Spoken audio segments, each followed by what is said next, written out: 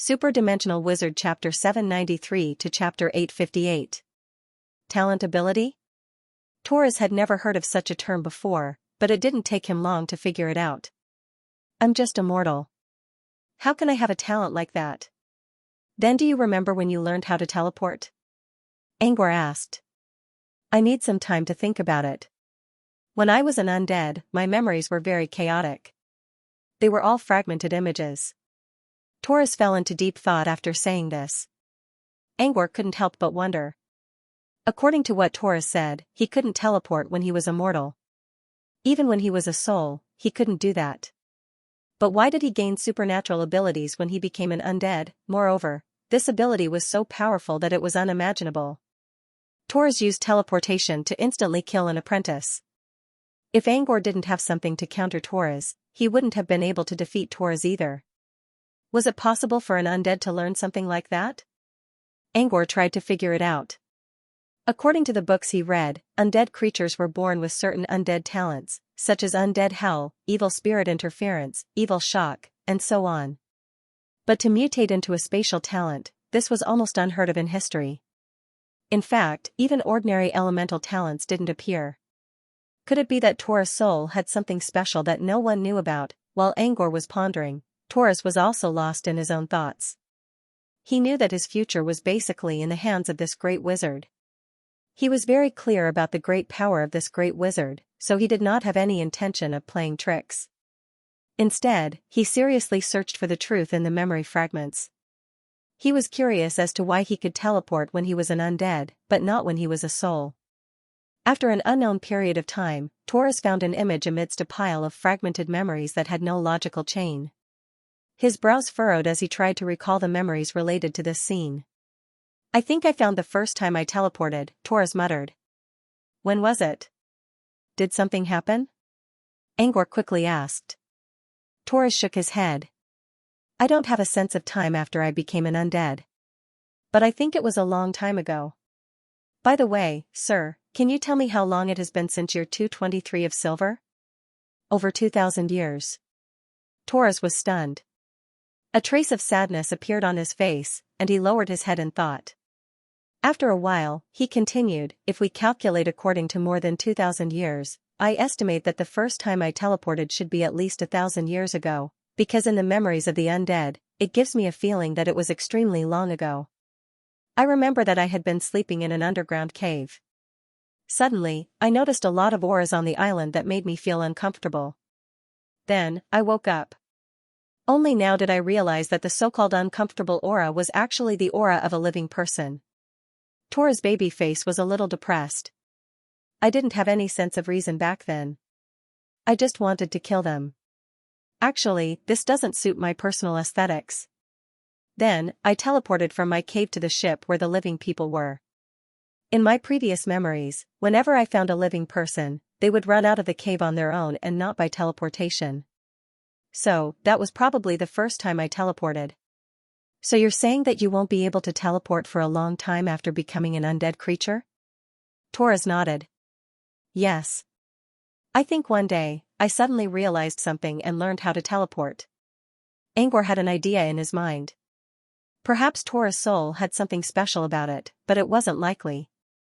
The only difference between an undead and a soul was the energy in their bodies. Everything else was basically the same. Torres didn't lose the ability to teleport. In that case, there was only one possibility.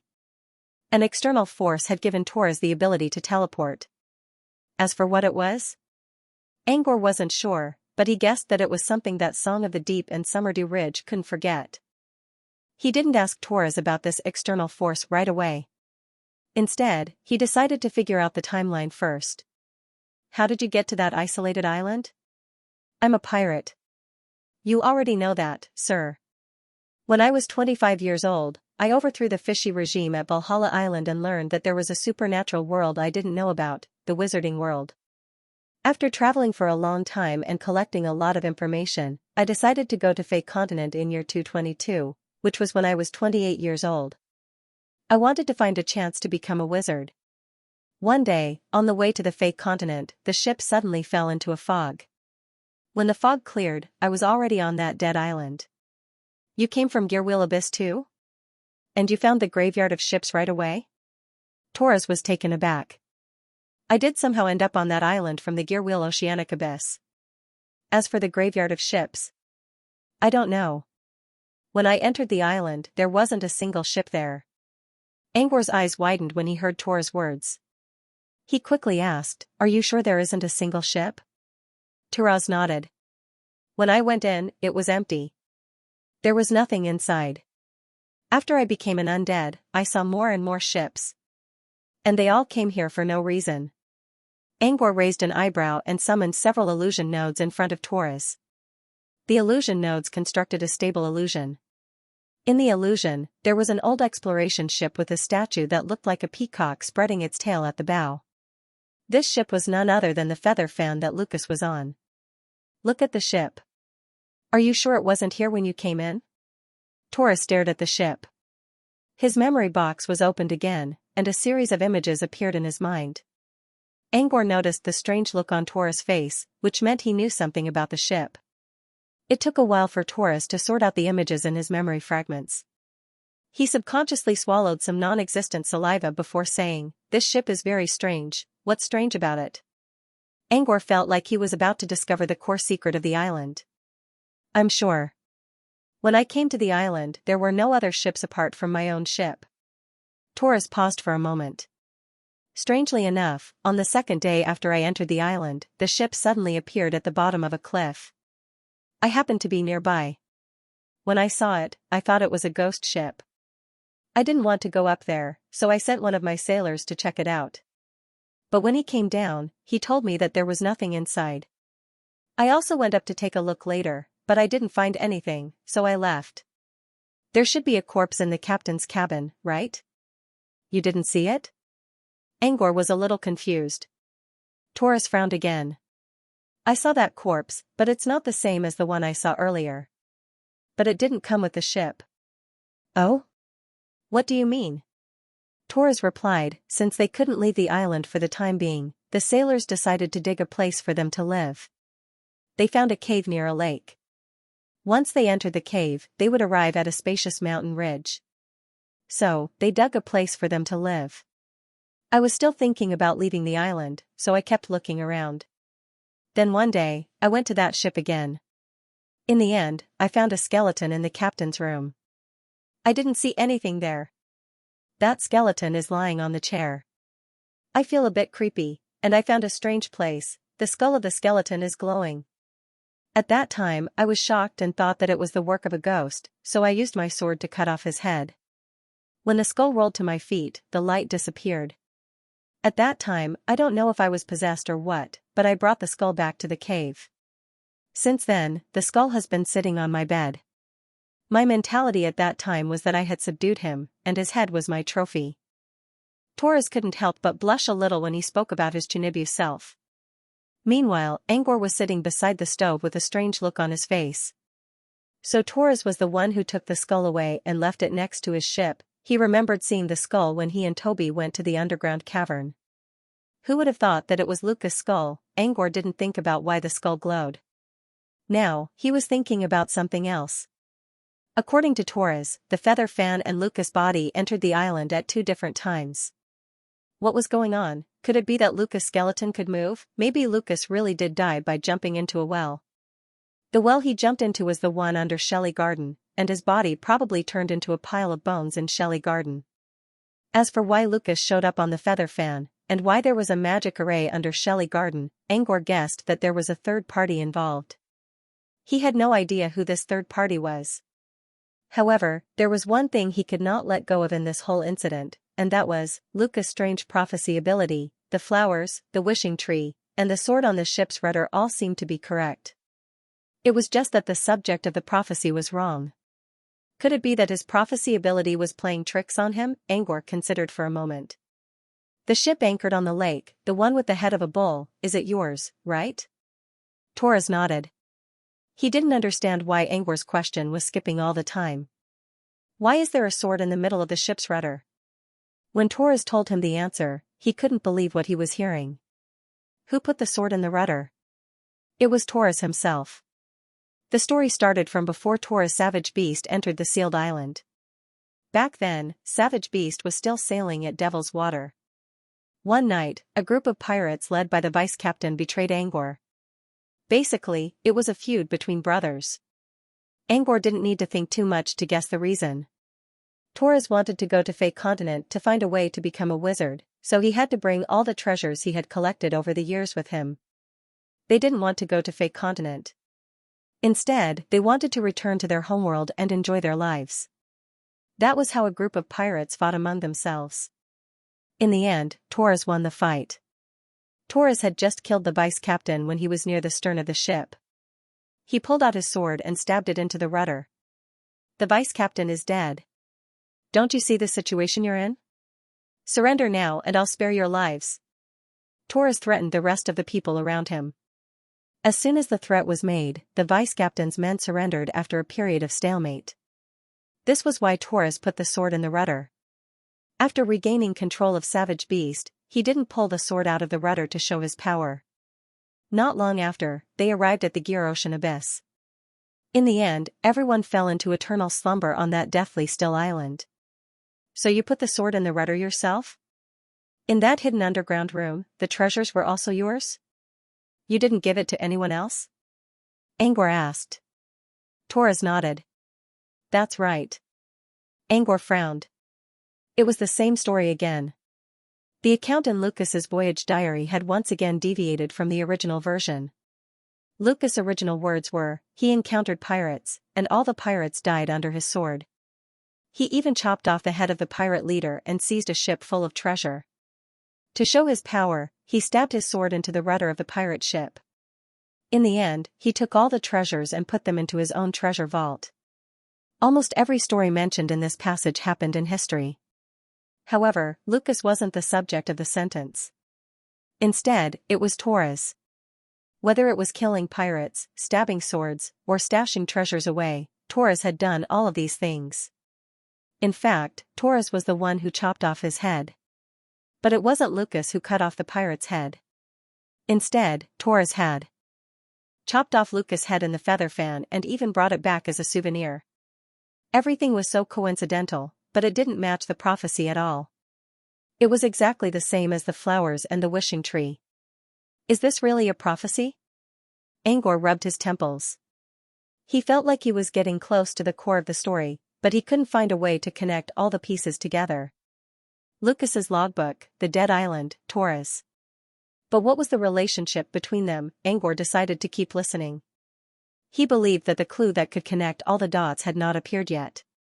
The story could not be just an outline. He needed a logic to tell the story.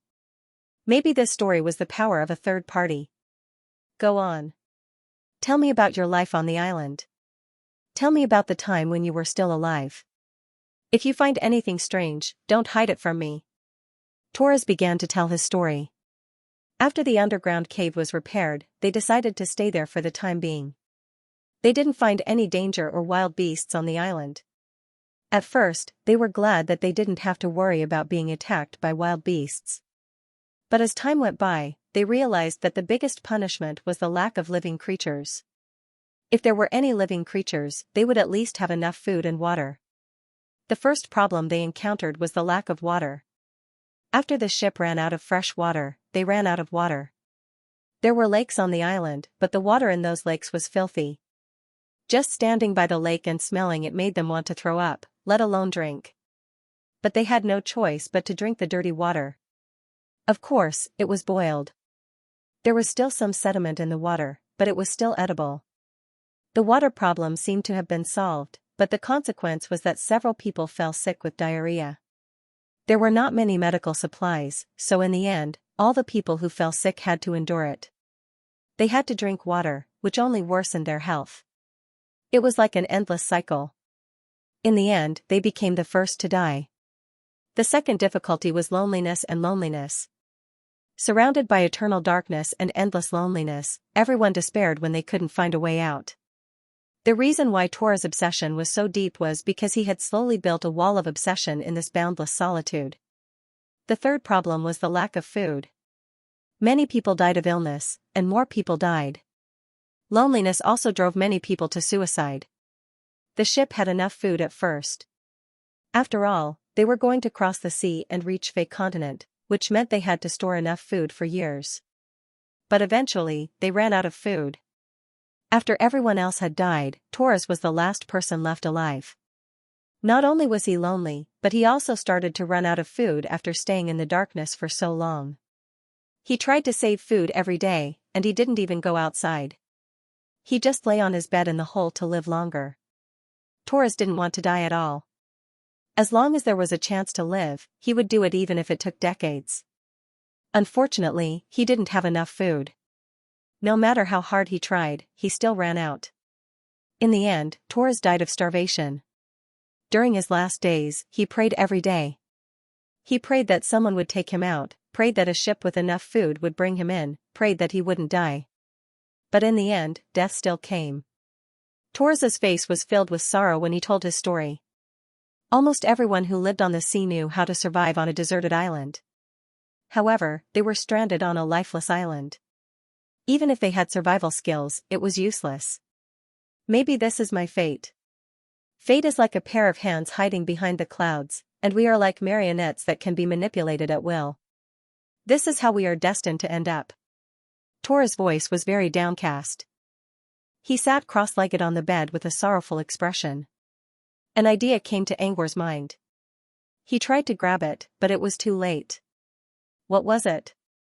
What was the truth? He couldn't stop thinking about what Taurus said at the end of his speech, destiny theory. Many pessimists had the same idea. But why did he have a flash of inspiration when he heard those words just now? Are you sure you didn't see anything strange during the process? Angwar considered for a moment before asking again, are you sure nothing strange happened? Taurus shook his head. Apart from the ship that suddenly showed up, and the skeleton that came out of nowhere, I don't think there was anything else. Wait. Taurus seemed to have recalled something. I remember now. That head. What head? Angwar finally remembered what Taurus said. Lucas' head? Who's Lucas? Taurus was surprised. The owner of the skeleton you cut off, Angwar explained. Oh. Taurus nodded. That's right, it's that skull. Lucas' skull. In the last moments of my life, I was in a dying state, so I often had hallucinations. There were many things that I couldn't distinguish between reality and illusion, but there was one thing that I could distinguish clearly, and that was Lucas' skull. It often glowed. Glowing skull again? Angwar suddenly remembered something. He once stayed in the underground cave to avoid Leviathan's detection, and Toby told him that there was something golden inside. However, after he entered, he did not see the so-called glowing object. Could it be that this glowing object was actually the skull that had been placed beside Taurus's bed all this time? You said you saw the skull flashing. What color? Angwar couldn't help but ask. Golden light. Angwar didn't know what to say. So it was the same skull Taurus had mentioned. Unfortunately, he didn't know what it was back then. He thought there was something glowing inside the cave. Angwar felt a little regretful that he didn't take the skull with him. But it wasn't strange. Who would take a skull away for no reason? Meanwhile, Toby, who was sleeping in Angwar's chest pocket, turned around happily. How did you know that it wasn't your hallucination when you were dying? Because after I died, I became an undead spirit. I still remember that skull glowing from time to time. It glowed after becoming an undead spirit? Is there a pattern to it? Taurus shook his head. No pattern. It just glowed for no reason. Oh, right. It has two modes. One is blinking, and the other is always bright. What's the difference between these two modes? As for the blinking, I don't think there's any pattern. Anyway, whenever I'm around, it's always blinking for no reason. As for the always bright thing. Taurus was about to say something when he suddenly froze. His memory box was opened, and a memory fragment hidden in the deepest recesses of his mind popped out. That was when Taurus had just died. For a period of time, he hadn't degenerated into an undead. He was still in soul form. When his soul left his body, he didn't realize that he was already dead. Instead, he felt his body becoming lighter and began to float upward. In the end, he managed to crawl out of the ground. He felt a bit uncomfortable when he tried to walk through the ground. Still, he successfully made it through the thick ground. He thought he had gained supernatural powers that allowed him to fly and travel through the ground, so he wanted to leave this mist-sealed area. He tried his best to fly, but he couldn't even see the sky above his head. At this moment, Taurus finally understood that he had been trapped in a box-like world. There was no exit on all sides. Thus, he returned to the hole in frustration. He still remembered that when he returned to the underground cave, he muttered, "What's the use of flying? Why don't you just give me the ability to teleport? I can just teleport out of here." When he raised his head, he saw that the skull beside the bed was emitting a golden light that lasted for a few minutes. Taurus didn't find it strange though. The skull had been glowing for a long time when he was dying, so he didn't find it strange at all. He didn't care about the light coming from the skull. Instead, he wanted to return to his bed to recuperate and reduce his consumption, even though he didn't feel hungry at the moment. But just as he was about to lie down on the bed, he was surprised to find a shriveled and skinny man lying on the bed. The man was even wearing a horned helmet on his head. It was only then that Taurus realized he was dead. He was nothing more than a ghost now. Taurus stared at his own corpse, unwillingness and resentment filling his heart. He was a positive and optimistic person who always had hope in life. Even when he was trapped in the darkest of places, he didn't give up on his life. He tried so hard to survive. Why did he have to do this to himself? Taurus was driven mad by his unwillingness to accept this outcome. After that, a line appeared in his memory. After that, Taurus' memory became a blur. Come to think of it, from then on, he had degenerated into an undead. While listening to Taurus' story, Angor finally realized that the clue he was looking for all this time had appeared out of nowhere. It was a skull shining with golden light. Who did it belong to? It belonged to Lucas. But why was Lucas' logbook so strange? Because there were always strange prophecies in it. Taurus said to the skull, "He wants to teleport," and the skull lit up with golden light. In the end, Taurus' wish came true. Just like the other prophecies, Taurus' wish was delayed for several hundred years. It only came true after he became an undead. Now he knew why. It was no wonder he felt a flash of inspiration when Taurus was talking about the theory of destiny. Now he realized that the so-called prophecies weren't prophecies at all. It was a power similar to the law of causality. It used a mysterious power to interfere with the future and bring about a certain result. In the end, the cause would become effect. However, this kind of power obviously needed to be stored for a very long time. As a result, both Lucas' prophecy and Taurus' prayer were delayed for hundreds of years before they could be fulfilled. As for why the subject kept changing, for example, the main character of the Sea of Flowers changed from Lucas to Naya the Beauty. It was most likely because this ability to interfere with the future had its limits. It only considered things in the future and did not consider the current situation. For example, it would not consider the lifespan of the receiver. Lucas was already at the end of his life, and it would take several hundred years for his wish to come true, so he couldn't do it himself. Therefore, the mysterious power forcibly corrected the result. Modifying the acceptor of the desired outcome caused everything that Lucas recorded in the logbook to become the results of other people. As for the power that could cause something similar to the law of karma, there was no doubt that it was some mysterious object. According to Taurus, the mystery item must be the skull at his bedside. If that skull is a mystery item, why didn't I sense any mystery power from it? Angor was still confused, but he couldn't think of any other explanation. This was the only way to connect all the dots. For now, Angor didn't pay much attention to Taurus, who was still reminiscing about the past. As long as he didn't fall, he didn't care. Angor took out Lucas' logbook and decided to try again. He wanted to see if Lucas' logbook could match what happened in the future. Following his idea, he soon found another entry. It was the latter part of Lucas' story about how he killed a pirate leader and looted a large amount of treasure. He claimed that he had a treasure trove hidden in a pitch-black world. No one could find it, and only he could enter. That's it. The treasure trove was probably the Dead Island. Under the influence of the mysterious power, the island became real. Angor didn't pay much attention to the other entries, such as the Sea of Flowers, the Spirit of the Island, and the Wishing Tree. He needed to find something related to the island. Suddenly, he found another entry. I saw a fiery dragon fighting against another monster on the sea. The dragon died in the end. The monster on the sea was dying. I'm going to conquer it and turn it into a watchdog for my treasure trove. The watchdog in this entry wasn't referring to Leviathan, was it? Angor kept reading until he found the next entry. My treasure trove will dazzle the world for 3,000 years. The entry didn't seem to contain much information, but Angor had a feeling that it was hinting at something. For example, his treasure trove might show up in 3,000 years. If that was the case, then it made sense. 3,000 years later, the sealed island was finally opened, but it was opened by the watchdog, Leviathan, who opened the door. Angor kept reading and found more information about the treasure trove at the end of the entry. It clearly stated that the feather fan was placed in the treasure trove by him, and that he himself would stay in the treasure trove for a long time. Both of these plans were fulfilled in the end. The feather fan appeared on that island, and after Lucas died in the well, he was brought here by a mysterious force. Now, Angor was sure that the third party was the mystery item that could interfere with the future. Angor closed the entry and looked at the title.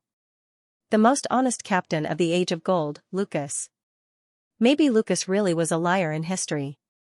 Or maybe Lucas himself didn't know that there was a mystery item growing inside his body. It was precisely because of this that this farce happened later on.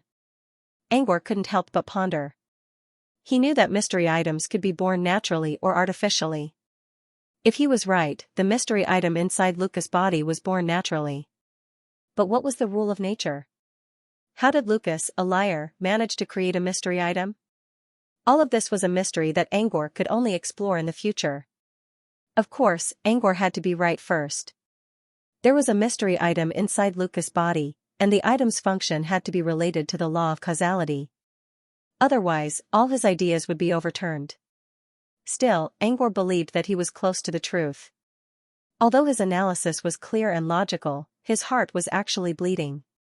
That was a mysterious item, and one that was so powerful that it could even interfere with the outcome of the future, even if there were limitations or drawbacks in the way he did it, and it might take him hundreds of years to achieve his goal. But that didn't change the fact that it was a powerful mystery item. If I have this mystery item, I can just pray that I can become a legendary or above in the future. Angor thought to himself. Of course, he also knew that there was a limit to how much he could do. He might even be forced to use it on other wizards. But he didn't mind. Anyway, he didn't have the skull. Maybe Lucas' body was already in the hands of Song of the Deep or Summer Du Ridge. Angor's heart ached when he thought about how he failed to find the mystery item that was so close to his fingertips. Even Toby reminded him about it. The only thing he could do now was to comfort himself that he was still alive. As long as he was still alive, he would find more mystery items like this in the future. Life has its ups and downs. Being too perfect is a waste of time. Taurus suddenly exclaimed, "Mr. Wizard, is that skull some kind of holy item? Is it some kind of wish item? I said I wanted to teleport, and it did it?" Taurus suddenly frowned. But, if it's a mystery item, why didn't it come true when I wished to leave the island? You're out now, aren't you? But I'm already dead. It's been 2,000 years. No matter how much time has passed, no matter what state you're in, even if you're dead, it still granted your wish, didn't it? Taurus hesitated for a moment. You're right. If that's the case, my prayers for more ships, for someone to take me out, and for me to not die, all came true. Angor finally realized what Taurus was trying to say. When Taurus was on his deathbed, he talked a lot of nonsense. He did say that he was starving, so he prayed for more ships to enter the island. Since he couldn't get out, he hoped that the outside world would bring him more food and water. Back then, he saw Lucas' skull glowing with a golden light. Clearly, Taurus heard Angor's words. So, ships were always disappearing in Gearwheel Abyss because of something you said? Angor muttered under his breath. When he was on the limpet, Helen told him that ships often got lost in the Gearwheel Abyss. At first, he thought it was just an unknown phenomenon at Devil's Water. Now that he thought about it, it was all because of Taurus's nonsense. Taurus took off his helmet, scratched the back of his head, and smiled innocently. I don't know either. Tora's soul had returned to his prime appearance. He had short black hair that looked like the spikes of a hedgehog. Unfortunately, he had a baby face. No matter how one looked at him, he looked like a 14 or 15-year-old youth. Lucas' skull fulfilled your wish of teleportation and your wish of never dying. You're now a soul, or an undead spirit, so you won't die. Angor shook his head. So Tora's unconscious mumbling was the cause of everything that happened in the future. Because of this, countless people and ships had been buried. It was even to the extent that the legend of the graveyard of ships had appeared in that deathly silent space. If other people knew the truth, they would probably stop worshipping the legendary pirate. They might even dig up his cenotaph. Now it seemed that Lucas' logbook wasn't the only thing that confirmed Angor's suspicion. Even Torres's words served as circumstantial evidence that made the situation even clearer. Lucas' skull must be the source of all the misfortune because it became a mystery item without anyone noticing. But, he sighed again. Even if he understood everything now, it would be useless. It was too late. Now that he had more or less figured out what was going on, Angor decided not to tell Torres anything else. Instead, he showed Torres some books about the current era so that Torres could read more about it. Next, Angor put away the Church of the Deceased and leaned against one of the wooden pillars in the house with a bitter expression. Anyone would regret missing out on such a powerful mystery item, and Angor was no exception. Even if he could get a mystery item at the next stop, the more the merrier. Besides, it was a mystery item that was almost as powerful as the law of causality. He regretted his decision so much that his intestines almost turned green. He spent the whole night in frustration. The next day, when Tulu woke up from his sweet dream, the first thing he saw was Mr. Pat, who was wearing a cold expression. He thought Mr. Pat was still angry about what happened last night, so he lowered his head and kept quiet. "There's soup made by Cumor's mother's on the table," Angor said. "And you have half an hour to pack your things." Tulu looked at the small wooden table next to him and saw a bowl of delicious soup on it. Tulu's expression changed when he realized that Cumor's mother was the one who made the soup. However, Tulu only managed to stay calm for a few seconds before Mr. Pat threw a cold glare at him. "What? Are you worried she'll poison you?" "No." Tulu quickly waved his hands. Then drink it. Remember to bring some food. We don't have that much for you on the way." Angor humphed and left the house. Dumbfounded, Tulu stared at the closed door.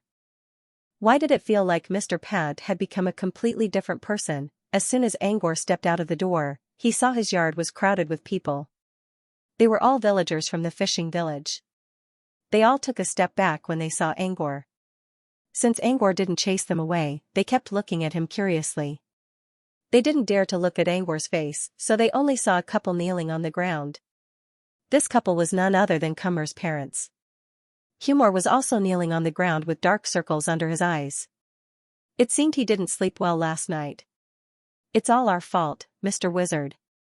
Please forgive Cumor." Cumor's mother cowed out again and again as soon as she saw Angor leaving the house. Tears flowed down her cheeks like a waterfall. She kept saying things like, "Cumor is too young and please forgive him, Mr. Pat." Cumor's father was an old fisherman, but he did not say a word. Although he was kneeling on the ground, he only smoked his pipe. No matter how much Cumor's mother hinted at him, he did not move. Cumor, on the other hand, was still sobbing on the ground. He didn't dare to cry too loudly because his father warned him not to disturb Uncle Tulu, who was resting inside. Angor already knew what was going on outside. The villagers were still pointing at Cumor when he came out. But now, no one dared to say anything. In fact, it was a very simple matter. Cumor had nightmares last night.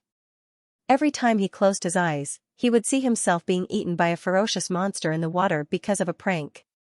Cumor was so scared that he peed his pants. He couldn't sleep after waking up. Cumor's mother finally remembered Angor's words and realized that it was Angor's doing. She brought her family to Angor's house early in the morning and begged for forgiveness. Angor remained silent. He was already frustrated about missing out on a mystery item, and now he was even more annoyed by the current situation. Still, he considered himself a member of the lawful faction, so he simply sat in the yard without doing anything to vent his anger. During this time, he learned a lot about Cumor's family. Humor was a spoiled brat, of course. Humor's mother wasn't a bad person. Her only flaw was that she spoiled Humor too much. Humor's father spent most of his time fishing in the sea. He would wake up early and go to bed late every day. This led to Humor's undisciplined and unruly personality. However, if one were to look at the root of the problem, it would seem that none of them had made a big mistake.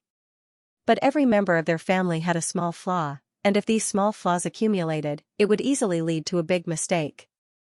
Angor glanced at the other villagers. Every family in the village, including Humor's family, was the same. They were kind but stupid. They spoiled their children but lacked means. They were too far away from the city to get a good education. They were the epitome of small fries in this era. They were trapped in life and had no choice. Humor's mother begged for forgiveness all morning, but Angor didn't say anything.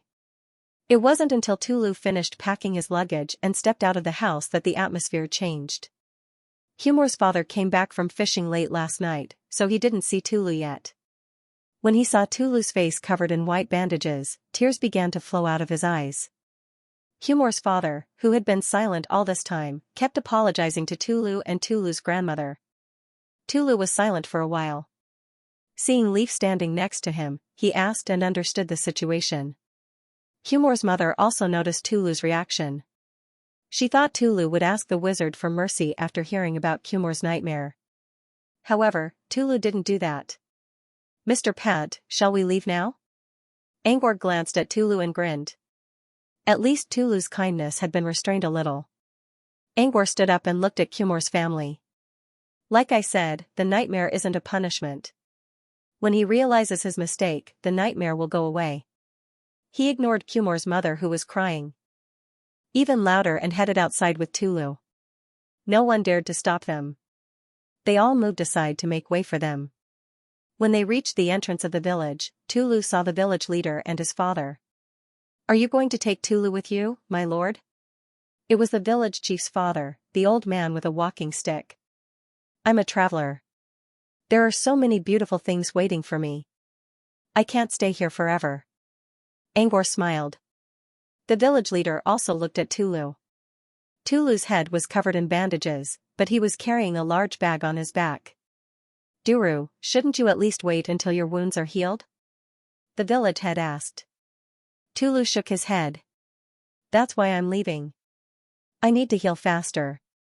Tulu meant that he wanted to become a supernatural as soon as possible so that his left ear could be healed. The village leader, on the other hand, understood that Tulu regarded the fishing village as a sad place and wanted to leave to heal his heart. The village leader sighed. "Then, come back as soon as possible. The fishing village will be your home forever." Tulu nodded. "I know. I hope you can help me take care of my grandmother's resting place." The village leader nodded. "Don't worry. Leave it to me. Let's go." Angor finished talking with the old man and stepped out of the village. Tulu waved at the villagers behind him, hugged his childhood friend Leaf, and talked about their future. Then, he rushed out of the fishing village with a lot of emotions. He wasn't sure what kind of path lay ahead of him. But the unknown was always more interesting, wasn't it? At the same time, a young man in a blue robe was sitting at the bottom of the sea, studying a cross-class cantrip with a leaf in his hand. While yawning, he felt a little helpless as he watched the airship disappear into the horizon. "Ugh. For the sake of the mission, I'll follow them." The blue-robed young man shook his head. His entire body turned into a bubble and melted into the undercurrent at the bottom of the sea, disappearing along with the current. This was Tulu's first time seeing gondola, and he couldn't help but feel amazed by how beautiful the ship was. The totem was mysterious, and the starlight was like a veil. The bottom of the boat was constantly emerging like bubbles in the water. It was as if wherever I went was the ocean. Tulu sat on the gondola, not knowing where to put his hands and feet. In his daze, he even ignored the pain of losing an ear. As time passed, Tulu finally got used to gondola's rhythm and began to observe other things. "Are we going back to Fey Continent now, Mr. Pat?" Tulu asked. "Not yet. I'm going to recruit more talents from other continents. Our next stop is the Land of Revelation." Tulu looked at the Cape of Enlightenment in the distance and hesitated for a while. When Gondola reached the top of Enlightenment Seacoast, Tulu said, "But sir, we're about to enter Devil's Water. The land of revelation is on the other side, right?" Angor opened his eyes. "Devil's Water? Are you sure?" While speaking, he looked down. He was surprised to see the Cape of Enlightenment, which served as a supply station for traveling to and from Devil's Water. This was where the limpet passed by when it left Devil's Water. Angor could still remember the cheering of the islanders when they passed by the island. "But I'm following the map." He took out the map and studied it for a while, but he still couldn't figure it out. However, he knew that he was on the wrong path. "Ahem, I think we're going the wrong way." Angor covered his mouth and pretended to cough. "Do you know where we should go now?" Tulu took the map and pointed in a certain direction. "This way, sir." "Then let's go this way." Angor didn't feel embarrassed at all. "Ugh, I've been too obsessed with my research and messed up my directions. How about this? I'll leave the map and gondola to you. I've reached a key point in my research anyway." Without giving Tulu a chance to refuse, he began to teach Tulu how to operate the gondola. Since Tulu didn't have a spirit model yet and didn't have any energy inside him, Angor still had to provide the energy while Tulu only needed to control the direction. Tulu did not find it troublesome at all. Instead, he was excited to be able to control gondola. After Tulu familiarized himself with the controls, they finally arrived at the Blackberry Sea. This was a sea that Nausicaa once conquered. She even named herself Blackberry King in the Sky Tower to honor her former glory. She loved this place a lot. Seeing that Angor wasn't immersed in his research, Tulu decided to tell Angor about the area around them. Tulu also mentioned Nausicaa's name. His words were full of admiration and respect for Nausicaa. "Vice Captain Helen told me all this, and I'm also impressed by Lady Aspel's ability to conquer such a large area as a woman. She's as good as the legendary pirate Torres." Angor looked at Tulu's sparkling eyes. "Maybe you'll be lucky enough to meet both of them when you enter the wizarding world." Tulu didn't understand what Angor meant, and Angor didn't intend to explain it to him. Angor was still feeling depressed when he heard Tulu mentioning Torres' name. So, he continued to sleep on the side of the boat. While Angor was heading to the land of revelation with his gondola, something was happening in the southern wizarding region. It was because of the grand event at Devil's Water that ended abruptly. A lot of people from wizard organizations went to check it out. In the end, all they found was a dead subspace. There was nothing in it, so many wizards were very upset about it. They didn't dare to blame Song of the Deep or Summerdew Ridge for this. After all, those two organizations were trying to prevent the news from spreading. They even blocked the escape route of the prophets. They were the ones who came here for nothing, and they didn't want to be blamed by those two organizations. However, he needed a way to vent his resentment after making a wasted trip. So, they blamed the one who spread the rumor, Mariasa. For a time, all kinds of opinions were directed at Mariasa. However, Mariasa was a truthfinder wizard who had the support of Floating Mech City. No amount of criticism would affect him. As time went by, the rumor would slowly fade away from people's minds. However, something new happened. It was caused by a magazine called The Forest of Time, which was considered the most authoritative publication in the southern wizarding region. The magazine was co-edited by the Truth Council of the City of Truth, which meant that the magazine itself represented the highest authority. The fact that the City of Truth was named Truth spoke volumes about its ambition. Its own weight was also in line with this ambition. As a wizard organization that ruled the Nether Plane, the City of Truth was bigger than Brute Cavern and Floating Mech City. Mr. Monkey of Moonfrost Union used to be a member of the City of Truth, and he was still an important member of the Truth Council. It could be seen how powerful the magazine Forest of Time was. The Forest of Time was published every 10 years, and a new one just happened to be published recently. Usually, the magazine would publish some authoritative news and technologies in the wizarding world. For example, several pages were used to record Sumesh's breakthrough and Grea's new spell creation. Angor's name was also mentioned in the pages. However, none of that mattered. An observant person discovered an article in The Forest of Time about a new technology to block prophecies. The article even used the recent events at Devil's Sea as an example to explain the loopholes in Silver Palm Island's prophecy blocking technology. It even directly announced a fact that Song of the Deep did not want people to know. Using the new technology, we easily cracked the barrier around Silver Palm Island. According to our speculations, we did sense the presence of a mystery item near Silver Palm Island. We confirmed that the rumor about a strategic mystery item was true. Unfortunately, the item was lost before the Leviathan managed to break the door open. As for where it went or who took it, we have no idea. Prophecies cost a lot of resources, so we have to give up on guessing for now. This sentence was originally just an example inserted into the new technology, but it set off a bigger wave than before. It turned out that Maruyasa was not lying. There was indeed a great opportunity in that dead subspace. More importantly, according to the article, none of the organizations that went there found the mystery item. Even Song of the Deep and Summerdew Ridge, who had the absolute advantage, did not get anything. This led to a series of questions. Who was the one who found the item? What was the use of the item? Why did the Truth Council admit that it was a strategic mystery item? Everyone was waiting to see if any sorcerer organization would take the initiative to announce it. But no one did. This made some people start to think carefully. If they didn't dare to announce that they had obtained a mystery item, did it mean that this sorcerer organization wasn't very powerful and couldn't protect itself if it was exposed? Or did it fall into the hands of a sorcerer family or even an individual? This thought arose in more than one person's mind. Everyone seemed to be silent and went about their own business, but there was an undercurrent that was quietly floating in the dark, waiting for the opportunity to erupt. Even Sunders, who was hiding in the abyss, received the news.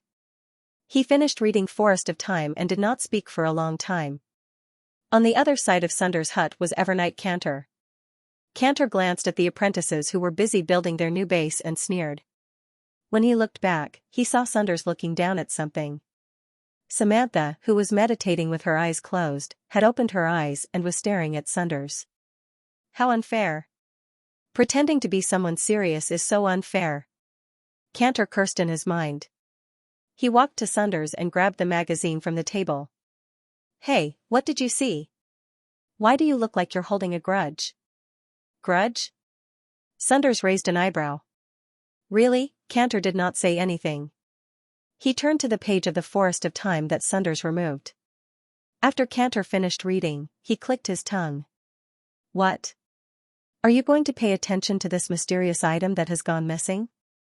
Sunders spoke in a plain tone. Who wouldn't be interested in a mystery item? Besides, it's a rare strategic mystery item. But we're in the abyss now. Don't think about it. Then why do you look like you're thinking about something? Are you trying to seduce? Cantor glanced at Samantha. Samantha smiled coldly, stood up, and walked out of the magic hut without looking back. I told you, I'm not interested in broken glass, Sunders spoke in a flat tone. Cantor recalled Samantha's lip gloss which looked like broken glass and chuckled. Fine, I'll take that as an excuse. What are you thinking about? Cantor asked curiously. Sunders shook his head.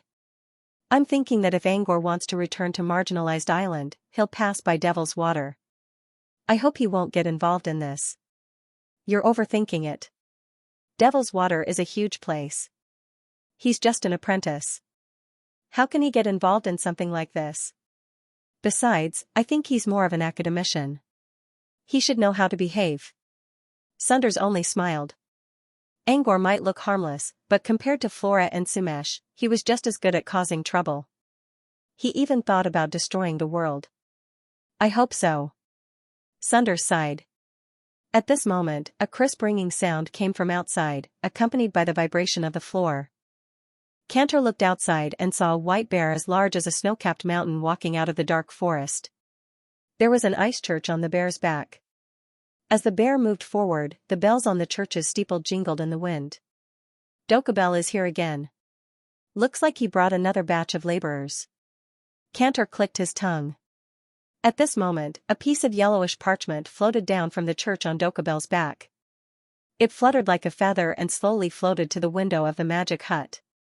Cantor opened the window and picked up the parchment. Let me see which unlucky wizard organization has come to work for us this time, he murmured. 36 apprentices from Breezy Valley, the strongest of which is an intermediate apprentice. 17 from Tree of Paradise, the strongest of which is an advanced apprentice. Whiteman clan sent 7 low-level apprentices, Cantor said. Cantor muttered as he looked at them. These were all apprentices assigned to this base. In Cantor's eyes, they were more like laborers or cannon fodder. Oh? Look at what I just saw. Brood Cavern sent an advanced apprentice here as well. Didn't you say Brood Cavern wouldn't send any apprentices here? Cantor frowned. Sunders was surprised as well. Brood Cavern only sent high-level fighters to the Abyss Plane, so they didn't need to send any cannon fodder here. This was why Sunders was surprised when Cantor told him that an apprentice from Brood Cavern had arrived. He pointed at the air with his short black cane. The parchment in Cantor's hand was blown away by a gust of wind and fell into his hand. Sunders glanced at the parchment and saw the name of an apprentice from Brood Cavern. Babota, level 3 apprentice from Brood Cavern. Babota? Sunders muttered the name, but he couldn't remember it. Which wizard sent this apprentice to the Abyss Plane? Didn't Mr. Rain tell him about this? As Sunders frowned, the door of the hut was pushed open. Samantha stood against the light and spoke in a cold tone, "The cannon fodder is here. Which one of you is going to give them their jobs?" This base had just been built, and apart from the apprentices, there were only 3 Truthfinder adepts in charge of it. Normally, they wouldn't be assigned jobs, but there were too few of them. Sunders considered and stood up. "I'll go." Samantha didn't expect this. She came here to tell Cantor to get back to work, as revenge for what he said earlier. Sunders, who always hated trouble the most, actually volunteered to go. "What's wrong with Sunders?" Samantha asked Cantor, who was about to go for a walk as well. "There are apprentices from Brood Cavern coming this time, so, you know," Cantor answered honestly. "Brood Cavern's apprentices? I see." A trace of disgust flashed in Samantha's eyes as she looked at the parchment on the table not far away. Meanwhile, Sunders arrived at the entrance of the base. The giant white bear Dokabel crouched down and put down the apprentices on its back. "Mr. Phantom, the new batch of apprentices is here. I'll take my leave now." Dokabel stood up again and walked deeper into the forest with trembling steps. Sunders looked at the shabbily dressed apprentices in front of him and sighed. Most of them were either old men or people who were abandoned. Many of them didn't even know how to cast thermostat and were shivering in the cold wind. Only one of them stood out from the crowd. It was a young man wearing a white robe. Half of his face was covered by a white hood, which made him look like a sharp sword. Compared to the other weak apprentices, he was like a crane in a flock of chickens. A chain with red runes on it was wrapped around the young man's body. This chain seemed to be alive as it slowly moved around his body. "You. Come out. What's your name?" Sunders pointed at the young man. The young man bowed to Sunders. "Mr. Sunders, my name is Babota." 2 flowers, one on each side, returned to Angor's side. Faran and the Land of Revelation weren't too far apart. They were only separated by the Blackberry waters. Because the Blackberry Sea was a sea with very few sea beasts, it was usually calm and peaceful. Therefore, the 2 continents had already interacted since the Age of Gold. While flying on gondola, Angor occasionally saw 2 cargo ships sailing on the sea below. A week after they left Faran, they saw a ship with roses engraved all over it. The entire ship was decorated like a young girl's, and it was quite eye-catching even from the air. Tulu's eyes lit up when he saw the ship. "Sir, that's a cargo ship from Versailles Principality. What's so special? You look excited." Angor chuckled. Tulu looked at Pat and asked with a smile, a hint of confusion flashing across his face. After a week, he noticed that Mr. Pat's mood had returned to how he used to be on the limpet, which made him feel a little relieved. The Rose Trading Firm's cargo ships are very special in the Blackberry Sea. Their cargo ships are mostly made of rose products, and most of them are food. However, rose products spoil easily, so they are often consumed by other ships before they even reach Faran continent. If you encounter the Rose Trading Firm's cargo ship, you can directly board the ship to purchase rose products. That's why it's called the Floating Rose Restaurant. Tulu had been eating dry rations for the past few days, and the food in the fishing village tasted pretty much the same. When he saw the Rose Firm's cargo ship, he couldn't help but drool from the sky. Tulu didn't tell Angor that he wanted to board the ship, but the look on his face said it all. While looking at the pink ship below, Angor recalled the time when he first met Xylem 4 years ago. Back then, Xylem was still a skinny kid who hid in a corner while hugging his thick book. Angor was the only one who could talk to him. Later, when Nausicaa joined Angor and revealed her identity as the King of Blackberry, Xylem finally showed a different expression. Xylem once told Angor that he came from the Versailles Principality in the Land of Revelation. His country was small, and he had a low self-esteem. Nausicaa told Xylem that she liked Versailles Principality very much, and she even praised the Rose Garden of Versailles and said that she missed the colorful rose cakes there. Xylem, who used to be a little timid, suddenly gained confidence. Nausicaa was always generous, but she also knew how to judge the situation. Well then, let's go and try the rose cake from the mobile restaurant. Angor chuckled. He also wanted to know what the rose cake Nausicaa was talking about tasted like. Tulu's eyes lit up when he heard Angor's words. He quickly controlled the gondola to fly toward the cargo ship with tears in his eyes. Their landing caused a great commotion on the cargo ship of Rose Firm. Only after they received them with trepidation did they realize that these two mysterious lords were here to eat rose cakes. Of course, the workers didn't dare to be careless. They quickly brought out the best cakes they had, including colorful rose cakes. Tulu enjoyed the cake so much that he even shed tears while eating. He even took out his pouch and prepared to pack it up. Angor, on the other hand, only took a small bite and put it down. It was too sweet. Angor felt his teeth aching after taking a bite. Angor knew Nausicaa's appetite well. She might be a woman, but she didn't like sweet things. She preferred salty food. So, how did she feel when she told Xylem that she missed the taste of rainbow rose cake? Angor thought to himself. Maybe she didn't want to hurt Salem's fragile heart. Boarding the cargo ship was only a small interlude in their journey. They finished eating, paid, and left. After leaving, Tulu was still savoring the taste of the rose cake. Sir, I just received a piece of news from the Rose Trading Firm's ship. I heard that there are mermaids in the waters ahead. Tulu suddenly spoke up after a while. Mermaids? Angor raised an eyebrow. He was too focused on the rose garden on the ship to pay attention to Tulu. That's right. The manager of Rose Firm said they ran into a group of mermaids who were playing with the waves. When they saw them, they tried to lure them off the ship with songs. If they didn't throw a lot of rose cakes into the sea, they would have sunk to the bottom already. So they're mermaids after all. But if they can resist the temptation of the meat and eat the rose cake, they must be a high-tier race among mermaids. Mermaids are categorized into different races? Tulu asked. Angor nodded. He didn't mind sharing this information with the general public. Just like how humans have different races, mermaids have different races too. For example, there are the Feg mermaids who live near Chambord, the Blackjar mermaids in White Sand Sea, the Prussian mermaids in Chongting of Phantom Sea, and so on. Different mermaids have different appearances as well, such as skin color, scales, size, language, culture, and so on. Even the limpet statue, the siren, is partly a mermaid. Low-tier mermaids are more attracted to human flesh, while nobles and royals tend to have better self-control. Angor's explanation revealed a fantasy world of mermaids and mermaids in front of Tulu. While Tulu was still amazed by the variety of races in this world, Angor's ears suddenly twitched. Huh? I think I heard someone singing on the wind? At first, Angor only thought that it was a song because the frequency of the music was too high. As the gondola traveled a few more kilometers, the voice became clearer and clearer. There's a voice. Tulu exclaimed in surprise.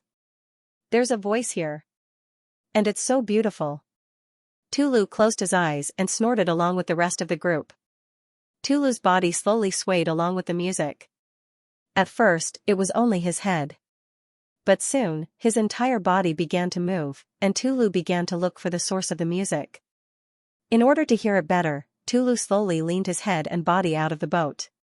When half of Tulu's body was out of the boat's railing, he suddenly heard a soft chuckle. The laughter instantly dispelled the music in his mind. It was as if a fish hook had pulled him out of the mud. Before Tulu could search for the source of the sound, he was woken up by the cold wind outside the ship. When Tulu opened his eyes, he realized that half of his body was out of the boat. Thanks to the runes on the boat, he didn't feel much of the cold wind. However, as soon as he stepped out of the boat, he immediately felt half of his body being hit by the cold wind. Tulu quickly shrank back in fear. When they sat down, they saw Angor's mocking grin on the other side of the table. He quickly realized that it was Angor's laughter that woke him up from his stupor. Before Tulu could thank Angor, he heard the beautiful music again. He was so scared that he covered his right ear, and then quietly poked his head out to look down. Under the setting sun, a row of pink mermaids and mermaids were playing on the surface of the sea. They didn't seem to have noticed the gondola above their heads as they continued to hum a heavenly song. Tulu finally realized that he must have been mesmerized by the mermaids singing. "Master, Tulu didn't know what to say, and an embarrassed expression appeared on his face. "It's just a mental influence. You've already endured it once. Keep your mind strong, and you won't succumb to it again." The voice entered Tulu's mind, and he carefully lowered his hands from his ears. As expected, Tulu wouldn't succumb to the music as long as he didn't pay attention to it. "Mermaids and mermaids, huh? But they're all babies." Angor leaned against the railing and looked down at the mermaids and mermaids playing in the sea. They haven't reached the hunting stage yet. No wonder they were attracted by the rose cakes and let go of the Rose Company's cargo ship. The mermaids with pink fishtails had male and female upper bodies, but they all looked like children. At this time, they were playing leisurely under the setting sun. Some of the mermaids were holding rose cakes in their hands and eating them happily, which proved what the Rose Company said. "Mermaids and mermaids don't hunt? Then why did I almost, ahem." Tulu looked at the mermaids and quickly calmed down when he saw the mermaids and mermaids and mermaids. Like I said, mermaids and mermaids are intelligent creatures. If they have a proper education system, they'll be as intelligent as humans. As an intelligent race, they naturally have their own civilization. Like the vast majority of human social structures, mermaid cubs are in a protected stage, and the ones they hunt are basically adults. Angor paused for a moment before continuing, "As for why you're affected, it's because mermaids' voices have a frequency that resonates with humans. Also, mermaids and mermaids will automatically resonate with one's mind when they sing. So, mermaids and mermaids can do the same thing, albeit a little weaker." Angor lowered his voice. "These mermaids are wearing something like gauze. They're probably rogue mermaids." Most mermaids and mermaids didn't look too bad. Among all the mermaids and mermaids, rogue mermaids were definitely the most beautiful. Angor read about most mermaids and mermaids in books, but rogue mermaids were the only ones he knew. Rogue mermaids and mermaids were born with transparent gauze, which gave them an ethereal feeling. In John's words, the mermaids and mermaids looked like immortals. The mermaids below had their own gauze-like clothes. Under the red sunset, they reflected a bright and beautiful light. He had to admit that it was a beautiful scene. If there was an artist here who could paint such a scene, he or she would surely be admired by the mermaids and mermaids. If there was an artistic touch, the artist might even become a master painter. But even if there was an artist here, he or she wouldn't dare to do it unless he or she was a supernatural. Mermaids and mermaids, there should be adult mermaids nearby. Angor considered. Also, these mermaids are nobles of the rogue mermaids, so there should be a lot of adult mermaids around. Before he could finish, a huge wave suddenly appeared on the surface of the sea. The 4 mermaid cubs, who were originally frolicking around, were not afraid of the tide at all. They even went through the tide as if they were surfing. What happened next surprised him as well. More mermaids and mermaids were rising from the bottom of the sea. She had a colorful fishtail, a colorful gauze dress, and a cute face. There were at least 30 mermaids and mermaids, and they all began to play with the wave like toys. At the same time, her seductive voice was even more effective than before, and it drifted into gondola. Angor wouldn't be affected by the voice, but Tulu did it again. Angor sighed helplessly and set up a spirit barrier around the gondola. The barrier allowed Tulu to hear the music, but he couldn't be affected by it. Tulu regained his senses and blushed in embarrassment. Angor didn't say anything. Tulu was still a mortal, so it wasn't his fault that Tulu was being seduced. "Mr. Pat, should I speed up now?"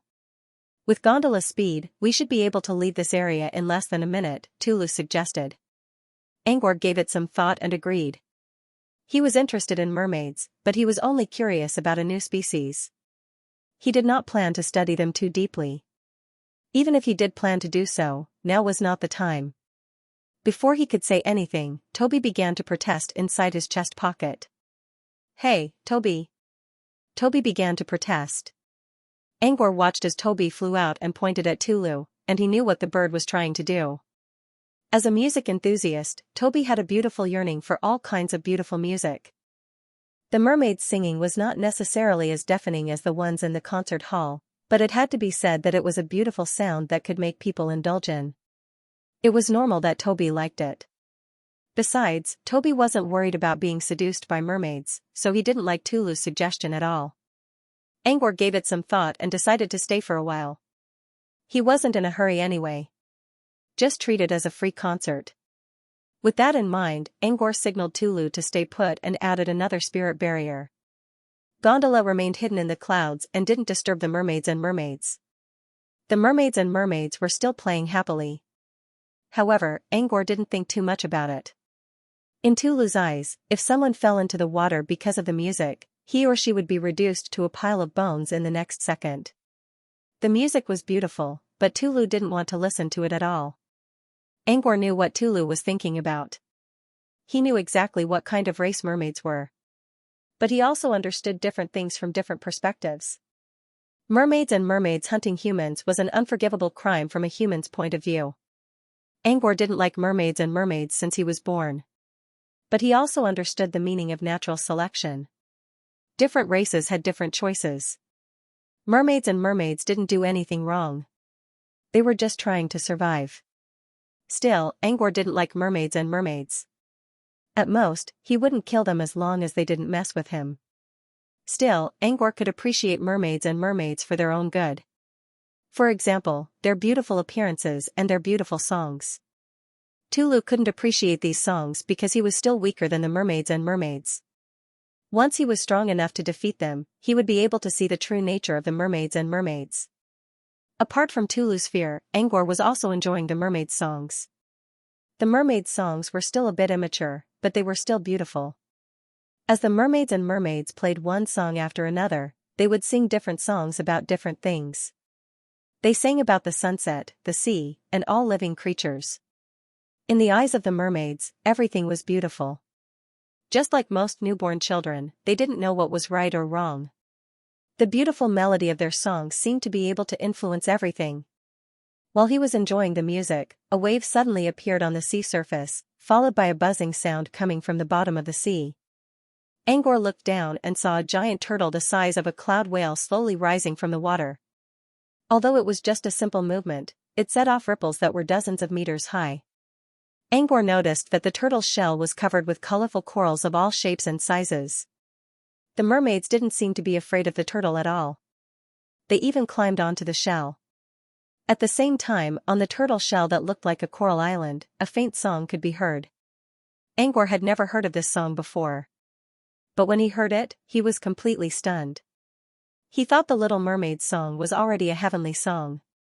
It was not as magnificent as the music in the music theater, but it was unique because of its natural charm. Adult mermaids might have better voices, but the limit of mermaid songs was still within the reach of humans. However, the ballad he just heard completely changed his mind. It was only a single voice, but it had the effect of multiple voices. It was just a female voice singing, but it felt like there were countless instruments accompanying her. And her voice was so beautiful that it seemed to cross the boundary of time and space. The world was the stage, the waves were the drums, the sea breeze was the trombone, and even the undercurrent was the rhythm of the song. This was music that was beyond the reach of human beings. No one could resist the charm of this song, not even Angor. Almost instantly, he was immersed in the music. As the song began, the orange-red sky suddenly changed into a bright moon and a boundless starry sky. However, this did not mean the sky was replaced. It was just that when people were immersed in the song, they completely forgot about the flow of time and space. They only realized that a long time had passed, and the sunset was replaced by the starry sky. Angor looked at the source of the song.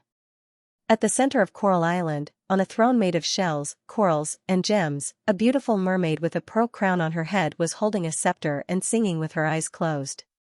Her beauty was indescribable and rare in this world. Her song seemed to be calling to the starry sky, or singing about all things in the world, the rising tides, and the gentle waves of the moon. As she sang, a group of extremely handsome mermaids jumped out of the sea and appeared beside her. They either knelt by her tail, sang for her, lay down on the ground, or raised their tridents high to protect her. She was like a queen of the sea surrounded by stars. Such an extravagant scene reminded him of the extravagant charm of feasts and enchantresses.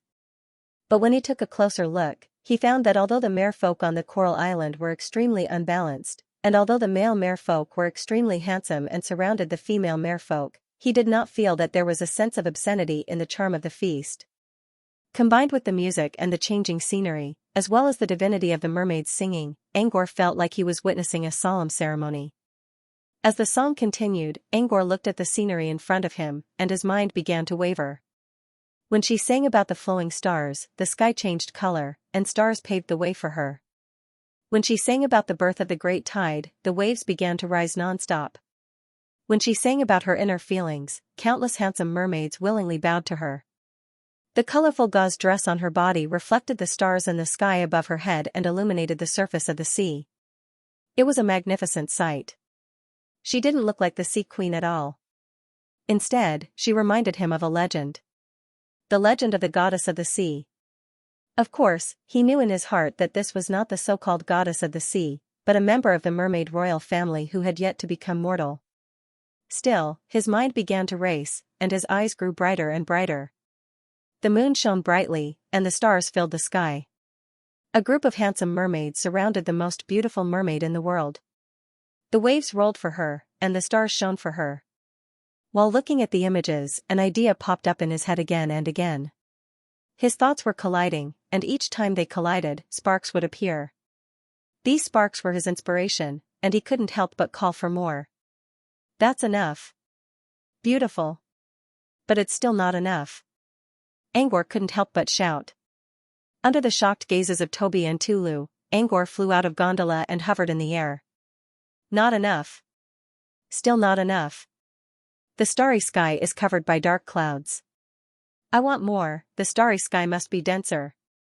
Angor didn't know if the mermaid sensed his words, or if someone was adding fuel to the fire. Coincidentally, at this moment, a gust of wind blew away the thin dark clouds in the sky, revealing the bright starry sky. The moonlight illuminated the sky, and it was a beautiful sight to behold.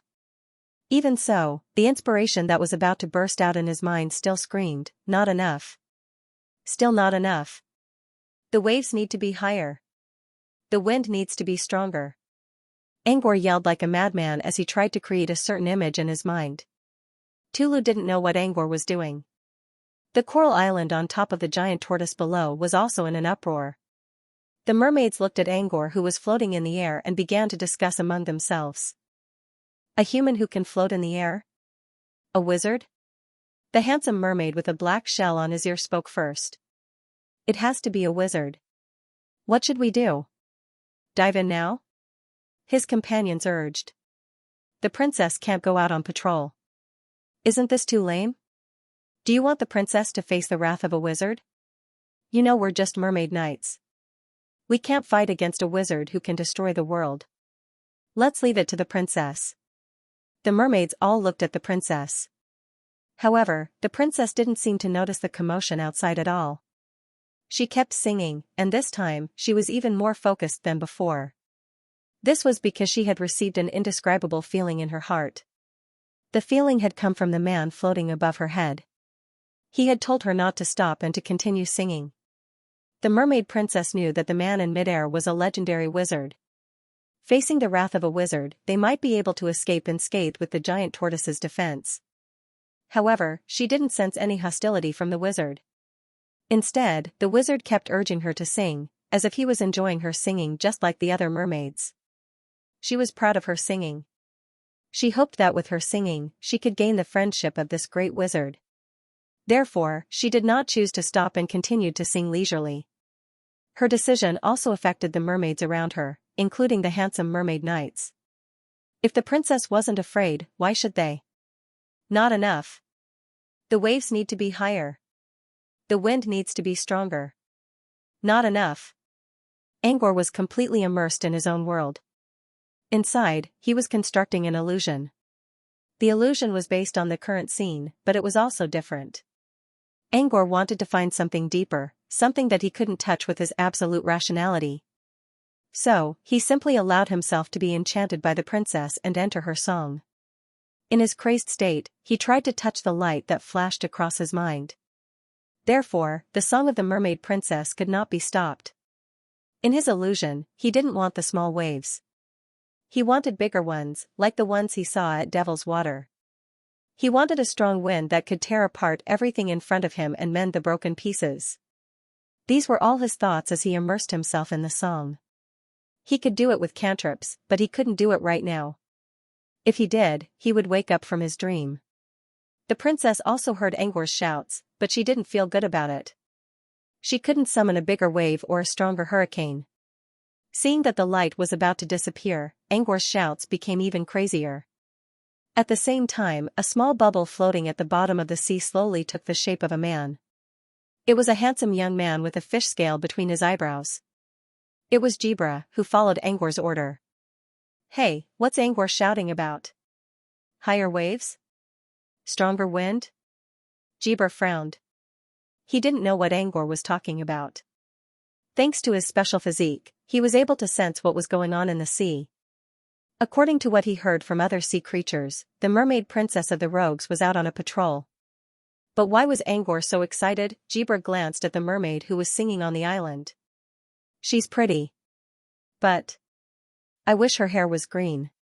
If only it was shorter and curlier. While Jibra was commenting on the mermaid's appearance, Angor's shouts reached his ears again.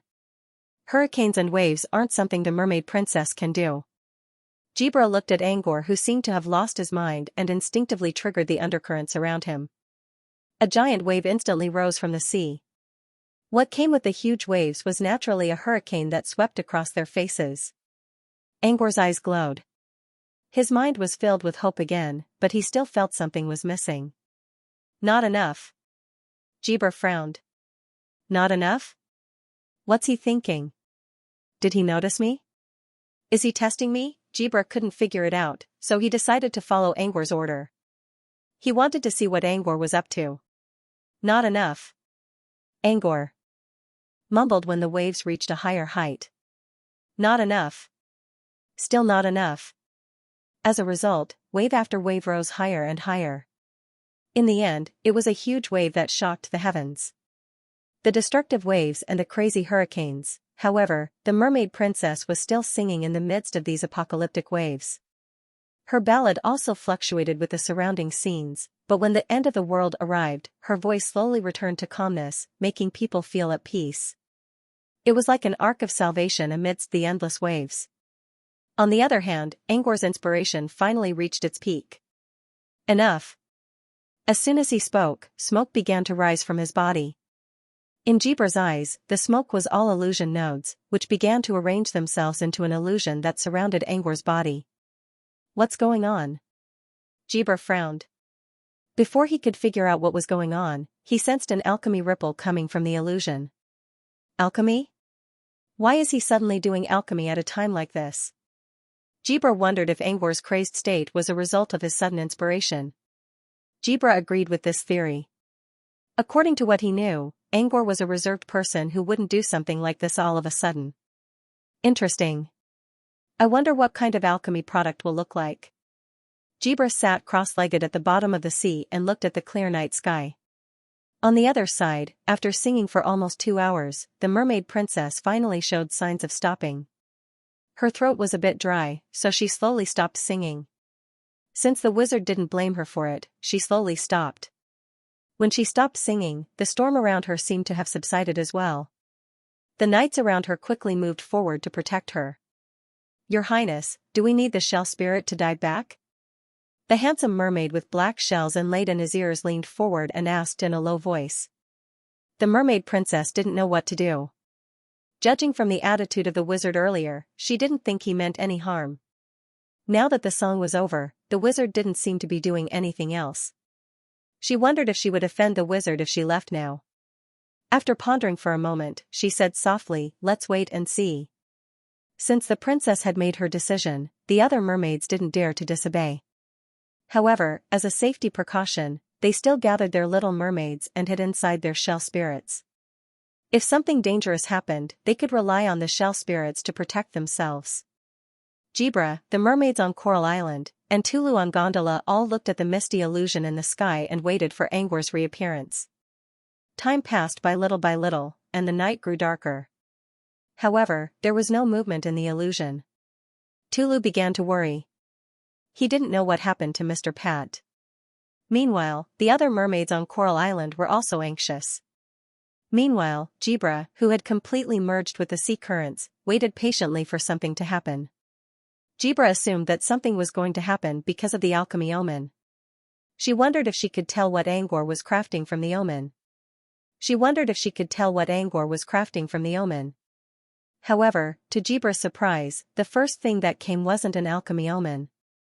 Instead, it was a beautiful piece of music. Jibra never liked music. Even when he heard the mermaid princess song, he only felt that it was pleasant to listen to. But at this moment, the music that escaped from the illusion seemed to have evoked his long-dormant heartstrings.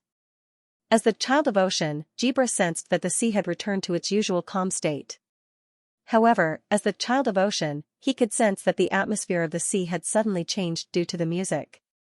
It was an indescribable feeling. It was as if the sea had accepted the music. This piece of music was also an exposition and confession of the sea. Jibra could feel his heart pounding rapidly, which was something he had never felt before. What kind of music was this? Jibra wasn't the only one. All the mermaids who viewed the sea as their mother were also looking at the misty illusion in the sky in confusion. The music coming from the illusion wasn't perfect, and it wasn't as beautiful as the mermaid princess song. Still, when the mermaids heard the music, they felt as if they were looking at a vast ocean with endless waves.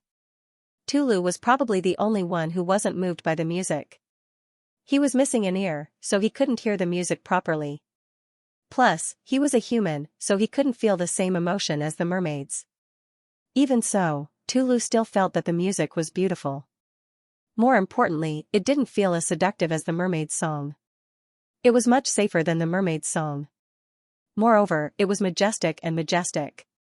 Every melody was like a tidal wave rushing towards you. While listening to the music, Tulu also had other questions. Where did this music come from? Is Mr. Pat playing music inside? There was indeed something playing music inside the illusion, but it wasn't a person. It was a teacup band. His eyes were bloodshot as he quickly controlled the temperature of the fire and used Hand of Spell to melt different materials. Beside him, there was a teacup band that he had summoned from the nightmare realm. The teacup band was playing a song Angor taught them when he was bored. It was the song he was going to use in the music box he was going to make today. The inspiration only lasted for a moment. If he wanted to maintain the illusion, he had to turn it into something solid.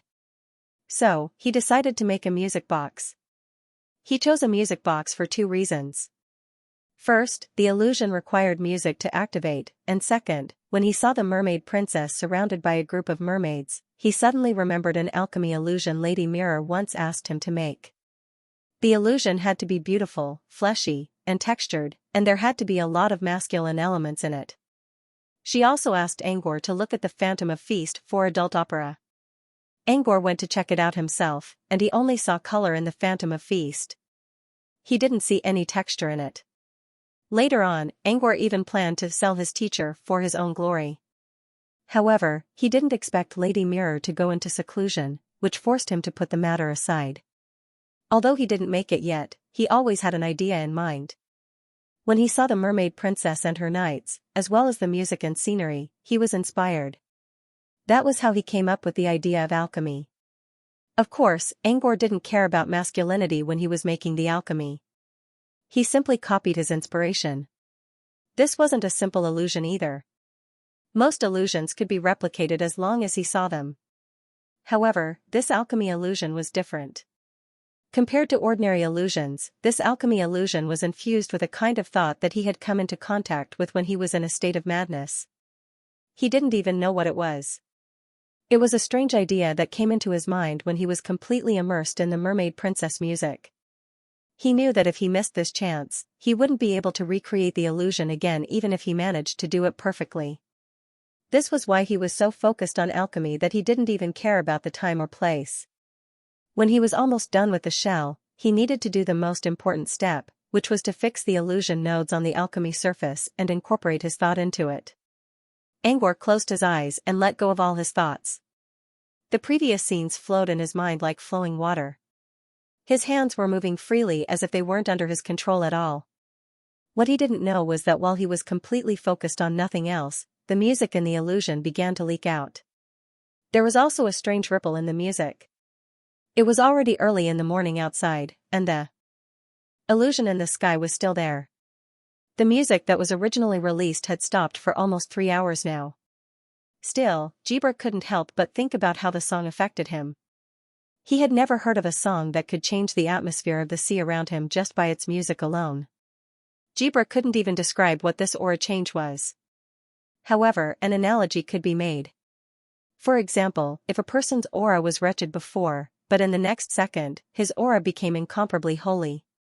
His appearance actually did not change, only a mysterious aura changed. Of course, Jibra didn't sense a drastic change in the aura of the sea. Instead, it was a subtle change, such as a clearer and clearer feeling. It was as if the music resonated with something in the sea. Jibra also tried humming the song to match the rhythm of the sea, but nothing worked. Did Angor have a special way of playing the song? While Jibra was pondering, the music that had stopped for a long time suddenly came back from the illusion again. Jibra quickly cleared his mind and decided to focus on the music. However, when he listened to the music again, his pupils shrank. As soon as the music entered his ears, Jibra felt as if he had been transported to another world, where the sea was roaring and raging.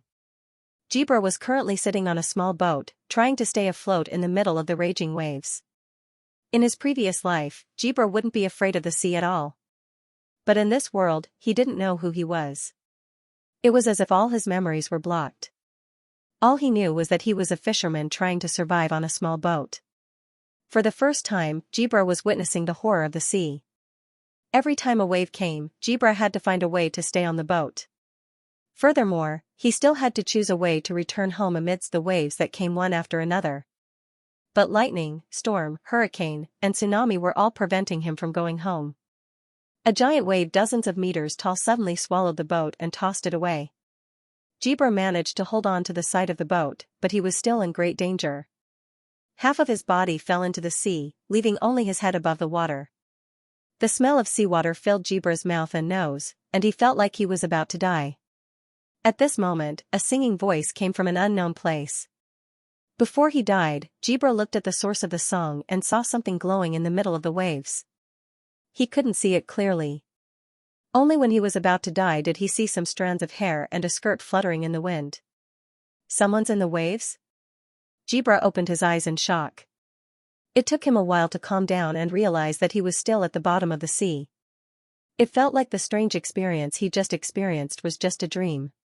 But everything in the dream was so real. As a child of the sea, this was the first time he felt the threat of death and the threat of the sea. And who was that person singing in the waves? But he didn't have time to think about that now. When Jibra came back to his senses, he realized that he had caused too much of a ruckus just now. Even the giant turtle was looking at him. Fearing that Angor would notice him, Jibra quickly turned back into a bubble and returned to the sea. But when half of Jibra's body turned into a bubble, he suddenly noticed something. My bottleneck, loosened? Jibra froze on the spot.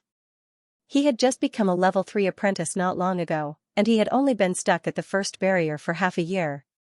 Normally, he would be stuck there for 2 to 3 years, and if he was lucky enough, he could break through within a year. But now, he could feel that the barrier had loosened up a bit. There was almost no hindrance when he turned into his elemental form, which was enough to prove that he was right. According to Jibra's experience, it wouldn't take him long to break through the barrier and become a mid-level level 3 apprentice. Jibra couldn't hold back the joy in his heart. However, Jibra's joy only lasted for a short while before he realized something else. Why did his bottleneck suddenly become so much easier to handle? Half a day ago, when he turned into his elemental form, he still felt a little bit sluggish. He didn't believe that he could do it in such a short time. So what was the reason? Jibra slowly looked up at the misty illusion floating in the air. The answer was self-evident. The most bizarre thing he experienced today was that he suddenly entered a strange dream. Or should he say, an illusion? In that dream, he lost all his memories. He was just a fisherman struggling in the middle of a storm. He only lasted for a minute or two before he died. After his death, he regained his memories, and the barrier loosened up. Everything happened according to logic. Jibra quickly realized that there was something wrong with the music that came out of the illusion for the second time. While Jibra was pondering, he sensed a tiny movement of water element. He followed the movement and saw that all the mermaids on the turtle's back had closed their eyes without him noticing. Then, Jibra saw the mermaid knights waking up one after another. Some of the mermaids were still in a daze when they woke up. He muttered, "Why am I afraid of a tsunami? Am I dreaming?" Jibra nodded. These mermaids were probably dragged into the strange dream by the music just like him. The strange movement of water element had nothing to do with the mermaid knights. Instead, it was the mermaid princess who was the last to awaken. With a series of moans, she slowly opened her eyes. It was this unconscious murmur that caused the surrounding water elements to move. Jibra knew that the mermaid princess could control the water with her song to a certain extent, but her power was as weak as a low-level sea monster. However, it was obvious that the mermaid princess had not completed her chant. Just one syllable was enough to cause a change in the water elements. What did this mean? Her control of the water had improved. The reason probably had something to do with that weird music. Jibra stared at the mist with a fervent look in his eyes and prayed that the music would come again, which would give him a chance to record it. But in the end, there was no more music coming out of the fog. Time passed, and another hour passed. The alchemy omen Jibra was looking forward to finally appeared. Vast amounts of water mist rose from the sea into the sky, and finally, it completely filled the entire sea area within a radius of several thousand kilometers. This fog was even thicker than the fog of the Devil's Sea. The visibility of the naked eye was limited to a range of 2 to 3 meters, and nothing could be seen around them. In the eyes of mermaids and mermaids, the fog was a natural phenomenon. But to supernaturals, they could clearly sense the presence of an alchemy omen. Jibra stared at the fog with a puzzled look. Maybe Angor is crafting something related to water. However, to be able to cause such an omen within a few thousand miles, this item must be at least close to a high-grade item. Or at least, a high-tier one. But wasn't Angor crafting a music box? Was it really necessary to craft such a high-tier item? Or had he guessed wrongly? Still, Jibra's biggest question right now was what kind of secret was hidden in the music he just heard. How did it make him relax his guard? How did it improve the mermaid princess's power? Not only did he want to learn the secret of the music, but he also wanted to get his hands on the music as well as the item that produced it.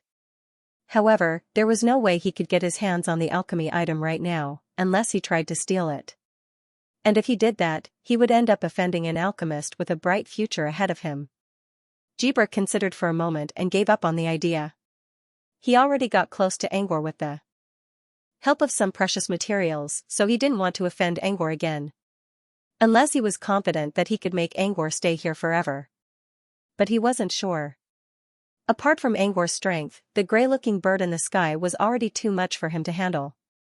Even if he won the battle with the help of the sea, he might not be able to kill a seabird that had mastered the sequence of gravity. In terms of benefits and combat strength, there was no need for him to ruin the relationship between the two of them at this time. Since he already made a friend with the materials, Jibra decided to ask Angor to make him one after this mission was over. But first, he had to learn about the music as well as the secret of his dream. Otherwise, Angor would know that he was tailing them if he went to Angor's door. But how was he supposed to learn about the music? After a moment of hesitation, Jibra slowly glanced at the mermaid princess. Maybe Angor's alchemy item was inspired by this mermaid princess. Knowing Angor's personality, he would definitely repay the princess kindness. Jibra's eyes slowly lit up. Meanwhile, Angor was still inside his alchemy omen. He had already died countless times. He had never thought that the alchemy omen this time was actually for him to challenge the alchemy illusion that he had created himself. He was currently in a dark and gloomy space. There were 2 doors in this space. One was open, and the other was locked. Angor already knew what he was going to do as soon as he entered the space. Through the open door, and if he could get out alive, the other locked door would open. And the other door would be the final exit. Right above the 2 doors, there was a golden clock shaped like the sun. The clock showed a countdown. The hour hand started counting down from 0. When the hour hand returned to 0, Angor still did not make it out of the door alive. If that was the case, the space would disappear. As for what would happen to Angor, he would most likely be lost in the darkness forever. This was the first time Angor encountered a space with a timer. He didn't know what it meant, but he didn't want to experience failure. So, he began to enter the door again and again. Each time, he would enter the illusion he created before and turn into a fisherman on a small boat to search for the final miracle so that he could return home alive. Angor knew everything about the illusion he created and how it worked. Actually, it was very simple. He had to rely on a small boat to find the sea goddess who was swimming in the raging sea. Once he found her, everything would be over. Unfortunately, every time he entered the door, he died. Just like Jibra, he died on his way to meet the sea goddess. If he used Angor's music box, he would be able to find the sea goddess easily. However, this was an illusion created by the space. Angor's memories would be blocked when he entered the illusion. Only death or finding the sea goddess would allow him to leave the illusion and regain his memories. Because of this, Angor still couldn't find the miracle even though he knew everything about the illusion. The illusion didn't just test one's survival ability. It also tested one's courage as a mortal to face the terrifying sea and think calmly in a desperate situation. Of course, luck was the most important factor. The chance of running into the sea goddess in the raging sea was extremely small. Angor sighed and decided to try again. A moment later, he came out of the illusion again. This time, he was lucky enough to see a faint light in the distance. It was the sea goddess. However, when he tried to find the source of the light, he made a mistake and was smashed into the bottom of the sea. Angor tried again and again, but he always missed something. When the hour hand was about to reach the halfway mark, Angor was getting more and more anxious.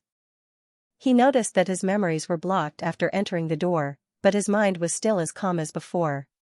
The more anxious Angor was, the more anxious he would be after entering the illusion. Once he became anxious, he would make all kinds of mistakes. Angor didn't try to get himself killed again. Instead, he sat quietly in the dark space and slowly adjusted his mind. When he entered the vision space with a calm and collected state of mind, it was indeed effective. He was able to avoid many of the oncoming waves and find the most suitable place to hide. However, the waves weren't simple arithmetic. They were constantly changing, and Angor wasn't omniscient. He couldn't stay in the sea for long. After dying dozens of times, Angor was puzzled. Is luck the only thing I can rely on now? Unless he was close to the goddess of the sea the moment he entered the door, how could a mortal persevere in the violent and chaotic waves, and even search for miracles while persevering? He felt like he was in an endless loop. It was as if he had dug a big hole for himself. Angor wanted to cry. If he knew this, he should have just let the sea goddess stay in one place. Why did he have to use a turtle to carry him? Still, he knew that he couldn't control himself when creating the illusion.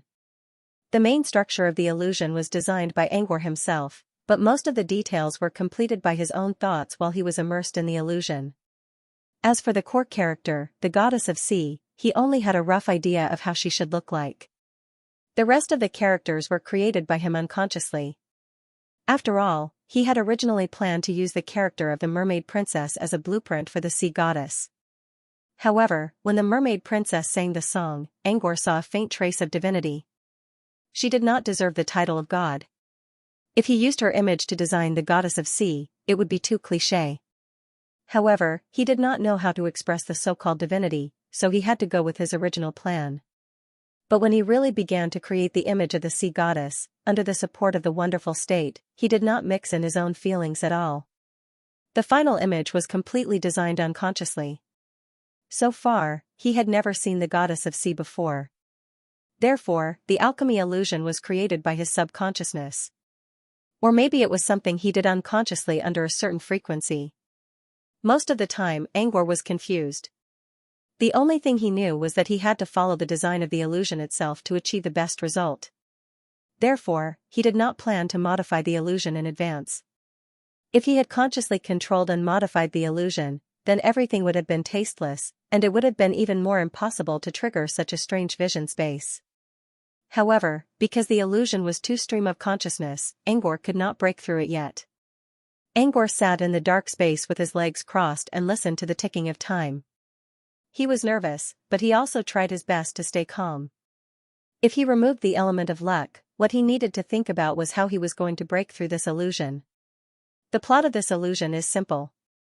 I have to row a boat and look for a miracle, Angor muttered to himself. Angor considered and muttered to himself, there are only two problems. One is to block my memory, and the other is to survive on the sea. The process looked simple and there weren't many difficulties, but it was too difficult. Even a beginner apprentice would not be able to do anything in the face of the raging sea. Not to mention a mortal who had blocked his memory.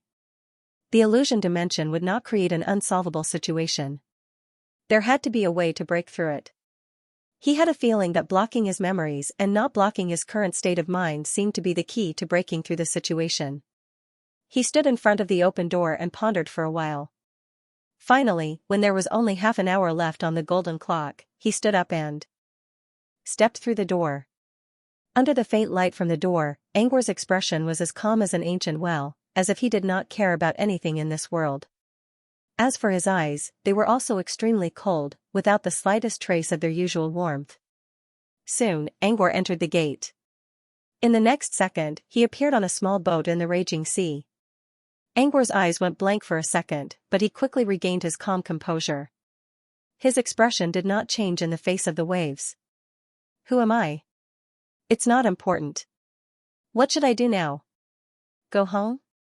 This thought quickly flashed across his mind. But it did not seem right at the moment. Just as he didn't want to spend any time thinking about philosophical questions such as he didn't want to think about the question of origin and destination because it was obviously contradictory. Even if he thought about it, he wouldn't be able to get an answer. In less than a second, Angor's emotional thoughts were completely removed from his mind. The only thought he had now was, survive. Only by surviving could he find the answer. But how to survive such a raging wave? He did not think it was a difficult thing to do with his absolute rationality.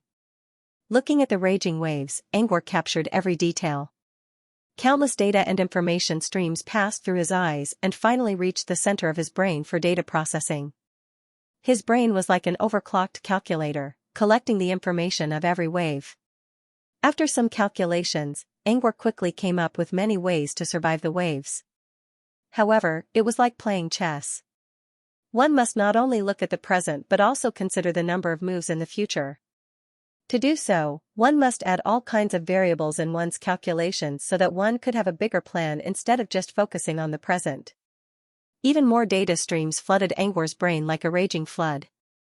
A mortal should not be able to handle such rapid data gathering and calculations, but Angor did. He did not feel any difficulty at all. This meant that he was not a mortal at all. There was something wrong with his memory. Angor noticed this. But it did not matter. He had to choose his own route. With the help of overclocking, Angor could easily determine all the possible routes. However, the first route he chose was not the safest one. Instead, he chose to face a wave that was several meters tall. The other route, which was supposed to be the safest one, would soon be surrounded by the waves for various reasons, which would lead to certain death. On the other hand, going against the wave would not only allow him to see more steps ahead, but also give him more options in the future. As expected, Angor weaved through the waves. Although it seemed dangerous every time, and he even got sucked into a huge wave, he always managed to get out safely. Time ticked away. Angor had been on the raging sea for almost 20 minutes. Jibra was also affected by the music and entered this wonderful illusion before. Within a minute, he found the sea goddess. He did not see her face in the end, but he was still very lucky. Angor, on the other hand, did not find any clues after staying in this place for so long. His face was very dark. Time ticked away. There were only 5 minutes left before the illusion disappeared completely. Since Angor had blocked his memory, he did not know about the 5-minute time limit. However, his heart inexplicably skipped a beat, and he unconsciously said, "We have to hurry." 5 minutes, 4 minutes, 3 minutes, due to the sudden sense of urgency in his heart, he did not choose to be conservative. He began to take the more dangerous route. The waves were getting higher and higher. At first, the skiff was only 2 or 3 meters high. Later on, it reached more than 10 meters in the air. Angor began to break through the waves as well. When he was thrown more than 10 meters into the air for the third time, he finally saw the area surrounded by several monstrous waves. There seemed to be a faint light being emitted. The light was in a very dangerous spot. It was like the center of a vortex surrounded by a pack of wolves. If Angor chose to go to the light, he would not be able to leave. Even with the help of his overclocking ability, he could not find a way out. If he was absolutely rational, he would not choose to go to the light. But there was a voice in his mind urging him to go to the light. Angor looked around at the endless waves. He had been wandering in the sea for a long time, and he did not see any land that would lead him home. He did not have much strength left, and he could not see any land as far as his eyes could see. He would eventually die at the bottom of the sea due to exhaustion.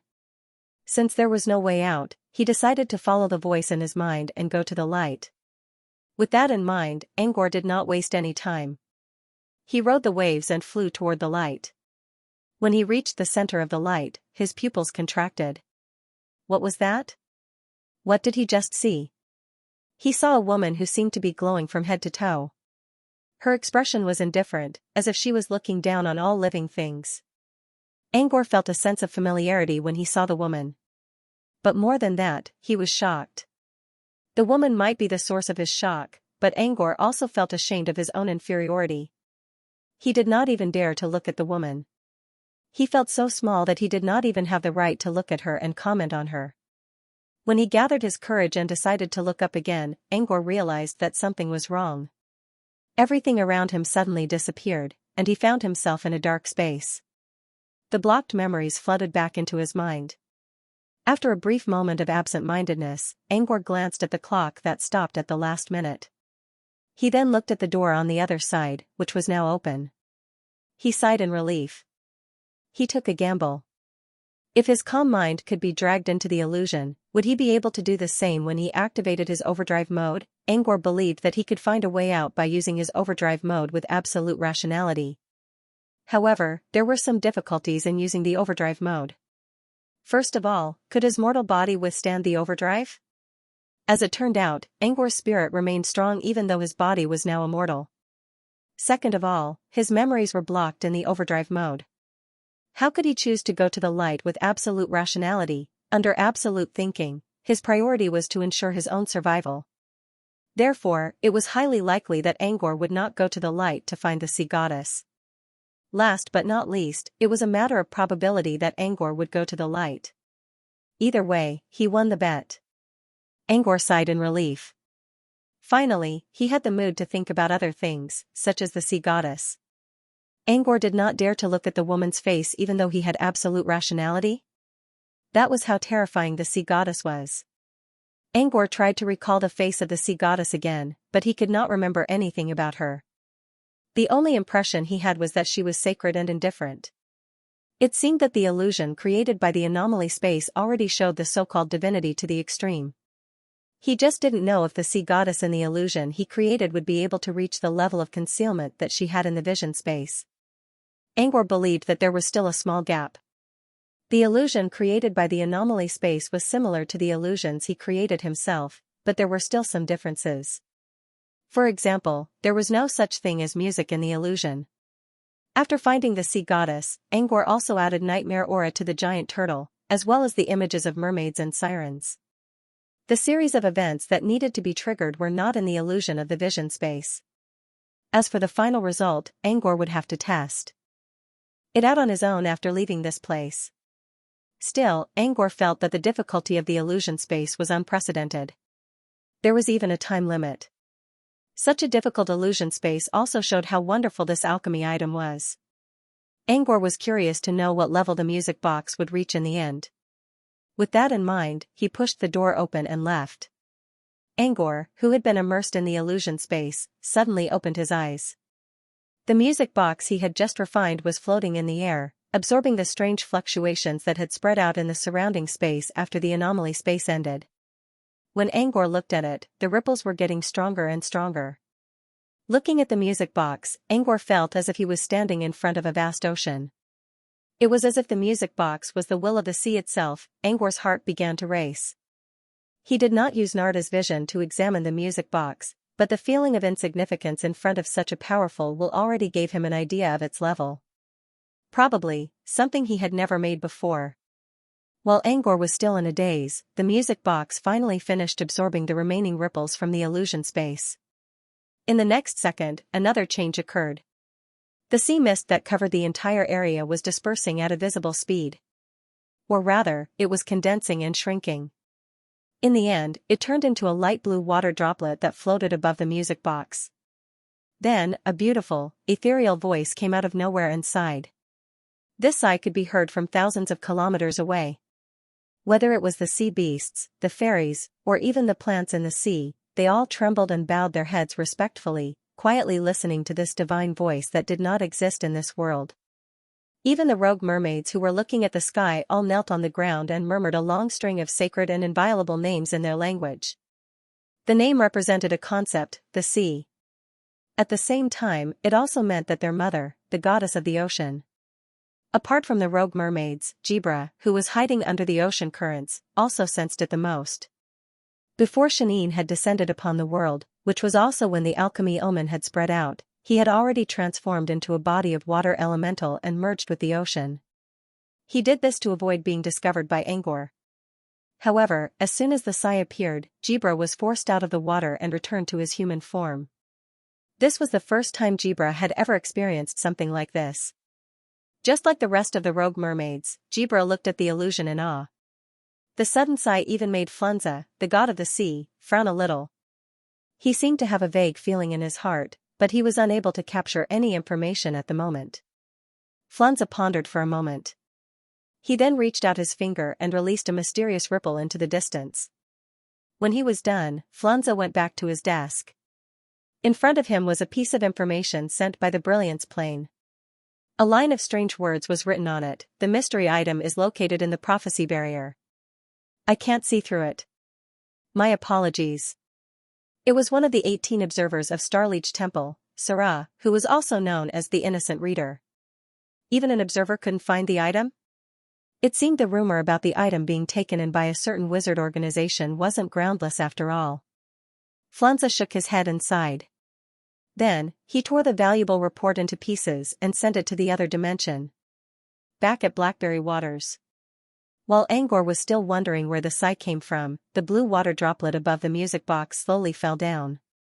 The water droplet landed on the music box. Instead of splashing, the water droplet seemed to have covered the music box with a layer of film, which completely concealed its sharp luster. It was just that the shell of the music box was covered with a layer of mist, which matched the shape of the music box very well. It looked ethereal and untraceable. At the same time, the illusion nodes began to collapse due to the excessive water elemental energy. Angor didn't bother to fix the illusion. It was time to leave anyway. When the illusion was completely gone, the music box, which had been floating in the air for a long time, finally landed in Angor's hand. He looked at the beautifully shaped music box in his hand. He did not check it right away.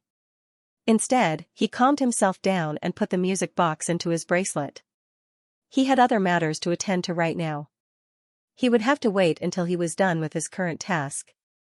First, he looked at Tulu, who was lying on the railing with a frightened look. Hold on. Angor sent a voice transmission to Tulu and looked down. A group of handsome mermaids were still lying on the coral island on the turtle's back, mumbling something under their breaths. Angor raised an eyebrow and slowly landed. The mermaids gave him a lot of inspiration, especially the only adult mermaid. Her singing and her posture gave him a lot of inspiration. Angor decided to give her something in return. After all, Angor already told her to keep chanting without stopping. The other party listened to her suggestion and sang for most of the night. Based on the principle of equal exchange, Angor had to give something in return no matter what. While descending, Angor glanced at a certain direction unintentionally. He was fully focused on his alchemy work, but his sharp senses told him that there were energy ripples coming from the bottom of the sea. Was it some kind of sea monster? Angor thought for a moment and cast the thought aside. He was already on the turtle's back. Toby flapped its wings and landed on Angor's shoulder. Earlier, Toby had been guarding the illusion while Angor was working on his alchemy. From the beginning of the night until dawn, Toby did not rest at all. Still, Toby seemed to be in good spirits. He even had the mood to chirp at the mermaids on the ground. Toby said, "You have a nice voice." A gentle and clear voice entered the mermaid princess' ears. She slowly raised her head and saw the Lord Sorcerer who was in the air earlier. Her chirping woke up the other mermaids around her from their awe-of-heaven trance.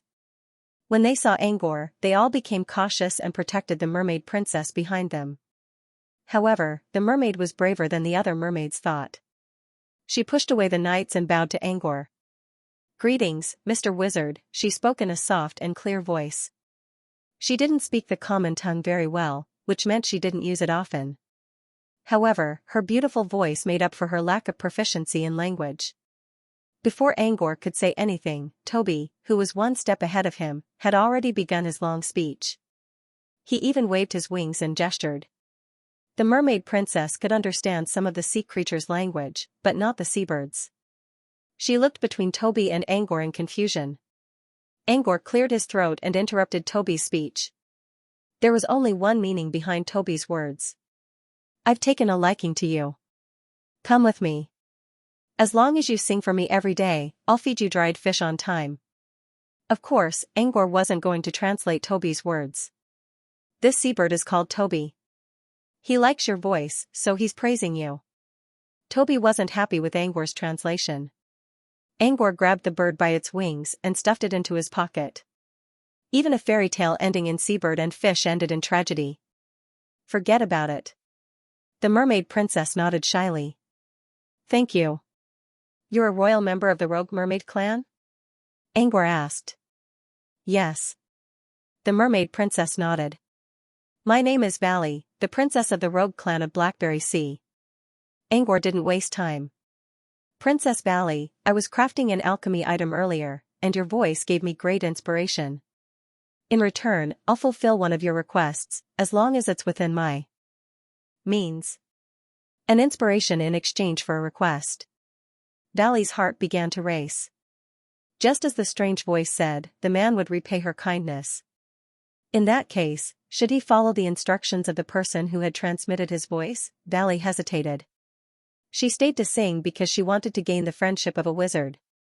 That way, she could earn more benefits when she went to the main city of the Rogue clan. She knew that wizards always followed the principle of equivalent exchange.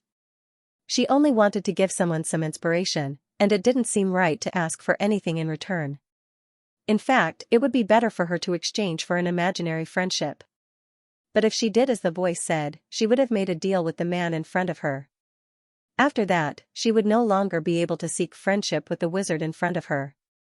In such a situation, she had to make a choice. Meanwhile, Jibra was looking at Bari from under the water. After a long while, Valley finally spoke. "Honorable Sir Wizard, may I know the name of the music you played earlier?" Jibra smirked when he heard the question. "That's your request?" Angor raised an eyebrow. Valley nodded. "I've never heard such a style of music before. When I heard it, I felt like I was standing in front of a magical sea. So I really want to know more about this song. This is my request." Angor considered. Mermaids were indeed a race that loved music. They even used music to kill people. It made sense that Valley wanted to know more about music. "Sea Goddess," Angor repeated.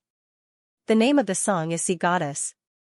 "The goddess of the sea," Varley repeated softly with a look of realization on her face.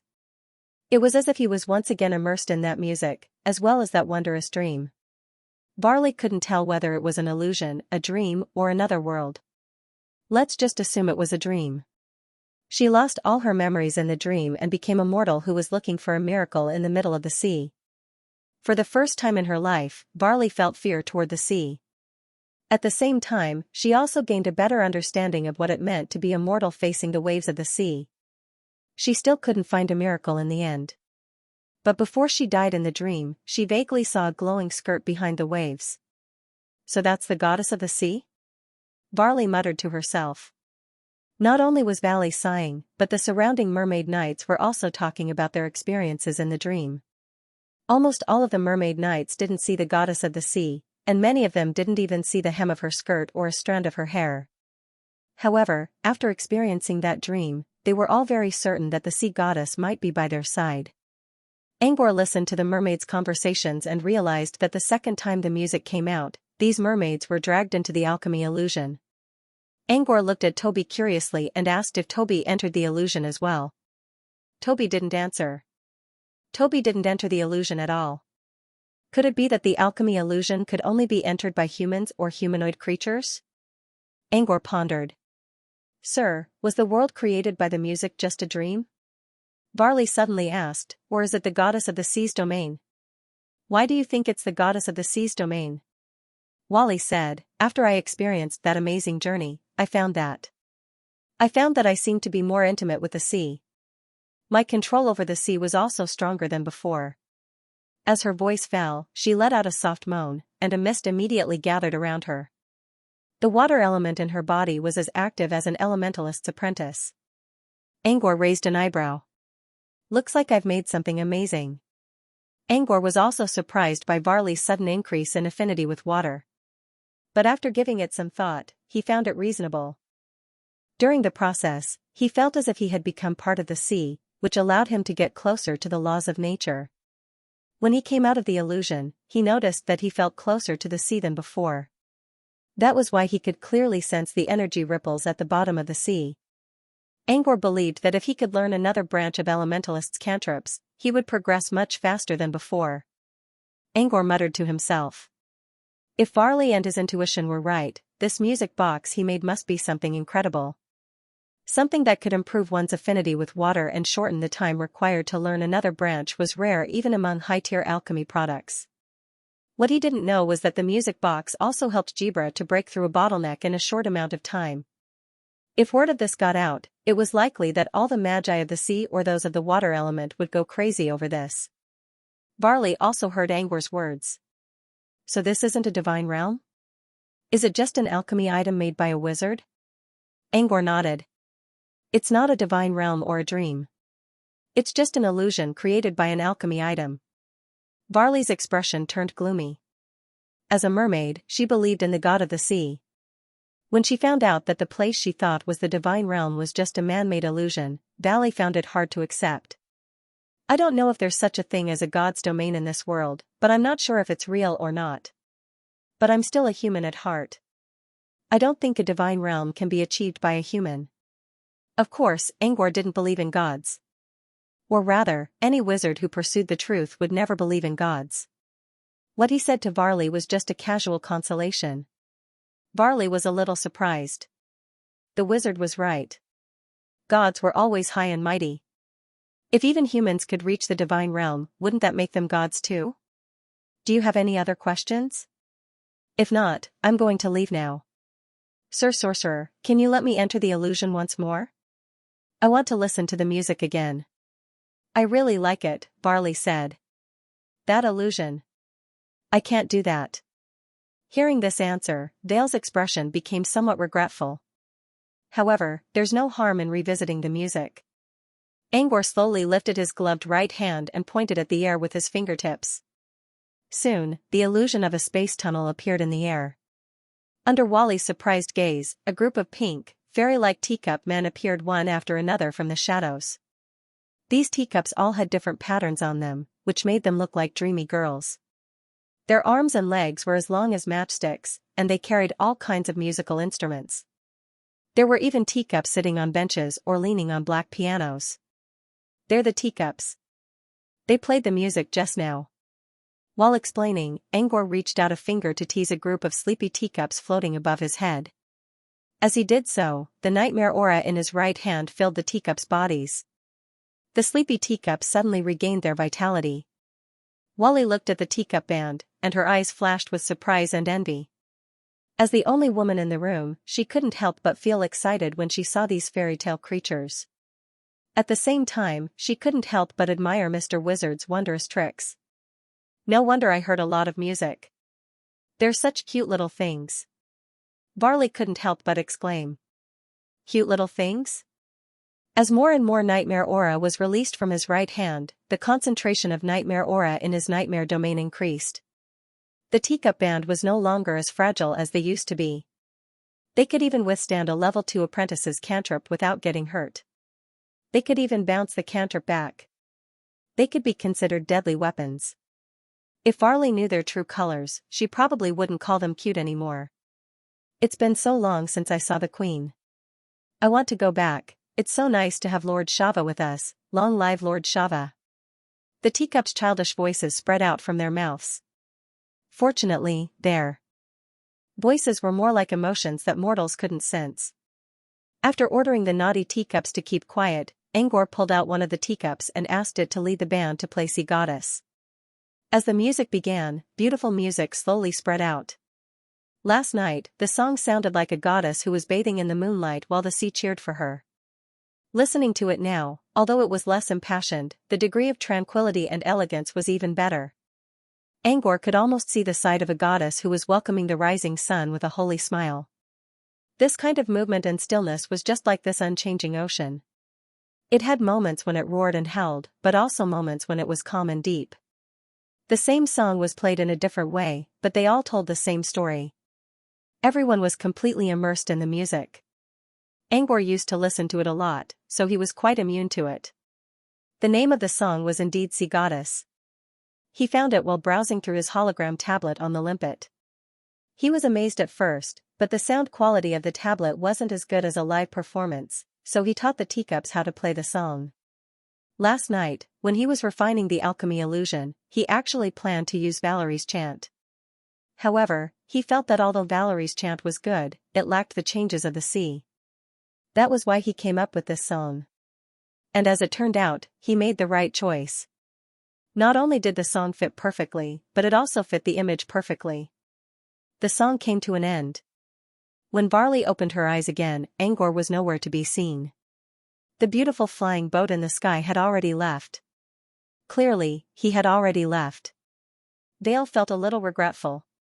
She looked at the mermaid knights around her and said softly, "Let's dive." After Varley followed the turtle down, Jibra, who hadn't done anything yet, slowly swam toward them. Of course, Angor didn't know that Jibra was the one behind Varley's question. He was currently sitting on his gondola and studying the item in his hand. The music box that he named Ocean Rhythm. The music box looked like a mermaid hugging a tower-shaped conch shell. The shell was as big as the mermaid's body. The mermaid was also exquisitely sculpted. It looked like Varley was the original model. Also, the transparent gauze dress proved that the mermaid was a roguelike. Angor was using the starry sky gauze, which always shone brightly at all times. Especially in the dark, it was especially bright. The mermaid wore a garland on her head, and her face was pressed against the shell with her eyes closed. It seemed that she was listening to the sound of the sea coming from the shell.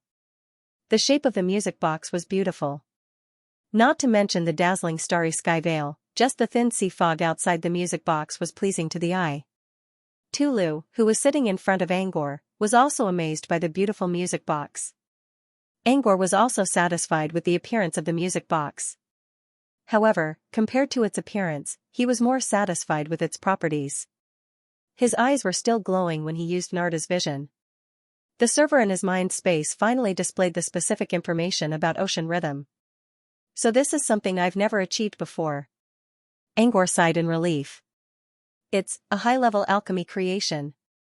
To be more precise, he had just become a high-level alchemist. Although it had only just passed the high grade, it was still a high-grade alchemy product. Angor always thought that he could only craft a high-level item after becoming a wizard. It was an unspoken rule in the alchemy world that crafting a high-level alchemy item required a lot of external factors, such as the level of the alchemy spell, the amount of energy used, and so on. These were all hard requirements that Angor could not meet at the moment. At least, he had to cross the major barrier first. However, not all high-level alchemy items in the world had to meet these hard requirements. There were some special ones. This type of high-grade work focused on its own effects. In short, the effect of the item had already reached the threshold of a high-level item. Even if the materials and crafting method were too weak, the effect would not be limited. This was a very special condition. In fact, most of the high-grade items refined by other alchemists relied on high-grade materials. As long as the crafting process did not fail, the effect of high-grade materials would not be too bad. However, using low-grade materials to craft a high-level item was something that was truly unnatural. Almost all master alchemists had a few masterpieces that were worthy of praise. And Angor's music box was one of them. The materials and alchemy spells he used were not high-level, but the ocean rhyme he crafted in the end was indeed a high-level item. Increases affinity with water, and can be a great inspiration to magi of the sea. This was the effect of ocean rhyme. Angor already predicted that it would increase affinity with water. The latter effect was said to be a great inspiration to sea wizards. Angor did not know what exactly it was, but he believed that it would not be too bad. The first one, water affinity, actually had an upper limit, which was before becoming an official magus. Before that, he could continue to experience the illusion to improve his affinity with water and complete the rapid cultivation of water cantrips. This first effect would be extremely useful to any apprentice adept, no matter which side they were from. Almost every apprentice had to learn elemental cantrips, and water was something they could not avoid. For a single person, this effect was not too bad. But from the perspective of the whole sorcerer organization, the first effect was already very important, because it could quickly cultivate the foundation of the organization. After all, a mirage could cover a lot of people, and a large number of sorcerer apprentices could enter at the same time. It could be placed in any auction as the finale item. In large auctions, this effect alone could make the final transaction price exceed 7 figures. Just the first effect alone had the potential to become a high-level alchemy product, and with the second effect, it could stand firmly in the high-level alchemy category. As for the second effect, he couldn't test it himself. However, Narda's vision clearly stated that it was extremely enlightening for sea adepts. In Angor's opinion, the main point of the sentence was not enlightenment but wizard. The first effect was only effective for those before becoming an official magus. The second effect clearly showed that it was effective on all wizards of the ocean. The upper limit was the standard of a rank 1 magus. There was no way this high-grade alchemy product wouldn't be able to escape. Of course, a high-grade alchemy product was not necessarily good enough. It still depended on its properties and whether it was suitable for the user. For example, most people would probably choose the mid-grade crimson shelter over an offensive weapon, which could block Angor's prophecy detection. Firstly, those who could afford high-grade alchemy items were all official wizards, and they knew a lot of destructive spells. Secondly, functional alchemy items were always more popular than offensive alchemy items. After all, there were more people who could use them. Thirdly, high-grade alchemy items were very expensive. In fact, most of the mainstream wizards were equipped with mid-grade alchemy items, because mid-grade alchemy items were suitable for wizards. Of course, a wizard's choice still depended on their own needs. However, it was widely accepted that a high-grade alchemy product was a benchmark. Once someone made a high-grade alchemy product, it meant that they were not far away from becoming a master alchemist. Such an alchemist would definitely be a guest of honor no matter which adept organization he was in. If people knew that Angor made a high-grade alchemy product, he would become even more famous than now. Even the City of Truth's Forest of Time would spend a lot of time talking about him. Last time, Jalal, the mithril innovator from the Tower of Hurricane, was introduced in a grand manner. Jalal could make high-grade alchemy products, but he could not do it steadily. To put it simply, Angor and Jalal were already at the same level. It was just that they were not as good as each other. However, Angor knew his own limits. He did not expect to make a high-grade alchemy product this time. When he was making the product, he felt like he was connecting with some kind of network of the sea. In the end, he was basically doing it unconsciously. From a certain point of view, it could be said that the sea created the product, while Angor only used his own hands to create it. If Angor had to recreate the alchemy product himself, he would never be able to do it.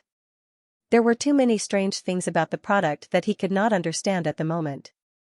It was because of these strange things that Ocean's rhyme gained its high-grade effect and established its foundation as a high-grade alchemy product. Therefore, Angor did not want to take all the functions of this high-grade alchemy product for himself. Calmly, he continued to test the ocean rhythm. After all, this was the second special effect he created using alchemy illusions as the core. The first special effect allowed him to incorporate mystery manifestations into his alchemy illusions. As it turned out, alchemy that used illusions as the core had many more treasures to be unearthed. Meanwhile, under the surface of the sea, Jibra was holding a white shell in his hand. He spun it a little, and the image of Angor's alchemy process appeared on the shell. This was what Jibra recorded after he heard the strange sigh. He was very concerned about this sigh. He originally thought that if there were more sighs later on, he would record it and study it. Unfortunately, the sigh did not appear again. However, Jibra still managed to record something useful. Earlier, he set up an illusion to conceal his alchemy process. However, when he collected the alchemy item, the illusion was already gone. He did not add any more illusion nodes, so Jibra only managed to record what the item looked like. Jibra did not care much about the item's appearance. Angor quickly put the alchemy item away, but he still sensed the aura of the ocean. In Jibra's mind, this item was definitely made for a wizard who specialized in the art of the sea, and it might be of a very high level. Jibra wasn't sure if it was a high-tier alchemy item or not. If it was, Angor's name would rise above all the other young apprentices, and he would be respected by all the other apprentices as well. He thought for a moment and decided to save the image so that he could ask Angor about it when he returned to Song of the Deep. Suddenly, he sensed a familiar energy ripple coming from the depths of the ocean. Jibra, it's you? Professor? Jibra frowned. Yes.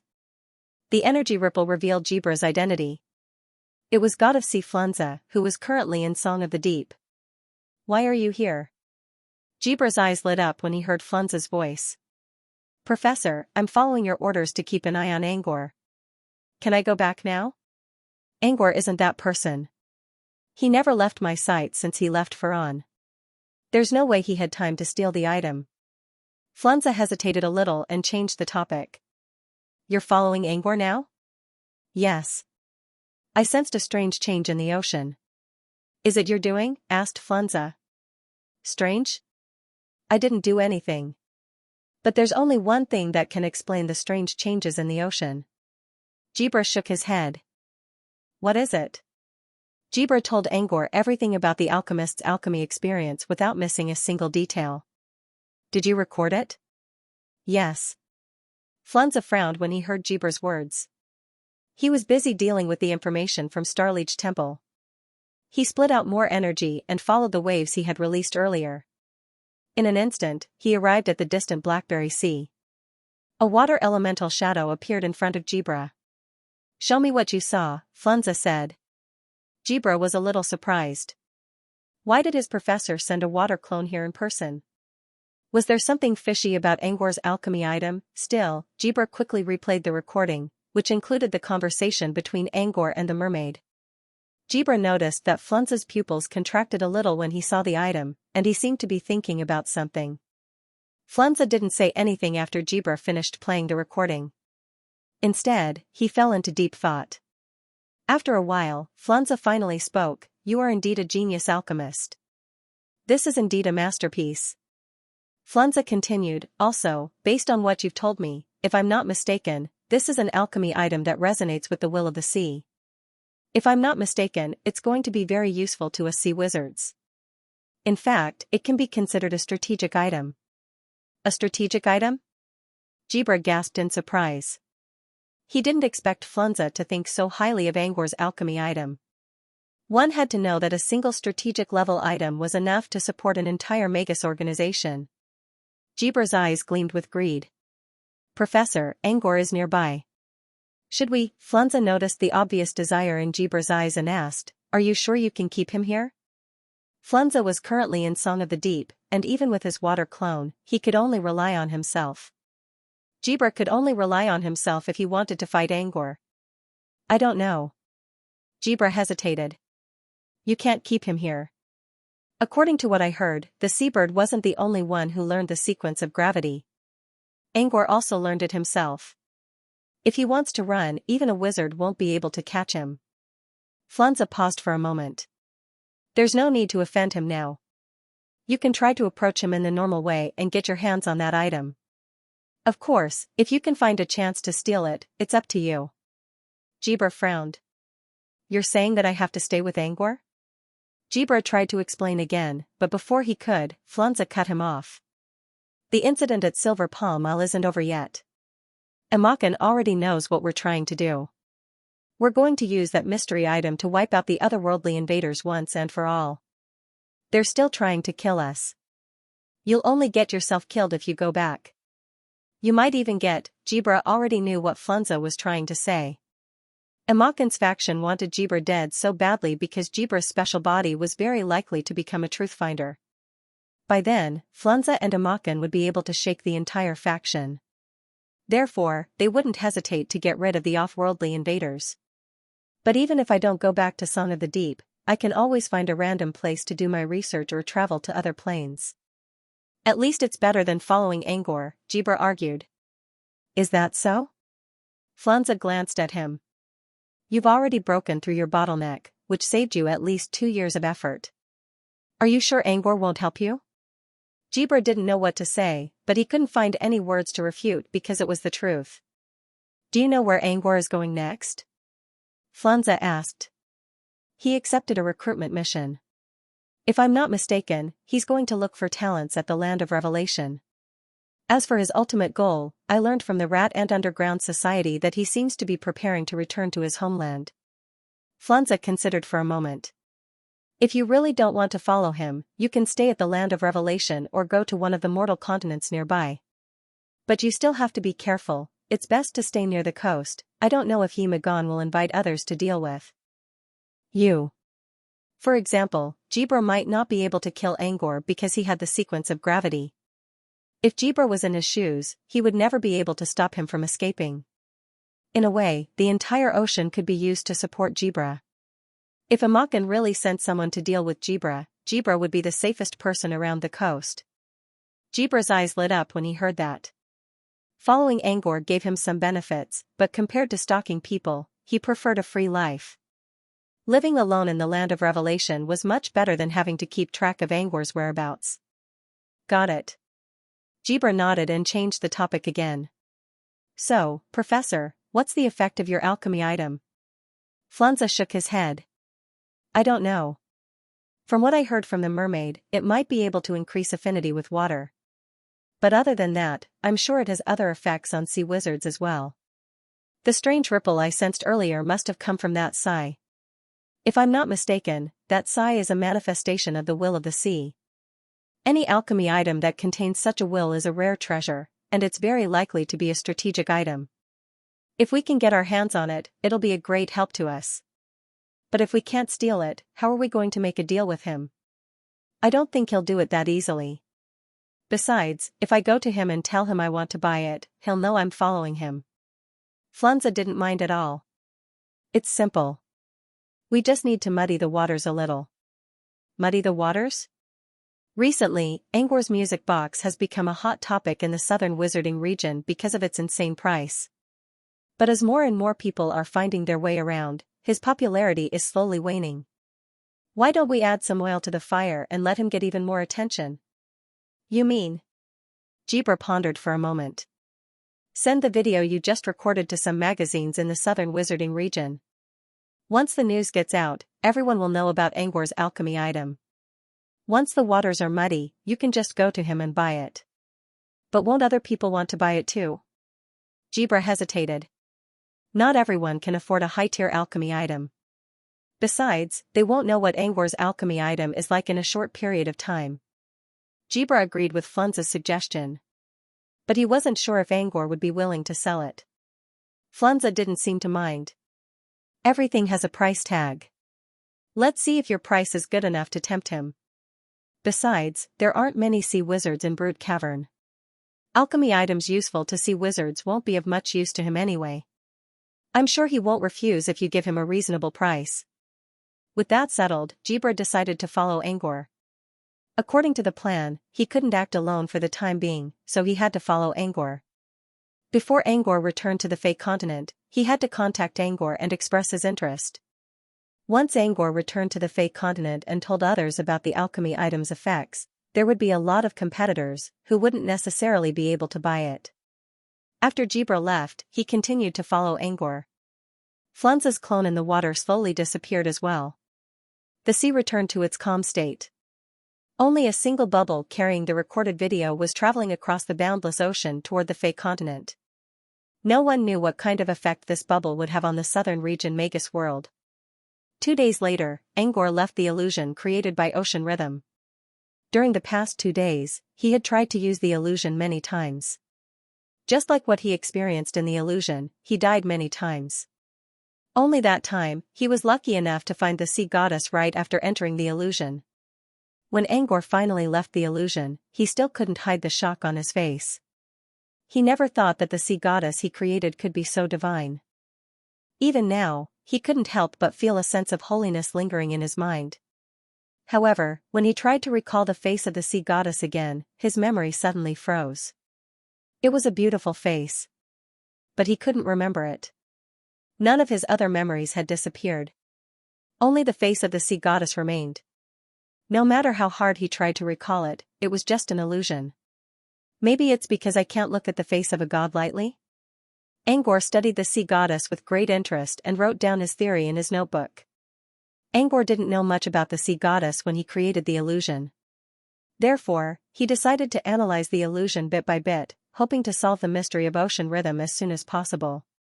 Even if he couldn't recreate it, he would at least learn more about it. While Angor was writing, Tulu also fell out of the illusion. Every time he used ocean's rhythm, he would cover Tulu as well. This was to help Tulu build a solid foundation, which was also a reward for Tulu's hard work. However, Tulu didn't feel the same way.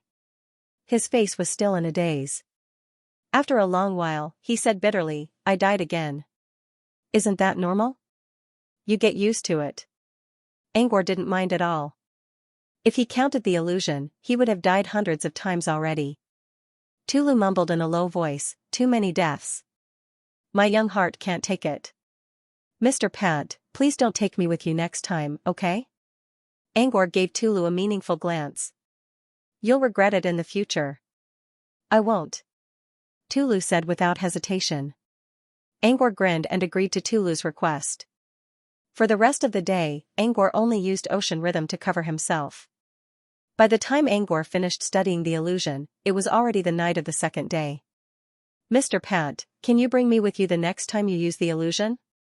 Tulu asked cautiously, "Can you bring me with you, Mr. Pat?" Angor raised an eyebrow. "What? You changed your mind all of a sudden? Why?" Tulu scratched his head awkwardly. Then he reached out his hands and covered his fingers with a thin layer of water mist. Looking at the mist, Tulu was overjoyed. "I feel like I've suddenly gained a deeper understanding of water." "Mr. Pat, is this the effect of ocean rhythm?" Angor nodded in surprise. He thought Tulu would regret his decision after entering Brute Cavern, but he didn't expect Tulu to give in so quickly. More importantly, he was only a half-baked channeling method talent. He hadn't even crossed the threshold of an apprentice. How could he already manipulate water elements so easily? Judging from the speed of learning, it was much faster than Angor's. So, different talents have different effects. Angor pondered. He wrote down his theory in his notebook. While he was writing, Tulu was still looking at him with pleading eyes. How could Tulu not understand the benefits of ocean rhythm? He regretted what he said yesterday. If he had left himself some leeway, he wouldn't have gone back on his words and gotten slapped in the face. "That's it for now. I'll be more careful in the future when I try to test the ocean rhythm again. Unless something unexpected happens, I won't be using illusions again." With that, Angor closed his eyes and put the book back into his bracelet. Tulu, on the other hand, wore a sorrowful expression.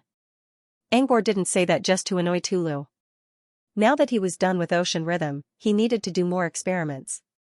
For example, he wanted to see how fast he could learn a new water cantrip. Aqua Shield was a level 2 cantrip that used water elements to create a defensive force field.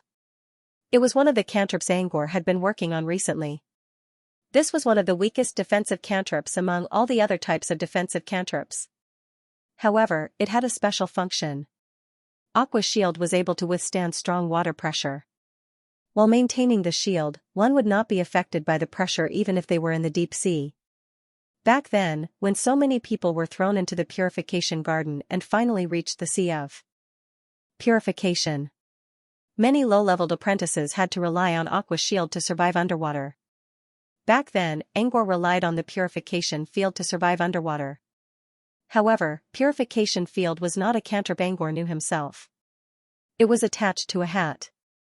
If someone broke the hat while he was at the bottom of the sea, he would have to endure the terrifying pressure from the bottom of the sea. Therefore, after leaving the sea of purification, Angor began to learn Aqua's shield. However, something unexpected happened. Not long after he left the sea of purification, he accidentally went to Witch Town in the Nightmare Realm. Then, something happened to his right hand, which was fused with the projected bloodline. The projected bloodline did not give him any special abilities, but his body became much stronger. With some defensive cantrips and his own strength, he could easily withstand the pressure from the bottom of the sea. Later, he gave up on Aqua's shield. Now that he wanted to learn a new cantrip, he could not find a suitable one. So he decided to pick up Aqua's shield, which he had already learned for most of the time.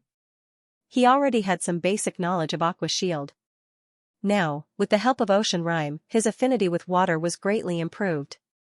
He only spent half a month to be able to fully release the water shield. However, if he wanted to use the water shield in battle, he would need a longer period of practice to quickly complete the construction of the model. But for now, Ocean Rime did help him shorten the time required for cross-class training. However, Angor also noticed that Ocean Rime would only increase his affinity for water for the first time.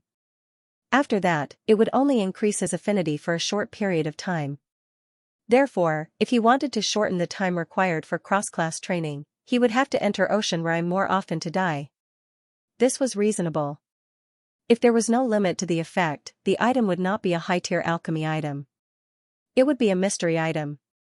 After experimenting with Ocean's rhythm, he stored it in his bracelet for the time being. He had originally planned to refine this illusion for Lady Mirror. After all, the half-naked merman that surrounded the goddess of the sea in the illusion was prepared for Lady Mirror's extraordinary appearance, with flesh and texture. He also used Lady Mirror's Handbook of Handsome Men for reference. However, he didn't want to completely match the looks of the big shots in the wizarding world, so he made some minor changes. Still, he could see the shadows of these half-naked mermaids. So far, Ocean Rime was still useful to him before he became a wizard. He thought to himself, it should be fine to give it to Lady Mirror after I become an official wizard, right? After all, Lady Mirror Lady was still in a deep sleep. She might not even wake up when he became an official wizard. However, there was another part of the Ocean Rime that could enlighten wizards who studied the art of the sea. That was something Angor could not do. So far, he only knew two sea wizards. One was Roman from the White Clam Shipping Company, who was already dead, and the other was Jibra, whose whereabouts were unknown. For now, he had no way to test out the other effect of Ocean Rime. But Angor looked at Tulu, who was driving his gondola and mumbling something. It seemed that Tulu was telling Angor that there was going to be rain in a certain direction and that they should change their course. "What is it, Mr. Pat?" Tulu asked when he finally noticed Angor's gaze. Tulu had removed the bandage on his left ear, revealing a large, black hole, which made his handsome face look even more ferocious. "It's nothing. I was just thinking about something. You're so sensitive to changes in the weather, and you learned the water element in Ocean Rime so quickly. Maybe you're really a sea wizard." Angor rested his chin on his hand. Tulu was a little annoyed when he heard Angor's name. But as he learned more about the wizarding world, he began to see things more clearly. He was more than happy to learn more about sea wizards. What's so special about sea wizards? Tulu didn't understand why Angor suddenly brought it up. Angor gave him a devilish grin. "I was just thinking that it'd be great if you're a sea wizard. The ocean rhythm has a great effect on the ocean lineage. When you receive this news, will you regret it even more?" Tulu's expression froze for a second. He thought Mr. Pad had something important to tell him, but it turned out that Angor was just joking. He couldn't allow his own happiness to be built on someone else's regret.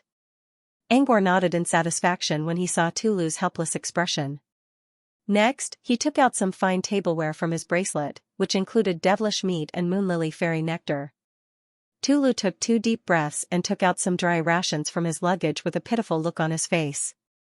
He ate it with some rotting rose cakes and forced himself to eat it. Tulu felt even more miserable as he ate the moldy food and smelled Angor's delicious food. Ever since the day he rejected Mr. Pad's offer, he had been living in an abyss of suffering for the past half a month. How bitter. At this rate, how much longer until we reach the land of revelation? Angor asked in a serious tone. Mr. Pad, if everything goes well, we'll be there by tomorrow morning, Tulu said, trying his best not to show it on his face. Tomorrow morning? Angor nodded. It was about the same time as he expected. They left Faran at the end of the month of resuscitation, and it took them about a month to reach the land of revelation. At this rate, he would have enough time to return to the old earth even if he spent half a year wandering around the land of revelation. Besides, he didn't plan to stay for too long. He planned to get the dream whelk and leave the land of revelation. As for looking for talents, Angor had already decided to let fate take its course after experiencing so much despair in Faran land. He only needed to find one more talent to complete his guide mission. He still had a bottle of potion of austere night in his bracelet. If his brother could reach 8 spirit points, he could force him to become a talent. By then, he would be able to complete his guide mission. Angor nodded at Tulu to show that he understood. Next, he took out a piece of green silk from his bracelet and cut it into a headscarf. Tulu didn't understand what Angor meant. I don't want to attract too much attention. Wrap it around your left ear. Tulu didn't know what to say.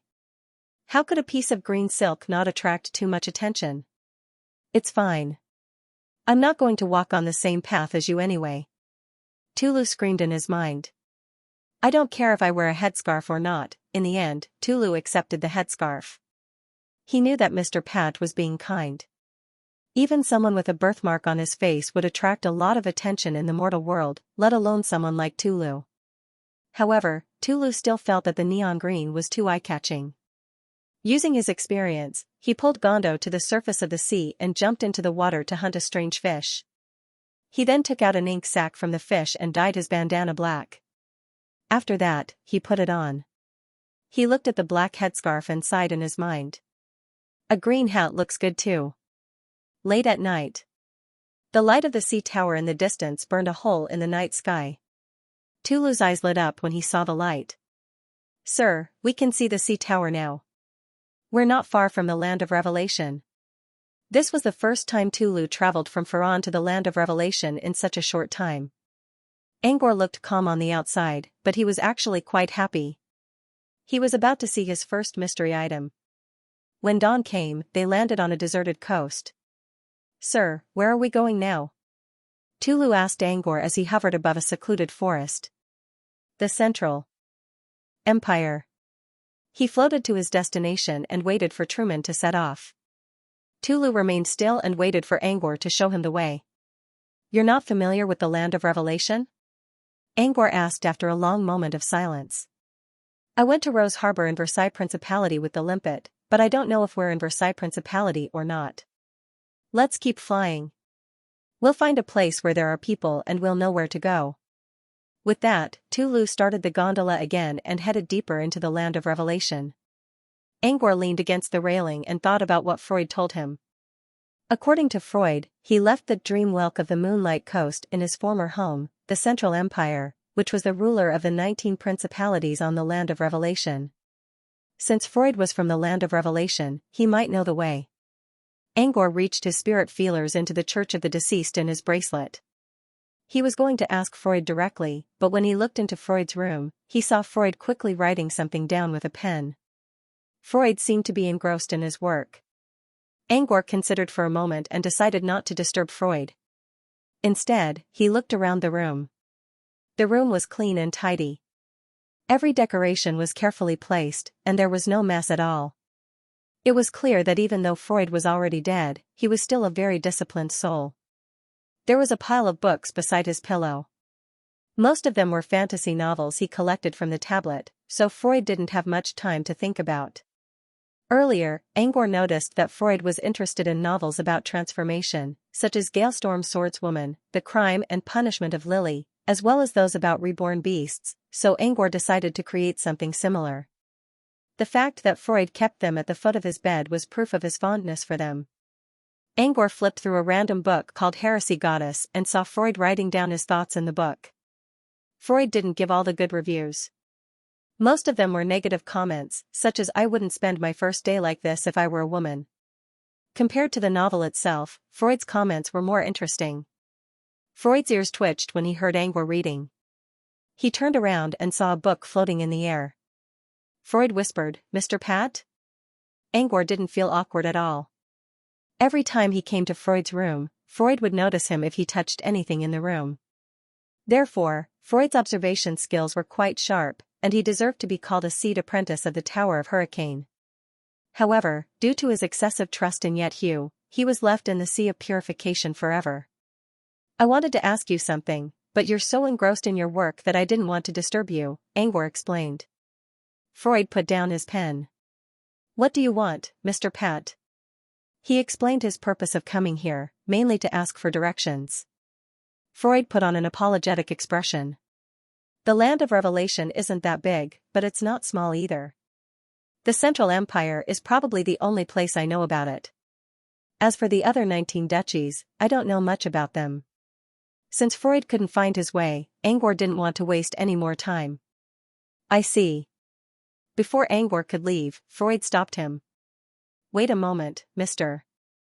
I just finished writing a research topic. If you have nothing else to do, please take a look." Freud's desk was covered with a pile of papers that he had been busy writing.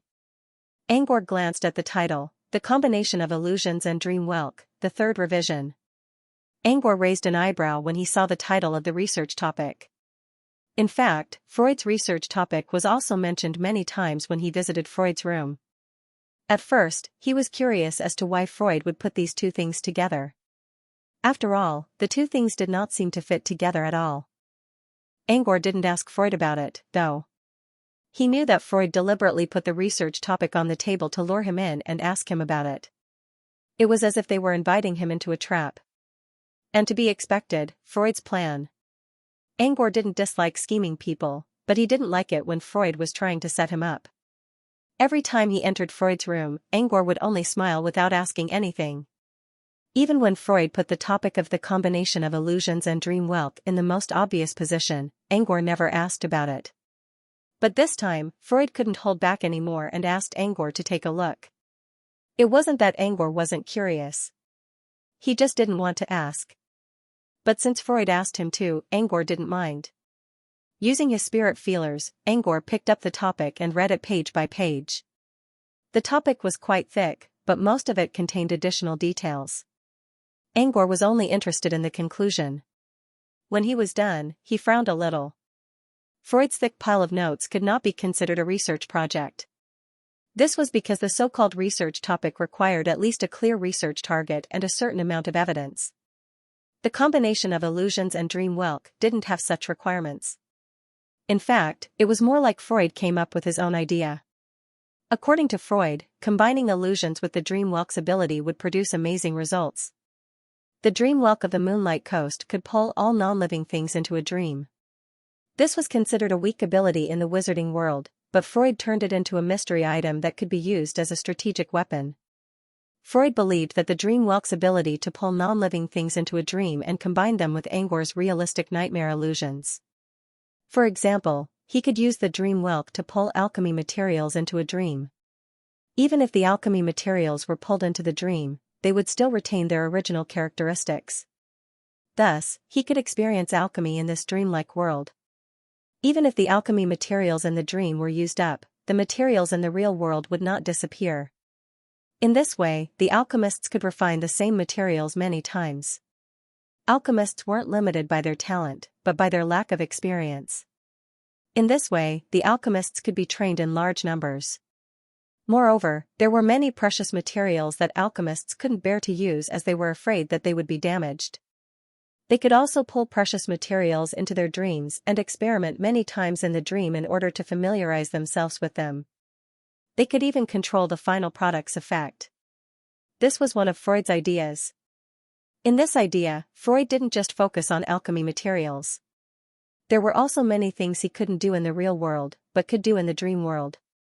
Freud even imagined that he could live in a world where the dream world was combined with his illusions. However, at the end of the research topic, Freud also admitted that he couldn't figure out how to combine illusions with the dream world to create a dreamlike world. If Angor felt that his idea was possible, Freud would leave it up to Angor to solve it himself. Angor pondered for a moment after reading the long report. Freud's idea reminded him of the virtual reality concept mentioned in the hologram tablet. Freud's idea was quite similar to the concept of virtual reality.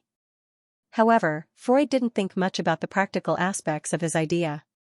Most importantly, although illusions and dreams were somewhat similar to each other to a certain extent, they were fundamentally different concepts. How could they be combined together? Angor liked the idea, but he wasn't optimistic about it. Still, he didn't think that it was impossible. He hadn't seen the dream world yet, so he didn't know much about it. Freud, on the other hand, had seen the dream world before, so he knew what it was capable of. Perhaps there was a chance he could use it. Angor would have to wait until he got his hands on the dream world. It's a good idea, but it won't be easy. He was about to explain further when he heard Tulu's exclamation coming from the outside world. What? What?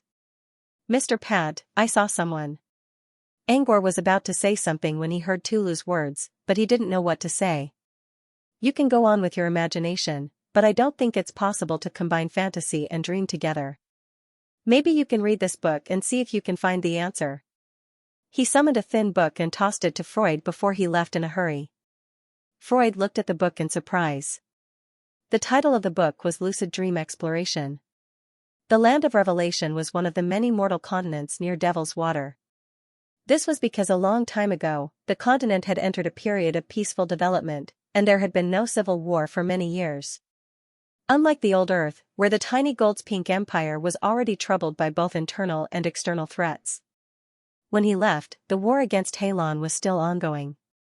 While Faron continent was the most powerful continent in the world, there were also many other countries that were eyeing it.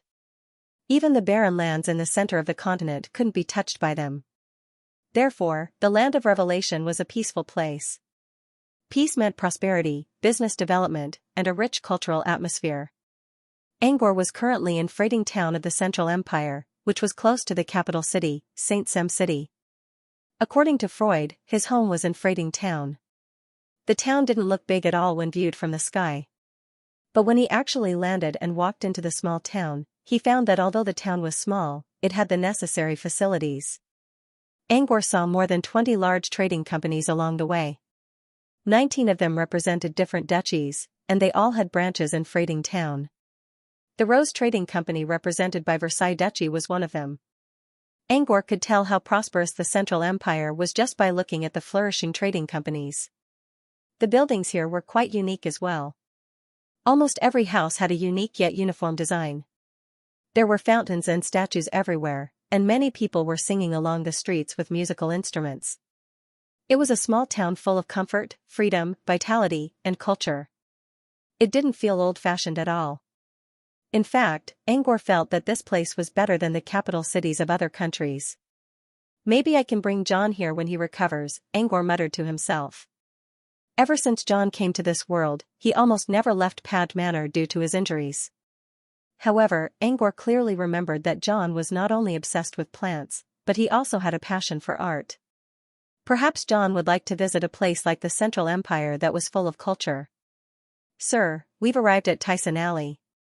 The young man who was leading the way turned around and spoke to Angor. Freud's house was located at the end of Tyson Alley. Angor looked into the alley. It was broad daylight, yet the narrow alley looked deserted. There was no one in sight. Angor took out a gold coin from his pocket and tossed it to the young guide. The young man was the one who came to freighting town to ask for help when he saw that they were outsiders. From his clothes, Angor could tell that he came from a poor family. Angor planned to ask Freud to lead the way, but he decided to check it out himself. So, he hired the young man to lead the way. After paying the money, Angor prepared to send the young man away. However, the young man's eyes lit up when he saw the gold coin. It was the first time he met such a generous guest. He was planning to leave after taking the money. However, he hesitated for a moment and stopped Angor. "Sir, the residents of Tissan Alley have all moved away. If you want to find someone, you should check with the Civil Affairs Department." "Empty?" Angor stopped in his tracks. "Why?" Angor looked at the young man curiously. "Well." The young man hesitated and glanced at the gold coin, which was enough for him to live comfortably for a year. "The mayor forbade anyone who knows about this. But since you're so generous, I'll tell you in secret." After the young man finished speaking, he looked around to make sure that there was no one around before he said in a low voice, "Actually, I don't know much. I've heard all this from some of the drinkers. Oh right, I'm Song. I'm a bartender at White Cloud Tavern." After introducing himself, Song began to tell the story of why Tissan Alley was emptied. There was an abandoned orphanage at the end of Tissan Alley. Normally, no one would come here. The mayor included the orphanage in his plan. However, due to a lack of funds and its remote location, the construction never started. It had been more than 10 years since the orphanage was built. Originally, there was nothing unusual about the orphanage, but 2 years ago, it was suddenly included in the construction project, and the construction team began to explore the orphanage. With this exploration, an unforeseen event occurred. "You mean the orphanage is haunted?" Angor raised an eyebrow. Song nodded. "That's absolutely right. Although I didn't experience it myself, those drinkers spoke with certainty. It was said that the people in the construction team saw the shadows of the evil spirits.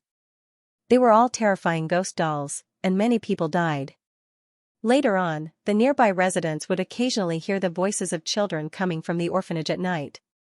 Thus, in order to save their lives, the residents of Tissan Alley gradually moved out.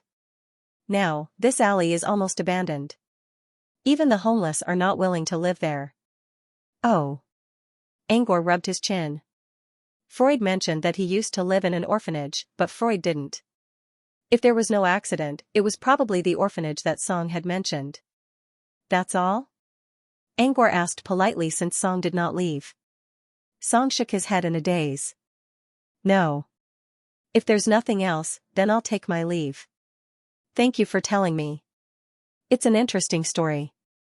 Angor narrowed his eyes and smiled. While he was at it, he rubbed its fluffy hair and turned to leave. Song didn't have time to flatten his hair when he saw Angor heading inside. "Mister, are you still going to Tissan Alley? Aren't you afraid?"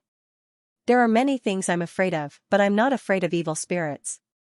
Angor kept walking deeper into Tissan Alley, but his voice still reached Song's ears. Song didn't understand what Angor was talking about.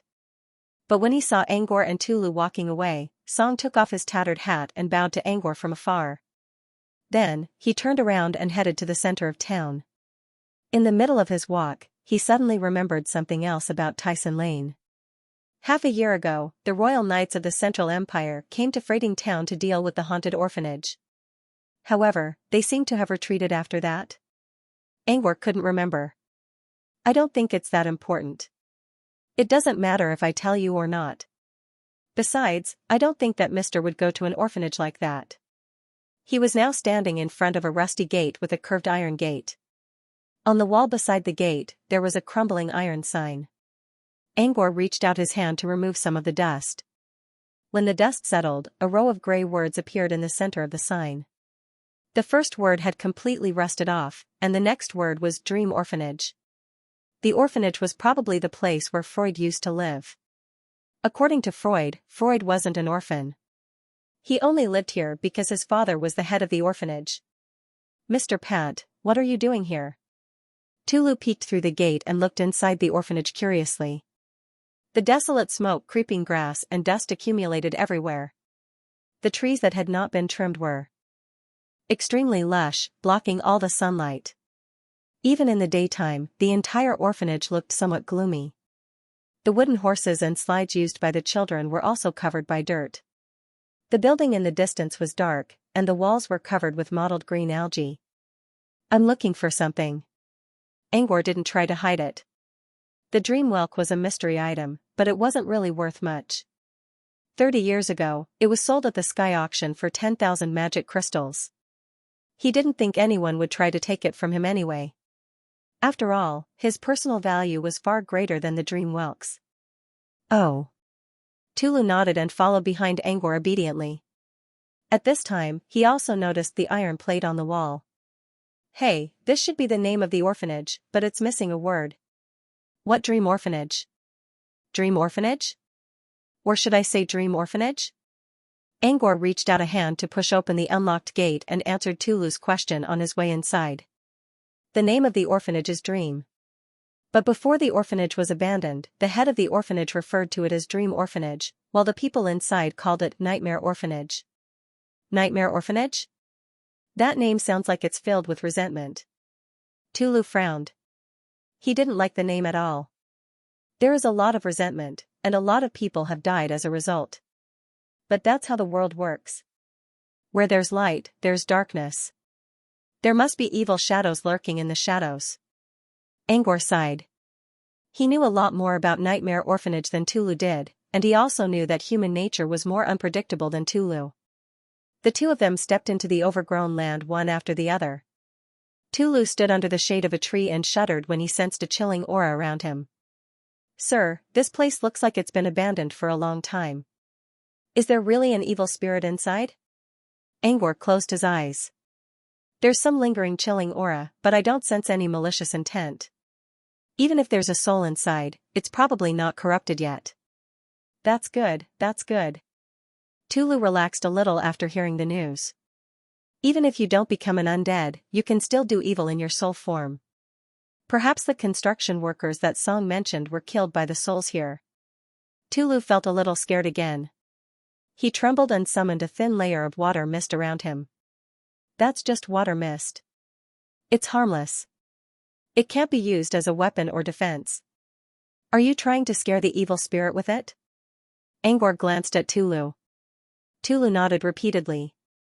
Yes, I'm trying to scare it. I want to tell those who are watching me that I'm not someone to be messed with. Angor chuckled.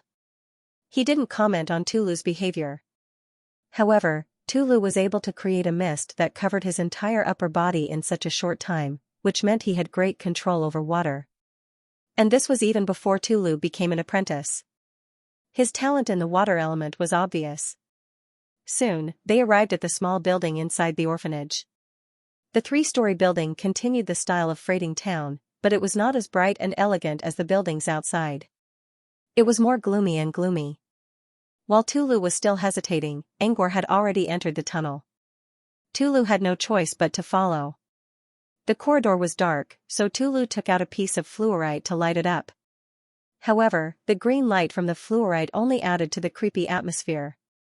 Where are we going now, sir? Tulu asked in a trembling voice. The basement. Angor followed Freud's instructions and arrived at a storeroom behind the stairs. He pushed the door open and a cloud of dust flew out. Didn't you say we're going to the basement? What are you doing here? Tulu raised the fluorite high and pointed at the small compartment that was filled with all kinds of stuff.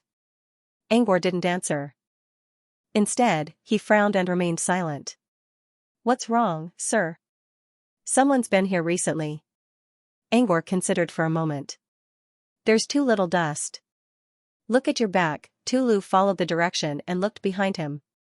He immediately saw a pair of cold eyes staring at him. Tulu's heart skipped a beat. He took a few steps back, but in the end, he couldn't help but fall to the ground. Angor didn't know what to say. You're scared of a doll? Don't even think about staying in the wizarding world like this. Tulu finally noticed that it was a doll in a red dress that was sitting on top of a pile of trash. However, under the green light, the doll's smiling face looked a little evil and ferocious. Tulu gulped. I didn't notice it. I promise I won't do it again. Angor didn't care about Tulu's promise. He pointed at the doll. There's a lot of dust on the doll's coat. Someone's been messing with it. While speaking, he picked up the doll. A dusty wall lamp on the wall behind the doll was revealed. Angor twisted the handle of the lamp, and a dark hole appeared on the floor beside Tulu. "That's the basement," Angor muttered. According to Freud, he kept the dream whelk in the basement. However, someone had been to the basement recently. Could it be that someone else knew about the dream whelk? Puzzled, he stepped onto a dark staircase that he could not see the bottom of. Tulu watched as Angor disappeared down the stairs. He wondered if he should follow him. Suddenly, Tulu felt a gust of cold wind blowing in from the door, causing him to shiver uncontrollably. "Let's follow him." Tulu's teeth were chattering. At least he would be safe if he followed Pat. Tulu lowered his head and followed Angor's footsteps. The stairwell was dark, but surprisingly, there was no dust. However, there was a faint smell of potion in the air that made Tulu uncomfortable. He had a feeling that the thick smell of potion was masking some other smell. Tap tap tap, they continued down the stairs. The green light of the fluorite illuminated the endless staircase. Tulu felt as if he was walking down a staircase leading to hell. Every step he took would make his heart tremble. "Mr. Angor, why is there such a strong potion smell in the basement?" Tulu asked as he looked at Angor's back. "It's because," Angor looked back. "What is it?" Tulu didn't know why Angor stopped talking. "Because this used to be the infirmary of the orphanage." Angor narrowed his eyes and grinned. Tulu curled his lips. He thought Angor was trying to trick him. Just think about it, which orphanage would build the infirmary underground? The two of them continued walking for about a minute. Tulu crossed his arms in front of his chest.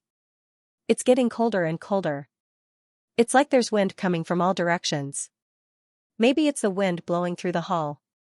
"You're kidding me again. Was the wind blowing in all directions?" Tulu wanted to complain, but he didn't want to waste any more of his energy. The further they went, the colder it got. Wasn't this supposed to be the infirmary? Why does it feel like an ice cellar? Another gust of cold wind blew over, causing goosebumps to appear all over Tulu's back. Suddenly, Tulu heard a crisp laughter. Judging from the sharpness of the laughter, it sounded like a child's laughter. According to Tulu, the residents in the neighborhood all moved out of the alley to protect themselves when they heard children's laughter. The laughter he heard just now, could it be those evil spirits that were harming people? "Mr. Pat, is there really an evil spirit here?" Tulu asked again, his voice trembling. "Don't worry, there won't be any," Angor said. "Look around."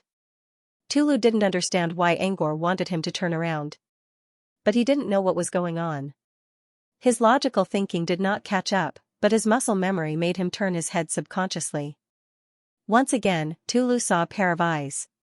His pitch-black eyes were as black as a pool of stagnant water, without any ripples. Tulu gasped. He wanted to scream, but his throat seemed to be frozen. He could only retreat until he reached the wall, panting heavily. "Mr. Pat, there's. Tulu's voice trembled. Before he could say ghost, he heard Angor's voice. "He's just an ordinary soul with no interest." "That's enough to scare you?" Tulu looked at Angor, who had already reached the end of the basement and was leaning against a closed door. "A boring soul?" Tulu pondered for a moment before he looked at the owner of the pair of eyes that had shocked him a moment ago. It was a young boy around 7 or 8 years old wearing a gray, tattered shirt. His face was pale, but his expression was calm. There was no good or evil in those dark eyes, only endless indifference. His figure was somewhat illusory, and vaguely transparent. Tulu remembered Angor telling him about souls and undead creatures. According to Angor, undead creatures usually showed vicious expressions. But the boy in front of him didn't show any resentment at all. "It's scary even if it's just a soul," Tulu said in a weak voice. "What if I tell you that this little guy has been following you since you came downstairs? Will you feel better?" Angor narrowed his eyes. Tulu was a little surprised. He recalled the chilling wind he felt when he went downstairs.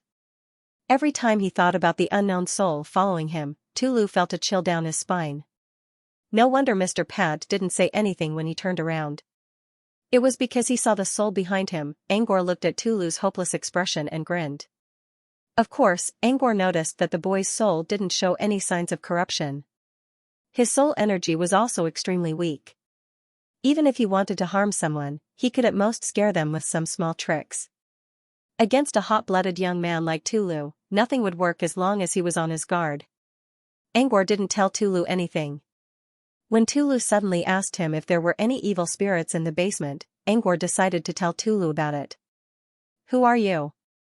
Why are you following us?" Angor asked while staring at the boy. The boy raised an eyebrow and bared his teeth. "What are you doing?" The little boy was stunned. He stretched out his hands like claws and shouted again, "So scary. You're not trying to scare people. You're yelling like a baby." He paused and revealed an evil grin. The real scary part is, a puff of smoke surrounded Angor and turned him from a lazy middle-aged man into a pitch-black specter. Angor couldn't see the creature's face clearly, but his crimson eyes were filled with endless evil. Hee hee hee. The eerie laughter sounded like the whispers of a demon. It was as if the creature was stepping on flames from the abyss, and a wave of purple heat came at Angor. Before he could react, the creature's hideous face suddenly went through the flames and opened its mouth full of sharp fangs to bite the boy. Not only the boy, but Tulu also froze at the sight before him. The boy was even more terrified. He only wanted to scare Angor away, but he didn't expect the creature to be even scarier than him. After a while, the boy finally regained his senses and tried to run away. However, a layer of mist suddenly appeared behind him. Every time the boy tried to go through the mist, he would somehow return to the same spot. "Now, can you talk? Why are you following us?" Angor's voice came again. The boy trembled and turned around. His cold eyes were now filled with fear. When he looked at the demon again, he noticed that the demon had returned to its human form. However, even though he was facing a human, he did not dare to let his guard down. The other party must be a demon in human skin. "Answer me, or the demon will come and eat you tonight." Angor's mocking voice came from his mouth. The little boy finally opened his mouth. His cold voice carried a hint of childishness as he said, "You can't go in again." There are. The boy hesitated for a moment but didn't say anything. Angor glanced at the locked door behind him. "There's a girl's soul inside. She reeks of blood. She must have killed a lot of people, right? But she hasn't fallen yet." "Interesting. So you're here to stop us?" Angor asked. The boy didn't know how Angor knew what was going on inside, but he still nodded. "Whenever Sunny wakes up, her personality will become extreme. She'll kill anyone she sees. She's much stronger than I am. You better leave if you don't want to die." The boy suddenly remembered that Angor was a demon. He should be worried about Sunny, not these two. "So you don't hate humans that much?" Angor asked. "You were killed by a human, right? If I'm not mistaken, it was the director of the orphanage who killed you?" The boy nodded and remembered the man who killed him. "Dean Tisson did it. But it has nothing to do with other people. I only hate Dean Tisson." Angor gave the boy a thoughtful look. "If that's what you really think, then many humans don't understand things as well as you do." Angor turned around and reached his spirit feelers into the keyhole. With a creaking sound, a crack appeared on the tightly shut door. "You're really going in?" The little boy was worried. "Sunny hasn't left this place in months, but I can feel that she's inside." Angor pushed the door open and was immediately greeted by a strong smell of potion. At the same time, a chilling aura began to spread from the door. "Sunny is inside. But I don't think she'll disturb us in her current condition." Angor cast a light spell to illuminate the dark space inside the door. Tulu's pupils shrank when he saw what was inside the door. The first thing he saw was a little girl who was trapped inside a strange blood array. She was about the same age as the boy. She was wearing a red dress and was staring at them with a pair of gloomy eyes. Tulu was reminded of the red-dressed doll that had given him a fright earlier, and he felt goosebumps all over his body. "She's trapped inside and can't move. She won't be able to threaten us." Angor took the lead and stood outside the blood array. "Sunny. What happened to her?" The little boy's eyes flashed with anxiety. Although he was worried that Sunny would kill someone, he was also worried about her safety. He crouched down and looked at the circle drawn with blood. It's not a magic array. It's because the blood contains a strange energy. However, rather than investigating the origin of this blood, I would like to know who trapped it here. Angor looked at the little girl trapped in the blood array. She didn't seem surprised to see them at all. She just stared at them with a pair of dead fish eyes. Sunny, is it? Who trapped you here? When did you get trapped? Angor looked into Sunny's eyes. Sunny just sneered and didn't say anything. Angor looked at the boy who wanted to touch Sunny, but the blood on the ground kept him from doing so. You said Sunny hasn't left this place for months. Does that mean she was trapped here recently? The boy nodded. Yes. She was fine half a year ago. You don't know why she's trapped here? I don't know. Sunny never allowed me to get close to this building. The boy lowered his head. Oh, Angor nodded. He then looked at Sunny again and clicked his tongue. They're both kids. Why do you look so much angrier than him? Why didn't he turn into an undead after being trapped in the blood array for half a year? Angor asked curiously, what's the reason? Could it be that you have some kind of faith that keeps you from falling? The little girl was still glaring at Angor with a cold expression. She refused to answer. Sunny isn't like this when she's asleep. She's very gentle, the boy spoke in a low voice. But when she wakes up, she's very strict. It's like she's changed. Shut up, Alda, you idiot. Sunny yelled at him. The little boy who was called Idiot Alda pursed his lips in grievance and took 2 steps back in fear. Tulu, who had been shivering all this time, suddenly stammered, Me Mr. Pat, why are there so many? Tulu swallowed the last word and fixed his eyes on a transparent water tank. Inside the tank was a frozen corpse. Using the light from a fluorite, Tulu could tell that the body belonged to a child. Trembling, Tulu slowly focused the light on the child's head and finally saw the child's face.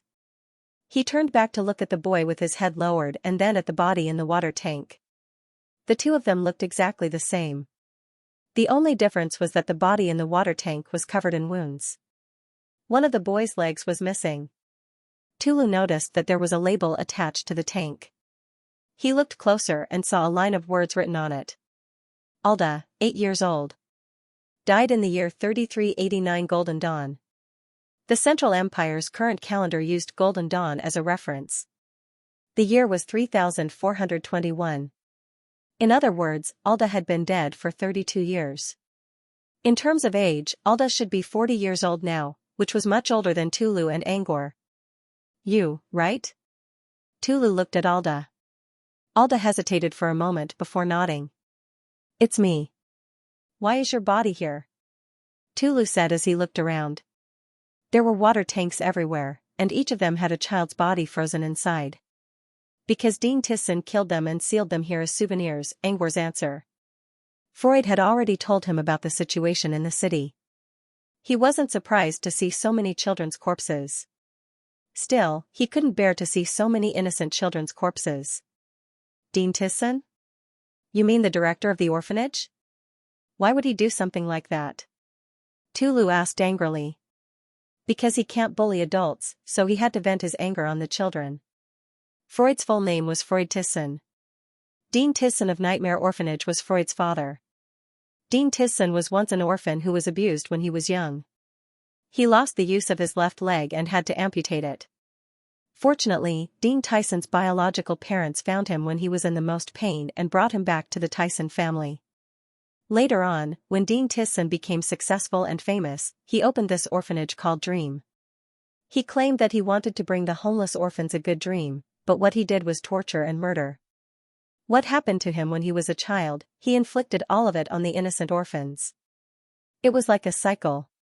Instead of a beautiful flower blooming in the sky, Dean's past torment became a curse that would haunt the innocent children.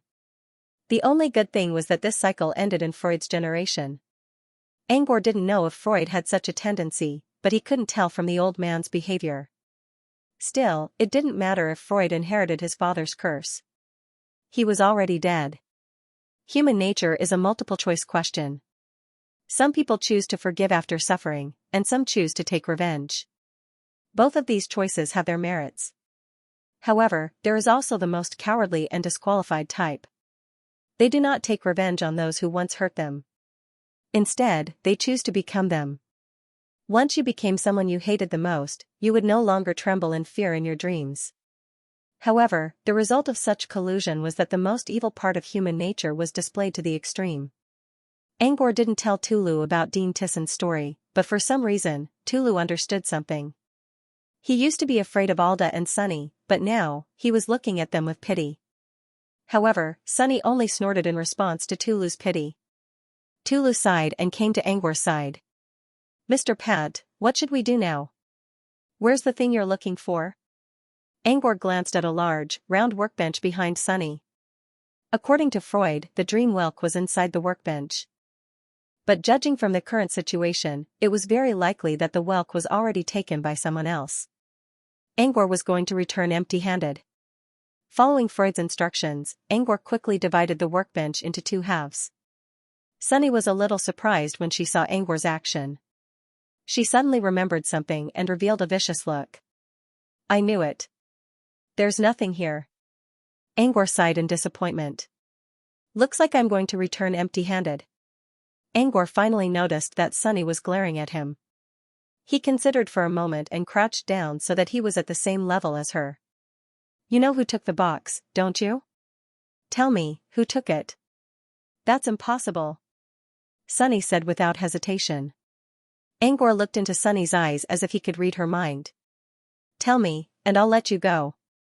Sunny still didn't show any signs of cooperation. "You've been living in hatred ever since Dean Tisson killed you. You hate humans, so you killed those construction workers. That accumulated hatred pushed you to the edge of depravity many times, right? But why didn't you?" "I'm curious." He didn't care about Sunny's reaction. "I think there must be a reason why you won't fall into the dark side of the world. Maybe there's something you believe in. Or maybe there's something holding you back. I heard from Yada that you're very gentle in your dreams. You're a gentle little girl in your dreams, but when you wake up, you'll become a murderous ghost doll. So, dreams are your tenderness and the source of your beliefs?" "Shut up. I told you to shut up. Do you hear me?" Sunny yelled and released a powerful soul energy that tried to break free from the blood array. "Keep using your soul energy, and you'll fall for real." Angor injected a gentle, non-elemental strand of soul energy into Sunny's violent soul. Unknowingly, the anger that had already risen in his heart was suppressed. Angor continued, "At first, I thought your dreams were the source of your faith. After all, the thing hidden in the table, in addition to its useless function, can also pull you into a dream like the dream-weaver ant and have a gentle and lingering dream. But now, it has been taken away by someone. It might have even been taken away half a year ago. In this half a year, you couldn't enter the dream, and you were trapped in the blood array. The resentment should be enough to make you degenerate into an undead, but you didn't." Angor smiled at Sunny. "So, your dreams aren't the source of your faith. It's the person who created them. That's why you didn't fall. Am I right?" Sunny thought of a young man who always had dark circles under his eyes. He was also the only person who made her feel warm from birth to death, other than that idiot Yada. "Still not answering?" Angor didn't mind. "You don't want to talk to me because you think I'm with the people who took your box and trapped you here?" Sunny didn't deny it. Angor was trying to trick her. Since she didn't deny it, it meant that the people who trapped her in the blood array and took away the dream whelk were the same people. "Will you believe me if I tell you that I'm not with them?" Angor asked. Sunny still didn't want to talk. "You're too cautious." "That's not cute at all," Angor muttered in a low voice. "Alda's cuter. You won't believe me no matter how I explain it to you. How about I ask the person you've been thinking about all this time to talk to you?" Sunny was a little surprised by Angor's words, but she quickly recovered and snorted again. Angor didn't say anything. He simply released Freud from the Church of the Deceased. Based on their conversation, Angor could tell that Sunny didn't want to fall because of Freud. However, Freud happened to be standing behind Tulu. Tulu's tall figure blocked everyone's view. However, everyone except Tulu noticed that there was someone else behind him. Tulu didn't understand why Angor, Sunny, and Alda were all looking at him. However, right at this moment, someone patted him on the back. At the same time, a cold voice traveled into Tulu's ears. Move aside, living human. You're in the way. Tulu thought he had gained some courage after the two frightening experiences. But it seemed that he had overestimated himself. Tulu's heart skipped a beat as he sensed the sinister wind behind him and the hand on his shoulder. Before Tulu could turn around to look at the person behind him, his eyes rolled back, and he fainted. Ugh. He looked at the unconscious Tulu and wondered if he should do the same thing as Sunders, which was to create a deathmatch in the future. Never mind. Deathmatches are too wasteful. How about a haunted house test? He didn't intend to scare Tulu away by letting Freud out. Besides, Freud's face and expression were perfectly human. Angor didn't expect Tulu to faint because of Freud's presence. Maybe Tulu's nerves were too tight ever since he entered Nightmare Orphanage. Freud was feeling a bit awkward. He could have just walked through Tulu's body, but it wasn't a pleasant experience to have a soul pass through his body, so he politely greeted Tulu. Who knew something like this would happen? Mr. Pat. Freud wanted to say something but stopped. Angor used Hand of Spell to lift Tulu onto the table. It's fine. Let's give him some courage. Freud looked at Tulu's pale face and sighed. Before he could ask who Tulu was, someone rushed to him from the other side. It was Alda, the little boy who hugged Freud's leg. Mr. Disson. Alda cried for a long time, but because he was a soul, he could not shed tears. But from his expression, one could see how excited he was. You're finally back. Freud put a hand on Alda's head and sighed. He wanted to say something, but he couldn't find the words. Angor looked at Sunny, who was still inside the blood array. She covered her mouth and trembled while looking at Freud with misty eyes. She wanted to see if Freud was real or not. She didn't expect that Freud would come out of his mouth so quickly. Alda, Sunny, I'm back. Freud paused for a long time before he finally said, Alda, Sunny. But it was this sentence that made Sunny, who had been cold and uncooperative all this time, break down and cry.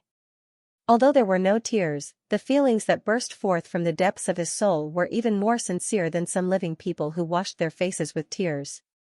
Freud wanted to give Sunny a hug, but he frowned and stopped in front of the blood array. He could feel that the blood formation was full of strange energy. Even with his current rich soul power, he still didn't want to be contaminated by it. Mr. Pat, what's with this blood array? Freud thought it was Angor's doing. I want to know as well. Angor shrugged. That's why I let you out. Freud saw Angor's expression and had a bad feeling about this.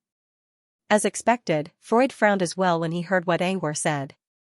I told you that you'll be free as long as you keep your promise. But you haven't fulfilled your promise yet, said Angor in a plain tone. Freud considered. Please wait, Mr. Pat. I don't think it's as bad as you think. Freud turned to Sunny and said, Tell me, Sunny. Who trapped you here and took away the box?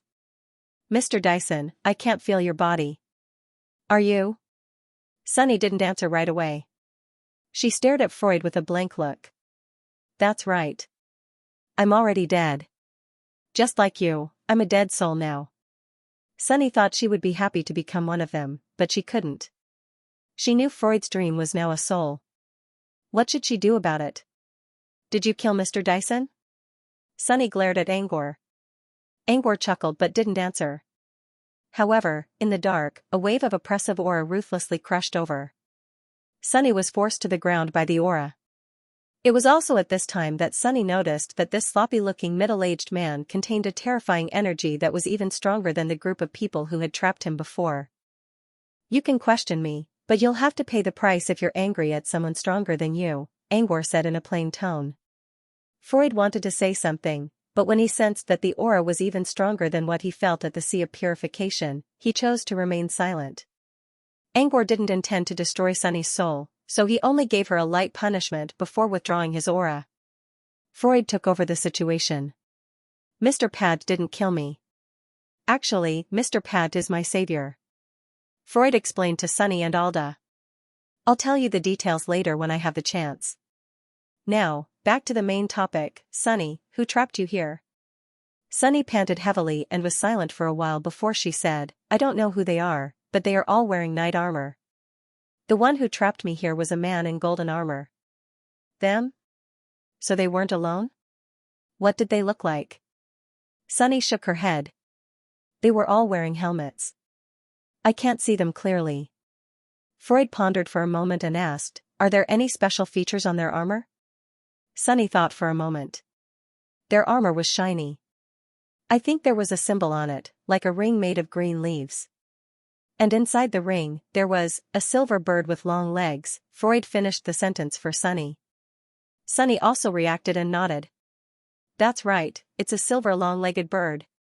From their conversation, Angor could tell that Freud knew the people who took the box away. Angor had given up hope. But now, there was still a chance to get it back. Mr. Pat, the ones who took the dream whelk must be from the Royal Knights, Freud said. Royal Knights? Is he a mortal or a supernatural? The Imperial Knights are actually the personal guards of the Central Empire. They're all mortals. But there's a difference between the Central Empire and other mortal kingdoms. The royal family of the Central Empire recruited some apprentices and formed them into the Royal Wizards Legion. Royal authority and supernatural powers are linked together? Just like the Goman Kingdom? Angor was puzzled. Freud shook his head. The Goman Kingdom is as powerful as most wizard organizations.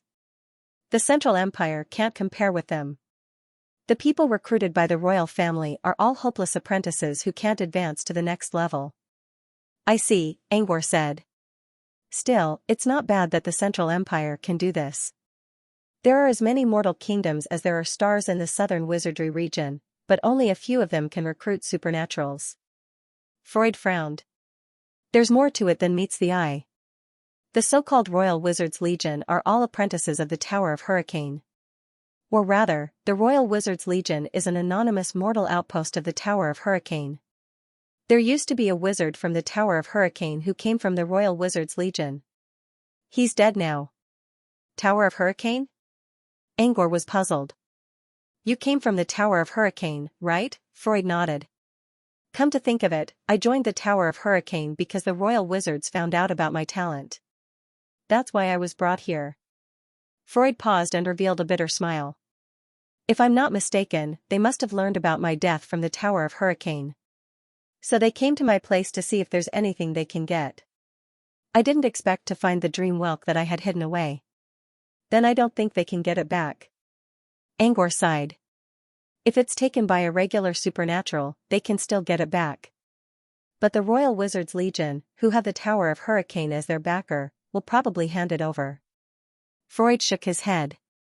No, they won't. Most mystery items have self-concealing properties. If they're not activated, people will only think it's a rare material. I mistook it for something else.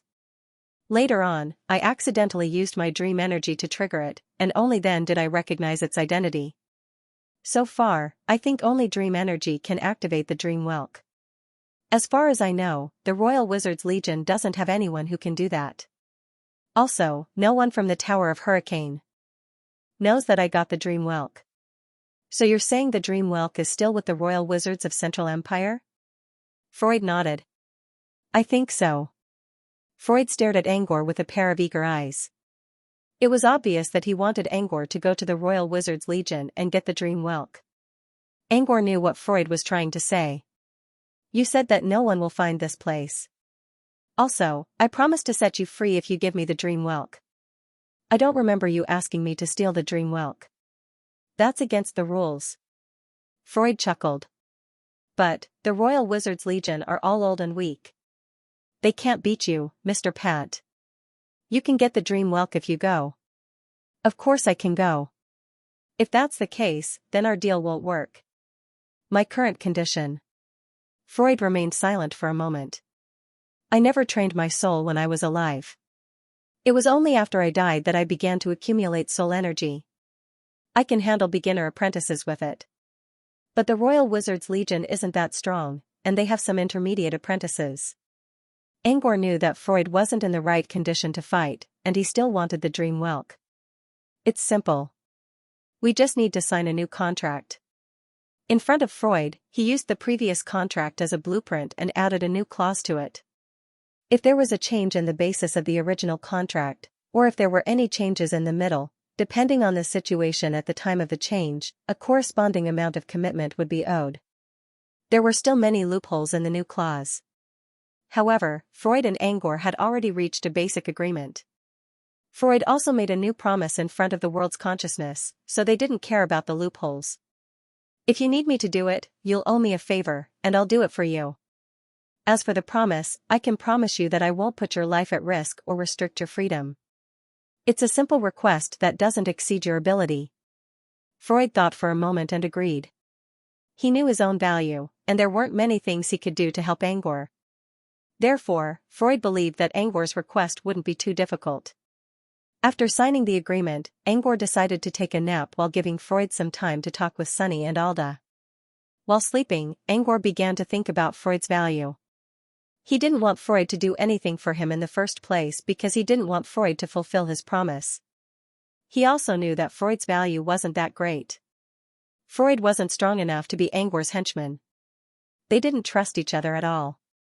Freud's knowledge was probably the most valuable thing in Freud's mind. Freud had been staying in the Church of the Deceased for more than half a year, and Freud never showed any interest in Freud's knowledge. Angor couldn't figure out what he should ask Freud to do for him. In the end, he shook his head and decided to put it aside. He needed to get the dream whelk back first. Otherwise, everything would be in vain. By the time Tulu woke up, Freud, Sunny, Alda, and Freud had finished their conversation. Seeing Tulu's pale face, Freud sincerely apologized to him. At the same time, under Tulu's confused eyes, Freud briefly introduced himself to Tulu. Tulu also stammered out his identity. Ah, a talent. Freud looked at the water element around Tulu and thought to himself. On the other hand, Tulu was not only surprised by Freud's identity, but he was also a little worried about Freud. Tulu looked at Mr. Pat with trembling eyes. He had been scared twice before, and Mr. Pat had scolded him for not learning his lesson. The last time, he fainted without even seeing Freud's face. Tulu felt ashamed of himself. Maybe Mr. Pat's evaluation of him had gotten even lower. Tulu quickly moved to Angor's side and apologized in a low voice.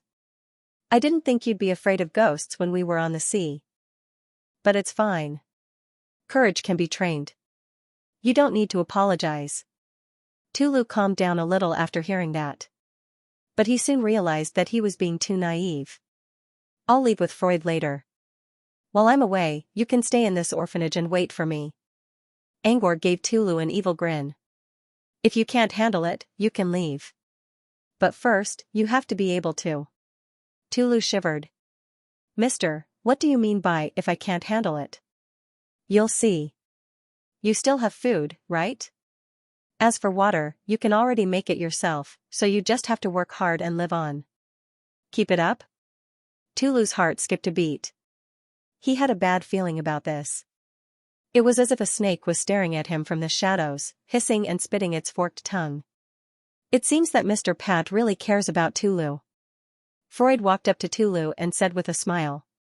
Of course. You're the future pillar of Brute Cavern, after all. Now that you're done talking about old times, shouldn't you be getting ready to leave? Freud nodded. We can go now. But can you help Sunny? Freud looked at Sunny, who was trapped in the blood formation, with a pleading look in his eyes. Before Angor could say anything, Tulu gave Angor a flirtatious wink and begged for mercy. He knew he had to stay in the orphanage for a while, and he didn't want to stay in the same place as a bloodthirsty killer. Sure. Angor ignored Tulu's warning and nodded to Freud. Angor walked to Sunny and looked at her. I'll let you go, but I need you to play a little game with this big idiot over here. What do you think? Big idiot? Sunny frowned. Angor pointed at Tulu, who was still trembling in fear. What kind of game? Sunny didn't refuse. Angor saved Freud's life, and Angor's strength alone was not something she could refuse. Let me think. Let's call it Nightmare Orphanage, Daybreak Death Trap? While Angor explained the rules of the game to Sunny, Tulu gave Freud a pleading look. He knew that Freud and Sunny were good friends. Don't worry, Sunny won't kill you. That was all Freud could say. This only made Tulu even more terrified. Tulu turned to Alda, who had been standing quietly in the corner, and hid behind Alda's back. Alda comforted Tulu, "Don't worry, Sunny is a good girl. If you can't, you can come to my place." "Your place?" Alda grunted. "This building is Sunny's turf. My turf is the playground in the back. Sunny doesn't usually come here." "Playground? You sleep there?" Tulu looked at Alda sympathetically. Alda didn't seem to mind. "I like the playground. There's a small wooden horse, a slide, and sometimes a stray cat. I used to see people through the playground, but it's much quieter now." The more Tulu listened, the more he felt sorry for Alda. What kind of life did this kid have? Not a single day of happiness when he was alive, and now he's dead. Luckily, Tulu was a pure and innocent person. If he put himself in Alda's shoes, he wouldn't have been able to hold on. At the same time, Angor also finished his plan. By destroying the energy nodes, he easily destroyed the blood array. Next, he used Narda's vision to identify some blood. Angor didn't care about the result for now. He walked to Tulu and said, "I've told Sunny that she'll come after you during this time. I hope you can survive. Oh, by the way, Alda's playground is your safe zone. Sunny won't attack you while you're there." Tulu's eyes lit up. That meant he could stay in Alda's playground for as long as he wanted. But Alda's field is only open for 6 hours each day before dawn. You can't get in during other hours, you know? While speaking, Angor released a large number of illusion nodes from his fingertips. In just a few minutes, the entire orphanage had been turned into a dark playground by his illusion. Angor put a hand on Tulu's shoulder. "I left some Easter eggs in the illusion. Maybe they'll help you." "Oh, right. Keep it up." With that, he exchanged a glance with Freud and headed for the door. On the other side, Tulu and Sunny exchanged glances. Sunny's lips curled into a sinister smile. The game begins in 10 minutes. While leaving the orphanage, Freud couldn't help but look back. Strangely, the fog-shrouded orphanage was filled with children's giggles. That kind of laughter was not caused by 1 or 2 people at all. If a mortal unluckily broke in at this time, he would probably find that he did not enter an orphanage, but a world full of strange monsters. Angor didn't leave only benefits for Tulu. There was also the new executioner he created using an illusion. "Are you sure this is a good idea, Mr. Pat?" "Don't worry, no one will die. Sunny knows what she's doing." Angor shrugged. This was a good chance to see if this game could replace the deathmatch. Freud didn't say anything else. He felt sorry for Tulu, which was why he asked this question. He knew Angor was doing this for Tulu's own good, but... Freud shook his head. Compared to the visual horror, being hunted down was more stressful. If Freud could survive this ordeal, it would help him a lot in the wizarding world in the future. Angor took out his gondola and asked Freud to board. They then headed to St. Sem City, the capital of the Central Empire. On the boat, Freud first expressed his awe at Gondola's appearance. When he saw that Angor didn't show any reaction, Freud decided to change the topic. "Mr. Pat, I think the illusion test you created in the orphanage is very interesting. If the dream whelk can create a world of its own, we can move it inside and use it as a test for talents." While listening to Freud's explanation, Angor began to wonder if he had given Freud a copy of some games or novels from Earth. He didn't think so. All the books he created in the illusion were either about transformation or traditional literature. None of them mentioned the existence of a civilization that was different from the wizarding world. But what Freud said sounded a lot like a game. "I thought Freud's research was more like virtual reality, and now it's a game?" Angor clicked his tongue. He was surprised by Freud's sudden change of topic. "What are you talking about, Mr. Pat?" "Nothing. Your idea is interesting, but we'll need the dream whelk to work with the illusion first." "I don't think that's possible," Angor said. "Also, we need the dream whelk first." Freud didn't know what to say. Angor was right. Without the dream whelk, everything would be pointless. "My instincts are telling me that the dream whelk hasn't been sent away," Freud said confidently as he looked at the bustling St. Sem City in the distance. It was already midnight when they arrived at St. Sem City. St. Sem City's style was completely the same as Freedom Coming Town's. Everywhere was filled with an artistic aura. People were singing songs on the St. Hein River that flowed through the city. Some were even singing poems to the starry sky and the tourists on both sides of the river. Angkor thought it was a shameful scene, but because of St. Sem City's artistic style, it didn't feel so awkward at all. All the citizens were enjoying the cultural atmosphere here, both physically and mentally. Even the merchants and peddlers were dressed with a strong artistic aura. Angkor and Freud, on the other hand, became an exception. Freud's attire was a typical nobleman of St. Sem City. Angkor looked sloppy and unruly. If it weren't for his decent clothes and Freud's example, he would have been kicked out of the city by the guards already. "Mr. Pat, why did you change your face and look like that?" Freud asked out of curiosity. If Angkor showed his real face, people would probably look at him with envy instead of disdain. "Just to avoid some trouble," Angkor said. "Also, I don't need to care about what other people think." Freud didn't ask what kind of trouble Angkor was referring to. He just followed Angkor to the palace in silence. Along the way, they could hear the singing of bards from time to time. Also, they could hear the melodious sounds of musical instruments coming from nearby taverns. Angkor also saw paintings of stars, rivers, and beautiful women spread out on the riverside.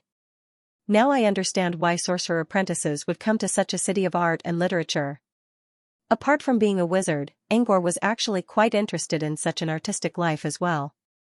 It was just like how many magi looked down on mortals, but they admired the masters of art among mortals. This was because art, to a certain extent, was universal regardless of class and class. St. Sem City has a nickname, the Resplendent City of Culture. Freud was also proud of his country. "I heard a rumor that the legendary painter-wizard used to live in the Central Empire for a while." "Oh?" Angkor was intrigued. "You mean the wizard who can connect two-dimensional and three-dimensional worlds?" Freud nodded. "Yes. But it's just a rumor. Rumors can't be groundless. There must be some truth to them, right?" Angkor was curious. "Did the painter leave a painting here?" If there really was a painting, Angkor would be very curious about it. "I don't know. Maybe. I heard the rumors about the magic painter from Naya when I was in the Tower of Hurricane." Freud's eyes widened. Naya was a princess from the Silver Heron royal family. She joined the Tower of Hurricane and became the apprentice of an Achuri witch. Unfortunately, she couldn't become a wizard, and she had no choice but to return to the Central Empire before she ran out of blood. If I'm not mistaken, she's still a wizard. Freud's words opened up Angkor's mind.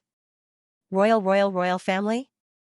He remembered when he first heard about the wizarding world and followed Mara to the Fey continent on the Redbud.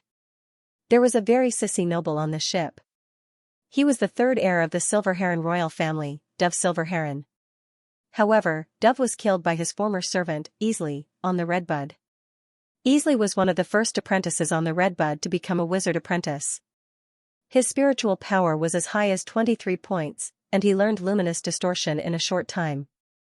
He then killed Dove for revenge. Madame Melinda, who was a level 3 wizard apprentice in the Tower of Hurricane, didn't blame Easley. She even promoted him. Dove's death was in vain. As far as Angkor knew, Dove wasn't a good man either. Easley had killed him to avenge his death. "Do you know Easley?" Angkor asked curiously. "Easley? A genius apprentice who joined the Tower of Hurricane a few years ago. Mr. Wizard likes him a lot. Do you know him too, Mr. Pat?" Freud wondered. "No. But we took the same ship to Fey continent when we were mortals." Freud shook his head. Freud shook his head bitterly. He knew that Easley had only joined the wizarding world 3 years ago, while Angkor joined the wizarding world at the same time. Freud, an apprentice who had been training for almost 20 years, couldn't even defeat Angkor in the Sea of Purification. It was such a tragedy. Now, Angkor was even stronger than before. Everyone on the same ship, including Madame Melinda, was no match for him. Was this the difference between people? Freud thought to himself sadly. Is this Naya the one who stole the dream whelk from your home? Angkor asked. With Naya's status, if she were still alive, she would definitely be in charge of the Royal Magi Corps. Who knows, maybe she really did it. Freud frowned. If she's still alive, she should be a level 3 wizard apprentice.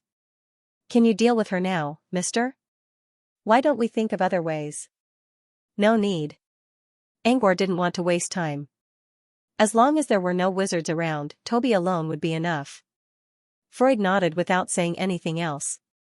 Angor didn't hide his tracks when he arrived at the palace. Instead, he flew into the spacious Silver Heron Palace. He took out a glass vial from his bracelet, which contained a drop of diluted blood. This was the blood from the blood formation that had trapped Sunny. Using Narda's vision, Angor confirmed that the blood belonged to a humanoid life form. Most likely a tree-like creature. The blood contained a lot of strange information, as well as a powerful life force. Souls weren't afraid of light, but they still couldn't resist powerful life forces. Not to mention, there was a lot of complicated information in this life force. If Sunny continued to stay in the blood array for a while, those complicated information would most likely cause her to fall. Angor took out the blood because he wanted to use it to find the person who went to the orphanage. The glass bottle was opened, and a strange energy spread out from the bottle. Angor patted Toby, who was squatting on his shoulder. Come on, Toby. Let's see who's the owner of this blood. Toby rolled its eyes and kicked Angor's face with its claw. Angor stumbled and touched his red cheek. He didn't care at all. He knew Toby couldn't smell the blood, but he had nothing better to do anyway. Angor decided to tease Toby to pass the time. He wasn't going to look for anyone at all. As long as the owner of the blood was still in Silver Heron Palace, they would be able to sense it and find him. Angor could just capture him and interrogate him. Time ticked away. Angor stayed in a small yard and found himself a chair to enjoy some devilish gravy meat while waiting for the news. 10 minutes later, he suddenly looked up at the empty yard. Come on out. You're all so strong. How are you going to hide without hiding your auras? No one answered. Angor sighed and tapped on the table with his finger. A sound ripple appeared out of nowhere and spread in all directions. All the creatures within range of the ripples felt as if their ears were ringing. By the time the ringing in his ears subsided, there were already dozens of armored knights in the small courtyard. One of them was wearing a golden armor, and he was looking at the glass vial beside Angor. 1 hour ago. After Angor left the orphanage, Jibra followed Angor's aura to the nearby area. Of course, Jibra sensed that Angor and another soul were heading towards Saint Sem City. However, he wasn't in a hurry to chase after them. Instead, he took his time to explore the orphanage where Angor stayed for a long time. Jibra stood at the entrance of the orphanage and noticed that the place was covered in mist. It was obviously an illusion. Why would he set up an illusion here? Jibra looked up at the gate of the orphanage and asked, Dream Orphanage? What a strange name. Jibra considered for a moment and decided to enter the orphanage to check it out. What was Angor doing here? When he left, why did another soul suddenly appear? Jibra lifted his foot and prepared to enter a weak spot in the illusion. But as soon as he lifted his foot, he heard a burst of strange sounds coming from the illusion. There were children's laughter, and there were also the noises of adults. He even seemed to hear the roars of magical beasts. I wonder what Angor did in there. Jibra narrowed his eyes and entered the illusion. Before Jibra could react, he heard a cold chuckle echoing in his ears. Also, it sounded like someone was whispering into his ear, and he could even feel the movement of air around him. Jibra frowned and took several steps back. There was no one around him. Before Jibra realized that he was overreacting, he heard another strange noise coming from a dark tree nearby. He raised his head and saw a pale and horrifying green face with sharp fangs sticking close to his face in an instant.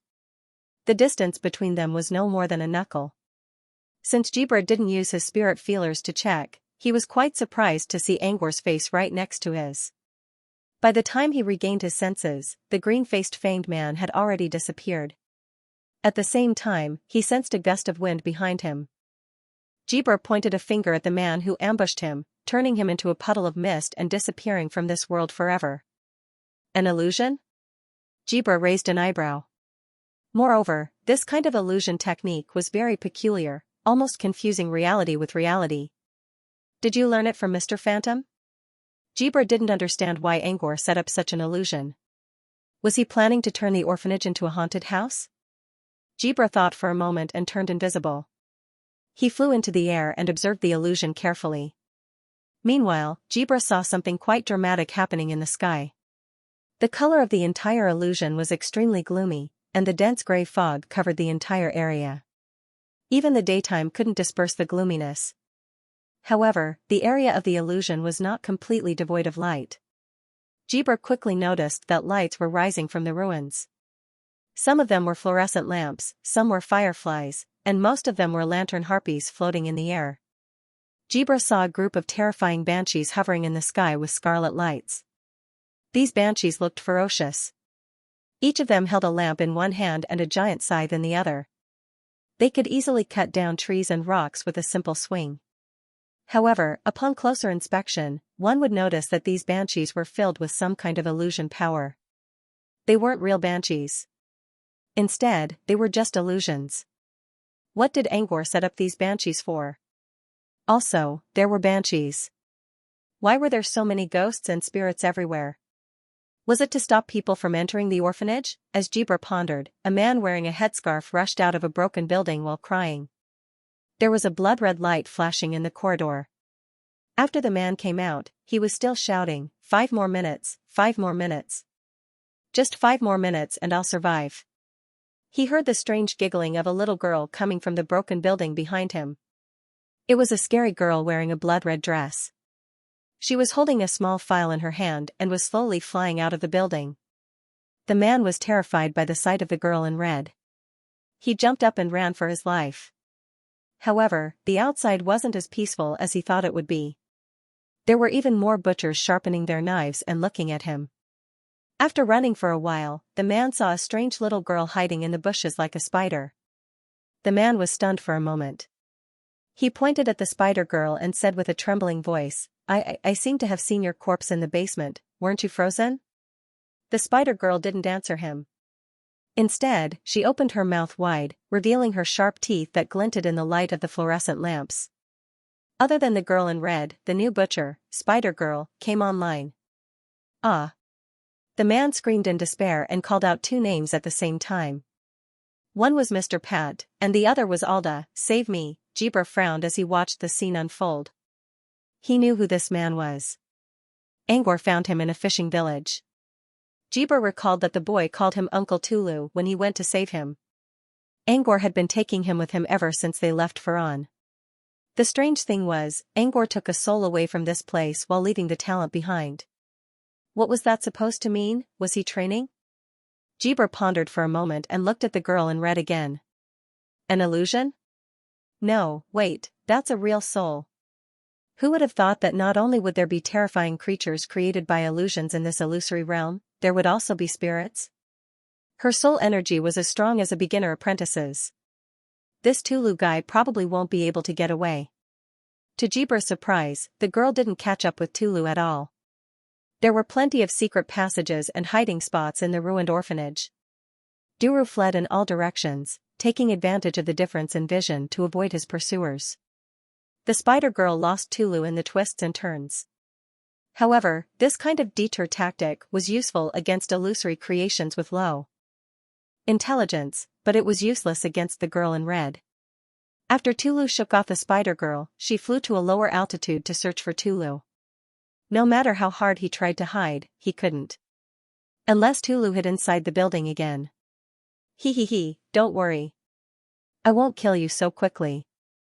I'll cut off your flesh bit by bit and use your blood to water the cherry trees. The girl in red's seductive voice drifted into Tulu's ears. Tulu looked at the girl in the red dress and hurriedly ran toward the open field. You won't kill me. Mr. Pat won't let you kill me. Tulu cried as he ran away. I'll live. Do you think I'll kill you? He. The girl's cold voice came again. Mr. Pat told me that I won't let you die so easily. But I'll cut off your limbs, use your blood, and eat your flesh. You won't die so easily, right? Every time the girl mentioned a punishment, Tulu's heart skipped a beat. He couldn't hold back his tears anymore. Jibra shook his head. You're talking so much when you're going to kill him. You're just trying to scare him, aren't you? How stupid is this Tulu? Running to the empty field. However, Jibra soon realized that he was wrong. Tulu collapsed on the ground, and the girl in red didn't chase after him. A boy with a pure soul jumped down from his wooden horse and stood in front of Tulu. "Time's up, Sonny. Dawn is over. This is a safe zone. You can't enter again." Tulu looked at the boy in front of him with tears in his eyes. "Alda, you're a good boy." Sonny floated in the air with her red dress fluttering in the wind. "Rules? I'm not going to follow them." Without hesitation, Sonny dashed into the field. But in the next second, the field was covered in a thick mist. Soon, Sonny was ejected out of the dense fog.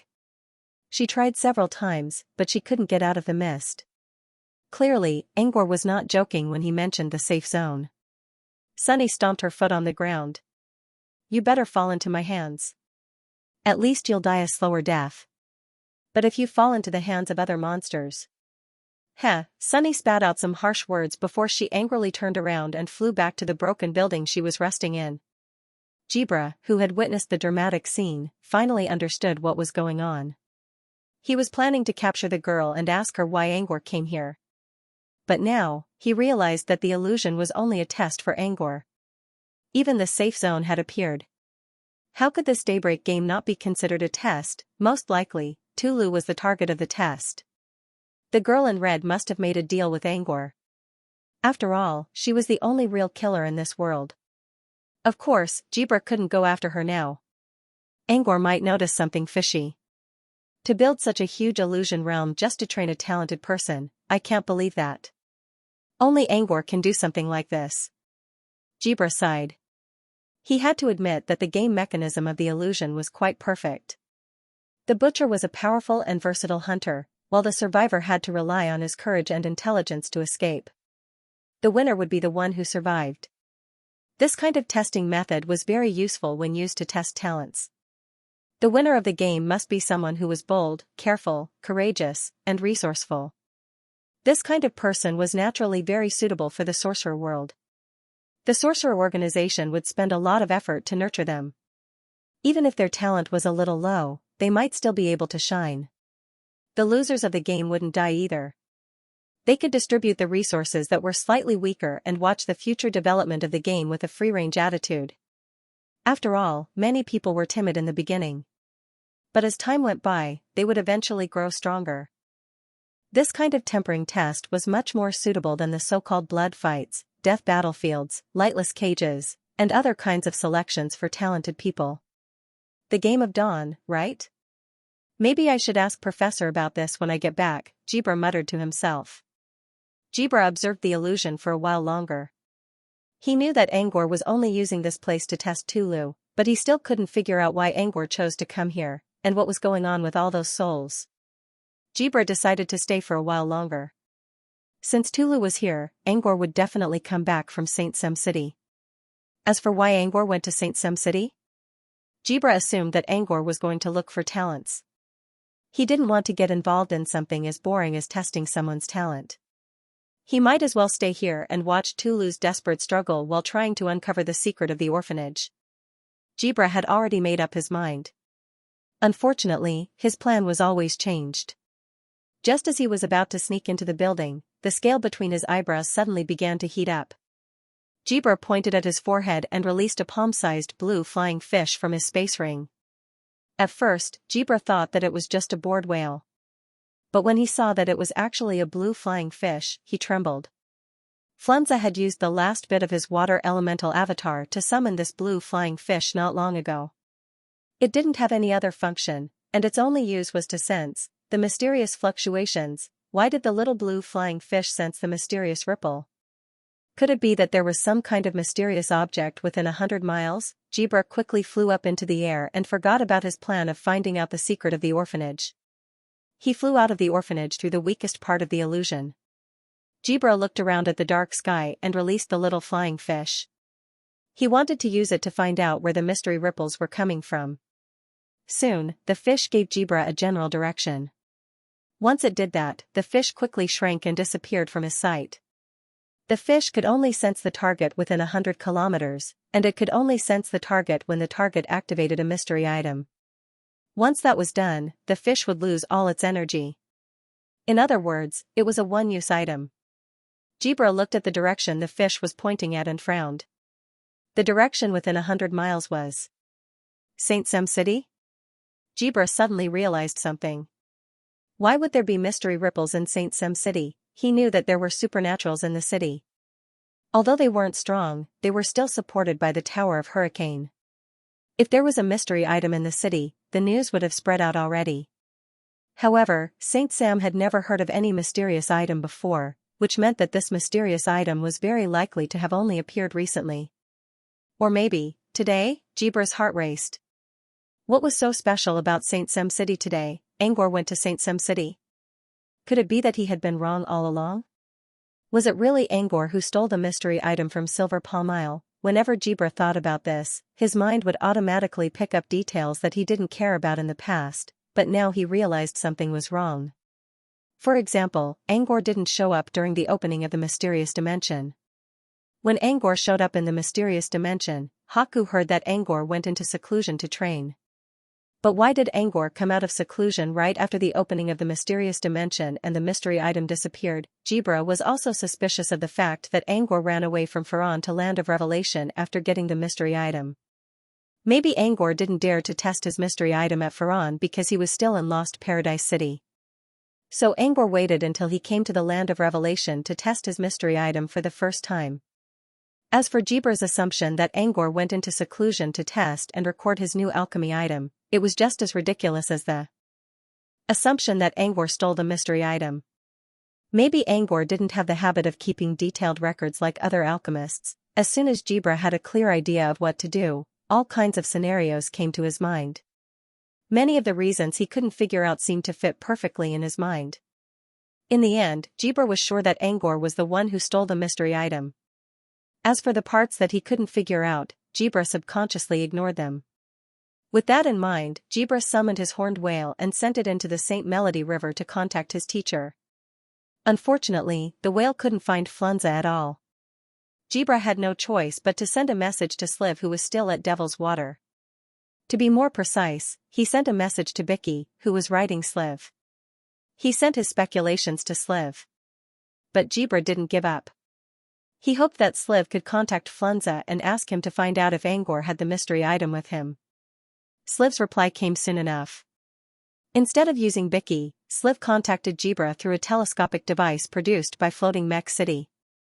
Jibra didn't mind spending 2 magic crystals to activate the device. He quickly connected to Sliv and reported the information to Sliv. Sir Sliv, these are just my speculations. There are still some details that I can't explain, so I hope you can contact my professor and ask a prophet to look into them, Jibra said. Sliv didn't respond right away. Instead, he rolled his eyes and said, "Don't worry about that. Since you already sensed the mystery energy, I'm sure it's Angor. While he's using the mystery item, go and stop him. I'll come over through the plain passageway." Jibra gave it some thought and agreed. He might not be able to slow Angor down, but Mr. Sliv could at least prevent Angor from escaping. Got it. I'll go to St. Sem City right now. Jibra nodded. He no longer cared about trying to build a good relationship with Angor. Remember to release your whale. I'll use its coordinates to locate you, Sliv said. Jibra nodded and ordered the whale to revert to its original size. The giant whale quickly covered the sky above Freighting Town. It was already late at night, so not many people noticed the anomaly. Jibra controlled the whale to fly towards St. Sem City. Meanwhile, Sliv entered the plain passageway without hesitation at Devil's Water. He didn't want to tell Flunza about this because he wanted to get the mystery item first before reporting to Flunza. That way, he could earn more credit and make up for his previous mistakes. However, Sliv didn't expect that he would end up helping Angor instead. If the prophets found Angor's location, they would activate their Crimson Veil and realize that Angor could not be detected, which would only increase their suspicion. While Sliv was traveling through the plain passageway, Jibra had already arrived at St. Sem City. St. Sem City was located right next to Freighting Town, which had a population of nearly 1 million people. Unlike Freighting Town, which was usually quiet at night, St. Sem City was a popular place for scholars to wander around in search of inspiration. Jibra's giant whale was quickly noticed by the people who were traveling in the night. The news spread like wildfire. Soon, everyone noticed the whale that was as big as an island in the sky. Everyone's face was filled with fear. They had lived for decades, but this was the first time they had seen such a terrifying beast. With Saint Sem City about to be destroyed, in the face of the threat to their lives, they no longer cared about the dignity of scholars and began to scream in horror as they fled in all directions. Inside an elegant room inside the palace, Angor was leisurely sitting in front of a table with a conch in his hand. A man and a woman were sitting in front of him. The man was Freud, and the woman was a beautiful middle-aged woman named Nea. While Freud was telling his story to Nea, Nea kept glancing at Angor and the conch in Angor's hand with a complicated expression. The conch looked like an ordinary conch, but it was pure black with some yellow spots on it, which made it look like a starry night sky. On the other end of the conch, other than the star-like light, there was also a curved crescent moon. There was a crescent moon and a starry sky, making this pure black conch look very artistic. It was precisely because of this artistic sense that Nea picked it out of all the items collected by the Bitterberry Knights under her command for her collection. She didn't expect it to be a mystery item. Although it was only a dream whelk of the Moonlight Coast, it was still a mystery item. It could be sold for 10,000 magic crystals at the sky auction, which meant it could be sold for about 7,000 to 8,000 magic crystals now. This was a huge fortune for Nea. But now, the owner of the dream whelk was here. Not only that, but he also brought an alchemist with him to demand it. They tried to fight back, but the royal wizards came out in full force, along with a team of several hundred supernatural knights. Unfortunately, Angor managed to trap all of them and turn them into lambs waiting to be slaughtered. Nea had no choice but to come out of her hiding place. First, she praised Angor, then she handed the dream whelk back to him. Before handing it over, she didn't know the specifics of the dream whelk. Only after handing it over did she learn that it was a mysterious item. She regretted it for a moment, but she soon calmed down. The land of revelation might be a remote place, but it wasn't completely isolated. She also knew that Angor was the new rising star in alchemy, the one who asked for the dream whelk. She knew that the dream whelk was only a research material for an alchemist like Angor. She was forced to give it to Angor, but she still wanted to befriend such an alchemist. She didn't mind giving it back to Freud since she had been keeping the dream whelk for a long time. With that in mind, Nea slowly calmed down. On the other side, Angor carefully observed the dream whelk structure. According to Freud, the whelk could only be activated by someone who possessed something similar to dream energy. Now that Freud was dead, the only energy he could use was his soul energy, which meant he couldn't use the whelk. There was no way he could learn any cantrips related to dreams in a short time, so he had to test the whelk with all the energy he knew and see if he could find something that could activate it. Elemental energy, illusions, and even food couldn't activate the whelk. Just as Angor thought that he couldn't activate the whelk for now, nightmare energy gave him a pleasant surprise. The dream whelk was activated, Angor didn't know why, but he decided to put that aside for now. What he needed to do now was to try out the whelk's function and learn its mystery energy. The dream whelk's mystic energy began to spread in all directions. It was at this moment that Nea confirmed that Freud was right. This was the most useless mystic item in the legends. It can pull non-living beings into a dream? Angor already knew what the whelk could do, but he still wanted to confirm it with Freud. Freud nodded. That's right. It can pull non-living beings into a dream regardless of class. It also has a certain sleeping effect on humans. Angor looked around and finally saw the round table in front of him. Let's try this, Angor muttered and tried to activate the whelk with his nightmare energy. At first, he couldn't figure out how to pull non-living beings into a dream. Thanks to Freud's guidance, Angor managed to pull the table into his dream. A mystical power enveloped the table. Soon, the mystical power disappeared, but the table remained in its original position. That's it? Angor frowned. Why didn't the table change at all? That mysterious power just now was too perfunctory. It was as if it had just gone through the motions and disappeared. Even if it was just a gust of wind, it should have caused some ripples. It worked, Freud said confidently. Do you want to see if there's a table in your dream? Angor asked. Freud shook his head. Normally speaking, you can't see a table in your dream. Why? If you think of a dream as a realm, it's boundless. The dreams of ordinary people are actually the feedback of memory fragments. If they can't complete the dream, they won't be able to enter the dream world. Freud was known as the dream reader when he was alive, so he knew a lot about dreams. Besides, even if you can complete your dream, you won't be able to enter the dream world. After all, anyone could have a complete dream. In other words, anyone could enter the dream realm. But why can't their dreams be connected? There's more to it. Angor already knew what Freud was trying to say. Naya was right beside them, so Freud didn't want to talk about it too much. So you're saying that I can do anything for you now? Yes, Angor said, since I sent the table into your dream, I can do anything for you? Freud nodded and said, yes. Both Angor and Naya were taken aback when they heard Sunder's answer. Naya always thought that mystery items were really powerful. Even if the magazines said they were useless, she didn't think they were that useful. But at this moment, she realized that her thoughts were completely taken for granted. Chicken ribs, really chicken ribs. In fact, it was useless to the point of being useless. He pulled the table into a dream, but he couldn't even detect whether it was in a dream or not. Was it just sitting there? Naya suddenly felt a little better. She had given away the dream whelk. Although she appeared to be very indifferent, her heart still ached a little. However, after learning about the dream whelk's extremely useless effects, she felt much better than before even though her heart still ached. Angor didn't say anything after hearing Freud's answer. Now, the three of them sat at the table and looked at each other. An awkward atmosphere filled the air. Angor finally calmed himself down and looked at Freud. People wake up when they're asleep. So, when will the table wake up? People fall asleep on their own accord. They'll be forced to wake up due to physical reasons. But the table isn't. It's a non-living thing, so it doesn't have any physical characteristics. So you're saying the table won't wake up from its dream? Freud considered for a moment. If you destroy the table in its dream or in real life, it'll wake up.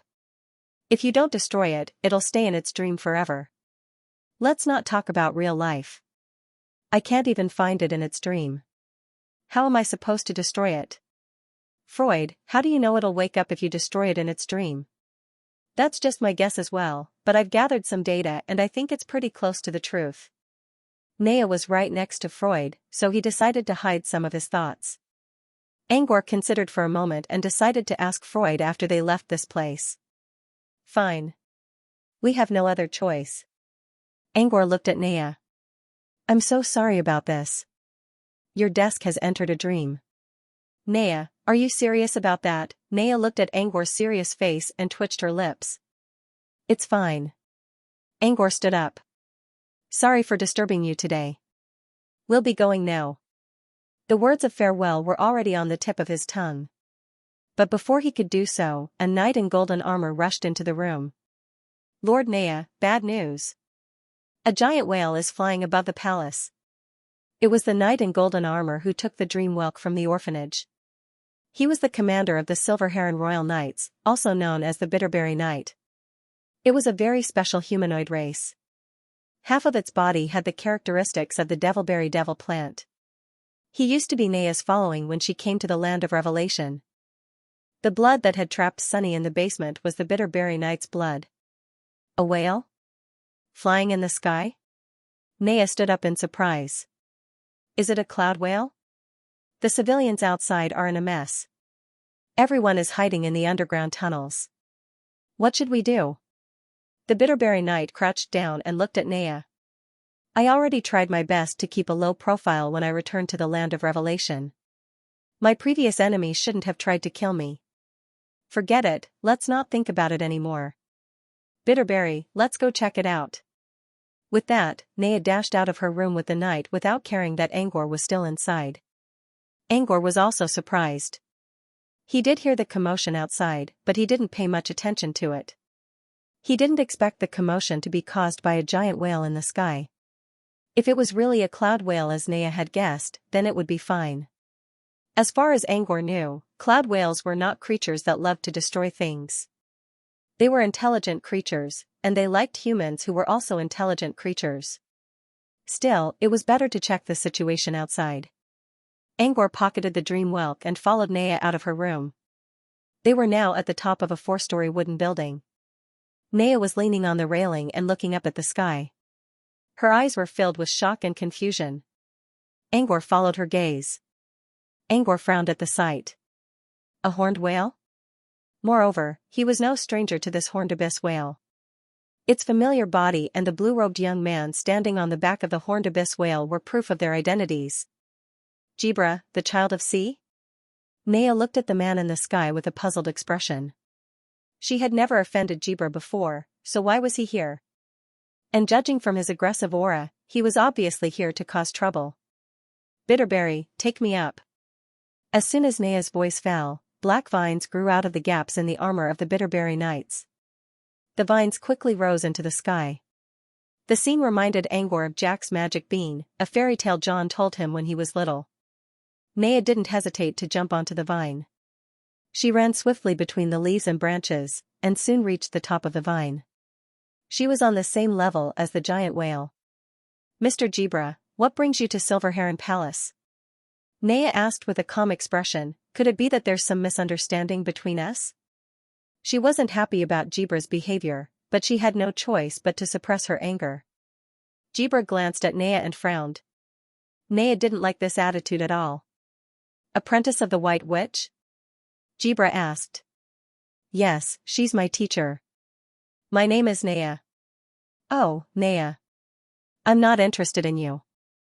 Jibra's gaze wandered around and finally landed on Angor, who was standing on top of the building. Angor noticed Jibra's gaze as well. Grimacing, he stomped on the ground and leaped into the air, leaving a trail of golden runes on his boots. Jibra. Angor noticed Jibra's gloomy expression. Do you need something from me? Jibra gave Angor a sarcastic smile. I thought you stayed at Faran to do your guide mission. But I didn't expect you to have other motives. What do you mean? Angor frowned. What do I mean? You don't know? Jibra's smile disappeared. You came to Faran with a plan. You already knew about Lucas, didn't you? There's a portal in Lost Paradise City that leads to the mysterious dimension, right? Also, you snuck in before the mysterious space door opened, didn't you? Jibra's every question made Angor's heart sink even further. It seemed he had underestimated the power of a major organization. He thought he had erased all traces of himself, but someone still found him. But where did he go wrong? Only by finding the clues could he figure out how much information his enemies knew and find a way to deal with them. Faran. Mysterious dimension. Angor quickly went through his memories and enlarged many details that he didn't pay attention to before. Could it be that Professor Guman had given himself away? Did someone go looking for Guman and find the nightmare energy he left behind, or did he leave a trace on one of the ships in the mysterious dimension? But he remembered that the island was almost destroyed when he left the mysterious dimension. Could they really find anything from the ships, or did Professor Guman not clean up the traces in the well in Shelley Garden? That didn't seem right either. He did clean up Shelley Garden from top to bottom. Angor tried to recall many things, but it only took him a moment to do so. He didn't find anything wrong. If there was something wrong, it could only mean that Professor Guman dealt with it too gently. Still, Angor didn't believe that people from Song of the Deep and Summerdew Ridge would go looking for Professor Guman after getting Lucas information. So where did Jibra find out about this? What are you talking about? I don't understand a word you're saying. Angor tried again without changing his expression or looking at Sunders. I'm going to the Faran continent to look for talents. I don't have any ulterior motives. Jibra humphed. You still don't want to admit it? Fine. I've already covered this place with water curtains. You won't be leaving this place alive. As soon as Jibra spoke, a large blue water barrier appeared and covered the entire Silver Heron Palace. You won't be able to escape with the sequence of gravity in this water prison. The water curtains were filled with sticky water elements. Being trapped in them was like being trapped in a swamp, which would block all the power of one's body. Jibra's plan was perfect. As long as Angor's body couldn't move, everything would be much easier. What he didn't know was that Angor was at his strongest when he ejected his soul. Especially after he comprehended the Tao of Soul Link, He was able to cast all kinds of magic tricks in his soul state, which made him even more powerful. I won't accept such baseless accusations. Angor spoke in a serious tone. I have no grudge against Song of the Deep. But you're accusing me of something I don't know. You're just trying to use me to attack my professor, just like how the rat nest did. His words were loud and clear. However, he wasn't talking to Jibra. Instead, he was talking to Naya and the entire world. If someone comes to investigate this matter, no matter what happens in the end, I'm on the side of reason. With that said, Angor began to chant Whisper of Spirit in his mind. On the other hand, Jibra hesitated for a second. He didn't know why Angor said those words, but he did need to consider Sunder's reaction after what he did today. Jibra considered for a moment and lowered his tone. If you hand over the mystery item you stole, I'll pretend nothing happened. I'll even ask my teacher to spare your life. He was halfway through chanting the incantation in his mind when he was suddenly interrupted. Mystery item? What mystery item? Angor frowned. What did he mean by I stole it? The only mystery item he had was the dream whelk, and he had only gotten it an hour ago. How could there be any other mystery items? Was Jibra talking about Lucas' skull? However, he hadn't touched the mysterious item at all. What mystery item? What are you talking about? Angor frowned at Jibra. Jibra looked at Angor's innocent expression and cursed in his mind. Keep up the act. You're telling me you didn't steal the mystery item from the mysterious space? Jibra's explanation enlightened Angor. He didn't know why Jibra would go to such lengths to keep him here. The water curtain and all kinds of threats made it seem like Jibra wasn't going to give up until he was dead. Although he went to the mysterious dimension Jibra mentioned, he didn't take anything away from it except for Tora's soul. Back in Lost Paradise City, Jibra also gave him a lot of benefits for no reason, claiming that he wanted to get closer to Angor. No matter how he looked at it, Jibra didn't need to go to such lengths to get rid of him. So he thought he was the one who took Lucas's skull. Angor chuckled in his mind. He knew he didn't take anything from Lucas' skull. He guessed that after he left that day, Lucas's skull was stolen by someone and they started to suspect him. But he still couldn't figure out how they found him. I don't know what you're talking about. I've never heard of the mystery item you mentioned. Angor still could not admit that he went to the so-called mysterious space that day, so he had to keep denying it. If you don't believe me, I'll give you a chance to use a truth detection cantrip. I won't resist. But from now on, we don't owe each other anything. By even, he was referring to the precious materials Jibra gave him back at Seawater Mansion. He couldn't return them since he already used some of them to craft the sea goddess. Since that's the case, I'll use this as a way to pay you back. Jibra looked at Angor's honest face and hesitated again. Did he really think Angor was wrong to accept a truth detection cantrip like this? Jibra gulped and tried to get rid of the unnecessary thoughts in his mind. Then, he looked at Angor with a serious expression. He wanted to see if Angor was trying to trick him with words. However, Angor was still standing there with a cold expression. He did not feel guilty at all. What? You don't want to ask anymore? Angor looked at Jibra's reaction and had a rough idea of what Jibra was trying to do. Jibra's hesitation meant that the man was also suspicious of him. Since they had doubts, Angor was sure that they did not have any solid evidence yet. Maybe they didn't even know if he went to the mysterious space or not. In fact, Jibra's questions might not be true at all. Jibra had been questioning Angor with guesses all the time. For example, when he said that there should be a portal to the mysterious space in Lost Paradise City, Jibra used a question instead of an affirmative one. This meant that Jibra wasn't confident enough. I'm giving you a chance because of the materials you gave me before. If you don't want to ask, I'm leaving. Besides, we'll be even after I leave. Jibra looked at Angor's calm face and felt even more uneasy. The bias in his mind slowly returned to normal. It was true that they didn't find any solid evidence on Angor's body. All their questions were guesses. Could it be that he was wrong again this time? While Jibra was still hesitating, a powerful aura suddenly descended from the sky. Fine. Since you're willing to accept a truth detection cantrip, I'll be the one to ask. What do you say? A faint voice came from behind Jibra. Angor looked up and saw a spatial crack appearing in front of him. A giant ray came out of the crack and floated in the air. A handsome young man with long silver hair was standing on top of the ray and looking down at Angor. There was no way Angor would mistake such a powerful aura. The intruder must be a wizard. His expression slowly turned grim. Even wizards were alerted. Angor began to calculate his chances of escaping with all his might. He was already strong enough, but the aura released by a wizard still made his body feel heavy. Even if he ejected his soul, it would still be difficult for him to resist the aura of a wizard. Under such circumstances, the chances of escaping would slowly decrease. Still, it wasn't impossible. If he had enough time, he could create a chance to escape. Besides, with Blood Knight's protection, he believed that he wouldn't be discovered so easily even if he managed to escape.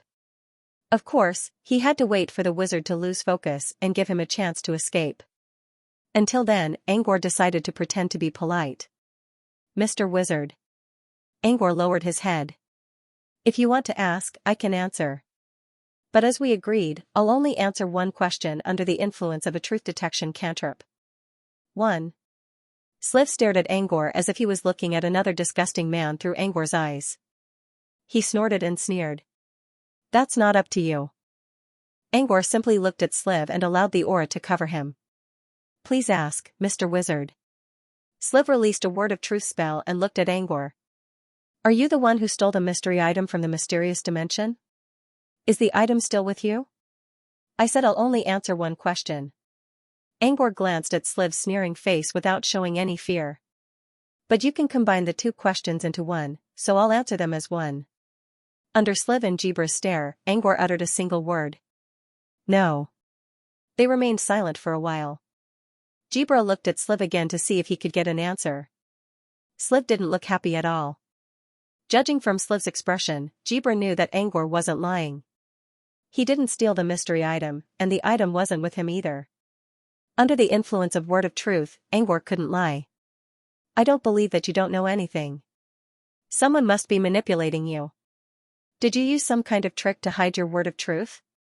Tell me, is it you who went to the mysterious dimension?" Sliv stared at Angor with a ferocious expression. He couldn't believe that he came here for nothing again. "I've already answered one question, so I won't answer any more." Angor knew that if he answered the question, he would be treated as a suspect because he did go to the mysterious dimension. Angor set the limit of one question on the truth detection cantrip because he didn't want to expose himself if he asked too many questions. What he needed to do now was to pretend to be unwavering and never compromise in the face of great power. In this way, they wouldn't focus on why he only answered one question. Instead, they would think that he was just being stubborn. Sliv kept pressuring him and pressuring him. Angor clenched his teeth and remained silent. His eyes were filled with hatred and anger for being wrongly accused. As expected, Angor's uncompromising attitude didn't attract any attention from the crowd. In fact, Jibra and Naya, who was trembling on the other side, completely believed Angor's words, regardless of whether Sliv believed Angor or not. Sliv believed Angor since he knew that his word of truth was still working, and the spell couldn't fool him. However, he was still annoyed by Angor's attitude, which reminded him of the time when he was fooled by Sunders. Therefore, Sliv was even more enraged because of the emotional connection between the two of them. Without asking any more questions, he kept pressuring Angor with his aura. Ever since Angor's right arm transformed and his bloodline was reborn, Sliv's ability to resist auras greatly improved. He could barely move under the pressure of a truth-finder monster like the Leviathan, let alone Sliv. However, Angor knew that he had to keep up his act, so he didn't relax. Instead, he coughed up blood and staggered in the air. His eyes were filled with hatred. Seeing this, Sliv became even angrier and even tried to kill Angor in secret. Angor noticed the murderous intent in Sliv's eyes. He coughed up another mouthful of blood and took out a red bead from his bracelet as if he was struggling. Angor pretended that he was going to crush the bead. When Sliv saw the red bead, he immediately stopped pressuring Angor. The red bead was emitting an aura that both annoyed and frightened him. There was no mistaking it. It was Sunder's essence blood. "You're accusing me like this because you want to get rid of my professor? Is this how a major wizard organization does things? You can't do anything to my professor, and now a wizard is trying to kill me?" Angor put on a pitiful look. What's the difference between you and ants? Sliv didn't care about Angor's words. He was still staring at Sunder's essence blood. Sunder's left some essence blood in Angor's body, which meant he valued Angor greatly. But it made sense. Angor's current achievements would be valued by any wizard organization, not to mention Brute Cavern, which was basically an alchemy desert. If Sliv really killed Angor, Sunders might not be able to come here in time, but he would definitely be able to sense the situation through the essence blood. If word of this got out, not only would they become enemies with Sunders, but their relationship with Brute Cavern would also be ruined. The relationship between Song of the Deep and Brute Cavern wasn't exactly good, but Sliv was the one who caused it. Amaken's faction, which hated him for a long time, would definitely use this as an excuse to kick up a fuss. After all, this was a matter that involved the two major organizations. Even Funza would not be able to protect him. Killing Angor was easy, but it would also bring him a lot of trouble. With this in mind, Sliv slowly calmed down. However, the arrow was already knocked on the bowstring. If he pulled it back now, he would lose face. While Sliv was in a dilemma, Angor was still trying to find a chance to escape. Jibra, on the other hand, noticed Sliv's dilemma. He considered for a moment and stepped forward to take over the conversation.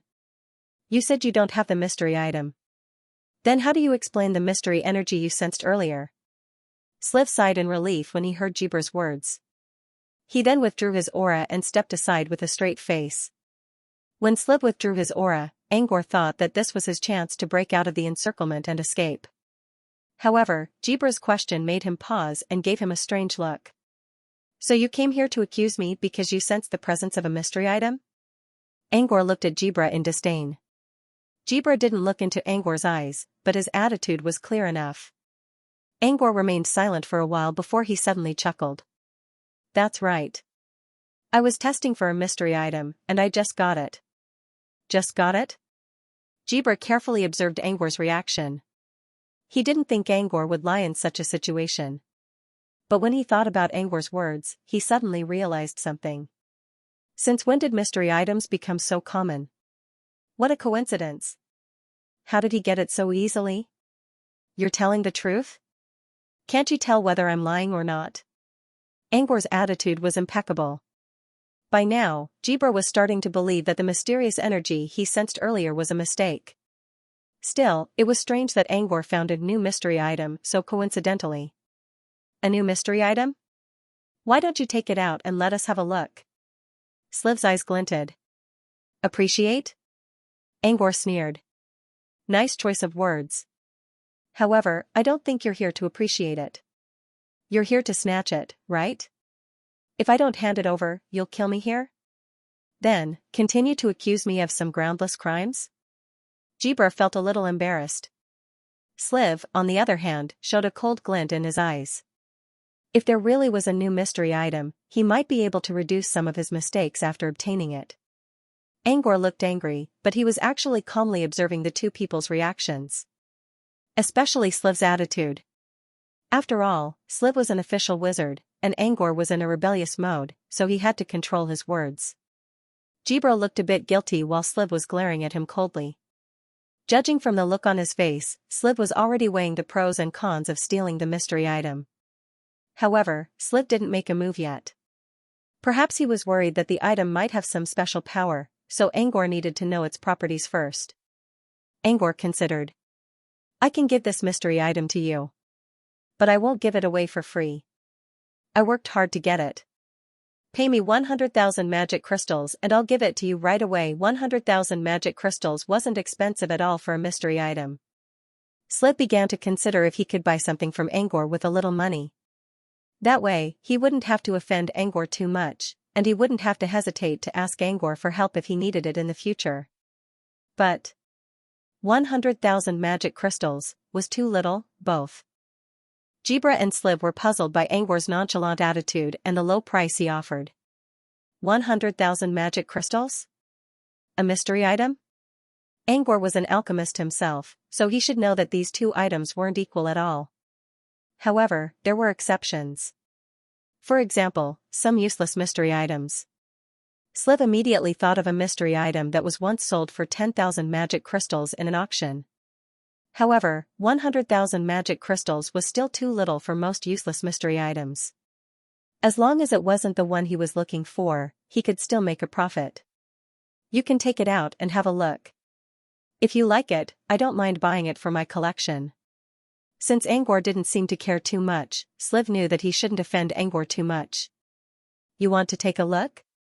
No problem. He took out the dream whelk from his bracelet and placed it on his palm. I got it from Nea today. If you don't believe me, why don't you ask her yourself? Jibra quickly looked at Nea, who was pretending that she didn't exist on the vine. Nea quickly nodded. She didn't need to use truth inspection to know that Angor wasn't lying. It seemed that the conch-shaped mysterious item was indeed obtained from Nea. With that in mind, Jibra carefully inspected the whelk in Angor's hand. The more he looked at it, the more he felt that the whelk looked familiar. Mr. Sliv, why do I feel like I've seen this whelk in a book before? Jibra frowned. Sliv, on the other hand, recognized the item at first glance. He thought that as long as it wasn't that mystery item, he would at least make a profit even if it was useless. But he did not expect it to be this item. Sliv sighed. It's the mystery item that sold for the lowest price in the history of Sky Auction 30 years ago. The dream whelk of the Moonlight Coast. Jibra quickly realized what Sliv was talking about. Yeah, I remember now. It's the most useless mystery item in the world. Give me 100,000 crystals, and it's yours. Angor's voice reached their ears. The whelk's appearance meant that Angor's theory was confirmed. The mystery energy Jibra sensed must have come from the dream whelk. Also, Nea could testify to that. It was all a blunder. His blunder only resulted in him offending Angor and losing his friendship with Angor. 100,000 magic crystals? Sliv humphed. I won't take it even if it costs me 10,000 crystals. But he knew that he had offended Angor a little too much, so he didn't need to show his disdain for the whelk. Sliv glared at Jibra. This whelk doesn't suit me, so I won't take it. Maybe Jibra will need it. He's the one who found it. Without hesitation, Sliv turned around and entered the plain passageway. At the same time, he spoke to Angor again, don't ever bother me again if you don't have a valid reason. Otherwise, I'll teach you a lesson that you'll never forget even if your teacher is Xianxia. It was clear that Sliv was talking to Jibra. Seeing Sliv leaving, Angor felt a little relieved. He wasn't afraid of Jibra at all. Jibra's expression darkened because of Sliv's words. But he still had to put on a flattering look in front of Angor. Now that the misunderstanding was resolved, Jibra's second mission, which was to obtain the item Angor made for him, which was something that could help him learn from Xianxia. However, Jibra's previous actions had already ruined their friendship. It would be difficult for him to get back on Jibra's good side. Do you want it? Angor waved the dream whelk in his hand. No, no. Jibra quickly shook his head. He didn't have that many magic crystals on him. Angor snickered and put away the whelk. Next, he took out his gondola, went to the attic, picked up Freud, and prepared to leave. Angor didn't pay any attention to Jibra at all. Before Angor could leave, Jibra called out, "It's all my fault. It's all a misunderstanding." Seeing Angor ignoring him, Jibra took out a white pouch from between his eyebrows. There are some materials inside. Please accept them. Just take it as an apology for my previous misunderstanding. Like I said, we don't owe each other anything now. Jibra glanced at Angor. But I'll accept your apology. I got hurt for no reason, so I'll take it as compensation. Angor turned to leave. Before he disappeared into the horizon, Jibra sent a voice transmission to him. I'll forgive you for following me. But from now on, I suggest you don't follow me anymore. Clearly, Jibra didn't just ruin his relationship with Angor. He also discovered Angor's mystery aura too quickly, which exposed his intention of following Angor. Jibra was starting to doubt whether he could complete Xianxia's mission in the end. Sitting on the airship, Angor was also lost in his thoughts. After this fight, he figured out many of his questions and had a general idea about what happened after he left the island. But the most terrifying thing was that Jibra had been following him all this time without him noticing. Now that he thought about it, ever since he left for on land, he sensed a strange energy coming from the bottom of the sea. He thought it was a sea monster, but it was probably Jibra's doing. As for why Jibra was tailing him, it was probably because Luca's skull was stolen, which made Jibra a suspect. However, Angor also learned that wizards with long lifespans weren't idiots. They were smarter than anyone else. For example, even if Angor hid his tail well and made sure he didn't miss anything, Jibra would still list him as a target if he sensed something wrong. From now on, Angor had to be more careful. After all, even though adepts often displayed an arrogant and prejudiced attitude, they would never overlook any clues or let anyone off the hook when it came to the actual situation. The attitude I displayed was the pride that came from my bones. But I won't overlook anything I despise because of my pride. To put it simply, I shouldn't look down on others, but in principle, I should respect them. Angor felt a little frustrated about what just happened, but it was not a bad ending. At least he could forget about Jibra's favor for the time being. Moreover, this mishap should reduce their suspicions of him by a lot. After all, Sliv's truth check told him that he didn't take the mystery item. "Are you all right, Mr. Pat?" Freud suddenly spoke up. "You're right," Angor said. Freud continued when he saw Angor's puzzled look. "I think Mr. Sliv's aura hurt you, sir." Freud was referring to the incident where Angor vomited blood. "I'm fine." Angor waved his hand. He was not injured at all. "You said he's Mr. Sliv. Do you know him?" Freud nodded. "I've only heard rumors about Mr. Sliv. He's from Song of the Deep, nicknamed Warlock of Big Fish. He's an expert in both summoning and ocean spells. That giant ray under his feet is his summoned beast, Becky." "Warlock of Big Fish, Sliv." Angor muttered the name in a low voice. He didn't show any emotion on his face, but he had already committed the name to memory. Freud wanted to ask more about the incident, but he swallowed the words back down. He was now a soul. What difference would it make if he knew the name? Soon, they arrived at Freighting Town. Angor sensed the illusion around the orphanage and saw Tulu sleeping on the playground with a frightened look on his face. Alda was sitting on a wooden horse beside him, looking at the mist outside the safe zone with curious eyes. Angor entered the orphanage. But before he could go any further, he suddenly stopped under a tree near the entrance and frowned. He realized that the green-faced fanged ghost that he had set up around the tree had disappeared.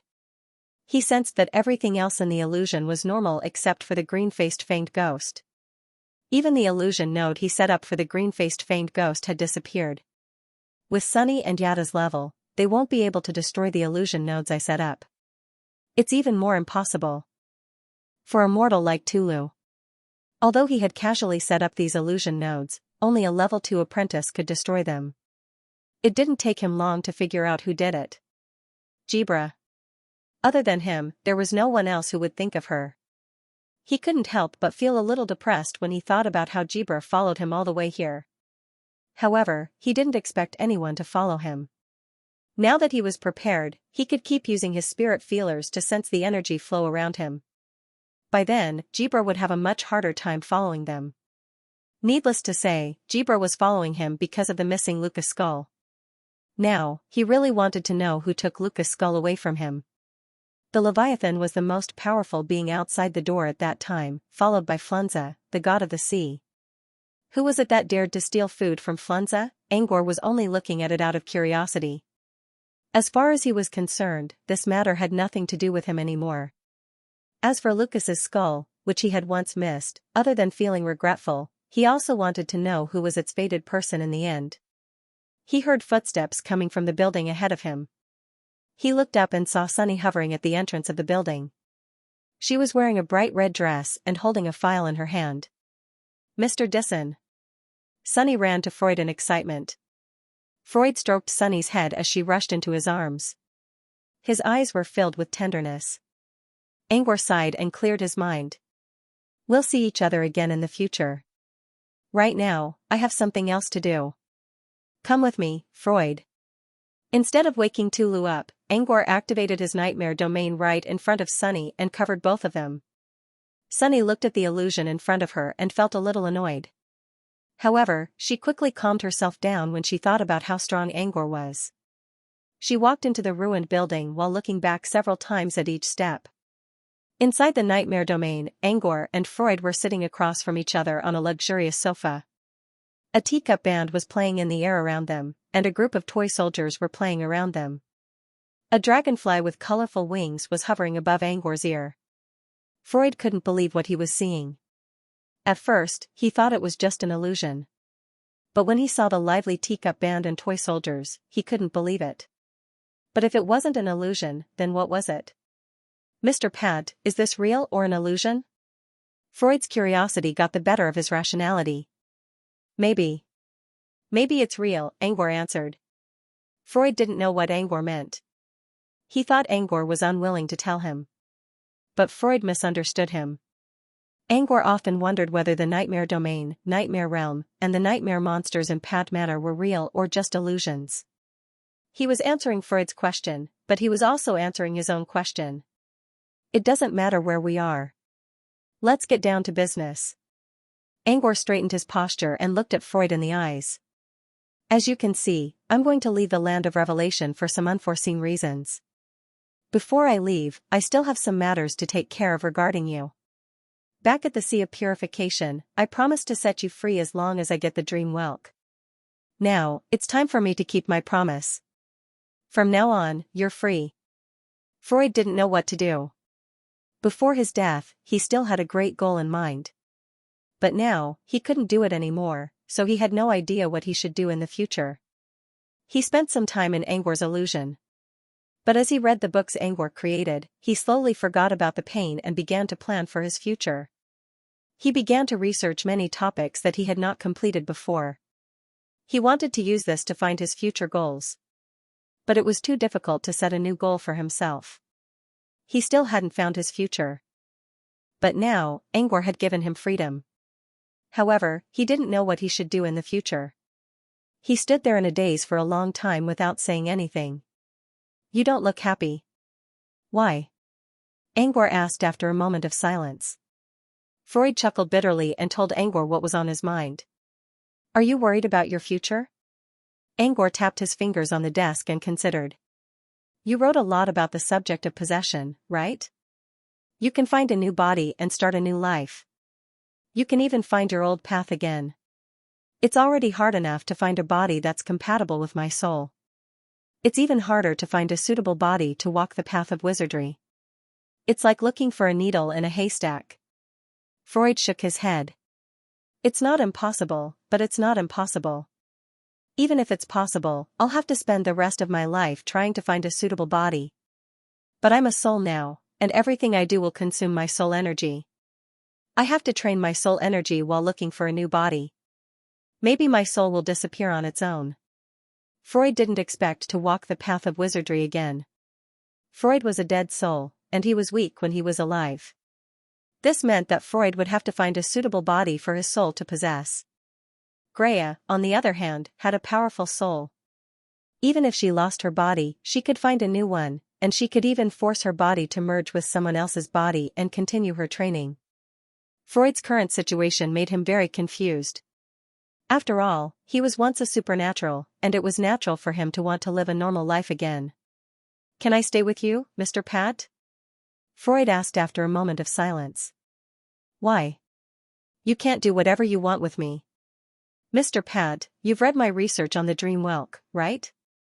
I want to finish it. I think it's a great project. You think it's your future goal? I don't know. But I have a feeling. Maybe I can use it to achieve my goal. Angor gave Freud a thoughtful look. You think the dream whelk can really be combined with illusions? Freud wanted to say yes, but he couldn't bring himself to say it.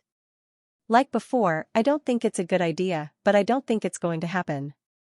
Angor paused for a second. Compared to the study on combining dreams and illusions, I think the book I gave you earlier might be more helpful. Angor was referring to lucid dream research. Lucid dreaming was actually maintaining a lucid state while dreaming, possessing complete logical consciousness and subjective behavior. One of Freud's research projects was about using the dream whelk to pull alchemy items into a dream and conduct alchemy experiments without using any materials or limiting the number of times they could be used. This idea could be called infinite alchemy. Angor found it interesting. By studying the dream whelk's characteristics, he might be able to achieve it. However, Freud wanted to combine dreams and illusions in order to achieve infinite alchemy.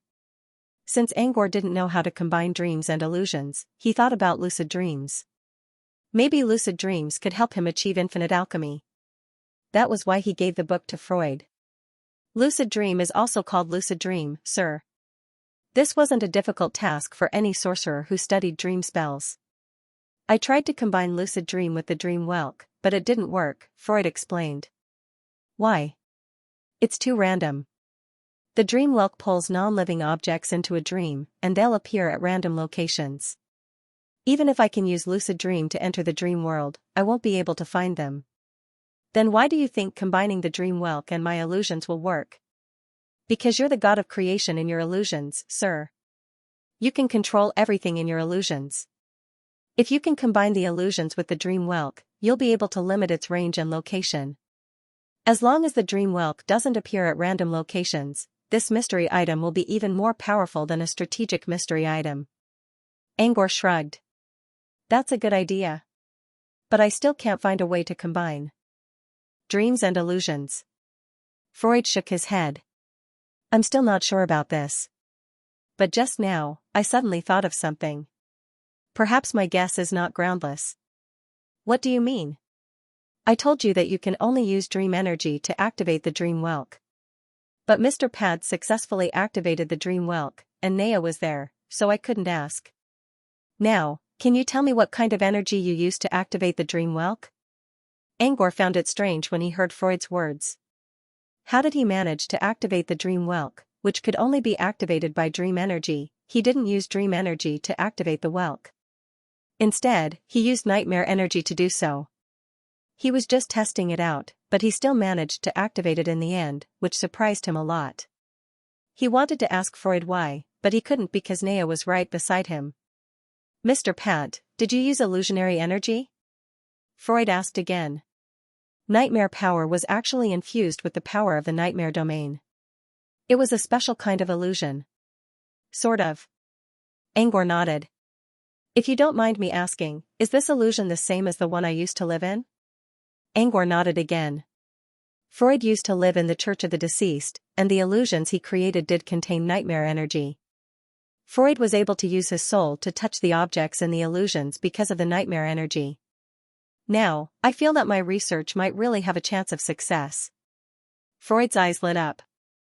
Mr.'s illusion can activate the dream whelk, which means we can build a bridge between the two realms. Next, I'll have to solve the remaining problems one by one. Freud's mind was already filled with all kinds of possible problems that might arise in the process. His thoughts were like a runaway wild horse, carrying out all kinds of imaginative ideas.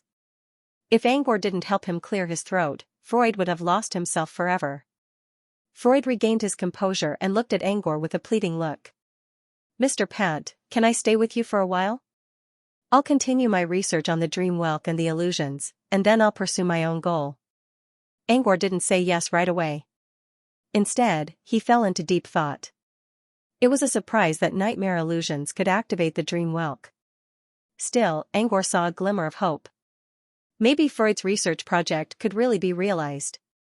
However, if Freud wanted to continue his research, he would have to learn about nightmare illusions first. And Sunders forbade Freud from sharing any information related to nightmare illusions with others. Freud noticed Angor's silence, and his excitement was quickly replaced by anxiety. He thought Angor would agree right away because the research project had great value in the future. But now, it seemed there was something else that troubled Angor. After a long moment of silence, Angor finally broke the silence. He did not agree or disagree. Instead, he asked an unrelated question. Have you ever heard of the Oath of Lo, Freud? Freud's expression darkened. Mr. Pat, is this really necessary? Freud's voice was trembling. This research is going to shake the entire wizarding world in the future. This will only be beneficial to you, sir. There's something I can't tell you unless you're one of us. Freud was silent. The full name of the Oath of Luo was the Oath of Followers drafted by Luo on the Blue Plains. This was a very restrictive contract. Once a follower made the oath, he or she would no longer be his or her owner. His or her body, mind, and soul would all belong to him or her. The only restriction on the owner of the contract was that he or she could not kill his or her follower without a good reason. However, this restriction was not very strict. At most, it could only guarantee the follower's safety for a while. Normally speaking, Oath of Lo was used by losers or losers who were forced to make it. This was why Freud's expression changed so much when Angor mentioned the Oath of Lo.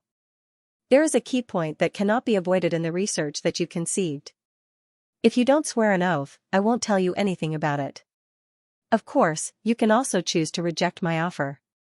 What's your choice? After a long moment of silence, Freud chose not to make the oath. Angor understood Freud's decision. Most supernaturals were proud people. Freud's death did not erase the pride that was deeply engraved in his or her soul. No supernaturals would willingly make an oath unless there was no other way out. Yes, but I still need to make a contract with you, Angor said. Freud's face paled at Angor's words. He thought Angor was going to force Freud to sign the oath because he was angry about the rejection. However, Angor did not do that. Don't worry. It's only a contract witnessed by the world's consciousness. According to the contract, you are not allowed to pass on any research related to the dream whelk to anyone else, even if it's just an accidental disclosure. Angor only made this request to protect himself. Freud's research was still a hypothetical idea. However, since the dream whelk could be activated by nightmare illusions, it had a chance to succeed. If the research was successful, the dream whelk would become a strategic level mystery item, or even higher. If someone else found out about the dream whelk's research, Angor would be in great danger. After what happened to Jibra, he had to be careful in every aspect so as not to leave any loose ends behind. Sure. Freud nodded after realizing what Angor meant. Angor did not deactivate his nightmare domain. Now that we're alone, do you mind telling me more about the whelk? Angor took out the dream whelk and showed it to Freud. Freud only told Angor half of what he knew about the whelk when he was with Nea. Now that he had it, Angor wanted to know more about it. Freud did not refuse. He told Lucien everything he knew about the dream whelk as well as the things he knew about dreams. Freud was a practitioner of dream energy, and his nickname was Dream Reader. Therefore, his understanding of dreams and the dream whelk had reached a very high level. Freud's explanation helped Angor gain a better understanding of the dream whelk. When the sun rose over the horizon, Freud finally told Angor everything he knew about the whelk, as well as some of his experiments. Finally, he removed the nightmare domain from his body. When the dream disappeared, Sunny, who had been watching through the window of the building, rushed out and threw herself into Freud's arms. Are you going to stay here forever? Angor raised an eyebrow. Freud put Sunny down and gently stroked her hair. However, his eyes were filled with confusion as if he could not see the future. Sunny was also worried about Angor's question. She looked at Freud expectantly, hoping that he would stay here. After a while, Freud sighed. Before I find my next target, I'll probably stay in the orphanage. Aren't you afraid that Nea will come looking for you? Will the people from the Tower of Hurricane come looking for you if they know your soul is here? No, they won't come for me. I'm just a soul, and I'm no longer useful to them. Freud was a little dejected. Angor nodded. All right. I hope you can live the life you want. With that, he turned around and prepared to leave with Tulu. Freud suddenly stopped him. Mr. Pad, we signed a contract yesterday before we left for St. Sem. I owe you a promise. Do you have any requests? Angor stopped. He was going to tell Freud to keep the promise for now, but he did have a favor that Freud could help him with. The dream whelk experiment you mentioned just now has piqued my interest. Why don't you teach me a trick to enter a dream? Freud was a little surprised. Are you going to study how to combine the dream whelk with illusions, mister? Angor pursed his lips. I'm very interested in your research. But since you don't want to swear an oath, I'll have to do it myself. Freud hesitated. He really wanted to continue his research, but he didn't want to lose his freedom. What's wrong? You don't want to teach me a dream walk cantrip? It's fine if that's the case. No, I can teach you, mister. Can you take me back to my room in the Church of the Deceased? Give me some time, and I'll record the dream walk cantrip and leave it there. Angor nodded and placed Freud inside the church. Freud spent half an hour in the Church of the Deceased to write down the second-level cantrip, dream walk. After making sure everything was fine, he walked into the mist and put Tulu inside his gondola. With that done, he prepared to remove the illusion from the orphanage. "Mr. Pat, can you keep the illusion here?" Freud suddenly asked. "Why?" "I don't want to be disturbed by outsiders, and I don't want Sunny to kill anyone. I want to stay at the orphanage with Sunny and Alda for a while. This illusion can at least be used as a barrier to stop outsiders from coming in." "Sure. I'll give you the second authority over the illusion. You can control the illusion as you wish. However, you can't alter or analyze the illusion." "That's good enough." "Thank you." Freud smiled. "By the way, can I let someone else in here to experience the daybreak illusion? You don't want outsiders to disturb you, do you? I think this illusion game is quite interesting. Maybe I can use it as a source of income after I find a suitable host. You know, there are always people who like to spend money and seek thrills. Instead of earning money from mortals, why don't you run this place as a testing ground for talents? Maybe you'll earn even more money." After joking around for a bit, Angor prepared to leave. When he boarded his gondola, Freud suddenly made up his mind and flew to him. "Mr. Pat, if you succeed in your research, can you come find me?" "Huh? I'll swear an oath then." Jibra had already turned into a water elemental and was heading toward the sea through the Saintim River. Just as he was about to reach the estuary, a water elemental with a blurry face suddenly appeared in front of him. "Professor," Jibra called out in a low voice. It was Flanza's water elemental avatar. He sighed and looked at Jibra. "Sliv told me what happened here. I'm sorry. I screwed up." Jibra lowered his head and apologized in a low voice. "It's not your fault. No one would have thought that such a useless item would show up here." Flanza didn't blame Jibra. "You made a mistake, but at least you didn't start a war with him. As long as you don't go all out, things won't get worse." "Professor, do you mean I should keep following Angor?" "But he already found out that I'm following him, and he warned me not to follow him anymore." Flanza didn't answer Jibra's question right away. "Did you tell him about the alchemy item that can help us in the sea?" "Nope. It's too complicated, and Angor doesn't like me. I didn't want to bring it up." "That's good." Flanza considered for a moment. "Do you still want to follow him?" "No. Angor already passed Sliv's word of truth test. He doesn't know anything about the mysterious space." Jibra hesitated for a moment. "But I still haven't found that alchemy item. If you don't want to follow Angor, then forget about it." Flanza shook his head. "Besides, Angor is already on guard.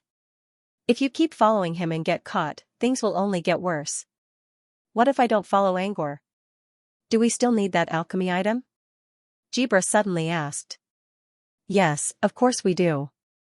I have a feeling that the item will help Song of the Deep grow even more." Flanza paused. "If we can get it, we'll slowly become stronger than our peers, and we'll have more room to maneuver against Amakan." "But how am I supposed to get it now?" Jibra asked. "In the world of adepts, as long as there are enough benefits, even adepts who have shed all pretense of cordiality can sit down and negotiate peacefully. Besides, we're not that close to Angor yet." Flanza didn't really care about his relationship with Angor. "Instructor, you mean to say that we should lure him with benefits?" Flanza nodded with a smile. "Your senior sister, Sang Yi, has returned recently. She discovered an abandoned lab belonging to the great sorcerer of trickery during her travels. She found an illusionary item in there." Jibra knew exactly what Flanza was trying to do. "Originally, I intended to let you negotiate with him and exchange for it through friendship. But since you made a mistake on your side, I can only use this illusion item as a bargaining chip." Flanza sighed. "Well, it's just a supplementary item anyway, and we don't have any illusionist apprentices. It's a fair trade. So, when should we do it?" At this time, his rebellious mentality might not have subsided yet. It's hard to calm down a young man's emotions, so the transaction can wait. As for when, stay at the Land of Revelation for now. Once Angor returns home to visit his family, he'll definitely come back. Send some people to keep an eye on the ships of the White Clam Shipping Company. We'll make arrangements when we find Angor." Jibra finally felt relieved after hearing that. He didn't want to follow Angor anyway, and now, he got what he wanted. Did you encounter any problems during your training? Xianxia asked about Jibra's recent progress. Not really. But I ran into something interesting in freighting town. Gondola was flying leisurely over the sea. After entering the whalebone sea, Tulu finally regained his consciousness. He was still trying to figure out who am I? Where am I? What am I going to do? But Angor didn't give him a chance to figure it out. While Tulu took control of Gondola, Angor fell into deep thought. He was still thinking about what Freud had said to him when he had left. He didn't understand what Freud meant. If Freud swore an oath, Angor would have agreed to let him do the research himself. But Freud refused. When Angor was about to leave, Freud said he wanted Angor to join him after he finished his research. Wasn't that self-contradictory? Angor couldn't understand Freud's logic at all. But it didn't matter. Even if Freud joined Angor's research, the man could only provide him with ideas. Angor had to figure out all the practical details on his own. Angor could do it all by himself. And if Freud succeeded, he wouldn't mind going to see him. After all, Angor was the one who suggested this idea. With Freud out of his mind, Angor went back to his lazy routine. During the day, he would lean against the railing and daydream. At night, when Tulu was resting, he would study Dream Walk and use Tulu as an experiment subject. From time to time, he would reach his spirit feelers into the sea to check if anyone was following him. But Jibra seemed to have learned his lesson. Angor didn't sense anyone following him on the way. And so, the days went by one after another. Ever since he created Crimson Veil, he didn't have to worry about the rat ants anymore. In other words, he could now remove his disguise and return to his real appearance. Still, it was too easy for him to maintain his lazy, unkempt appearance. No matter how unruly he was, it didn't feel wrong at all. Once he regained his true appearance, if he continued to laze around, Sunders would probably give him a good beating. Before Sunders left, Angor stayed at Phantom Island for a while. During that time, Sunders didn't say anything, but whenever Angor showed any sign of laziness or wrinkles on his clothes, Sunders would automatically look at him. Because of this, Angor's first disguise after leaving Phantom Island was that of a lazy, unkempt uncle. More than half a month passed in such a lazy manner. The Whalebone Sea was the last route before reaching the Old Earth. According to Tulu's calculations, they would arrive at the Old Earth in a few days. He couldn't help but feel a little emotional when he thought about reuniting with the land he hadn't seen for so long. Maybe it was because he was so close to home. He had only been away for 4 years, but for someone who had never left his family, he had to learn how to be independent, embark on the path of wizardry, and keep the 5-year promise in mind.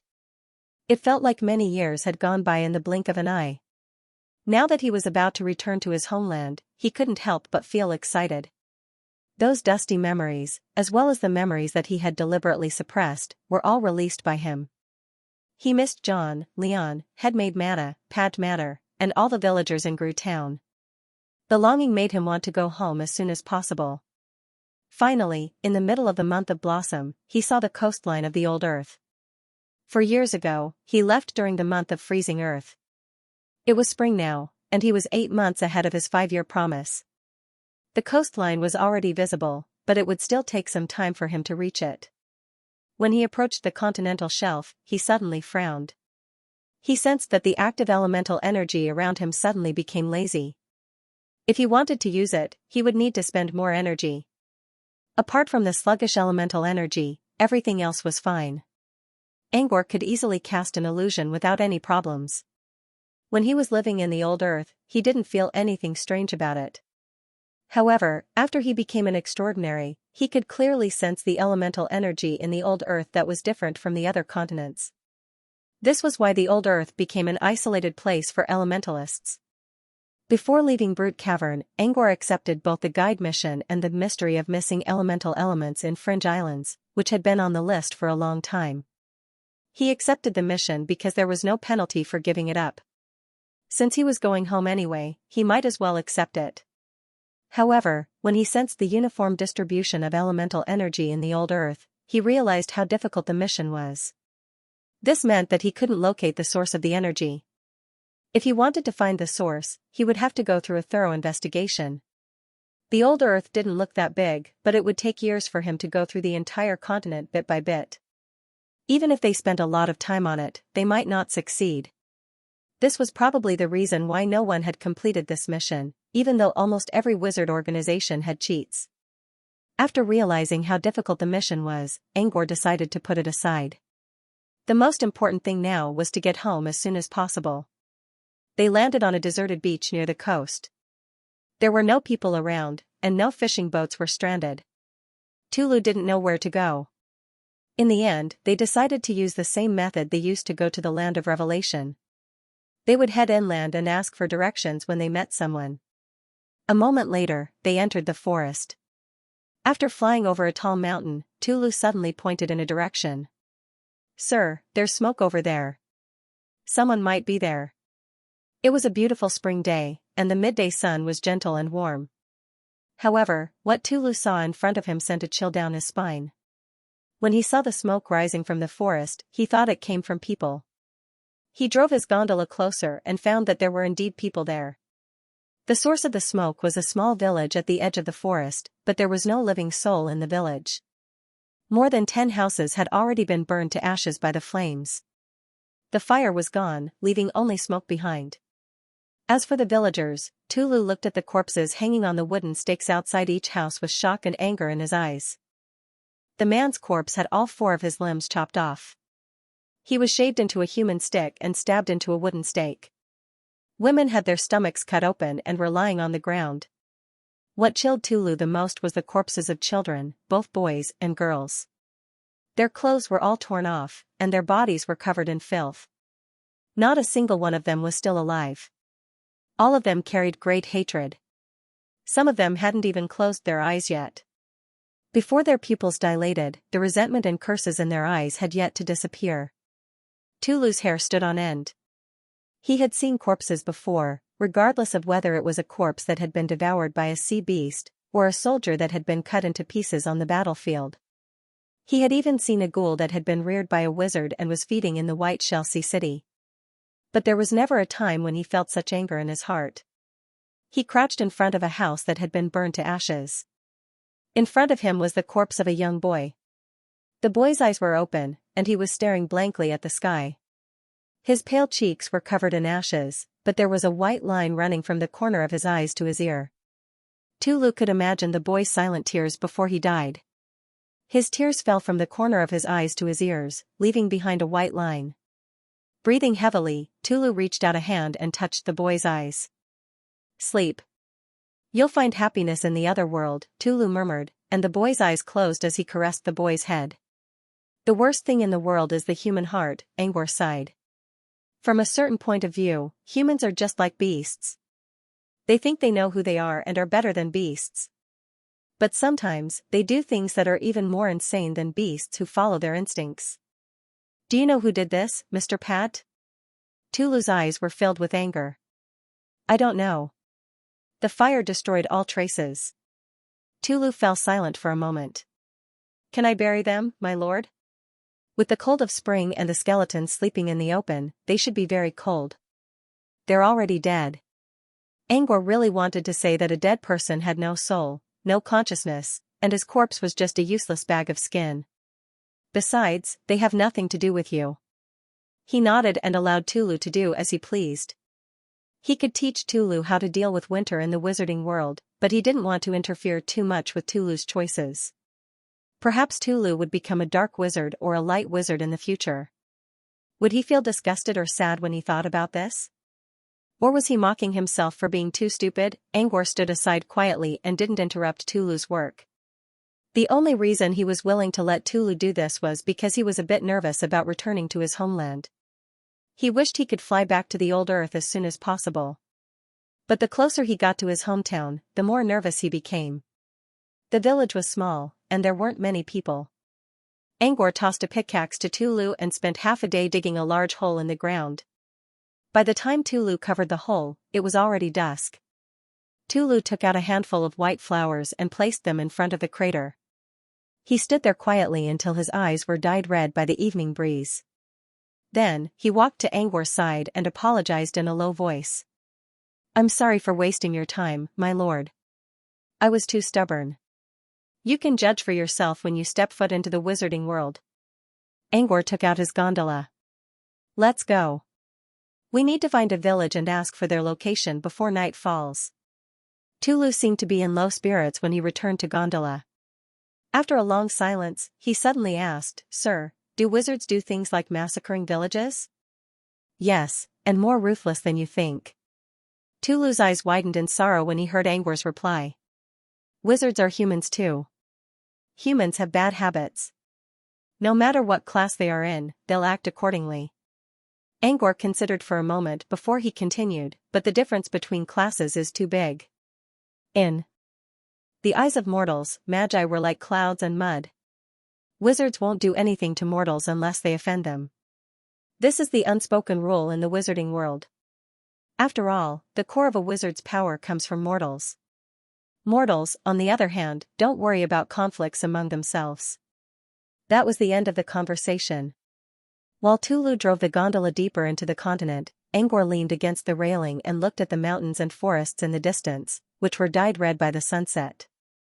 Angwar's plan was to find a village before nightfall. Unfortunately, when the stars rose in the night sky, they didn't find any traces of living people. Looks like we're going the wrong way. Angwar yawned. The village they came from shouldn't be an isolated one. There should be a town nearby, so they chose to follow the path leading to the village. However, there were no fixed paths leading to the forest, so they chose a random direction. Unfortunately, they didn't find anyone after flying for nearly 1,000 kilometers. Then, should we go back? We'll reach the village soon if we fly at full speed. Tulu asked. They had to fly very slowly to find any traces of humans, so it took them a long time to cover such a short distance. It's up to you. Tulu considered for a moment and decided to go back to the forest they came from. However, when he was about to turn around, he saw an orange-red light coming from the dark forest. Fire? Someone's in the middle of the night? Tulu suddenly thought of something. Maybe it's a forest guard? With that in mind, Tulu quickly flew to the source of the light.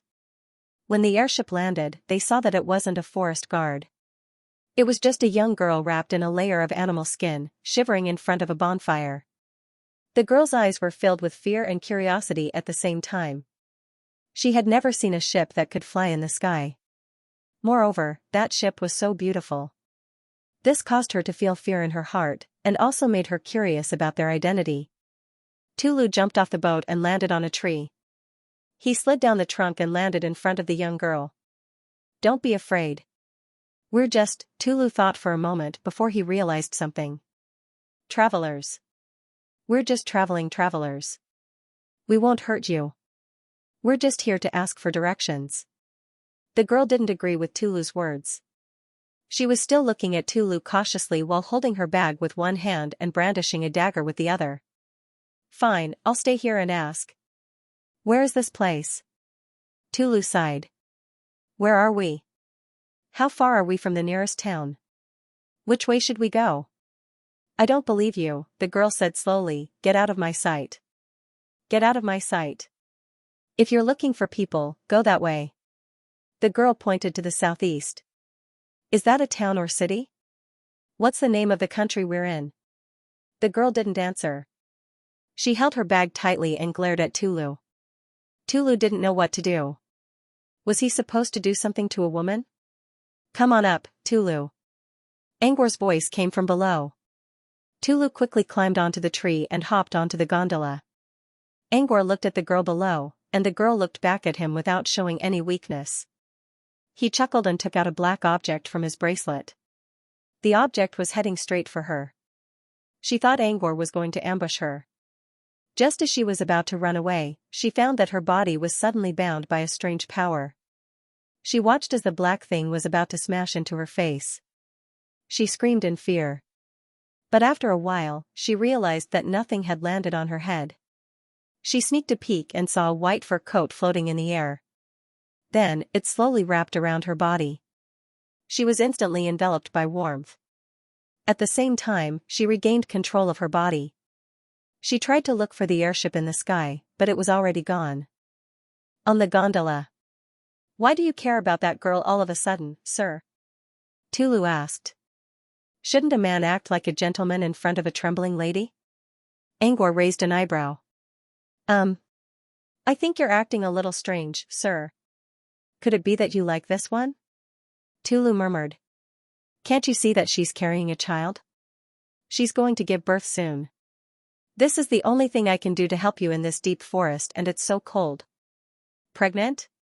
Tulu was taken aback. He recalled that the woman had been clutching her stomach the whole time. He thought it was a bag, but it turned out to be a pregnant woman. Now that he thought about it, it made sense why she was being so cautious. It was normal for a pregnant woman to avoid being approached by strangers. But the strange thing is, why would a pregnant woman show up here alone at this hour? Tulu asked. That wasn't the only thing that was strange. Angor also noticed that the girl's accent sounded like a typical Goldspink noble. Judging from the smoothness of her skin and the piercings in her ears, it was very likely that this girl was of noble birth. It was rare for a noble girl to be in such dire straits. But Angor didn't want to find out.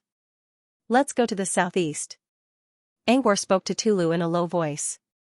He didn't forget the anger and hatred that flashed in the girl's eyes when she showed him the way.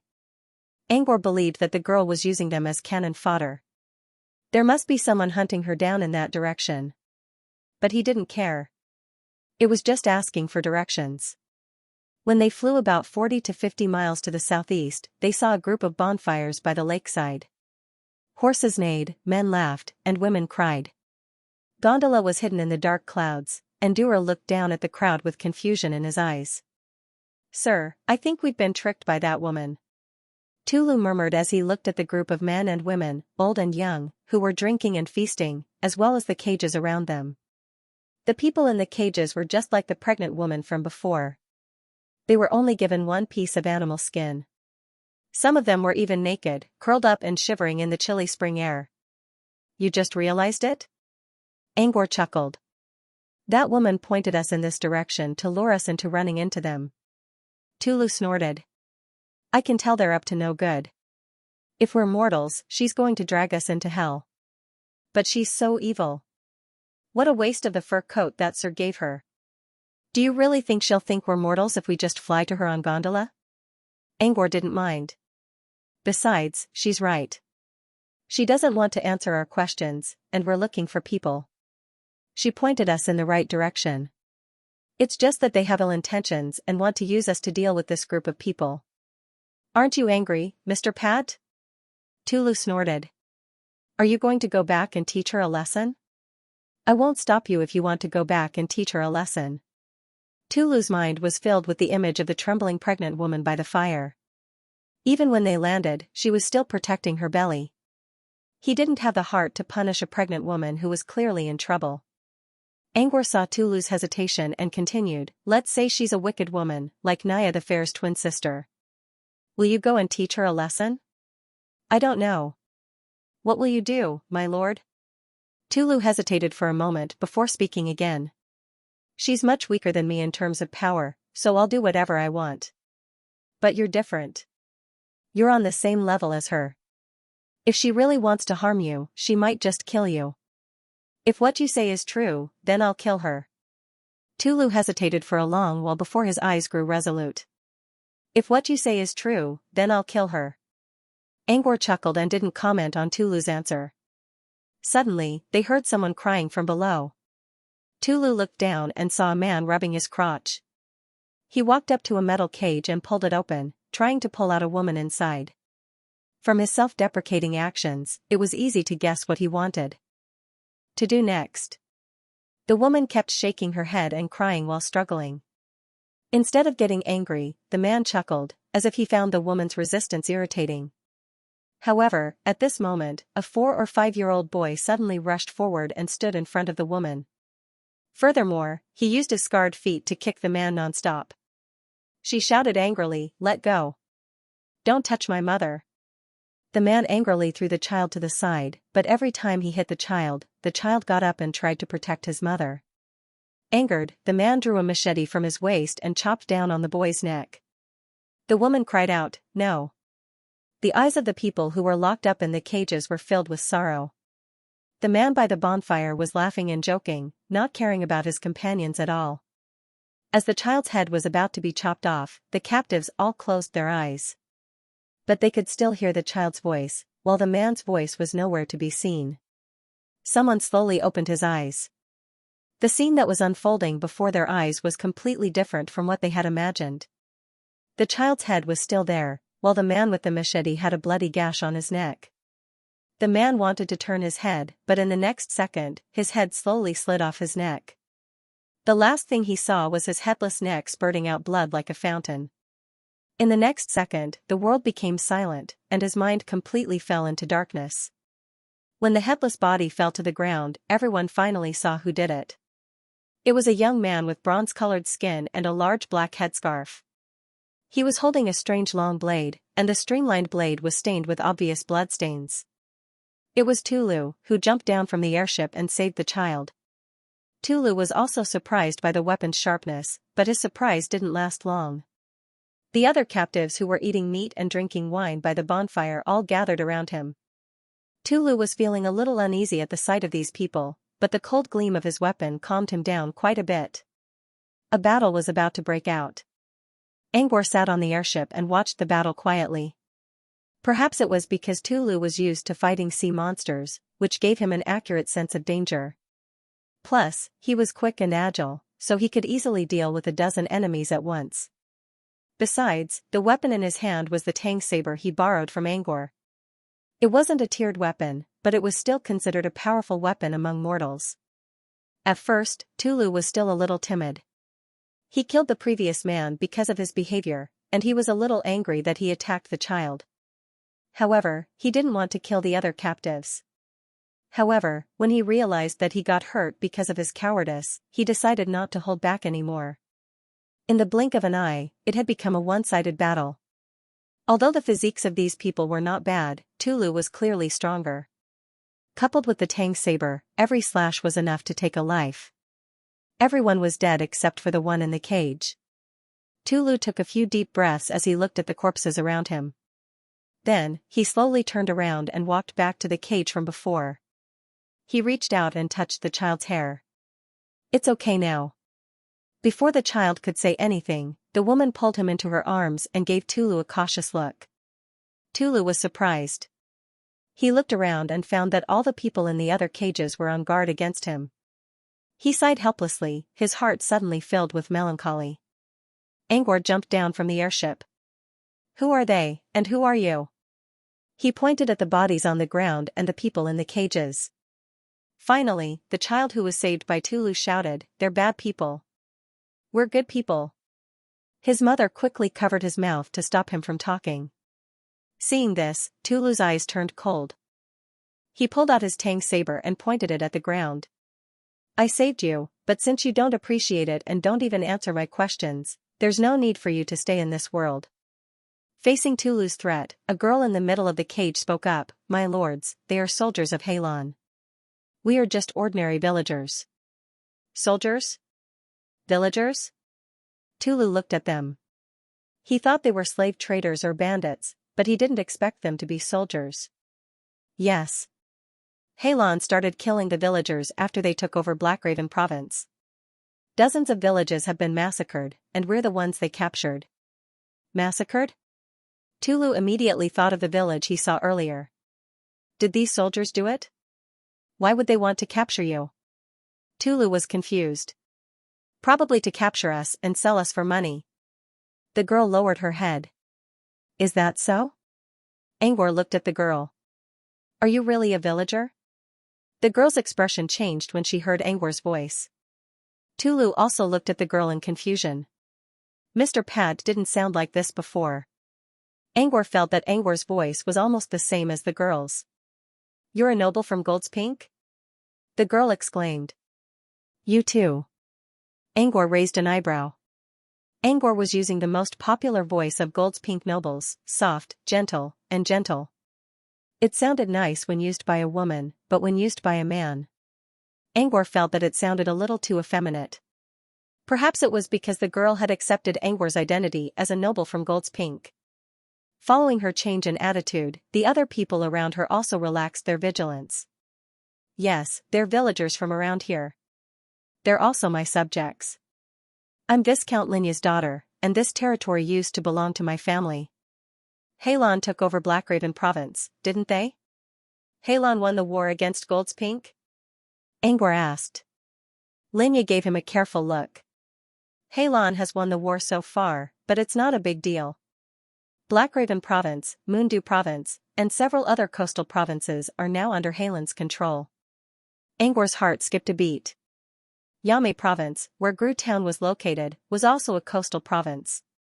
Also, Yame province wasn't far from the front line, and Pat Manor was the main supplier of supplies to the front line. How's Yame province doing? Angwar quickly asked. Linya considered for a moment. If I remember correctly, Yame province is still under the protection of the Morn family. But I don't know what will happen in the future. Angwar relaxed a little when he heard that Yame province was safe. However, he didn't know when Linya was captured. Maybe something happened to Yame province after she was captured. Do you know how to get from Onyx province to Yame province? Angwar asked. Heilon's soldiers killed all our coachmen, so we don't know how to get to Yame province. Linya sounded a little disappointed. Tulu was a little surprised to hear this. When he was in the Land of Revelation, he had casually asked a person and obtained the route to St. Sem City. How could a noble from the old earth not know how to get there? Are you sure none of you know how to get to Yame province? Tulu looked around, and everyone quickly avoided his gaze. Most of them are farmers in the territory. They've never left Sumeria in their lives, Linya explained. Please don't blame them, sir. Angwar nodded. Then what's the nearest city? Go over this ridge and follow the Antelope River to the northwest, and you'll see Blackpool City. But if I'm not mistaken, Heilon has already taken over Blackpool City. Linya sounded dispirited. Mr. Pat, are we going to Blackpool City? Tulu looked at Angwar. Yes. Even if Heilon took over Blackpool City, there would still be survivors. Following that, Tulu unlocked the cages one by one. Once everyone was released, they spontaneously gathered behind Doria. From this, it was clear that Doria wasn't lying. In the eyes of everyone, she was a spiritual leader. What are you going to do next? Tulu asked curiously. If Heilon took over Blackpool City, these people would be in danger no matter where they went. Linya considered for a moment. There's an underground cave near Sumeria. My family arranged a night there, and that's our last hope. I'll lead my people there and find a way to survive. Tulu felt a little relieved after hearing Linya's words. Although the behavior of this group of people after being saved by him made him very angry, after all, they were innocent people. He could not bear to see these people die in the wilderness. He released his gondola and asked Tulu to get on. When Linya saw the airship that suddenly appeared, a trace of surprise flashed in her eyes. She suddenly thought of something. Sirs, could it be that you are the legendary Magi? You know about wizards? Angwar nodded nonchalantly. According to the information John had gathered, the entire Gold's Pink Empire was very conservative and did not record any supernatural events. This was why he was curious about Linya's knowledge of wizards. Yes. Linya nodded excitedly. Miss Tawny told me about them. Tawny? Tawny from the Tawny royal family? Angwar raised an eyebrow. He lived in Gru town and didn't know many nobles, but that didn't mean he didn't know the name of the Gold's Pink royal family. Tawny. Sir Wizard, can you save her? She escaped 3 days ago under our cover. At that time, we thought it would be better if we died. At least Miss Shannon would survive. But Miss Shannon is probably still sleeping in the wild. We're worried about her. Yes, sir, Lucian said. Tawny. Linya's expression froze for a moment before he nodded. Sir, have you seen her before? Tawny. If you want to look for it, you can look for it yourselves. Tulu pointed at Shannon. He wasn't happy that Shannon was treating them like cannon fodder, but she was pregnant, and the baby in her belly was innocent. It was safer for her to return to the crowd. With that, Tulu prepared to leave. Miss Shannon used to be a top student at the Royal Gorse Academy. She's very knowledgeable in geography, military affairs, and art. She must know the way from Onyx to Yame. Linya suddenly said. What do you mean? Angor stared at Linya. Please take Miss Shannon away from Blackraven, my lord. Just put her in a province that isn't a war zone. Linya knelt down and begged. Miss Shannon has been to Yame before. She said she went to Waterford to listen to Master McGee's recital. Take her with you, she can show you the way. While Linya kept kowtowing, Tulu looked at Angor and asked for his opinion. You're not worried about yourself? Miss Shannon is a member of the royal family. Her identity hasn't been exposed yet. If Halon kidnaps her, it'll be a huge blow to the Empire's morale. All right, Angor said after a moment of consideration. Linya's eyes brightened up. She kept thanking Angor. When she raised her head again, the dreamy flying boat had already disappeared.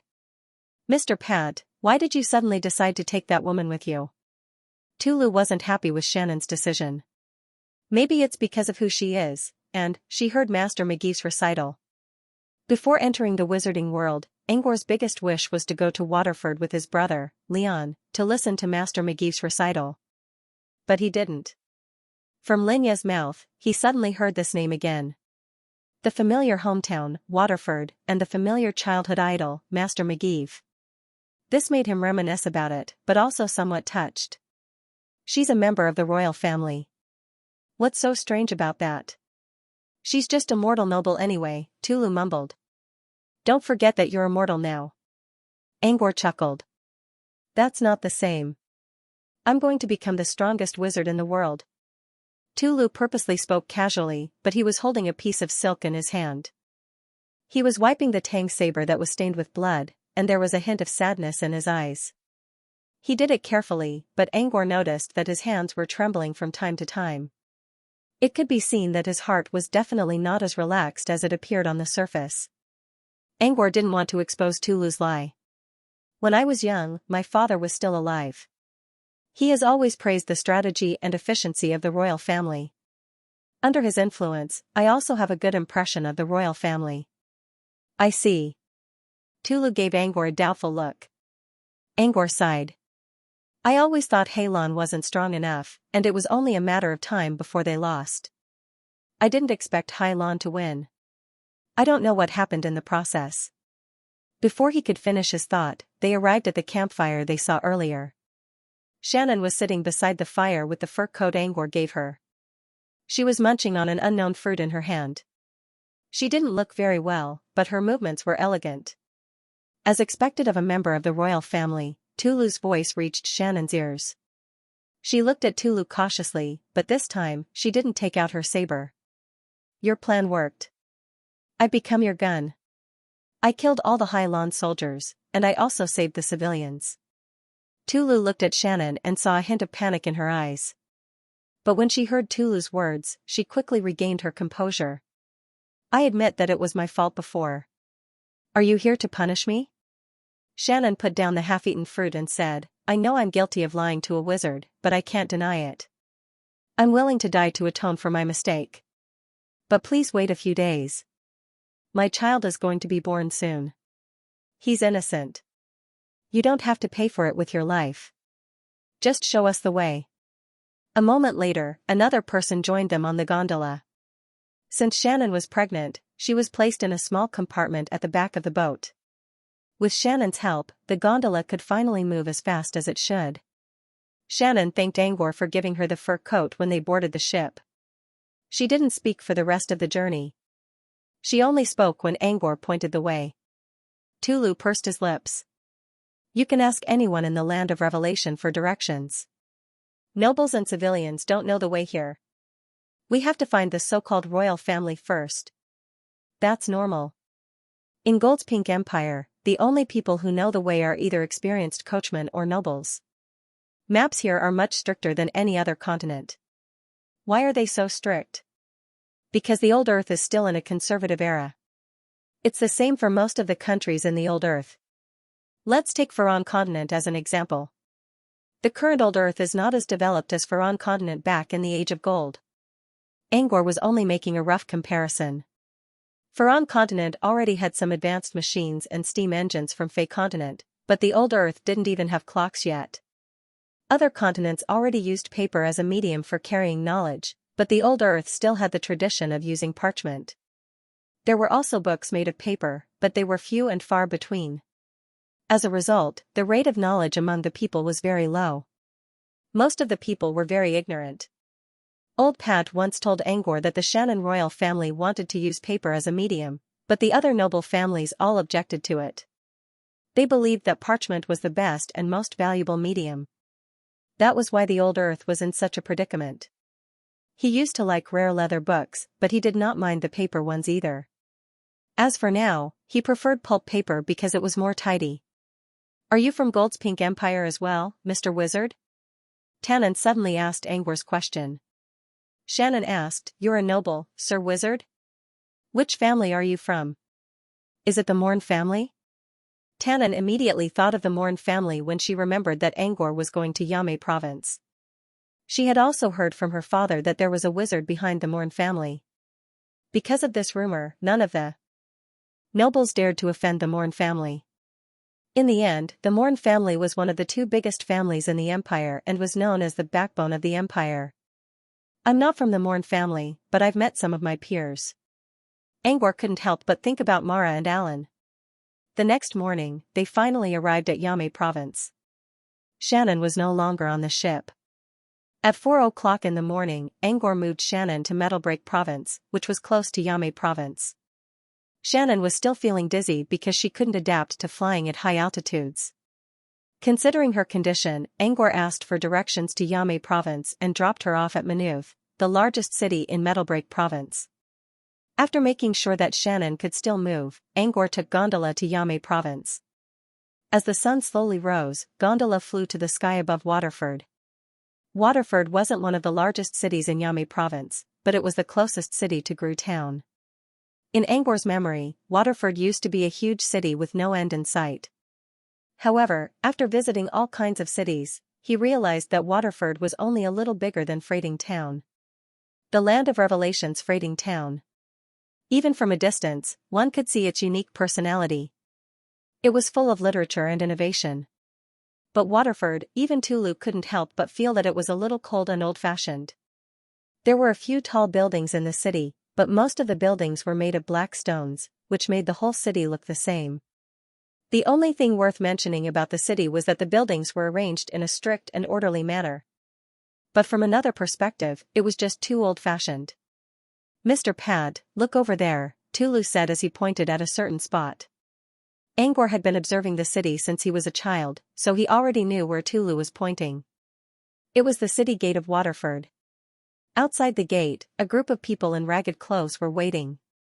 When the morning sun reached the city gate, the city guards slowly opened it, and these people, who looked like refugees, rushed into Waterford. "They're refugees?" Tulu asked curiously. "Refugees from the war," Angor said.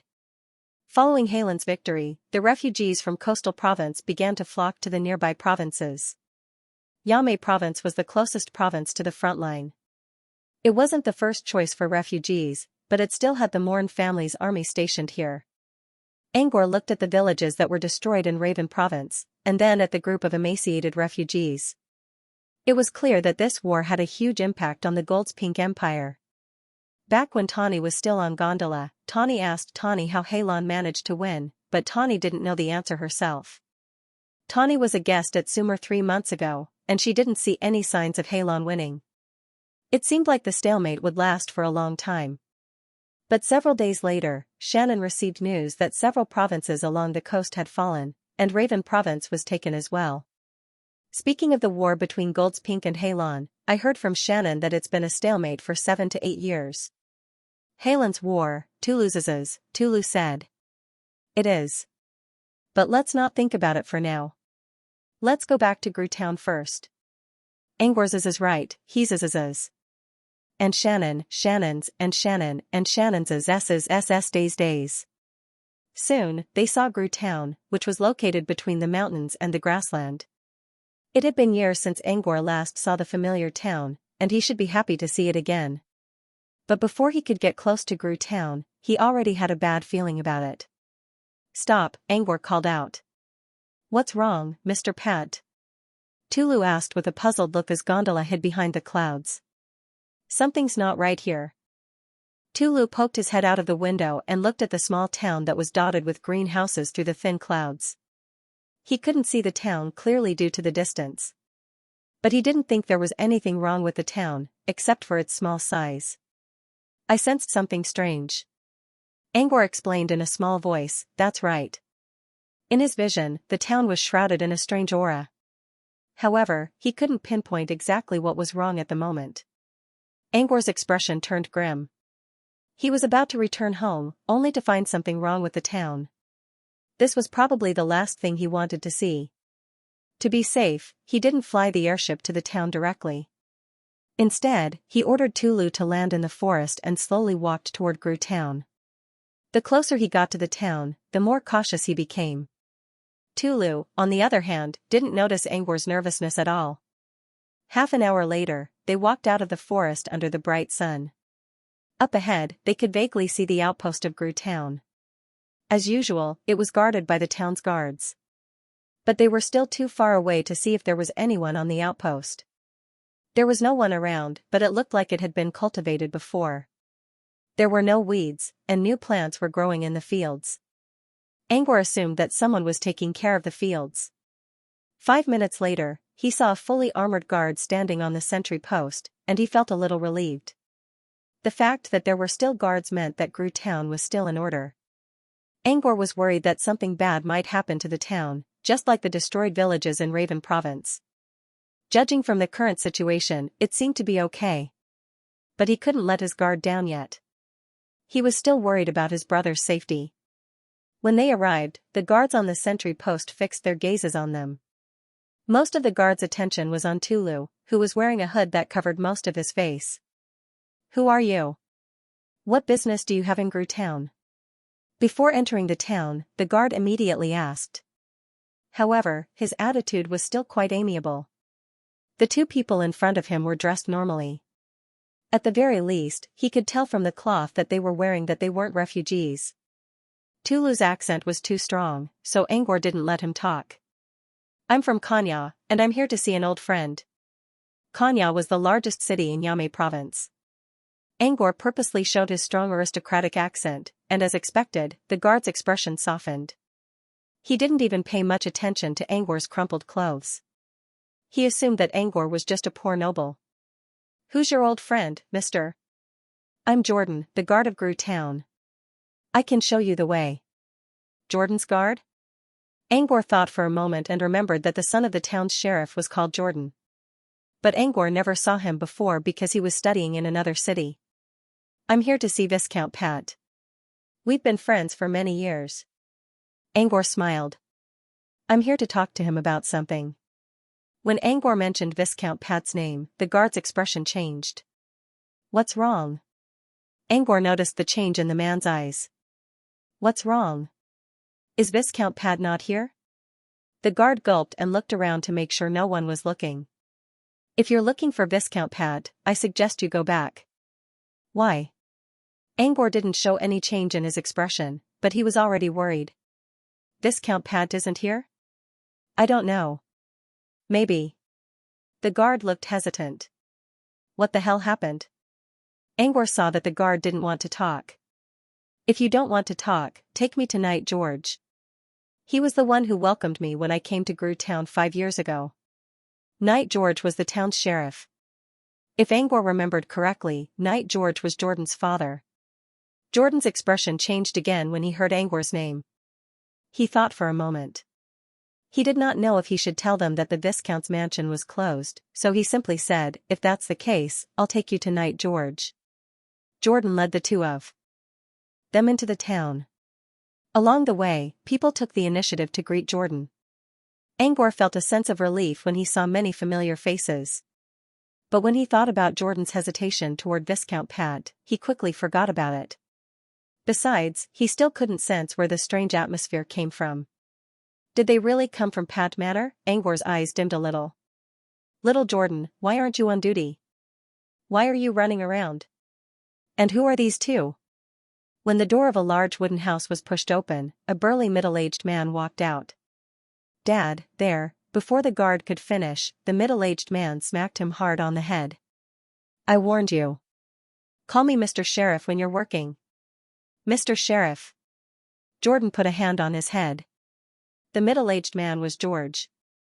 He looked at Angor and Tulu. Who are they? Mr. Sheriff, he's here to see Viscount Pat. He said he's a friend of Viscount Pat, and that you met him 5 years ago. I can't make up my mind, so I came to see you. George looked at Angor from head to toe with a grim expression. A moment later, he drew Jordan's sword and pointed it at Angor. You're lying. I've never seen you before. Who are you? What are you doing here? Jordan was also stunned. Why were they suddenly at daggers drawn? Angor stared at George quietly.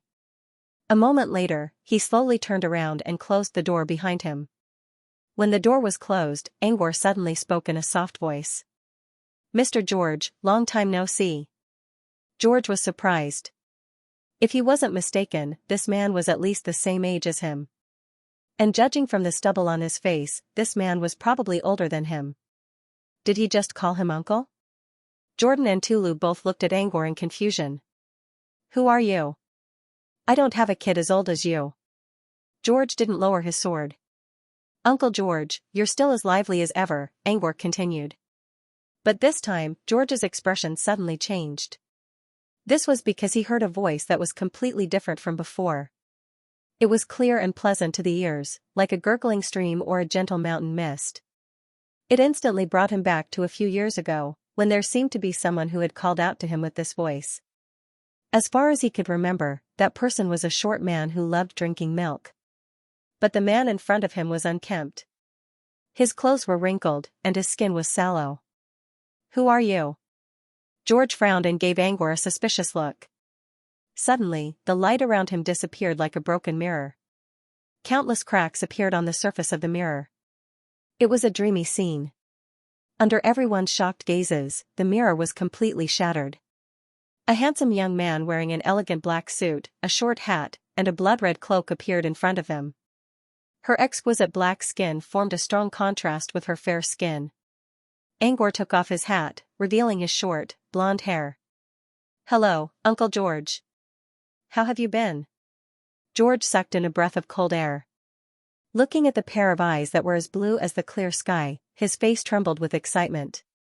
The sword in his hand fell to the ground with a clang. An Angor? You're Angor. George wanted to rush to Angor and give him a hug, but he didn't think it was appropriate for him to do that. Instead, he squeezed Angor's hand to express his excitement. It's me, Uncle George. You've grown up. Good, good. George looked at Angor from head to toe. Didn't you go to the capital to study? Why didn't you come back after all these years? And why did you suddenly change? Oh? Did my brother tell others that I went to school? Didn't you go to school? Didn't you say you went to the Imperial Gorse Academy? Angor put on his hat. Yeah, I went to school. But not in the old Earth. I went to school in another continent. As for what I learned, it was just these little tricks. The mirror had been shattered, and the image of a lazy uncle was restored. It's an illusion. It's meant to trick your eyes, Angor explained. Oh. George nodded subconsciously and dragged Angor into the living room. Long time no see. You've grown taller, but not as round as before. Take the opportunity to recuperate while you're back. It just so happens that I hunted a wild boar yesterday. Come in quickly and I'll give you some nourishment. I haven't tasted Uncle George's cooking for a long time. But I'm not busy. Since I'm back, I have to go home first.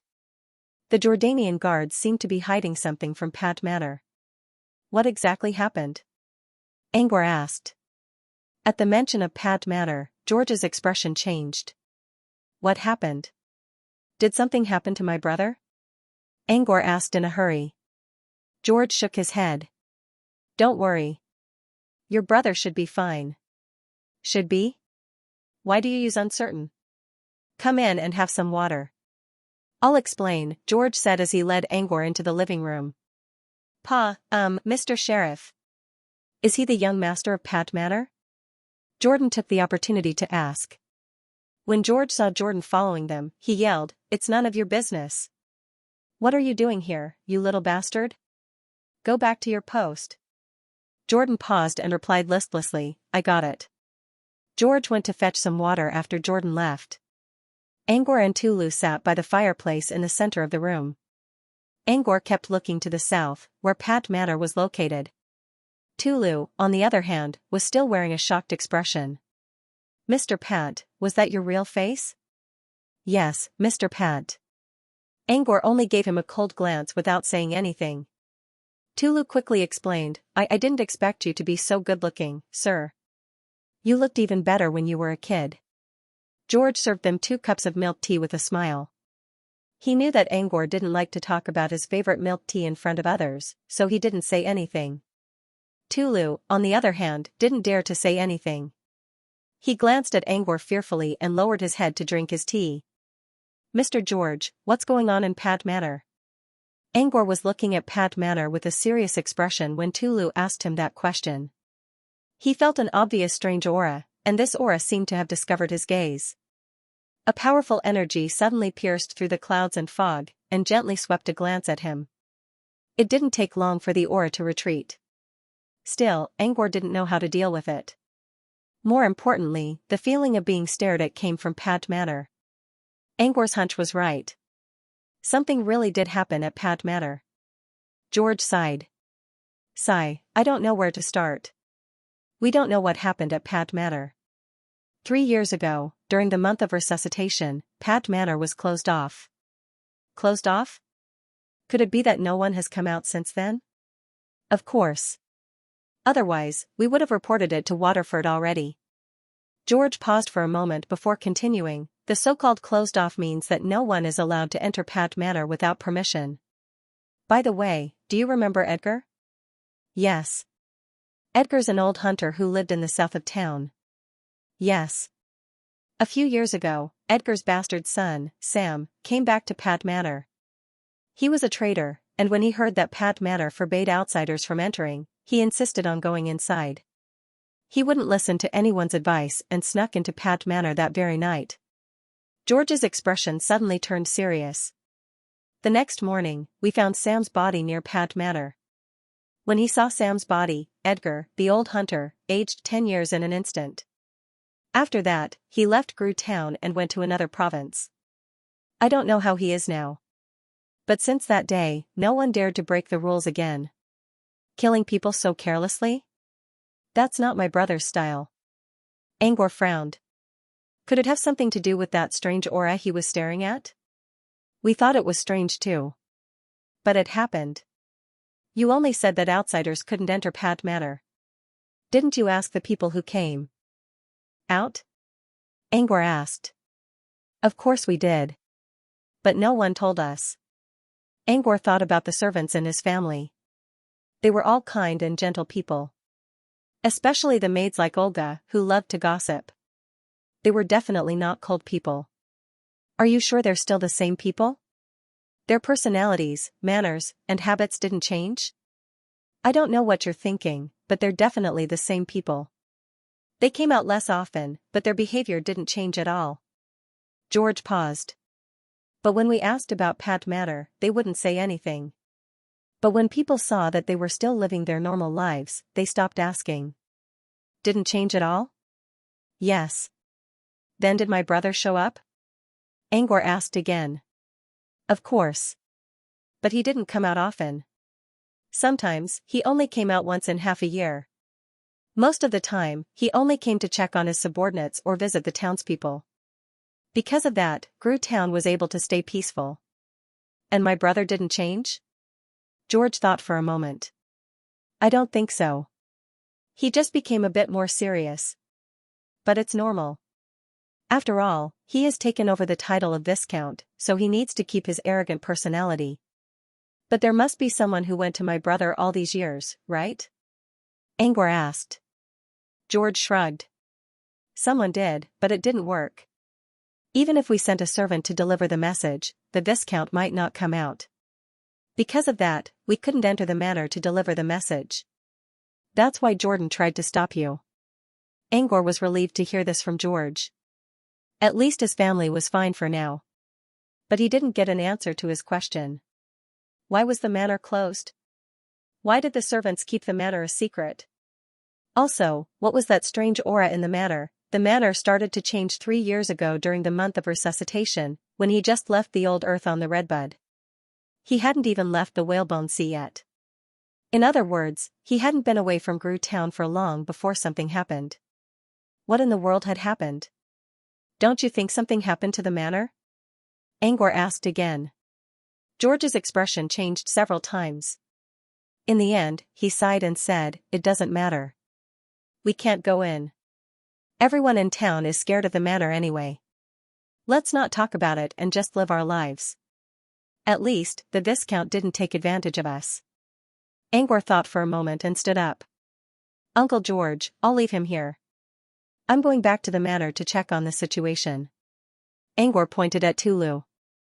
George frowned. "But the manor is closed now. Won't you? Pat Manor is closed. Outsiders aren't allowed in. But don't forget who I am." George thought about it and agreed. Angor was the young master of Pat Manor. No matter what, Angor could still enter the manor. George did not stop him. After Angor left, George looked at Tulu, who kept his head lowered. "I saw you treating Angor very respectfully. You even called him Mr. What's your relationship with him? What's that trick he learned all these years?" "What's that?" George asked a bunch of questions, but Tulu didn't dare to answer any of them. "I have to keep it a secret.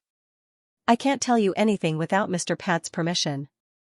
George gave Tulu a serious look and gave up when he saw the determined look in Tulu's eyes. "Mr. Pat looks quite young. How old is he?" Tulu asked curiously. George considered.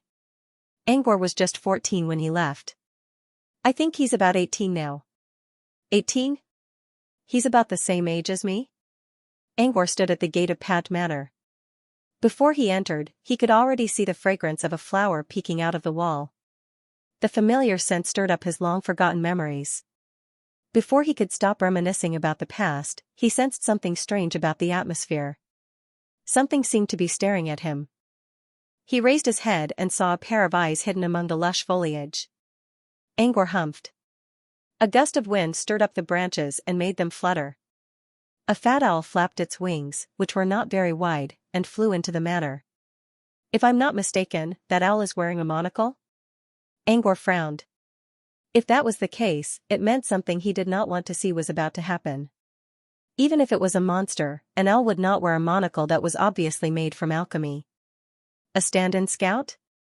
An alchemy pet, which meant there was an unknown supernatural in the manor. Angor's heart skipped a beat.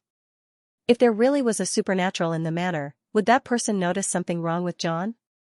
If that was the case, Angor had to prepare for the worst. "I'd like to see who's changing the rules of the manor." Angor walked to the door without hesitation. He saw a wheat field behind the door. There were still people working in the fields. The servants looked up when they saw Angor walking in through the door. He was quite relaxed at first, but when he saw a stranger, he became anxious and quickly waved his hand to ask the stranger to leave. "What's George doing? Why did he let a stranger in?" The servant looked at the tree in front of the door and did not see the owl.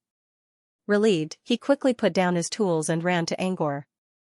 "Don't go any further, young man. Get out of here while the watcher is not here." "You don't know me?" Angor stared at the servant. He had never seen this person before. The servant tried to push Angor away, but Angor dodged. "Who's this watcher you're talking about?" "That owl?" "You saw the watcher?" The servant's expression froze, and then he revealed a look of horror. "Then it's hopeless." Sigh. You, what the hell is George doing?" The servant gave Angor a regretful look. He sighed and walked toward the wheat field without pushing Angor away. "Where is Viscount Pat?" Angor asked. "You know Lord Viscount?" Alas, it's no use even if you know the Viscount. He can't save you. This is the rule cannot be broken. The servant muttered to himself, unwilling to say more. Angor didn't want to waste any more time on the servant, so he quickly stepped into the room. But before he could take 2 steps, a bird cry suddenly rang out. He looked up and saw the owl fluttering in the air. "You're a stand-in?" Angor looked at the owl's bright eyes and realized that it was not an alchemy familiar. If it wasn't a substitute scout, then it was a magic pet. The owl didn't answer. Its brown feathers puffed up, and its green pupils shrank. A fireball went through its unique monocle and appeared in the air, heading straight for Angor. An invisible hand slapped at the fireball and extinguished it before it could reach him. Using elemental attacks in the old earth? You're pretty confident, aren't you? Angor's hand of spell reached toward the sky. The owl seemed to have sensed the energy fluctuation. It suddenly increased its altitude, wanting to fly into the sky. But before it could, it felt something pressing above its head. It looked up and saw an inconspicuous gray-feathered bird looking at it with a mocking smile with its dark red eyes. Before the owl could react, the hand of spell grabbed it and dragged it down from the sky. Angor looked at the owl quietly. "I know you can understand me.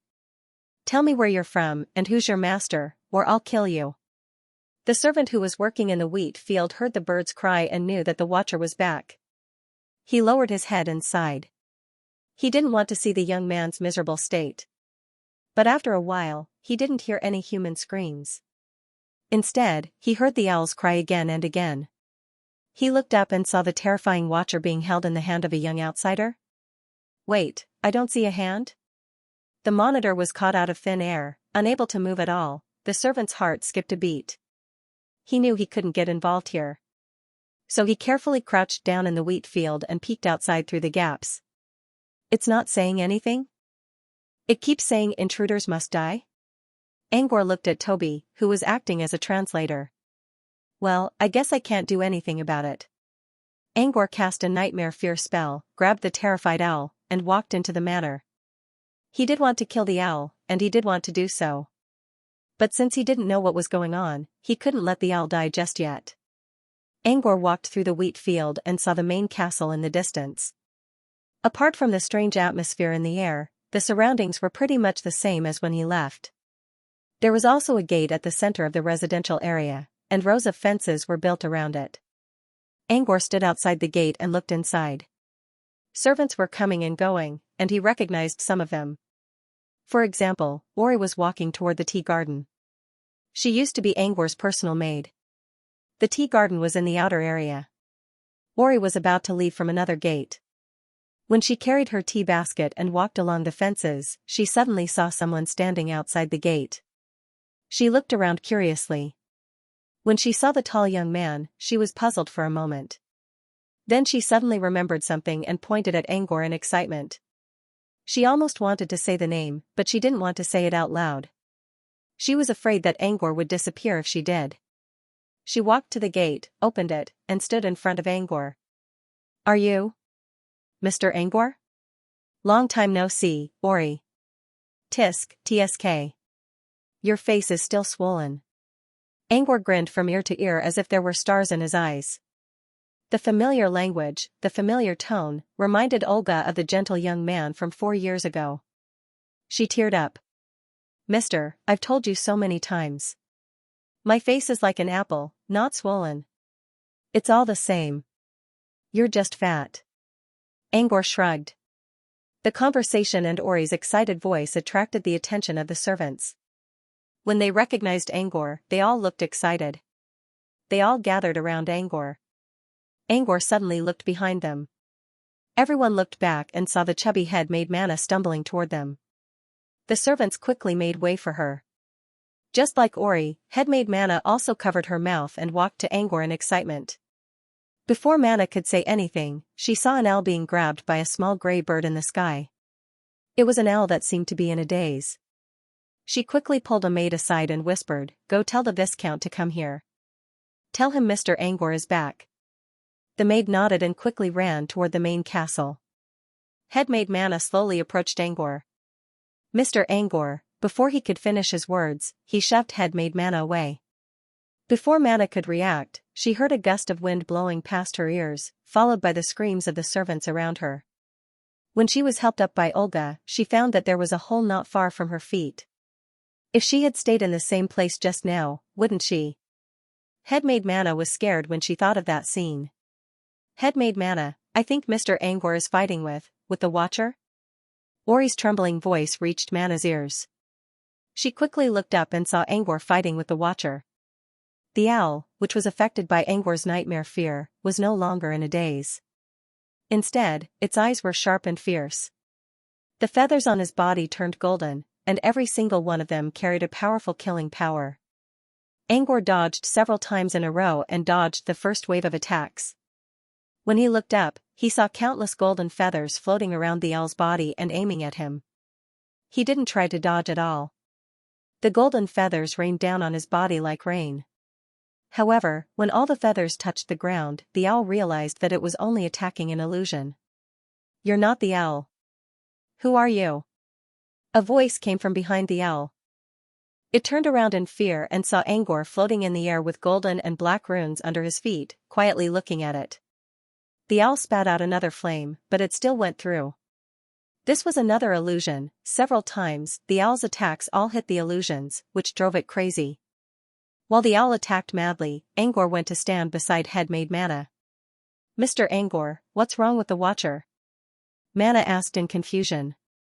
Just a little trick, Angor answered casually. Ah, Headmaid Manna, what's with this owl?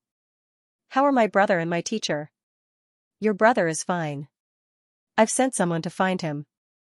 But I don't know about your teacher. He's been staying with Viscount Pad ever since he was put into an ice coffin.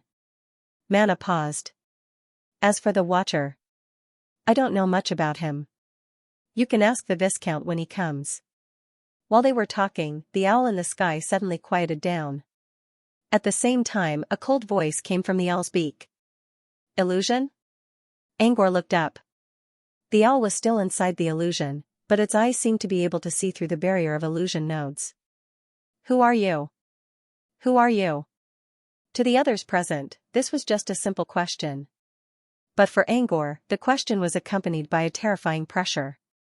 It felt like a crescent blade breaking through the clouds, piercing through the barriers of time and space, and aiming at Angor's forehead. It felt like the crescent blade would penetrate his skull and crush his brain in the next second. It was the first time Angor felt such a strange and powerful pressure. It wasn't his spirit or soul that was being suppressed. It was his body. Bloodline. A drop of sweat slid down Angor's forehead. Wizard. This kind of pressure definitely didn't come from an apprentice magus. That kind of cold and sharp feeling of being surrounded by blades definitely came from an official magus who used a bloodline. Why was there a wizard in the barren old earth? Why Pat Manor of all places? What was so special about Pat Manor? Angor's mind was filled with questions. An answer soon formed in his mind. Answer me. Who sent you here? The owl's cold eyes did not change. Angor staggered under the pressure.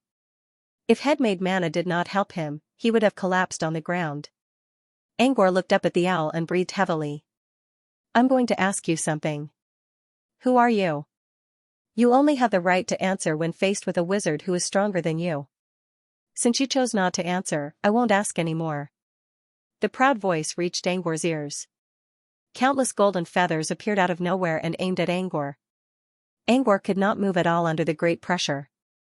If the feathers fell on him, he would end up dead. At this critical moment, he suddenly looked up at the owl and whispered something in his mind. Before the owl could figure out what he said, Angor's body suddenly disappeared. Huh? Is that a sequence of laws? The cold voice suddenly showed some emotion. At the same time, a figure suddenly flashed out from behind the owl. With the backlight, no one could see his appearance clearly. Only the roaring sound of the cloak in the wind could be heard, and a touch of stunning red fluttered in the wind. Angor chose to use spirit mantra just now. The great pressure would only affect his body. When he ejected his soul, the pressure disappeared instantly. He used the sequence of gravity and handed his body over to Toby. Then, he flashed and appeared behind the owl. The sequence of gravity, which looked like a gray mist, pressed down on the owl. The owl's body wasn't strong, so when the sequence of gravity pressed down, it instantly lost its ability to fly and fell heavily to the ground. Before Angor could relax, the cold voice spoke again. Interesting. An apprentice who learned the sequence of gravity. So, you're from Gravity Forest? Before Angor could answer, a powerful force rose from behind him. Angor quickly moved away, leaving a trail of gray mist behind him, and finally arrived above the wheat field. At the same time, a slender woman, wearing a black dress with red stripes, showed up at the same spot. Her face was blurry, but Angor still remembered the powerful aura she gave off.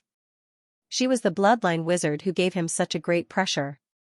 The woman gently raised her hand, and the owl, which had fallen to the ground, flapped its wings and shook its dizzy head. With a cry, it flew into the woman's hand. As soon as the owl landed on the woman's hand, it cried out with an aggrieved expression. It carefully placed a pile of broken glass pieces on the woman's hand. You broke Brulee's glasses. The woman rubbed the owl's head and comforted it. Don't worry. Next time when Red comes back from Fey Continent, I'll ask him to bring you another one. As for the one who broke your glasses, I'll kill him for you. The owl nodded in a pitiful manner.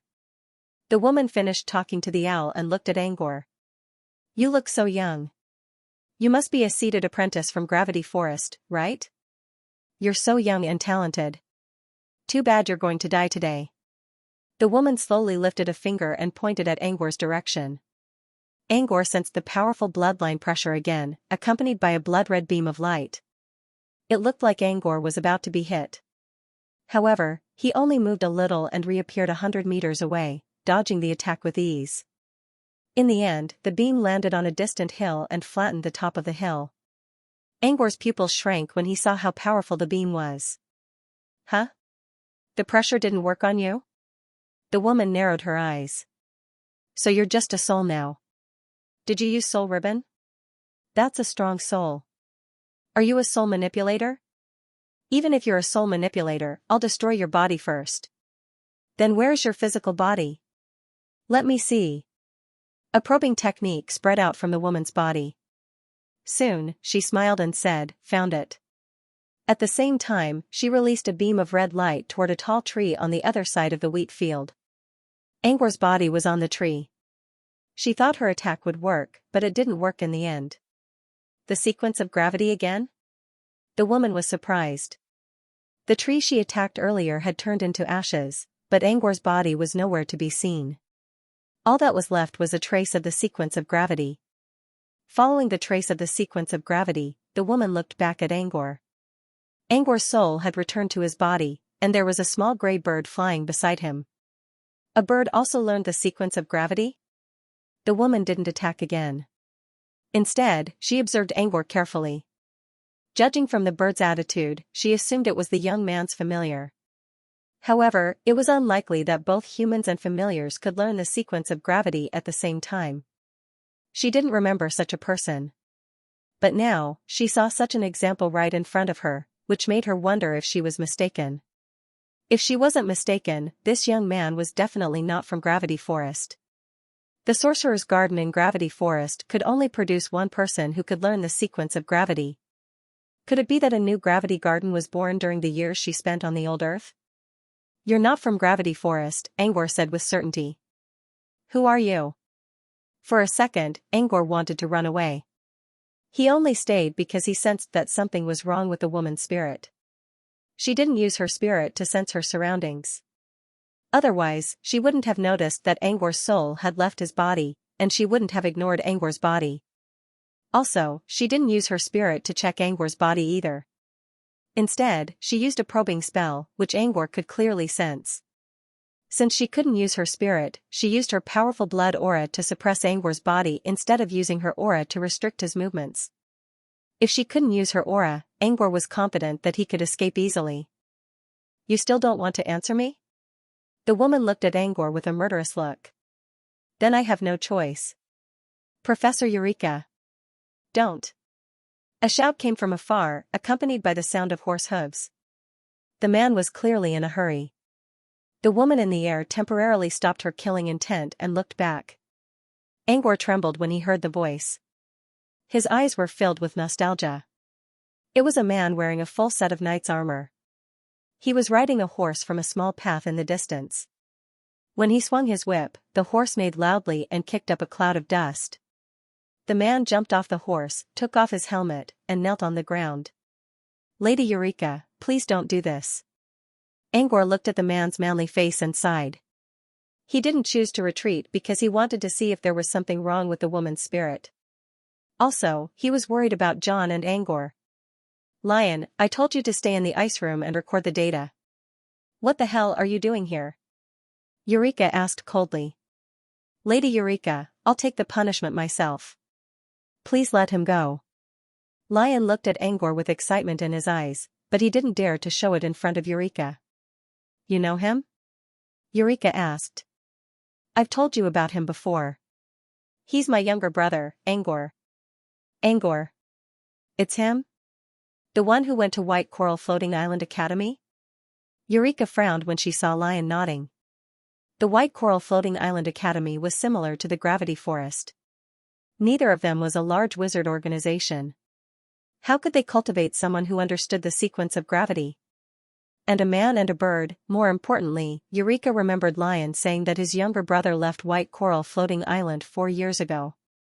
But the young man in front of her was already a level 3 apprentice who broke through 2 of the barriers to becoming an advanced apprentice. Even if White Coral Floating Island Academy spent a lot of resources on him, he shouldn't have reached this level in just 4 years. "You're Lion's younger brother, Angor?" Eureka stared at Angor.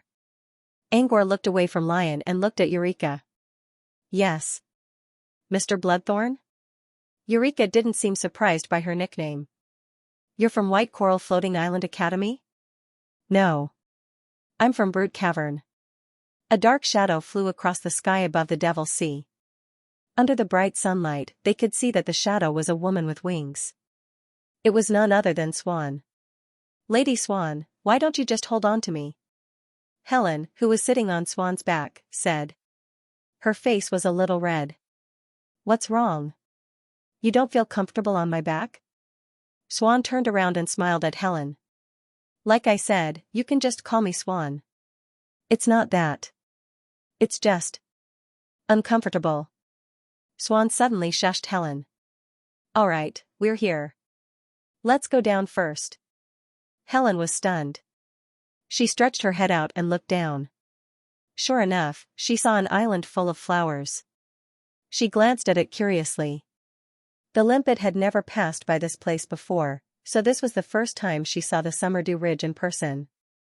The island wasn't big, but it was full of flowers. The building was hidden among the flowers and leaves, giving off a different kind of charm. "This is the Summerdew Ridge." Swan slowly landed on a small harbor outside the island. "I'll take you to Lady Payne to confirm your talent. Remember, you have to be respectful to everyone except me. Especially Lady Payne and Lady Summerdew."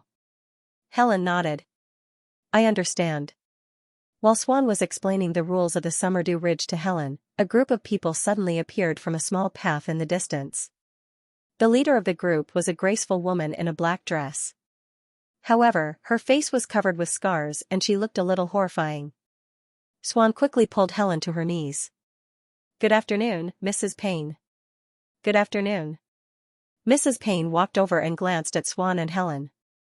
"So this is the talent you brought back?" Mrs. Payne asked, nodding slightly. "Is this the talent you brought back?" Swan nodded in acknowledgement. "It seems you value her a lot. You even gave her the potion of austere night that Master gave you." Lady Payne's nose twitched. She could smell the strong scent of potion on Helen. "Helen saved my life once. This is my way of repaying her." Lady Payne didn't say anything else. She walked past Swan and headed to the harbor. The apprentices behind her quickly followed. Swan stood up and looked in the direction where Madame Payne was heading with a puzzled expression. She thought for a moment and pulled over an apprentice she was familiar with. She quietly leaned over and asked, "Did something happen today? Why is Lady Payne here? What are you going to do?" "A VIP is coming. Lady Payne brought us here to greet him." "VIP?" Swan asked. Who is it? I'm not sure. But I heard that he's from the Valley of Storm. Valley of Storm? Swan remembered there was a guest from the Valley of Storm. Why is there another one? Just as Swan was wondering what was going on, a gust of wind blew past her. She turned around abruptly and saw that there was another person beside Madame Pei in the distance. It was the guest who had stayed at Summerdew Ridge. At the same time, Swan also noticed that a figure was flying toward them from afar. Swan noticed that it was Madame Pei and immediately went to greet her. It was obvious that they were here to greet this guest. But who could it be?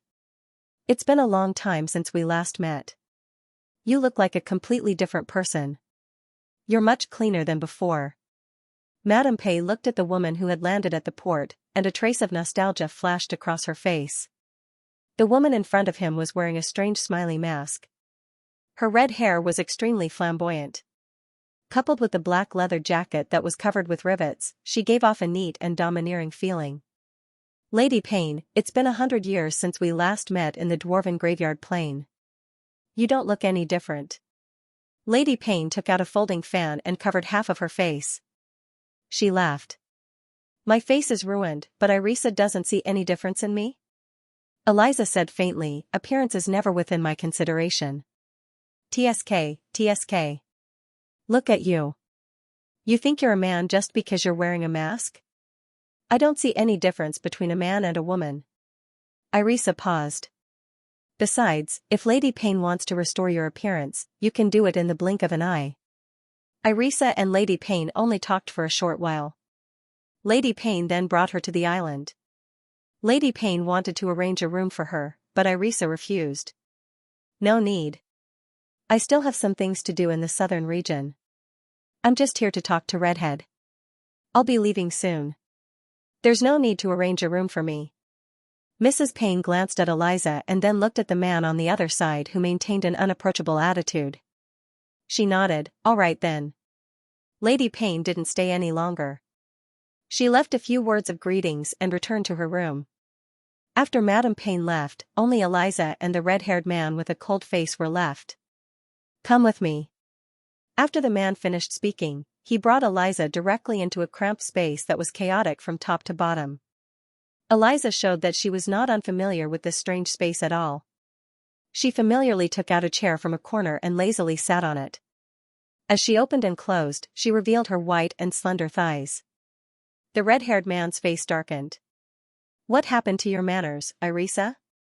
Don't forget that you're a woman. Irisa rolled her eyes when she saw her thighs. I thought you'd become more open after you got together with Eureka. Why do I feel like you're still as old-fashioned as ever? I'm not in a relationship with Eureka. We just share common interests. Do you think I'll believe your bullshit? Eliza angrily said, when you say this, can you not take care of your tie? Can you not look around? The red-haired man remained silent for a while. It's fine if you don't believe me. Fine, I'll believe you. You're just in love with someone else, aren't you? Why else would you ask me to help you spread the fake Crimson Crown all over the world? Eliza raised an eyebrow. If the outside world knows that the famous The Wisp betrayed Goman King and is working with the tainted blood Shadow Thorn, I bet the gossip magazines will write about it from this year to next year. The red-haired man was the Wisp. Not only was he a wizard from Hurricane Canyon, but he was also Irisa's brother and sister. The Wisp was too lazy to pay attention to Eliza's nonsense. Outsiders could only speculate about what had happened, but he was very clear about it. How's the news from Goman King coming along? The Wisp asked. As soon as they got down to business, Eliza put away her teasing expression and told them about Goman King's current situation. Goman King seems calm now, but as you know, the loss of the Crimson Crown has stirred up a storm in the southern wizarding region. He might be suspicious of you. I heard that he has sent other wizards to the marginalized island. You'd better be prepared. After Eliza told him all the information she got, the Wisp was silent for a while as he digested Eliza's words. After a while, he replied, Do you know who Goman King sent? I don't know. Irisa shrugged. Suddenly, she thought of something and whispered to the Wisp, but I have a piece of news that might be useful to you. News? What news? This is a piece of news that I received by accident. There's a blood retrace magic array engraved on the crimson crown. This magic array can connect the heart's blood to an object, so the user can sense its exact location no matter where it is. That's why Goman King was able to pinpoint Eureka's exact location every time. Irisa paused for a second and continued, but, Goman King won't let this happen. With Goman King's personality, there was no way he would allow his blood and sweat to be lost. So, I guessed that the blood and sweat on the crimson crown wasn't his. It might have been the previous Goman King. The reason he can sense it is because of the blood connection. The Wisp frowned. What do you mean? Take this. It might be able to lure Goman King. Irisa took out 2 items. One was a fake crimson crown, and the other was a bottle with a few drops of blood inside. The Wisp took it and carefully examined the fake crimson crown. His eyes flashed with surprise. This fake looks very real, but why are you giving it to me? Eliza said, I know you want me to release the fake to distract Goman King, but as I said, Goman King can sense the location of the real scarlet crown. Did you release the fake? Then why are you giving it to me? This one is different. There's a blood retrace magic array engraved on it. The bottle I gave you contains the heart's blood of the Goman royal family. If Goman King senses the crimson crown through his blood, you might be able to use it to lure him. After a pause, Eliza suddenly showed a regretful expression. Originally, I wanted the creator to give it mystical characteristics and package it into the real blood crown. At that time, there will be more room for manipulation, and it can even completely solve the future problems. But mystical characteristics are not easy to give. After hearing Eliza's words, the Wisp began to consider the feasibility of this matter. Are you sure there's a blood retrace magic array engraved on the crimson crown? The Wisp asked. I'm sure. The creator is not a master alchemist, but in some aspects, especially enchantment alchemy, he's better than most master alchemists, the Wisp said. The Wisp pondered. If what Eliza said was true, it seemed that there was indeed room for manipulation. Now that we know there's a blood retrace magic array on the crimson crown, can we erase the heart's blood connection? The Wisp asked. Irisa paused for a second and then said awkwardly, Oh, I forgot to ask. The Wisp stared at Irisa for a while and sighed. I'll keep these 2 items for now. I'll try them out when I get back to the old Earth. As for you, go back and ask the creator about it. The Wisp suddenly asked, By the way, it's rare to see you praise an alchemist like this. Who's the creator? Angor? The Wisp repeated the name with a strange expression. Seeing this, Eliza looked over curiously. Why, you also heard of his name? Oh, right. When I came here from Fey Continent, the news about him creating a high-tier alchemy item was already spreading like wildfire. A high-tier alchemy item? The Wisp raised an eyebrow. I think so. The rumors seem to be true. And I heard that he even recorded it. But I didn't have time to check it out because I was in a hurry. Irisa showed a regretful look. High-tier alchemy items are hard to come by. I'll check it out when I get back. Angor was an honest man when he asked for an alchemy item. I asked him to create a replica of the Crimson Crown, but I didn't expect him to be so serious as to find the bloodline retracement array and engrave it on the crown. Irisa recalled Angor's expression when he learned the truth and couldn't help but chuckle. The Wisp pondered for a while and then said in an interested tone, Speaking of which, I've heard of this name before I left the marginalized island recently. A name? You mean Angor? Irisa was confused. Someone from marginalized island knows about Angor? The Wisp nodded.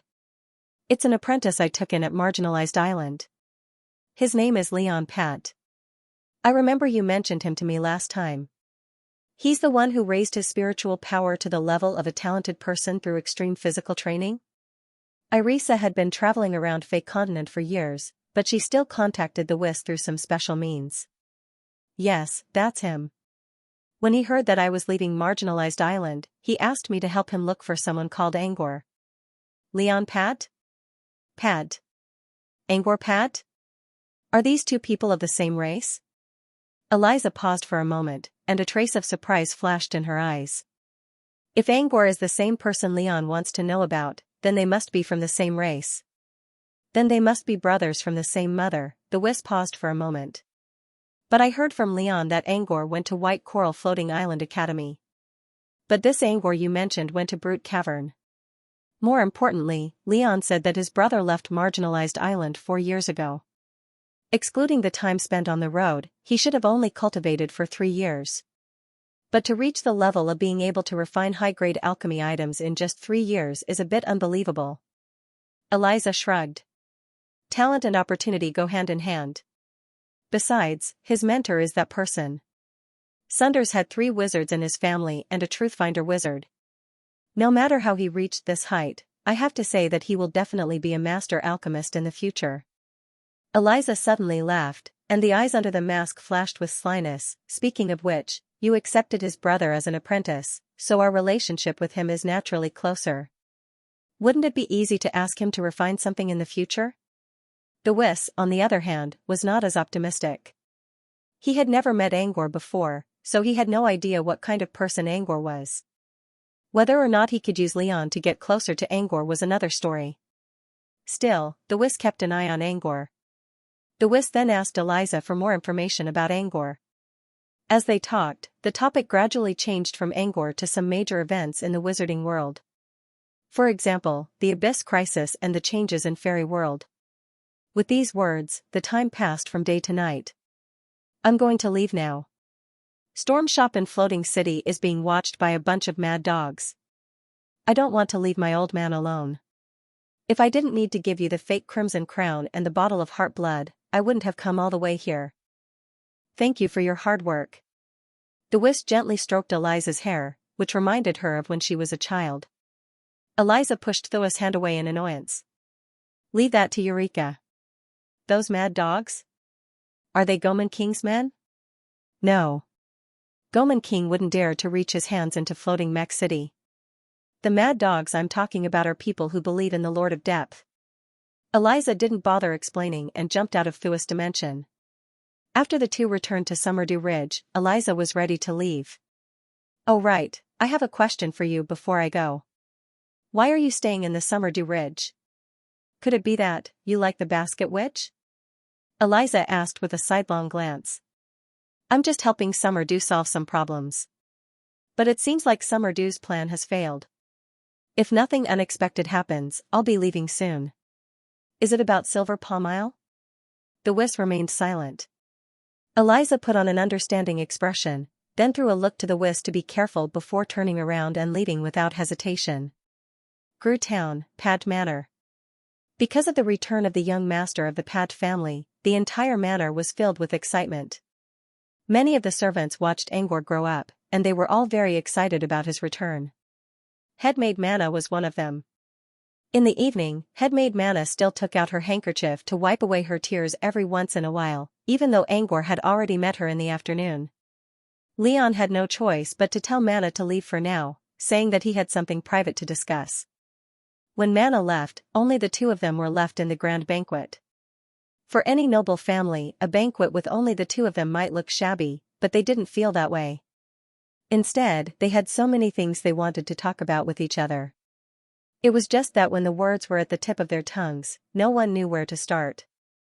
After a long time, Leon said in a low voice, "How have you been these years?" Angor recalled everything that happened in the past few years and felt like he was dreaming. Pretty good. Yeah, I heard from Manna that you fought with Miss Eureka for a long time, and you even beat up the Watcher.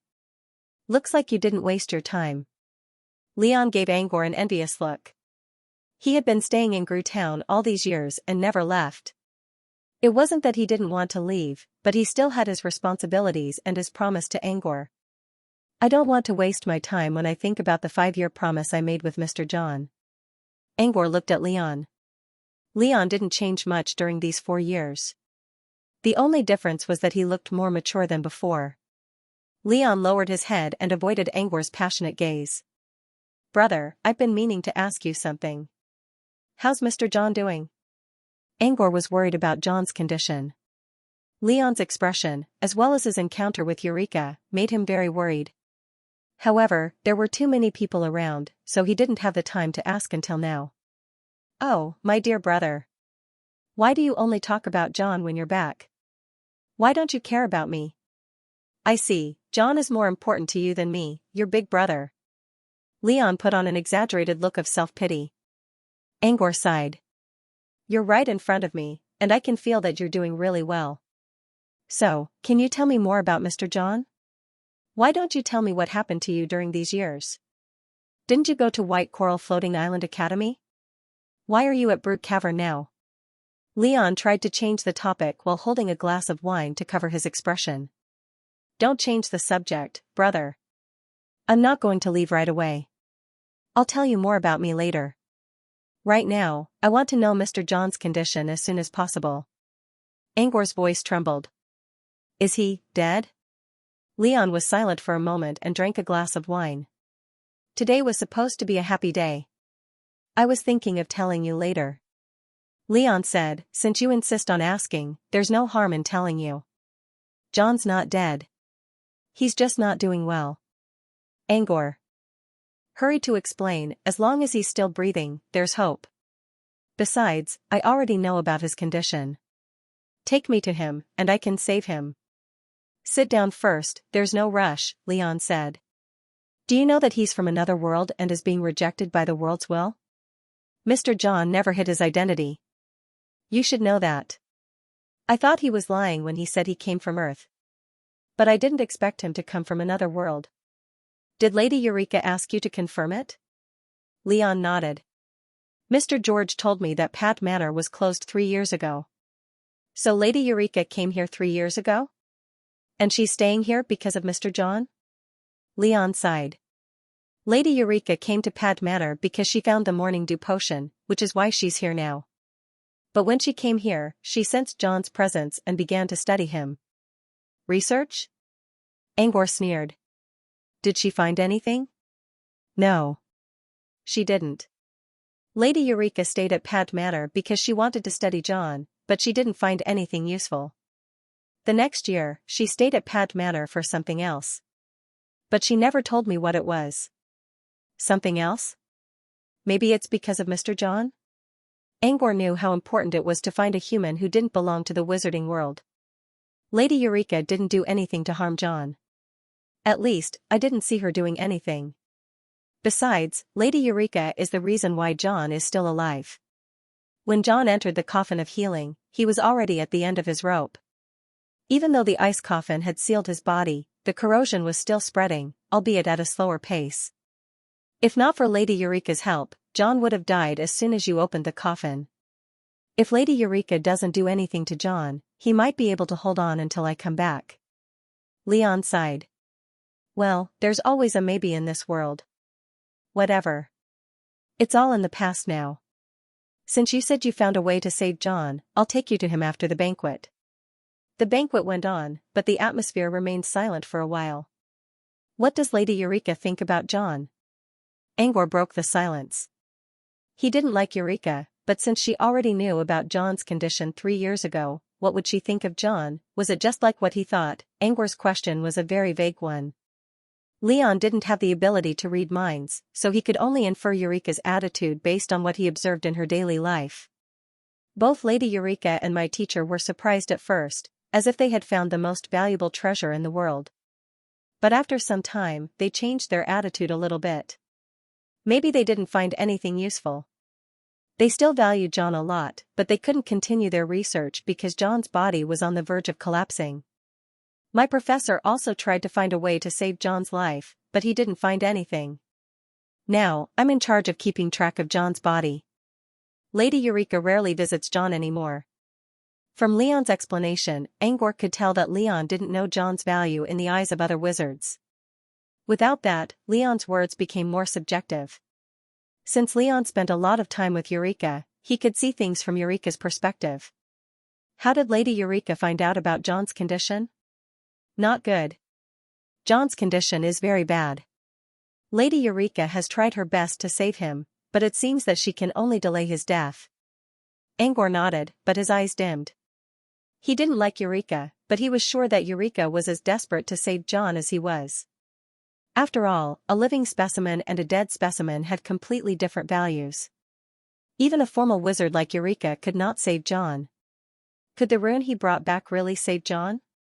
He calmed himself down and stopped asking about John. He wanted to see John in person before making a decision. By the way, who's the teacher you mentioned? Angor looked at Leon in confusion. He had been wanting to ask this question for a long time. He actually heard an unknown identity from Leon? Also, this unknown person seemed to be close to Eureka and had tried to find a way to save John. Was this person also a wizard? Actually, I only called him teacher in private. He never admitted it. Of course, he never denied it either. Because, he taught me a method to refine blood, so I tacitly acknowledged him as my mentor. Leon continued, as for his name, he never mentioned it. I think Lady Eureka called him, Red Hair. Red hair? Why? I think it's because he has red hair. Speaking of which, this is the first time I've seen such bright red hair. The red hair reminded him of someone he knew. Red Hair the Wiss. This image came to Angor's mind so quickly because when he created the ocean rhyme, he created many beautiful half-naked mermaids in the illusion, and some of them were based on the Wiss. Of course, he didn't want to create them himself. He saw Thuis' image in the Handbook of Handsome Men given to him by Lady Mirror. Also, the Wiss mermaid in the ocean rhyme book was modified by magic. Thuis' hair color and facial features were slightly altered, but Angor could still see Thuis' image if he looked closer. Angor wondered if it was the Wiss. But now that he thought about it, it was possible. When he left the Fey continent, Greya mentioned that the Wiss was also at the Old Earth. With that in mind, Angor tapped the table with his right index finger. As the syllables were produced, an illusion of a man slowly rose into the air. The man was wearing a black trench coat with golden stripes, a white shirt, black pants, brown boots, and red hair. It was Red Hair the Wiss, whom Angor met at Vichy Harbor 4 years ago. Are you talking about him? Angor asked. At first, he thought his professor had returned. But when Angor told him that it was just an illusion, Leon nodded slowly. Yes, he's my professor. Leon nodded. Do you know who he is? By the way, I was wondering why you were able to call out Miss Eureka's name this afternoon. Are you familiar with her? He didn't answer right away because his mind was already in a mess. He didn't expect his guess to be right. The Wiss was also living in Pat Manor? And from what Leon told him, Eureka and the Wiss seemed to be quite close. Angor felt like cursing in his mind.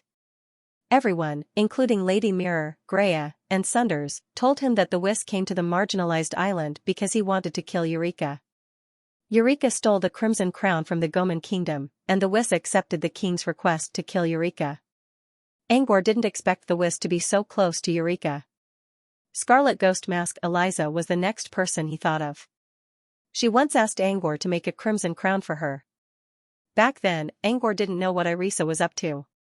Sunders also warned him not to get involved, so Angor didn't ask about it. But now, he realized that Irisa and the Wiss were siblings. Did Irisa ask someone to make a crimson crown just to help Eureka? Angor felt like he just heard something incredible. I don't know them. I only heard of their names. Angor quickly explained himself. Eureka was in Pat Manor right now, and he didn't know if she was eavesdropping on their conversation. Is that so? Leon didn't believe Angor's words. He kept asking questions, hoping to learn more about his teacher. In the end, Leon only learned Angor's name. Angor pretended that he didn't know anything else. Besides, he didn't know much about the Wiss anyway. What's blood refinement? Angor changed the topic. Also, why did he teach you that? It's a way to strengthen one's body. According to my teacher, it can also improve one's spiritual power. As for why he taught me, I asked him to. I want to become stronger too. Leon made it sound easy. Only those who had experienced it would know how painful it was to practice blood refinement. It felt like being ground into a puddle of mud and slowly being rebuilt. If one could endure it, one's willpower and spiritual power would improve. If one couldn't, death was the only outcome. Leon was lucky enough to survive the ordeal. Still, he did not want to repeat the pain of blood refinement. It would only make Angor worry, and it would not do anything else. Angor didn't know what was going on, so he assumed it was some kind of special training. After Leon finished speaking, his focus was on increasing the value of his spiritual power. Did your spiritual power increase? Don't tell me you're already a genius? Angor could tell that Leon was immortal, but he didn't know how high Leon's spiritual power level was. Leon looked proud. I didn't test my spiritual power again, but my teacher seems to like it. Angor was overjoyed. He quickly took out the talent orb and tried to show it to Leon. But as soon as he raised his hand, he slowly put it down. Looking at Leon's appearance and the way the wisp nurtured him, it was clear that he was being treated as an apprentice.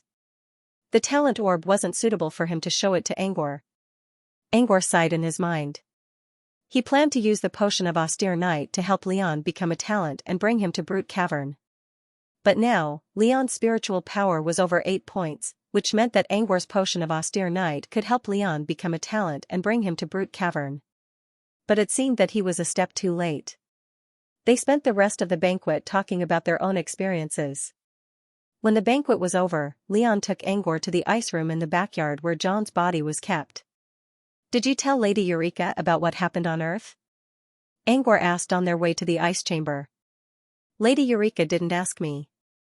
Leon shook his head. Angor nodded and didn't say anything else. They soon arrived at the ice room.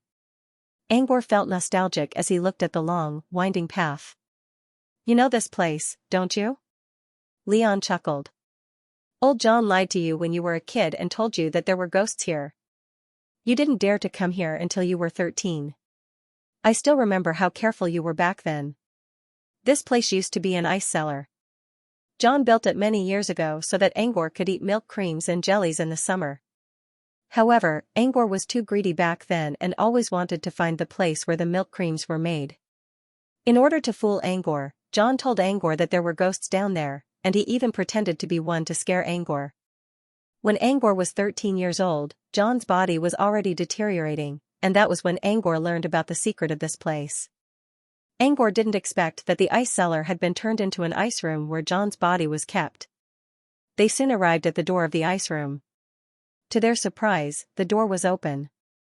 When they walked in, they found that there was actually a person standing in the narrow ice room. Eureka. Eureka, who was wearing a long black dress, looked rather ethereal in the frosty air. She was staring at the transparent ice coffin with her back facing them. Lady Eureka. Angor bowed to Eureka. Leon mentioned that Eureka hadn't visited John's place for a long time. But why was she standing in front of John's house? Did she know he was coming? Come in. Eureka didn't turn around. She stared at the coffin for a while before she spoke. Angor entered the room and decided to ignore Eureka for now. Instead, he focused on the ice coffin. When he saw John in the ice coffin, his eyes widened in shock. Leon did not lie to him. He did not even need to examine John's condition to know how bad it was. When Angor left home 4 years ago, John's body was as thin as a twig, but at least he still looked human. But now, Chan was almost like a skeleton with a thin layer of skin on it. No one would believe that there was a living person inside the coffin. There was a tube connected to John's heart, which was connected to a double-necked bottle nearby. The bottle contained 2 layers of liquid. The bottom layer was black, while the top layer was green. 80% of the liquid was black, while the remaining 20% was green. It's called life absorption water. Once the green liquid turns into black liquid, the person inside the coffin will die. It was Eureka who explained the situation to Angor. Xian's life-absorbing water? Angor looked up. Oh? You know about it? Eureka looked at Angor with a curious look. It's a liquid that contains the essence of the Xian realm. It's a very precious material. So you know about it. Eureka gave Angor a meaningful glance. That's why he's still alive. Thanks to the life-drawing water. Of course, the life-absorbing water didn't belong to Leon. It must have come from Eureka. Was she trying to tell Angor that John's life depended on this bottle of life-absorbing water? Angor sneered in his mind. The best way to use the life-absorbing water is to use the 3-knot Petri method, which minimizes the side effects. But now, you're using a more dangerous method because John's heart has a hole in it. It was obvious that Eureka was trying to mislead him by saying that the life-drawing water was the cause of the damage. However, Angor knew the correct way to use the life-drawing water, which was why Eureka failed to mislead him. Eureka wasn't embarrassed by Angor's accusation. Instead, she gave him a curious look. "So you know something about alchemy as well, huh? Of course I have to find a way to save John's life." Angor stepped forward and scanned John's body with his spirit feelers. Eureka didn't stop him. Instead, she asked some questions from time to time, but Angor didn't give her any answers. His answers were polite, but they weren't sincere. Eureka's expression darkened. "You know my nickname, so you must know something about me. Even if you don't, you should know why I'm here, right?" He wanted to deny it, but it was too late for him to do so since he accidentally called Eureka by her nickname earlier this afternoon. "I know. Since you know, then you should be clear. I've been wanted by Goman King for a long time, and I don't mind being hunted down by one more person, such as the famous Phantom Master in the South." Leon noticed the threat in Eureka's words as well. "I'll forgive you for what you did this afternoon. First, this is your home, and second, I'm doing it for Sunder's sake. But since you're so rude to me, even if I kill you, it's still in line with the rules of the wizarding world." Angor's hand stopped moving. He wanted to keep talking to Eureka, but he couldn't. "I'm sorry, Lady Eureka. I'm just a little distracted by my mentor's condition." Eureka glanced at Angor. She didn't care whether Angor was lying or not. "I heard from Leon that John was your closest friend." Angor nodded. "That's right. John is my mentor." "Do you know where he came from?" "Earth." Angor considered for a moment. "John once told me that he came from a world called Earth. It's a strange plane where machines are being developed." Leon told Angor that Leon didn't tell anyone about Earth, but Angor didn't believe that Eureka wouldn't ask Leon about it. Leon was just a mortal, and a supernatural wizard like Eureka wouldn't even need to ask questions to get information from him. Angor was sure that Eureka knew that John came from Earth. His brother, Leon, never liked John, so he didn't know much about Earth. Eureka didn't mind him telling Eureka that.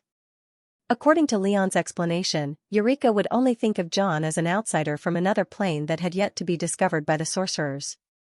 "I've heard about a world where machines are being developed. Grand Plane, for example.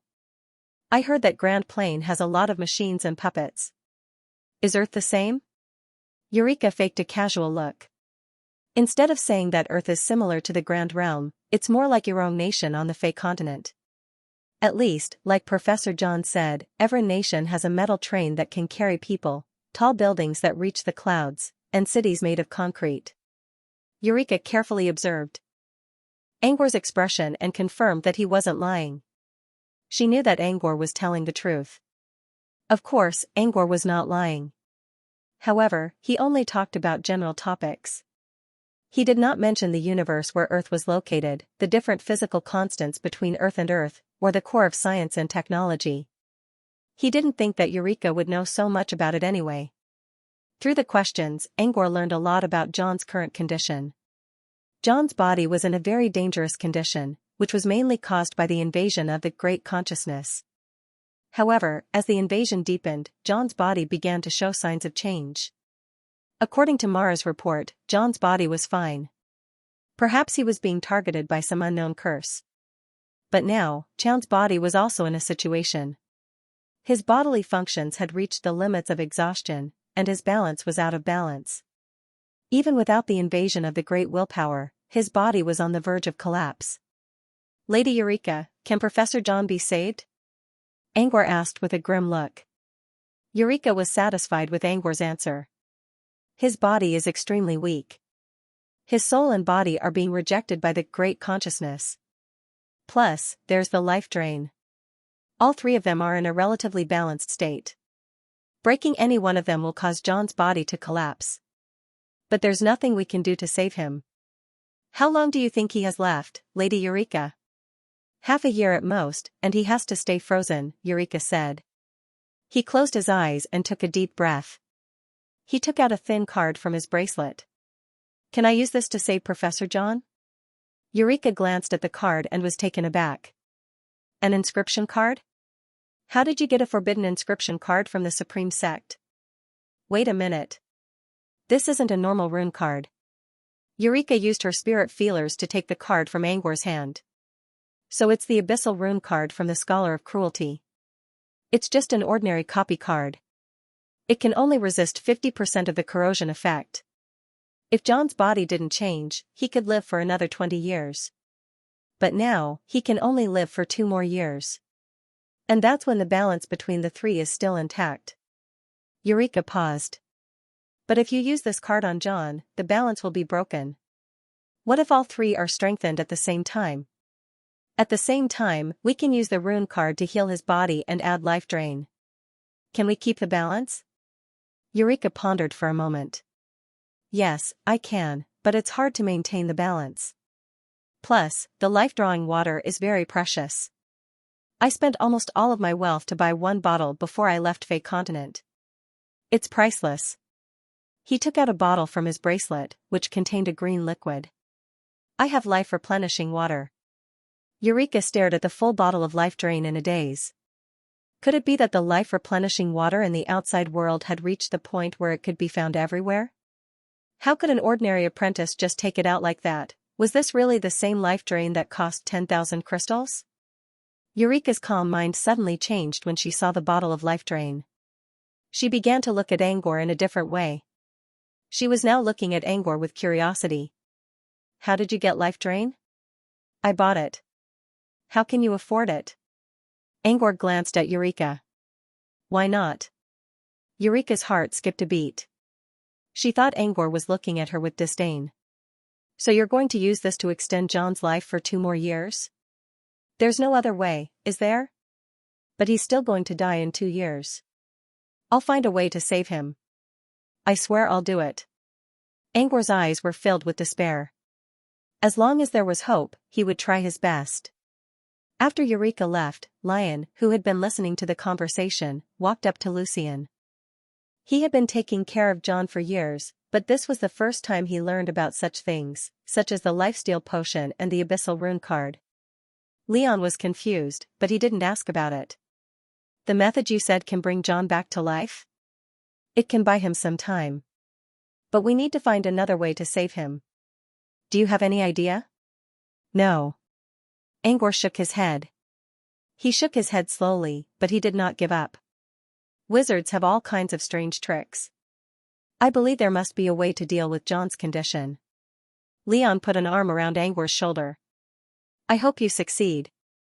I'll stay in the ice room for the next few days to calculate the balance of the 3 states, Angor said. I came back to the old Earth with a guide mission. I found a talent, and he's staying at Uncle George's place. Can you help me arrange a place for him to stay? Bring him back to the manor or leave him in town. Sure. Leon nodded. After Leon left, he stayed in the ice room and used his spirit feelers to check John's condition. Meanwhile, he took out a pen and paper and began to calculate the necessary data to maintain the balance of the 3 states.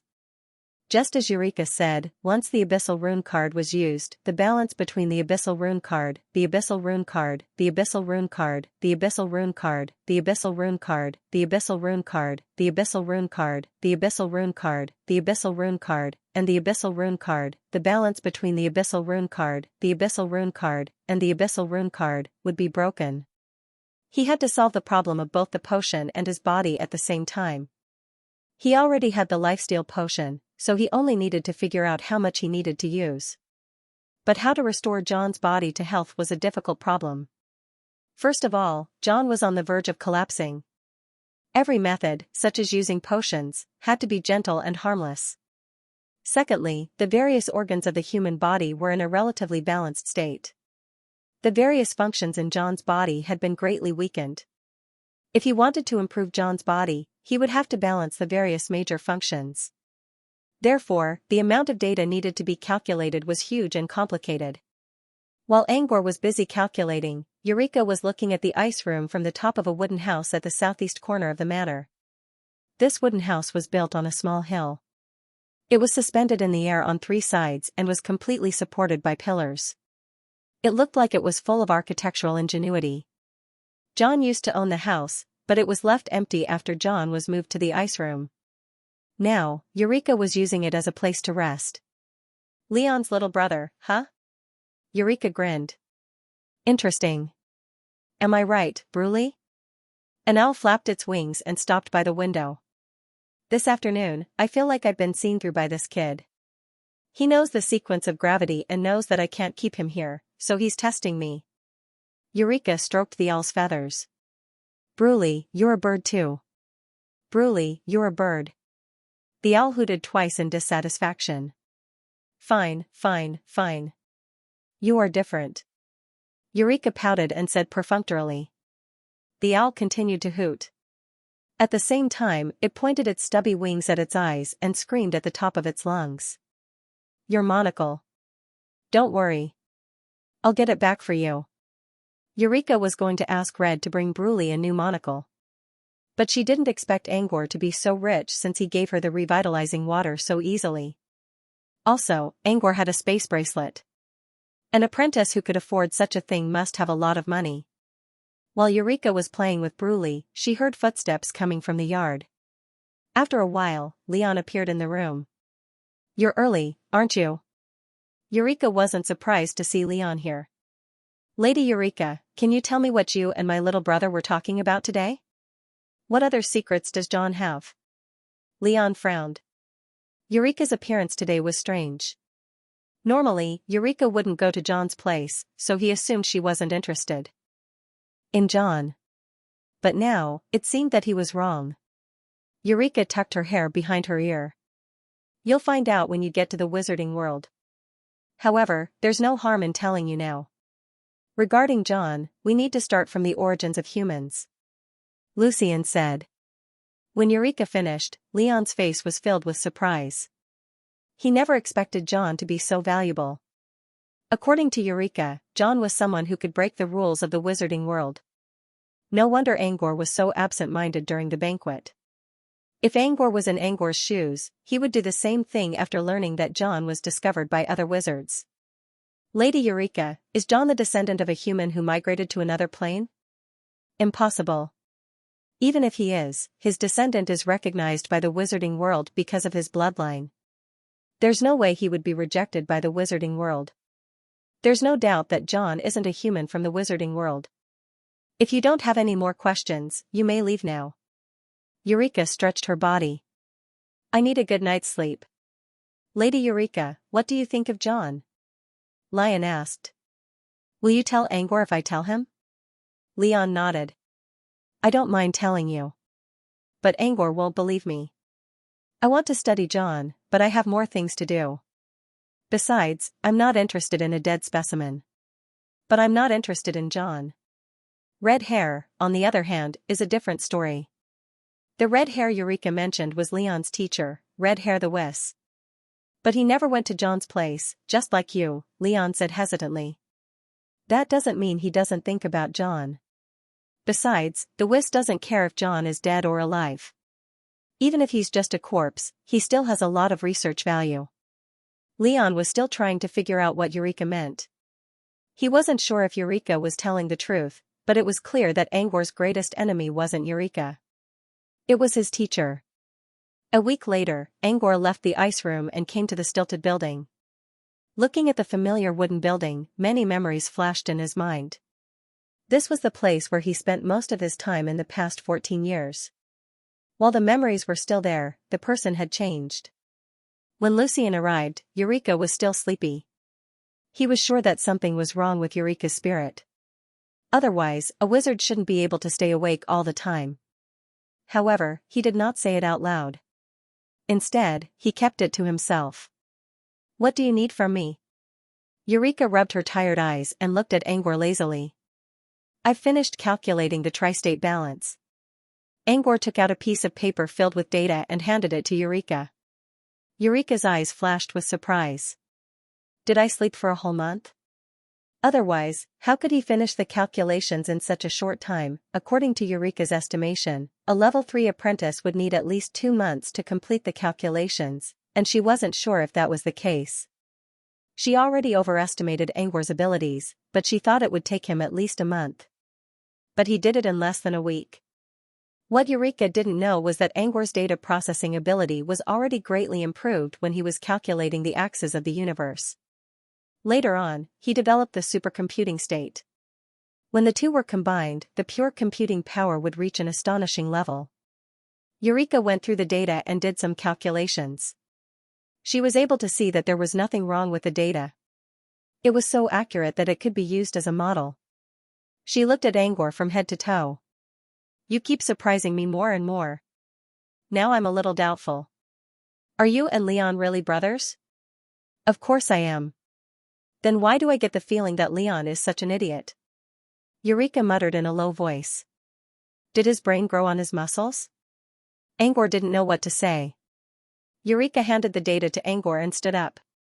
Let's go. I know why you're here. I'll help you stabilize the tri-state balance. After all, I don't want John to die like this. Angor's hand paused for a second.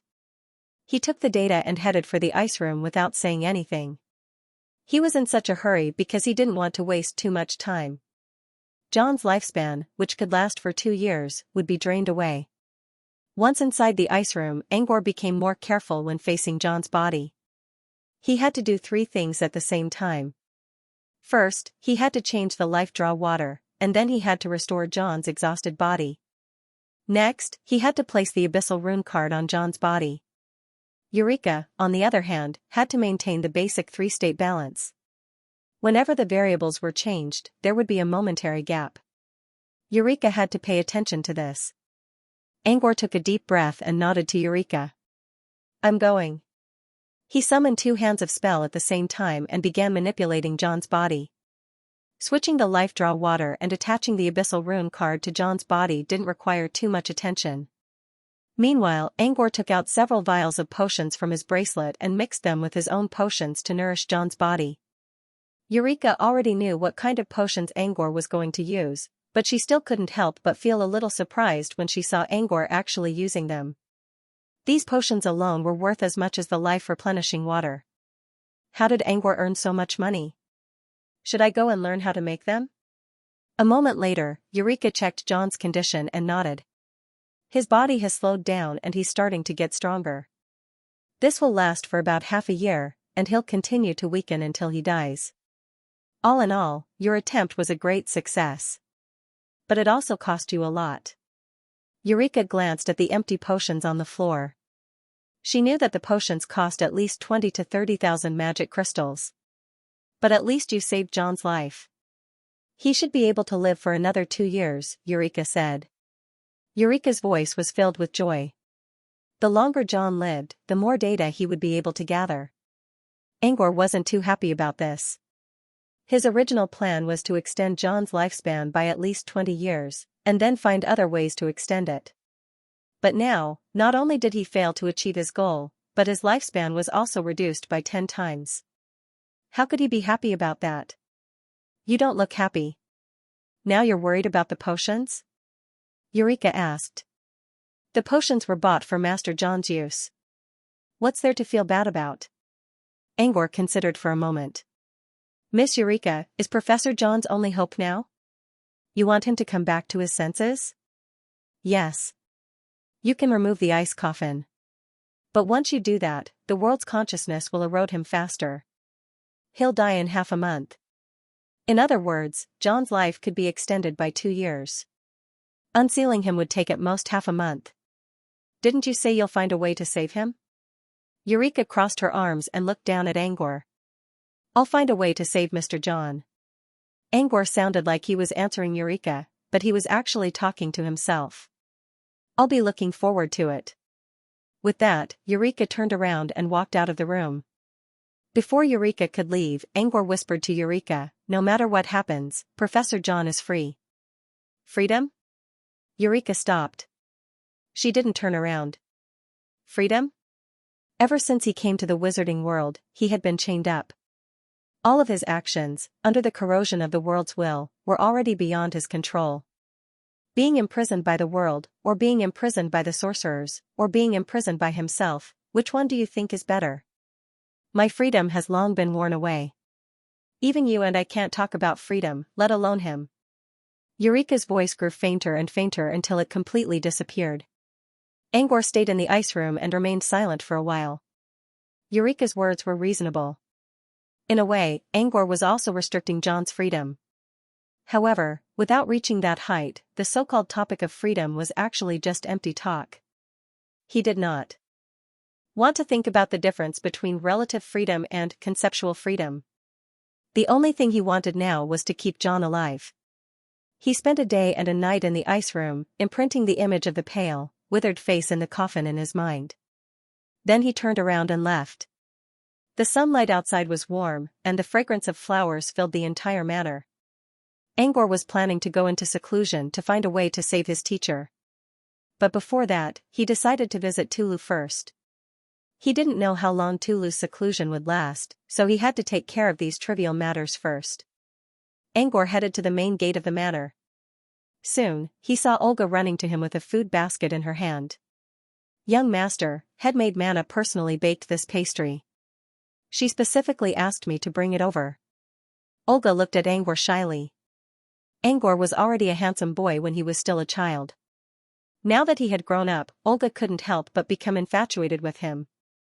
"My taste is a little different now." "Thank you, headmaid Manna." Angor accepted the basket with a smile and resisted the urge to take a bite right away. He put the basket into his bracelet and continued walking to the gate. Olga quickly followed him. "Is there anything else?" Angor looked at Olga in confusion. Olga pouted. "Did you forget, young master? I'm your personal maid, and I couldn't find you several days ago. Of course I have to follow you. If there's anything you need, just tell me." Angor didn't know what to say. "You don't have to. I'm used to being alone." Before Angor could finish, Olga's eyes turned red again. Angor sighed. "Fine. Speaking of which, there's something I need you to do for me." Angor saw that Ori had stopped teasing him. "Go find headmaid Manna for me and tell her to wait for me in the hall. I have something to discuss with her. Also, tell my brother to come too." After sending Olga away, Angor continued walking outside. He did have something to discuss with Leon and Manna. After all, he didn't come back alone. He also brought the hope of an entire race with him. All the servants he met on the way greeted him politely. The servant in the wheat field also knew who Angor was, and he greeted Angor carefully. No matter who it was, Angor always responded with a polite smile. After Angor left, the servant in the field sighed in relief. It seemed that the young master was as gentle as the rumors said. The servant didn't blame him for not recognizing Angor's identity that day. Instead, he couldn't sleep because of it. Angor didn't know what the servants were thinking. He arrived at the gate of the manor, glanced at the owl that was pretending to be dead, and left without looking back. His destination was the sheriff's hut. People in Gru town knew Angor as well as the people in the manor. However, unlike the servants in the manor who greeted Angor respectfully, most of the people in the town thought that Angor was just returning from his study trip in the capital.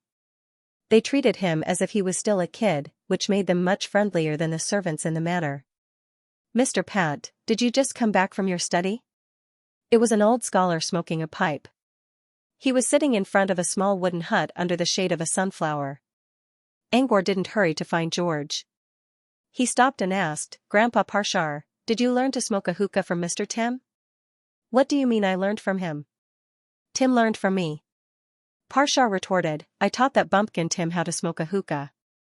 I quit later, but Tim kept smoking." "What quit?"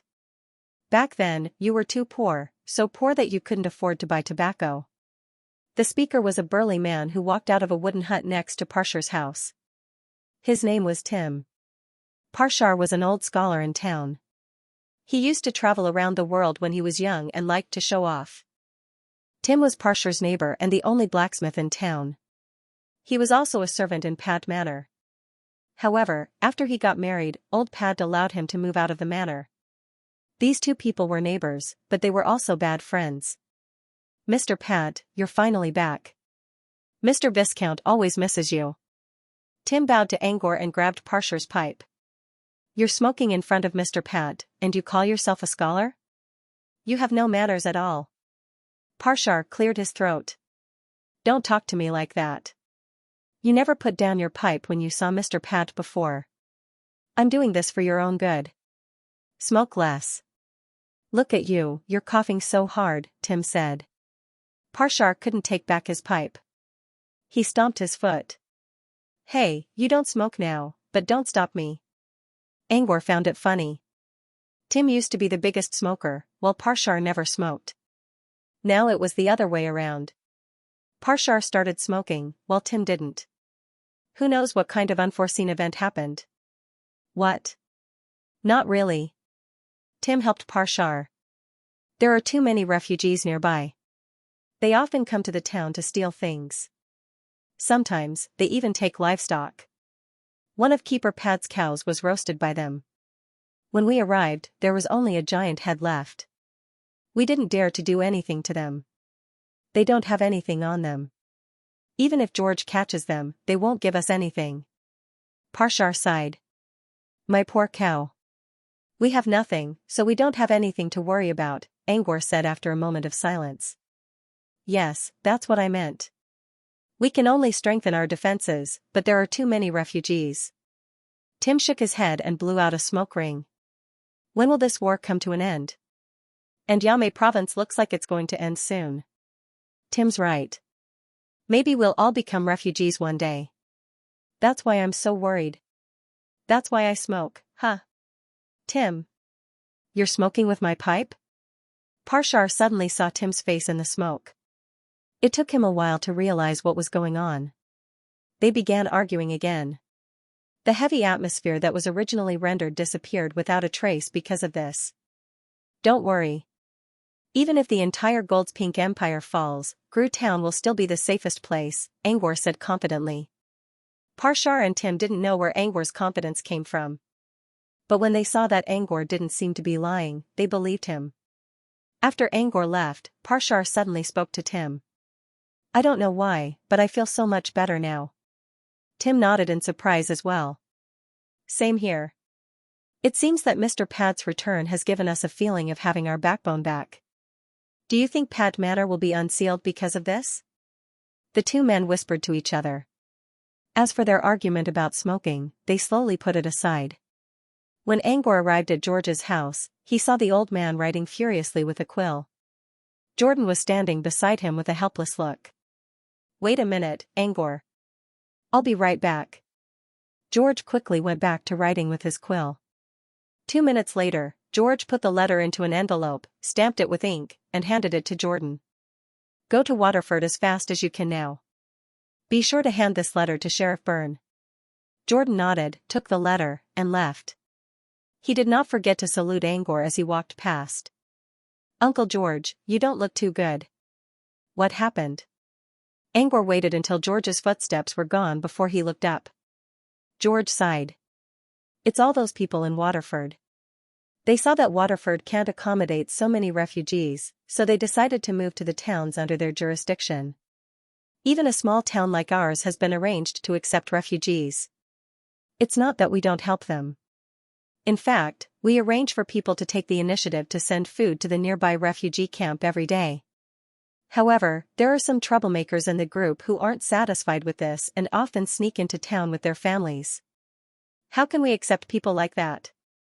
More importantly, Gru Town doesn't have houses for the refugees. George complained bitterly, the higher-ups only need to say a few words, and we have to pay such a high price. How can there be such a good thing? The urgent letter I just wrote was to express my protest to them. Angor didn't know what to say. He just came back and didn't know what to do. Besides, this was the job of the sheriff and the lord of the town. He couldn't overstep his boundaries. How about this? When I get back, I'll ask my brother to talk to you about how to deal with this. Very well. We do need the Viscount's decision.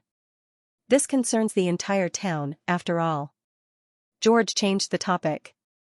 So, Angor, did anything happen to you at home? I kept an eye on Pad Manor the other day, and I heard something rumbling coming from inside. Angor considered. The rumbling was probably caused by Eureka cutting down a small hill. Do I look like I'm in trouble? It really doesn't look like it. George rubbed his chin and put on a gossipy expression. Do you know what happened to Pad Manor these years? Why is it that the people who came out of there all kept their mouths shut, and even sealed the garden to prevent anyone from entering? Seeing Angor's hesitation, George quickly added, It's fine if you don't want to talk about it.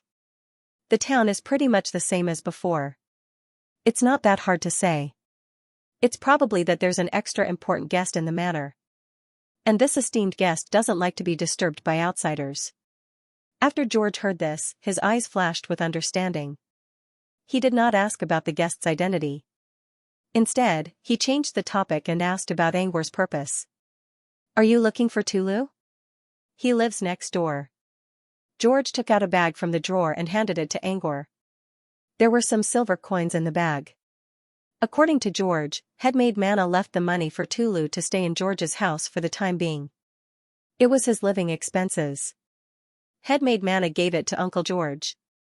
Take it. And if you want to pay it back, you should pay it back to Mana, not me. Angwar put the bag back on the table and followed George to the room next door. Tulu was staying with Jordan for the time being. When Angwar opened the door, he saw Tulu taking a nap on a furry carpet. Tulu woke up from his sleep and looked around in confusion. It took him a while to realize that this was Mr. Pat's real face. He quickly put on his shoes and bowed to Angwar in front of him. Angwar talked with Tulu for a while. He told Tulu that he would be staying in Gru town for a long time, and asked if Tulu would like to follow him back to Pat Manor. Tulu considered for a moment and decided to follow Angwar back to Pat Manor. There were too many people in the town, and the refugees would come to disturb them from time to time. It was impossible for him to practice channeling in peace. Angwar gave it some thought and agreed. Angwar told Tulu to stay away from the stilt house and stay away from Eureka. He also told Tulu to leave everything else to headmaid Mana. In the past, whenever an outsider entered the manor, the owl hiding in the branches would immediately lose its temper. However, when Angwar came in with Pat Manor, the owl didn't even dare to make a sound. Especially when it sensed that the gray bird in Angwar's pocket was looking at it with malicious eyes, which made it even more afraid to move. He told Tulu about Owl's identity and led him deeper into the building. He ran into headmaid Mana in the hallway of the main castle. Angwar asked Mana to arrange Tulu's living quarters while he went to the main hall. Ori was waiting outside the hall. Her eyes lit up when she saw Angwar, and she quickly followed him. Leon was already waiting in the hall. He quickly gave Angwar a big hug and looked outside the hall with a curious look. Hey, where's Mana? Didn't I tell her to wait for you outside? I asked Mana to find Tulu a place to stay. Tulu will probably stay in the manor for the time being. Leon didn't know what to say. He already considered asking Tulu to stay in the manor several days ago, but when he thought about Eureka, he hesitated. Will Miss Eureka say no? Don't worry. I've already talked to her about it. He didn't tell Leon what he wanted to do right away. Instead, he told Leon about George's problem. After hearing that, a troubled expression appeared on Lion's face. He rubbed his temples and said, "These refugees have already begun to sneak into the house? I heard from Parshar that his cows were all cooked by the refugees. I heard that a group of refugees was causing trouble at the entrance of the town the last time I went out. I didn't think it would escalate to this extent. I'll go talk to George later." What do you plan to do with the refugees? Angwar looked at Leon. He knew how important the refugees were to Gru town. How to deal with these refugees effectively was what Lion had to face now. I have an idea, but I'll need to discuss it with George first. Also, it depends on Waterford's attitude. My dear brother, what would you do if it were you? Leon looked at Angwar curiously. Angwar didn't even think about it. From a superhuman's point of view, this isn't a problem. He could even create a bustling town within a short period of time and let the refugees live there. He could also go straight to the source and take care of Halon Nation. That way, everything would be over quickly. But if I don't use supernatural means, I'm more inclined to cut the Gordian knot. Kill the troublemakers and appease the other refugees. Without them, the rest of the refugees will surrender, and it won't be hard to deal with them. Leon gave Angwar a thoughtful look. I think you've changed a little. You wouldn't say something like this before. I'm not changing. I'm adapting. But that's good. I've been worried that you'll get bullied because of your kindness. But it seems I was worried for nothing. Leon stretched his back. Actually, I'm thinking about the same thing as you. The troublemakers among the refugees aren't afraid at all. They won't lose anything even if they lose everything. I'd like to see if they're really prepared to lose everything. While they were talking about the refugees, the curtains in the hall were lifted, and Headmaid Manna walked in. After the greeting, Headmaid Manna stood to the side. Since Headmaid Manna is here, I have something to say. Angor's words attracted everyone's attention. Leon also looked at Angor, waiting for him to say something. Angor didn't say anything. Instead, Angor waved a hand, and a small figure appeared on the table. It was a small person who looked similar to them in terms of appearance and attire, but her body was smaller than a palm. Judging from her appearance, she was a plump middle-aged woman. She was a little confused at first. "Sir, where are we?" she asked Angor after a while. "Kumomyo. If everything goes well, you'll be living here from now on," Angor explained. Kumomyo was Kudodo's mother. Apart from Papaya and Kudodo, Kumomyo was the third person who surrendered to Angor in Seoul Genesis Garden. Kumomyo was the chief of Blue Crescent Village in Seoul Genesis Garden, and she was very good at organizing and managing people. Ever since Papaya left, Angor asked her to take over as the chief of this branch of the Crocex. Kumomyo was a little excited. She had been living in the bracelet for a long time, and she always felt that she lacked freedom. Now that she knew she could return to the outside world, she was happy. "What's wrong with her, Angor? Why is she so small?" Leon pointed at Kumomyo with a shocked look. Both Headmaid Manna and Olga covered their mouths and looked at Kumomyo in astonishment.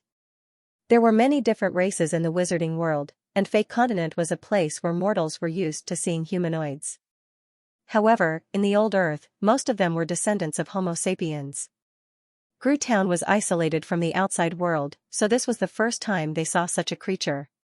Olga's eyes lit up. "She's so small.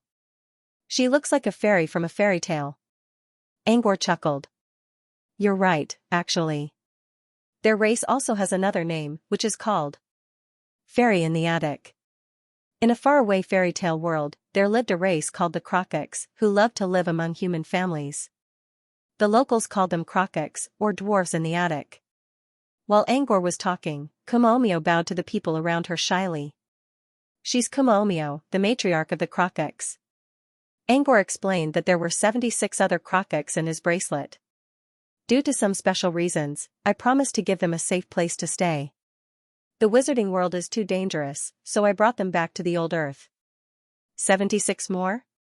Leon was surprised. He considered for a moment and decided to move the tower into the hall. The Crocex who were farming, raising livestock, playing with each other, or chatting about their daily lives all stopped at this moment. This was because they discovered that the layer of fog surrounding the skyscraper had suddenly disappeared. Instead, it was replaced by exquisite walls and a few tall humans. They didn't know the others, but they trusted Angor. All the Crocex remained silent and looked around curiously. "Mr. Pat, where are we?" An old woman with a cane broke the silence in a small wooden house outside the building. "Granny Papaya, this is Pat Manor, the place I told you about," Angor answered. Hearing Angor's answer, all the Crocex became excited. They had been staying in the bracelet for a year, and they finally found a place to settle down. Of course, they were happy. All the Crocex were expressing their happiness in their own way without needing anyone to organize them. A boy in a green robe sitting on a tree branch began to play a traditional instrument, the tuna, and sang a beautiful song. The other Crocex began to dance, while the other Crocex on the balcony began to sing along with the music. The Crocex either sang along or danced to the tune. The Crocex were drowned in a sea of joy. Even the tiny piglets that they were herding raised their nostrils at this moment and hummed twice in the rhythm of the music, announcing their presence. Shoo! When they reached the climax of their song, Angor suddenly put his index finger on his lips and signaled them to be quiet. The singing stopped abruptly, but the aftertaste of joy still lingered in the air. Olga and Manna, who had been immersed in the song, also woke up at this moment. They all looked at Angor in confusion, wondering why he suddenly stopped them. Leon also looked at Angor curiously. "Don't celebrate too early.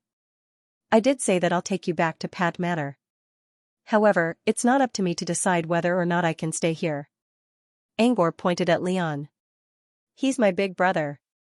You can call him Viscount Leon." He's the real owner of Pad Manor. If you want to stay here, he will be the one to make the final decision. Looking at the group of innocent little humans who were looking at him with pleading eyes, Leon almost immediately wanted to agree. But before he could say anything, he heard Angor's voice telling him to wait. Can we stay, Viscount Leon? It was Kamami. All 77 Krokoks, including Kamami, walked out of the building and looked at Leon with pleading eyes. Leon hesitated, which made the others feel a little uneasy. Olga and Mana, who were standing behind Leon, were also surprised. There were only a few of them, and they couldn't take up much space even if all of them worked together. They didn't need to refuse. To be honest, it had been a long time since they felt such pure joy. The moment the Krokoks started singing, they accepted them into their hearts. Olga wanted to say something, but as soon as she moved, she was pulled back by headmaid Mana, who shook her head and signaled for her to calm down. Angor's voice came again. Krokoks are very hardworking. You can even call them craftsmen. They love to make all kinds of beautiful objects, and they're kind and gentle. Humans who live with them will enjoy a better life. Also, there's a legend in fairy world that a Krokok living in your home will always be happy. The more Angor talked about the advantages of Krokoks, the more tempted Leon became. Leon looked at Angor and Komomio and cleared his throat. Can you gradually modify the living environment of the house? If you wish, Viscount Leon, Kamami said. I can give you the status of Gru Town residents, but you must accept the same responsibilities as the other residents of the town. For example, you have to pay taxes, rent, and so on. Leon paused a little and continued, you can pay these fees by modifying the living environment of Pad Manor, or by trading your products with us. What do you think? Kamami and the other Krokoks discussed and agreed that this was a great deal for them. At least Mr. Pad's brother didn't treat them as slaves. Instead, he was willing to give them the status of free residents. We'll do it, Kamami said. Leon finally decided to let them live in Pad Manor and enjoy all the benefits of being a resident. Ori and Mana both laughed when they heard Leon's decision. The singing and dancing started again, and the Krokoks even invited Leon and the others to join them. Some Krokoks even jumped onto Leon's shoulder armor, took out musical instruments from the armor, and started to sing songs like a choir. Several young female Krokoks also appeared on Ori and Mana's shoulders, and they were all singing beautiful songs. At this moment, they realized that the tiny Krokoks had amazing jumping ability and balance. They would realize this if they lived here for a while. In fact, Krokoks weren't as weak as they looked. They could move as fast as humans, and their shadows were almost invisible when they ran. They were worried that they might accidentally step on one of the Krokoks, but they didn't need to worry about that at all. For a moment, the hall was drowned in a sea of joy. Suddenly, they smelled a pleasant aroma coming from Papaya's grandmother's wooden house. Along with the aroma was a small flower fairy with a pair of beautiful wings on its back, the Moon Lily Fairy. The Moon Lily Fairy was slightly bigger than the other Krokoks, but it was still about the size of a human palm. It was carrying a small bottle in its hand and flew out of the wooden house. That was where the pleasant aroma came from. The Krokoks didn't stop singing because of the Moon Lily Fairy's arrival. Instead, they looked at the fairy with great anticipation. Olga and Mana looked at the Moon Lily Fairy and covered their mouths in shock. The Moon Lily Fairy's appearance was too surreal.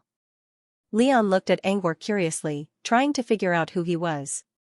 It's a Moon Lily Fairy of the valley, a flower fairy, a supernatural creature.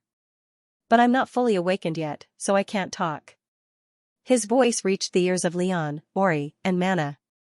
Toby quickly jumped down from Angor's shoulder and joined the fairy's side. As you can see, it's also Toby's good friend, Angor explained. Angor explained, the Moon Lily Fairy's bottle is good stuff. Ori, go get someone to bring me a full tank. Ori wanted to keep singing, but she still obeyed Angor's order. At the same time, she brought the two curious Krokoks with her.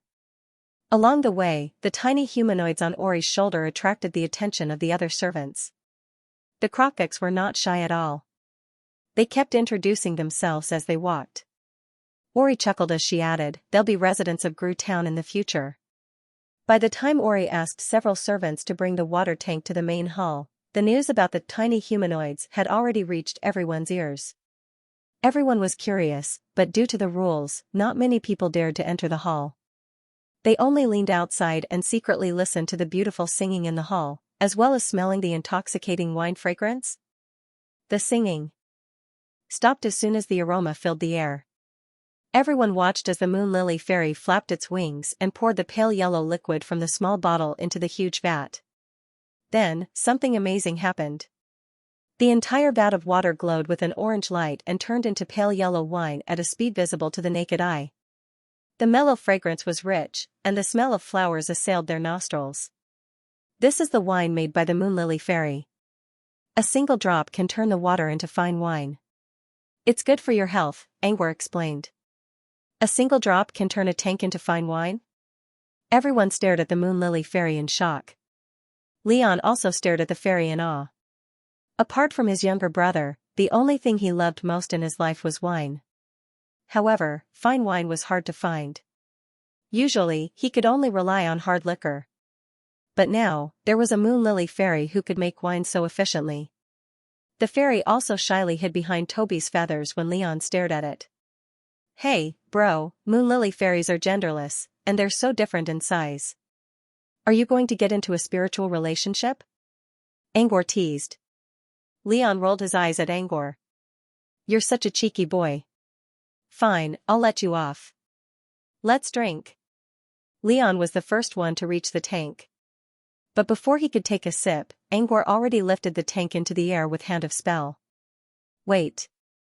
If there's wine, there's food too. Angor looked around. How about this? It's almost time for dinner. Let's hold a welcome party on the lawn to welcome the Crockets. We'll introduce them to the others too. He paused a little and added, I'll take out some colorful eggs as well. Everyone responded to Angor's words. But Leon, who was holding his bowl, could only watch Angor put the water tank into his bracelet with a sad look. Ori, you stay here and tell the Crockets about the old earth, as well as the rules of Pat Manor. With that, Angor left the hall with Leon and Headmaid Manna. Outside the castle, he could already hear people talking about the Crockets. From time to time, someone would peek into the main hall. When they were alone, Angor turned around and said, now that we've agreed to let the Crockets stay, we need to decide what to do with them first. Headmaid Manna immediately said, there are empty rooms on the 3rd and 4th floor of the castle. I can go and tidy them up later as a resting place for their clan. The Crockets are guests, but they're also residents of Gru Town. Are you going to let them stay here forever? What do you think we should do then? Leon asked. As I said, they can be called craftsmen. You just need to find them a piece of land, and they'll build their own homes. Angor suddenly remembered Papaya's hometown, Sprout's village. The entire village was built inside a single moonlight tree. The mortise and tenon structures, as well as the elevators, all showed how ingenious the Crockets were. They can stay in that building for now. Once they've built their own village, they can move out, Leon said. Leon considered and agreed with Angor's idea. He promised to become a legal permanent resident, and he could not keep the pet forever. In the end, Leon decided to settle the Crockets on a grassland near the tea garden. There was an old red-leaf tea tree next to the tree, and the Crockets could rest and recuperate from the wind. There were also canals nearby, so the Crockets did not have to worry about heavy rains and floods. Angor asked Headmaid Manna to bring Kumomio over to check if the place was good enough. Then, he asked someone to clean up the weeds nearby while he and Leon moved to the side. The red-leaf tea tree had long, thin leaves in the spring. Sunlight shone through the leaves and cast a mottled shade on the ground. Angor leaned against the tree while Leon sat cross-legged under the shade. The gentle breeze brought Angor back to his childhood. I still remember when we were young and we played hide-and-seek. I sat on the trunk of this tree. Even if you found me, you wouldn't be able to catch me. You would be running around anxiously under the tree. Leon said with a smile. He looked at the tea tree and seemed to be able to see the situation back then. I remember you were so anxious that you cried? Are you crying because you were anxious? You threw your seed at me from above and made me cry. Angor frowned. He did not want to talk about his dark history at all. It's all the same anyway. Leon had deep dimples on his cheeks when he smiled, which was somewhat different from his masculine appearance. Although he was less tough, he was more gentle. Let's not talk about this anymore. By the way, what are your plans for the future? Are you planning to follow Mr. the Wisp back to Valley of Storm? Angor tried to change the topic.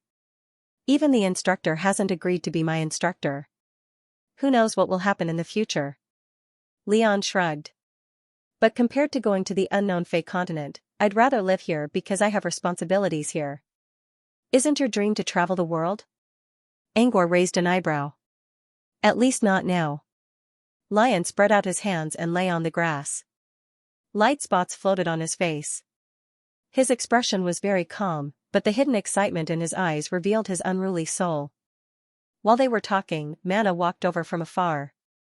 Not only did she bring Kamami with her, but all 77 Krokoks also followed her. They all want to see the place where they will live in the future, so they all came. Mana quickly walked over and said, "Go and ask them." "I have something to talk to my brother about," Angor said. Mana nodded and returned to the group of Krokoks to discuss the territorial issues. Leon looked at Angor curiously. "I thought you were just chatting. What do you want to talk about?" "Yeah, I was just chatting. Apart from the Krokoks, there's another person I brought back with me." "Leon, huh?" "In a way, you can call him an almighty craftsman. But his taste is a bit off, and he has a bad temper," Angor said. "Still, I think he'll be a great help to Pat Manor." Leon sat up and asked, "So he's going to stay here too?" Angor nodded and waved a hand. A figure appeared by his feet. Before Leon could see who it was, he heard someone yelling, "Why did you leave me there alone? The building is gone. Who am I supposed to talk to? You promised me a luxurious life. You didn't keep your promise." When Leon regained his senses, he saw a dwarf who was as tall as his calf grabbing his trousers and yelling. "Why is it a little guy?" Leon muttered. The dwarf turned around and glared at him with bloodshot eyes. "Little guy? Who are you calling a little guy? I'm the prince of the Fibbers. How dare you call me a little guy? I'll kill you." The dwarf yelled and rushed towards Lion, but Lion waved his hand and stopped him. "Mr. Viscount is right. You're a little guy." A clear, playful voice came from the tree. Leon looked up and saw a young Krokok girl wearing a yellow dress sitting on a leaf as if she was playing on a swing. "You're such a viper. You'll never get married." Nano pointed at the girl and yelled, "You call me short? I'm 7 or 8 times taller than you. But to humans, we're like fairies, while you're like a dwarf." Goldenshine chuckled and tried to provoke Nano with her own logic. Angor walked to Leon and said, "That's what they do every day. I don't even dare to use my spirit feelers on my bracelet. It's too noisy." Leon was still in a daze when he heard Angor's voice. He looked at Angor's bracelet. "Is that your space storage?" Leon had heard about spatial tools from his mentor. They were extremely precious, and many official wizards might not even have one. Not only did Angor have one, but he could also store living creatures. Leon had been wanting to ask about it for a long time, but he didn't want to find out his brother's secret. "Yes, it's a space bracelet." Angor used a voice transmission to whisper to Leon, "I made it myself. I'll make one for you when you have enough spirit feelers." Leon wanted to refuse, but Angor stopped him. "Toby also has a space storage I made. It's easy to make one." Was it that easy to refine a spatial tool? But didn't Leon say that space storage was very rare? Suspicion flashed in Leon's eyes. Could it be that the teacher was lying to him? Before Leon could ask more questions, Angor changed the topic back to Fibber. "This little guy is called Nano. I'm not a little guy. I'm the noble prince of the Fibbers." Nano was still arguing with Cancan, but he still didn't forget to argue with Cancan and continued to argue with Cancan. Nano is a humanoid, a Fibber. Fibbers are natural-born craftsmen who are good at art. They're especially good at tailoring. Before Angor could finish, Leon interrupted, "Did he design his green hat, red coat, and pink silk shirt himself?" Angor nodded. "The colors aren't right, but the designs are nice. Nano is a bit of a pickle when it comes to colors, but everything else is fine." Leon chuckled, his words carrying a profound meaning. "Mr. Viscount, many of our Krokoks are made by Nano, including the one I'm wearing, Gold Crunch suddenly spoke up. He's a nice guy, but he's a bit of a pickle. After saying that, Jean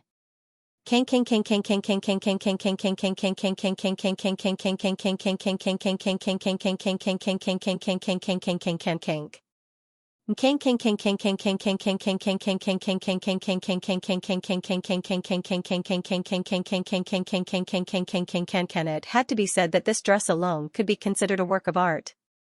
Nano wasn't happy at all when he heard Gold Can's support. Who's blind?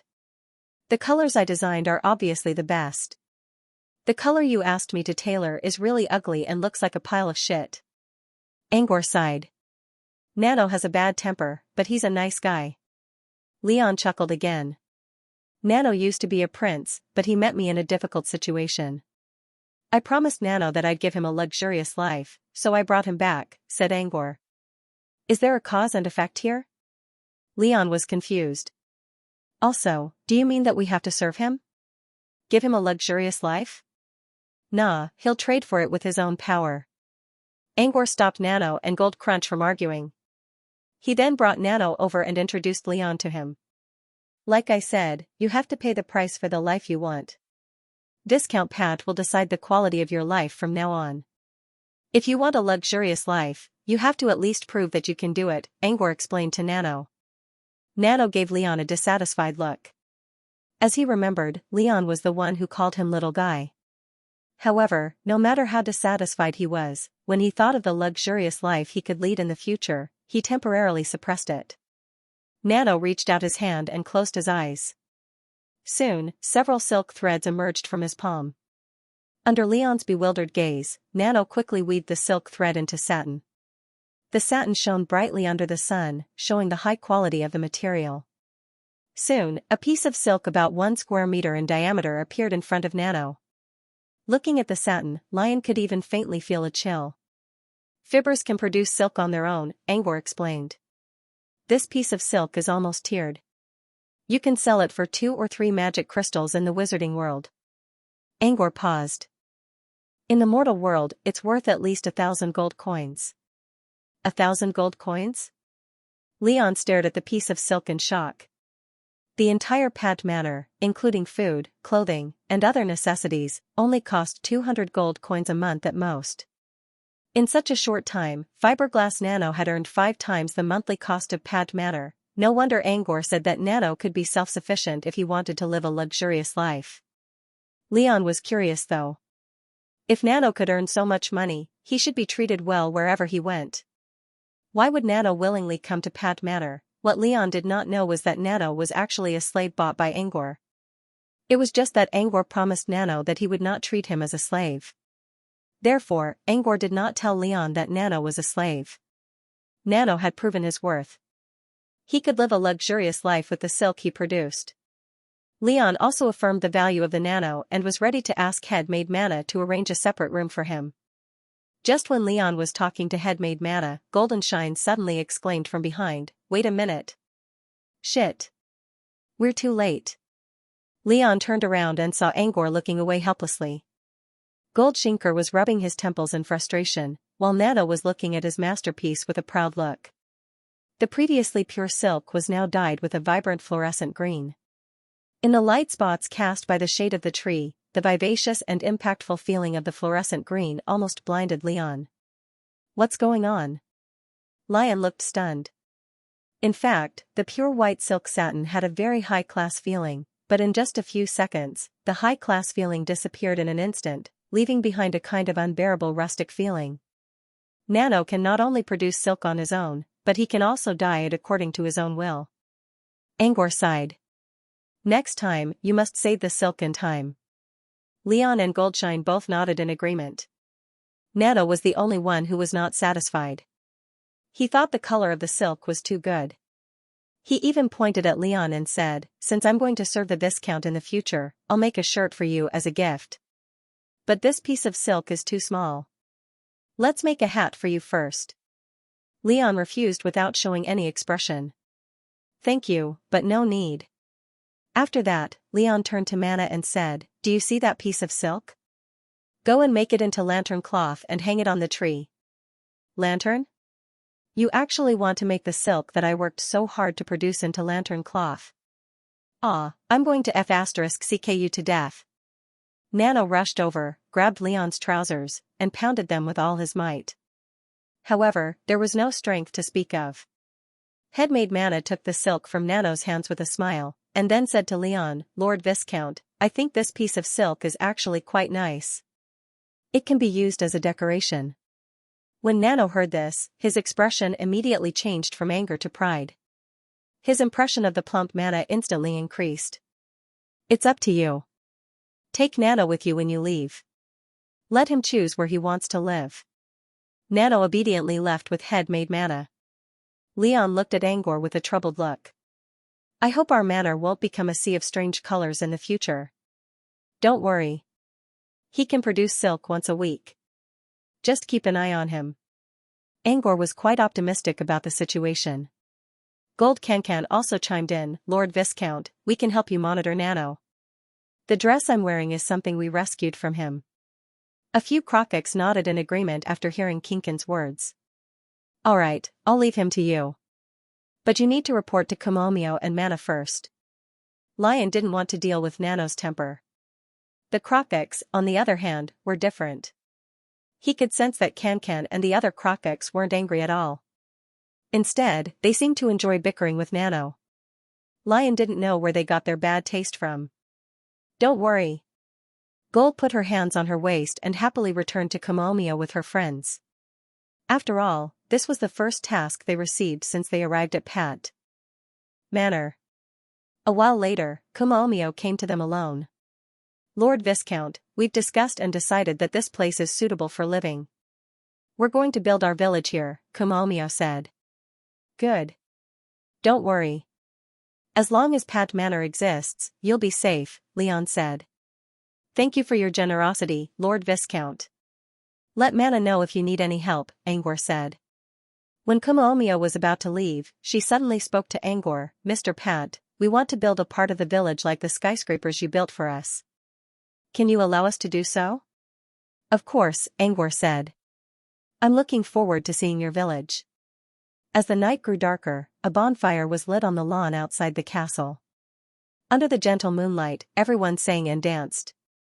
The sound of the zither was cheerful and the singing was melodious. When the creatures from fairy tales showed up in front of them and told them that they would be staying in Pat Manor for the future, everyone was excited. The servants in the manor had heard about the Crocox before, so they were able to remain calm when they saw the Crocox. Sheriff George and Blacksmith Dim, on the other hand, were getting nervous. The Crocox were residents of Gru Town. Therefore, Sheriff George had to come as a witness. As for Tim, he was originally from the Pat Manor. He heard from Headmaid Mana that a large group of skilled craftsmen had come to the manor, so he hurried back to take a look. To his surprise, he saw the dwarfs that almost made his eyes pop out. Few of the Crocox were introverted. Facing the curious gazes of the other Crocox, they showed off their abilities openly and patiently answered the questions that were thrown at them. Halfway through the banquet, the Crocox seemed to be kind. Finally, they let go of their prejudices and warmly welcomed the Crocox. The banquet became even more lively. Tulu began to sing the favorite champagne song of sailors, while Goldshine led a group of Crocox in champagne-colored dresses to dance on the shoulders of the guests. Sparks were scattered all over the place, while the night wind was blowing. Moonlight shone on the ground, while music was being played. When the banquet reached its climax, everyone suddenly stopped talking. He followed everyone's gaze and saw Eureka slowly walking toward them under the moonlight. She was wearing a black gauze dress with red stripes on it. Eureka was beautiful, and she looked even more stunning under the moonlight. The servants didn't dare to speak because they were afraid of Eureka's power. The Crocox didn't speak either because of Eureka's godlike beauty. George was the only one who was curious about Eureka's identity. "She's an important guest," Angor replied in a plain tone. George quickly realized what Angor meant and tried his best to hide his presence. According to Angor, Eureka was the reason why he was allowed to enter Pat Manor. If even Angor had to ask permission from someone important, George wouldn't dare to offend her. "Lady Eureka?" Leon asked in surprise. "What are you doing here?" Eureka glanced at the Crockets, then at Fibber, and finally at the Moon Lily Fairy. "Don't worry about me. I'm just following the smell of the wine. I didn't expect to see an unawakened Moon Lily Fairy here." Eureka picked up a glass from the table and poured herself a cup of wine. She then flew to a nearby tree and sat down on a branch without saying a word. She looked at the moon with a nostalgic look. Eureka told everyone not to mind her, but they didn't dare to do so. The atmosphere was getting colder and colder. Eureka couldn't help but chuckle. "Let's go back after this," she thought to herself. The scent of flowers and wine reminded Eureka of a distant memory. The image of a little boy appeared in her mind. She remembered that the boy's favorite flower was the Moon Lily Fairy. This was also the reason why she had come out of the stilt house. That fragrance had stirred up her memories. "Hobson." Eureka murmured the name in her mind. Her vision blurred. She shook her head and gulped down the wine. Eureka was about to leave. She didn't want to spoil the mood of the party because of the scent of the moon lily of the valley. When the banquet became awkward, Angor suddenly stood up. "As I said, I'm going to prepare an Easter egg for everyone." Angor walked to the bonfire and gestured for everyone to move away. Everyone quickly forgot about Eureka's identity and turned to look at Angor with curious eyes. Eureka also stopped and looked at Angor. She didn't know what he was going to do. Angor turned around and grinned under the light of the bonfire. "Consider it a gift for everyone." Praise of moonlight. Eureka crossed her arms in front of her chest and raised an eyebrow at Angor's question. Angor looked up and revealed a glass bottle in his hand. The bottle was shaped like a crescent moon, and there was some liquid inside. The liquid slowly glowed under the moonlight. "Time to brew wine." Angor put down the bottle, which floated into the air. In the air, the glass bottle flashed with a light and disappeared, leaving only a pool of water floating in the air. The pool grew bigger and bigger until it was several hundred meters wide. It looked like a lake floating in the sky. Under the moonlight, the lake glowed brightly. There was a crescent moon floating above the lake. The moonlight shone through the water, creating ripples on the surface of the water. When the ripples reached the ground, they added a sense of wobbling to the frost-white trail. The moon in the water was the moon in the sky, and the moon in the sky was reflecting the people on the ground. Everyone was dumbfounded by this scene. It was so beautiful that it could not be imagined. Suddenly, a gust of wind came and stirred up the lake. Leon suddenly shuddered and his nose twitched. "I seem to smell a fragrance?" Lion wasn't the only one who smelled it. Almost everyone present smelled the refreshing fragrance in the wind. When this fragrance that came out of nowhere flowed into everyone's bodies, everyone clearly felt their spirits relax, and those complicated and depressing chores suddenly disappeared at this moment, leaving behind only joy and relaxation. Borrowing the wind, a beam of moonlight was created. Angor pointed at the lake in the sky. A beam of light shot out from his fingertip and hit the surface of the lake. At the same time, something shocking happened. The moon in the sky was like a broken glass, exploding into pieces of broken mirrors that carried the moonlight. These fragments turned into countless light particles in the faint light and scattered in all directions. Not only Pad Manor, but the entire Gru town was covered by the light particles. The specks of light were like raindrops, falling down leisurely. They flew over roofs, went through walls, and landed on all the residents of Gru town. Whether it was the people walking on the street, the people chatting in the courtyard, or everyone who was immersed in their dreams, there were obvious changes at this moment. Partial sat under the sunflowers in the yard, drinking some cheap wine and smoking a cigarette. After the refugees killed his cattle, he could not sleep at all. Every time he thought about it, he would feel frustrated. Angor comforted him during the day, but he still could not let it go. When everyone was asleep, he sat in the yard again, looked at the moon in the sky, and drank his wine to drown his sorrows. As he drank, he saw a rain of moonlight falling from the sky. At first, he thought it was an illusion. But when he rubbed his eyes, the moonlight rain was still falling like dancing fireflies. Several moonlight raindrops dripped into the yard. Instantly, a faint fragrance lingered at the tip of Parxia's nose. While Partial was smelling the aroma and wondering what was going on, he suddenly realized something. Raindrops from the moonlight fell on his aged skin. The moonlight rain turned into a streak of light and entered his body. Seeing this, Parksia should have been terrified, but he didn't feel that way. Instead, he felt that his old body had been reborn. He was jumping and cheering, welcoming more moonlight rain. Several seconds later, Parshire suddenly stood up. The cold in his legs and the moisture in his joints that had troubled him in the past had all disappeared. Although his body hadn't changed much, his vitality made him feel as if he had become a few years younger. Pasha looked at the moonlight rain in excitement. Is this a gift from the goddess of moonlight? Not only partial, the door of the room next to him was suddenly pushed open.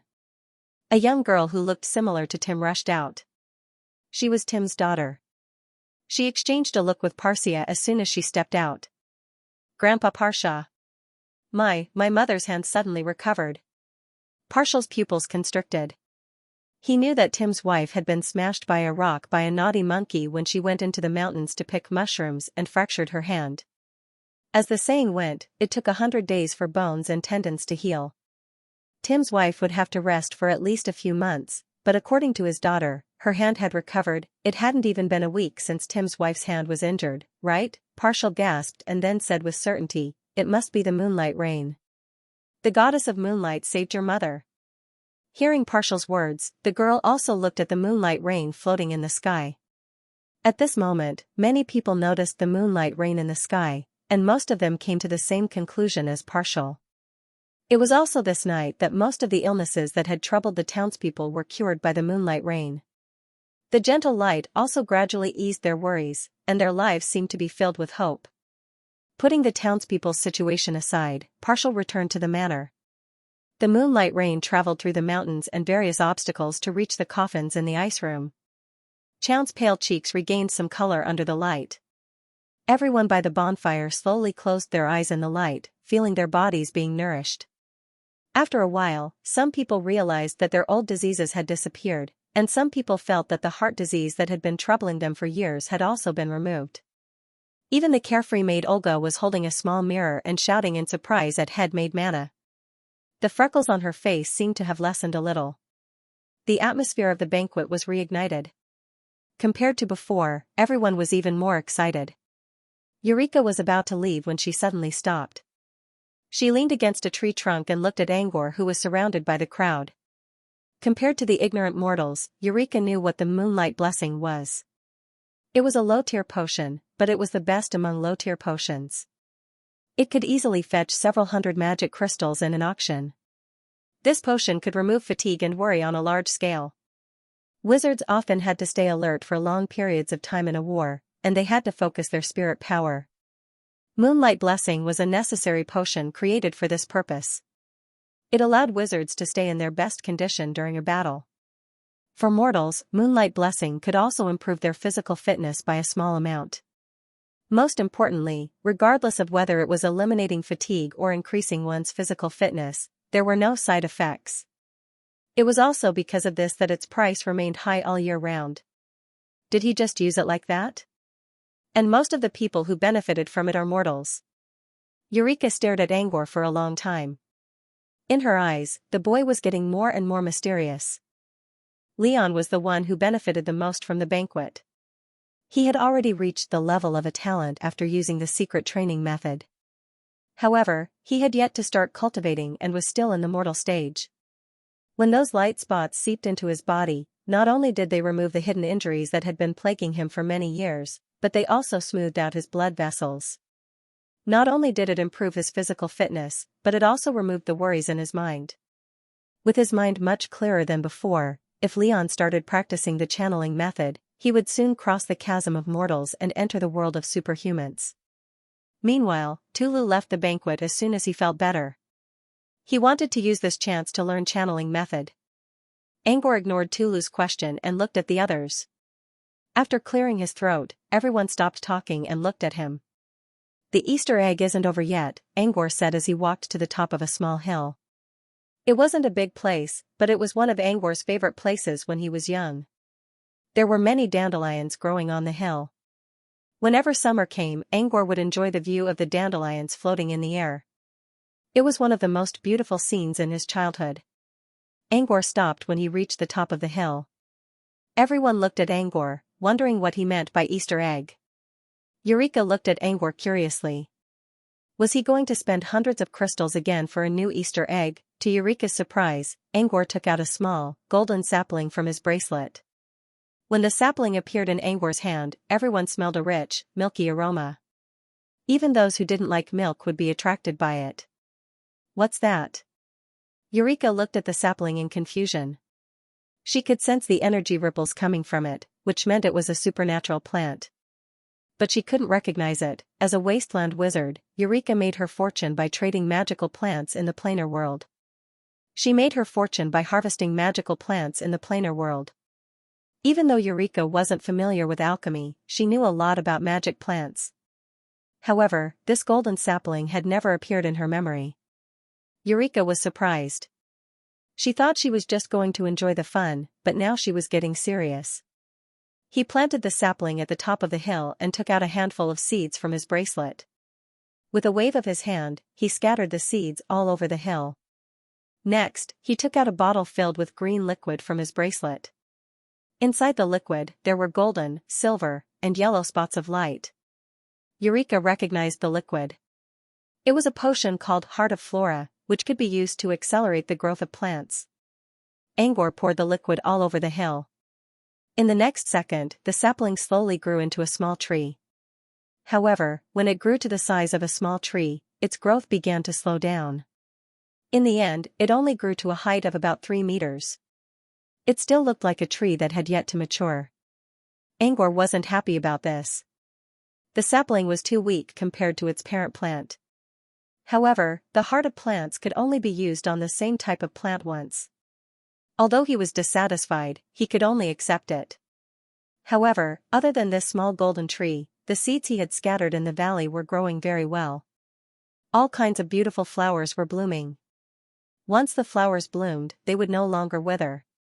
Tiny light spots could be seen between the petals, which made them look like something out of a dream.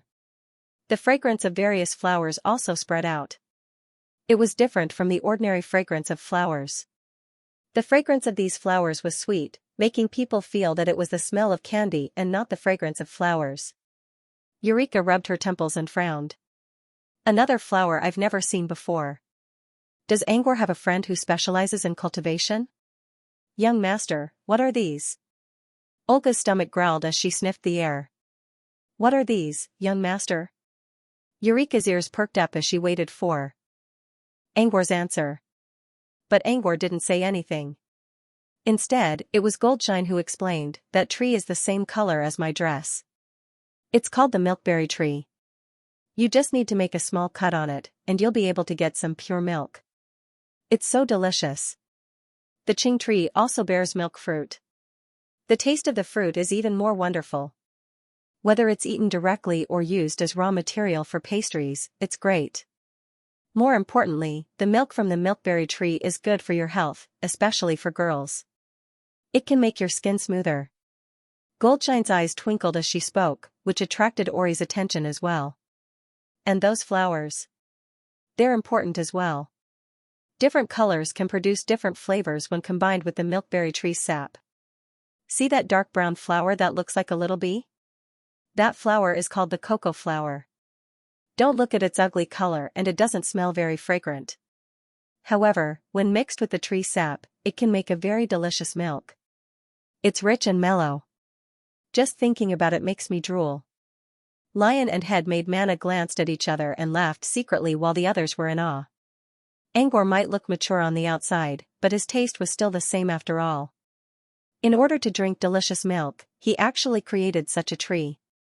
Angor also saw the teasing look in his brother's eyes. He felt wronged. He didn't find the tree and the flower himself. He only brought them back because the tree sap was good for his health. Young master, I think it's really good. Olga's maid swallowed her saliva and looked at Angor with a pleading look.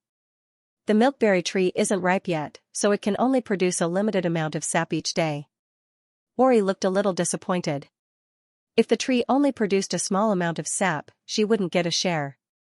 But Angor's next words instantly brought her back to the top of the mountain. It's not much, but it can still produce some. How about we share it with the women here? Angor didn't tell Leon why he only gave it to women. But Leon believed that Angor was trying to get back at him for laughing down there. The women present immediately cheered. Although the men were a little regretful, as men, they still had the demeanor of modesty to let the women win. He decided to let the Moon Lily Fairy take care of the valley for now. Since the fairy was closer to nature, she could take better care of the trees and flowers. As such, the Moon Lily Fairy was in charge of distributing the tree sap to each woman, including using flowers to mix the scent of the tree sap. Because no one knew what the flowers tasted like, they could only choose to match them randomly. Olga's choice was naturally what Jean Cancan strongly recommended, tree sap paired with cocoa flowers. She took the cup from the Moon Lily Fairy and saw that it was filled with pale golden milk. She mixed it with the dark brown cocoa flour to create a strange, pale brown liquid. From the looks of it, it didn't taste good at all. It even looked a little like watered excrement. While Olga was hesitating, she heard Jean Cancan's voice. She turned her head slightly and saw Jean Cancan's urging expression, which was reserved for sharing delicious food. She said to Olga, "Come on, drink it. It's really delicious." Olga forced a smile and nodded stiffly. At this time, the other people had already exclaimed and praised the taste of the milk in the cup. Even head-maid Manna looked radiant after drinking the milk. The compliments gave Olga some luck. She lowered her head and poured the milk into the cup. The delicious taste rushed into her throat. The sweet and dreamy taste made Olga's eyes brighten up. She felt as if she was in a splendid illusion of delicious food. There was a hot spring filled with milk, a bread tree emitting sweet fragrance, meat vines hanging by the hot spring, and sticky syrup dripping from the tree leaves. Everything was so beautiful. This feeling of happiness brought by food was something Ollie had never experienced before. When she recovered from her trance, Olga realized that she had finished all the cocoa milk in the cup in her hand. Good, right? Jean Cancan couldn't wait to hear Olga's comment. Oh. Olga's eyes brightened up. It's so good. I didn't lie, did I? Cocoa milk is only the 5th best among all of them. There are several other flavors better than this. Really? There are other flavors? Of course. Jean Cancan showed a proud look. She really enjoyed Olga's questioning. Actually, if you use brown sugar with puru flour, and Jean Cancan suddenly noticed Olga's expression stiffening. She followed Olga's gaze and saw the woman in the black gauze dress flying down from the tree. She handed a cup to the Moon Lily Fairy as if she was going to try the milk as well. Everyone else also looked over. Everyone was sitting upright and still with a sense of cautiousness. Jean Cancan was very curious about this strange phenomenon. It seemed to be the same before. The moment this woman came, the atmosphere became cold. Who exactly was she? Jean Cancan whispered into Olga's ear. She's an important guest. Don't offend her, Olga whispered timidly. Important guest? Jean Cancan was still confused. Angor looked at Eureka. Eureka accepted the milk from the fairy and drank it without adding any flowers. After that, she picked a random flower and put it into her mouth. Eureka was trying to figure out something. They're tiered magic plants. But they don't seem to be potions. They're gourmet plants? Eureka looked at Angor. I've never seen them before. Where did they come from? Did the Moon Frost Alliance conquer a new general plane? It's Lady Grea's magic plant. Eureka stared at him for a moment before she answered in a soft voice, it's Lady Greya. Barbie Greya? The Truthfinder gourmet wizard? Only a Truthfinder wizard like her would be able to cultivate gourmet magic plants. Eureka paused for a second and asked, do you know her? My professor knows her. Eureka nodded. So Phantom Master knew Greya. But there's something fishy about Angor taking Greya's magic plants and transplanting them into the mortal world. Eureka gave Angor a complicated look. You have more secrets than I thought. With that said, Eureka turned around and disappeared into the night, leaving behind only one sentence. I'm very pleased with today's hospitality. Once Eureka was gone, Angor could no longer hold back his excitement. That night, everyone in Pad Manor enjoyed themselves to the fullest. In the end, most of them passed out on the grass. Even Leon, who claimed to never get drunk, was grinning like an idiot. Angor, on the other hand, didn't drink much. As a truth seeker, he was used to keeping his mind clear. He ordered head-maid Manna to help Lion back to the bedroom, while he himself walked to the ice room under the moonlight. It was dark inside the ice chamber.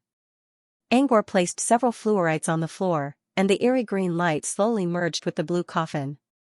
Angor leaned against the coffin and looked at John's haggard face. After a long silence, he sighed. Before John's health deteriorated, he enjoyed such gatherings as well.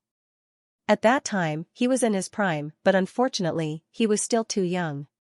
Angor knew that John used to be a botanist back on Earth. Would John be happy to see the milkberry tree when he woke up? If he knew that a group of Crockix lived in Pad Matter, would he be overjoyed as well?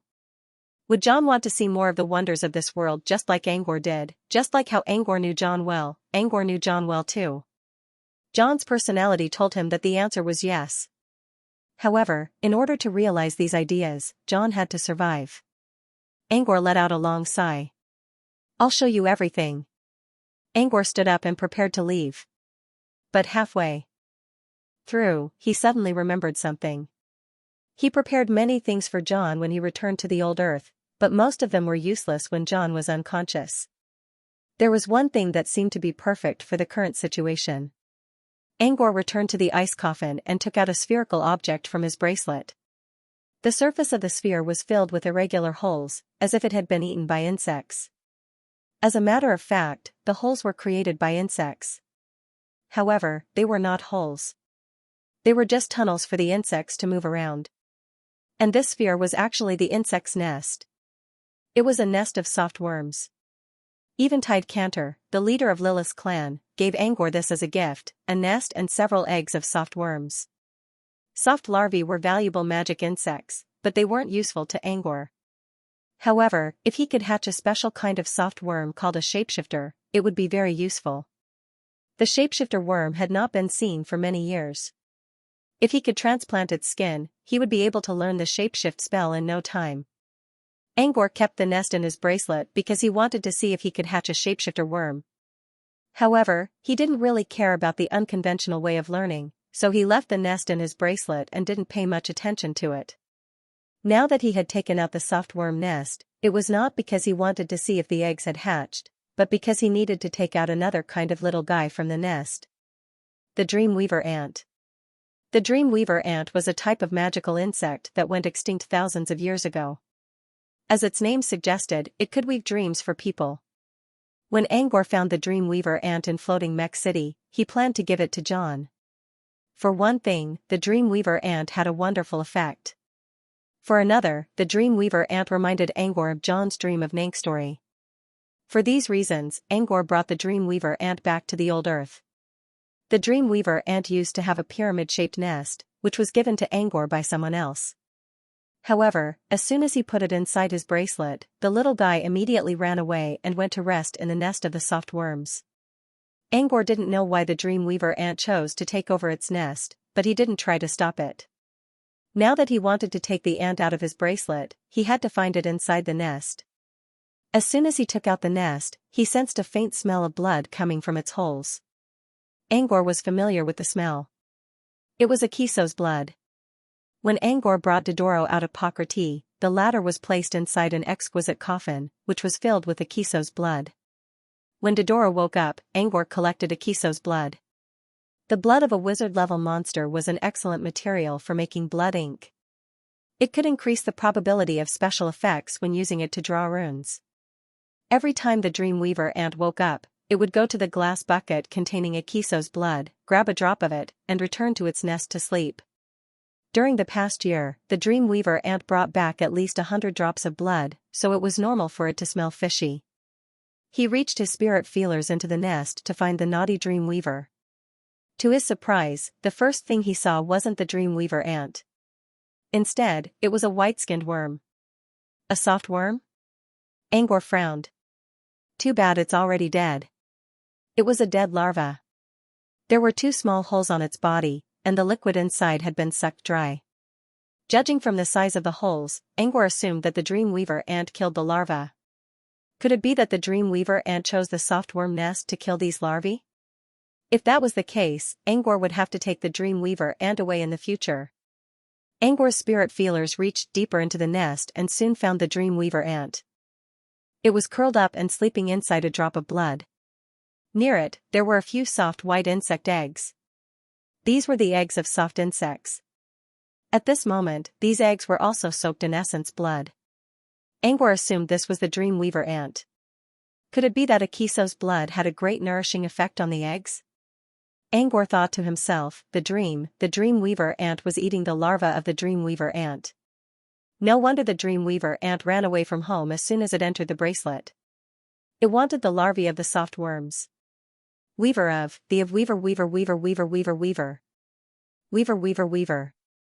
Of Weaver. Angor ignored the eggs for now. Instead, he changed the shape of his spirit feelers and brought the Dreamweaver ant out of the nest. As soon as he moved, the Dreamweaver ant was startled awake and panicked for a moment. Using his spirit feelers, he tried to soothe the creature. The Dreamweaver ant was a kind of low-intelligence insect that could communicate with its owner through simple emotional communication. Its feelers twitched a little and finally relaxed when it sensed Angor's spirit feelers. As far as Angor knew, the Dreamweaver ant did not recognize a master. However, it had a symbiotic relationship with other creatures.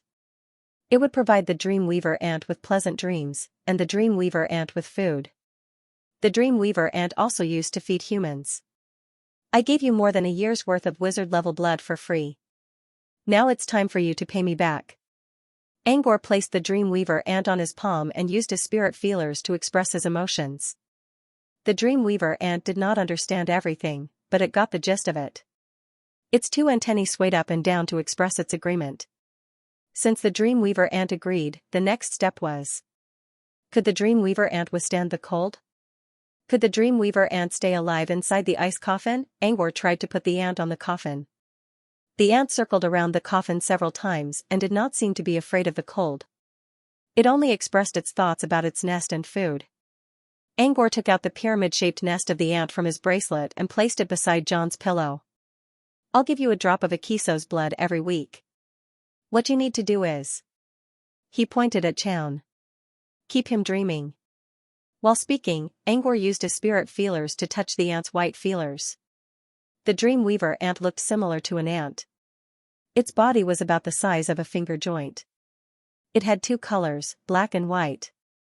The black feelers could bring nightmares, while the white feelers could bring pleasant dreams. Of course, he was hoping that the Dreamweaver could bring John a sweet dream. The Dreamweaver ant nodded in confusion. Then, it climbed onto Chaun's forehead and touched his forehead with its white antennae. A faint white light shone from the feelers. So, this is the Dreamweaver ant? Angor looked at the ant curiously. It was just a simple movement, but Angor sensed something solemn. It was as if the Dreamweaver was performing some kind of ritual. I will protect your dreams from now on. About 5 minutes later, the ant put down its feelers and climbed down from John's head. It returned to its nest and expressed its yearning for its food. He took out a drop of Akiso's blood and placed it inside the nest. The Dreamweaver ant smelled the scent of the blood and quickly entered the nest. It hugged the drop of blood and went to sleep. The ant did not seem to be afraid of the cold, but for safety reasons, Angor still drew a temperature-maintaining rune on the outside of the nest. When everything was done, Angor looked at John again. He wasn't sure if it was just his imagination, but he felt John was smiling. Was it because he was dreaming? Was he dreaming about Earth or what happened after he came to the wizarding world? Maybe John was dreaming about his wife and daughter? After all, it had been 20 years since he last saw them. Angor wondered what John's wife and daughter looked like. It would be great if he could see what John was dreaming about. He suddenly remembered a cantrip, and his eyes lit up. Not long ago, when he bid farewell to Freud, Angor learned a level 2 cantrip called Dream Walk. With this cantrip, he might be able to enter John's dream.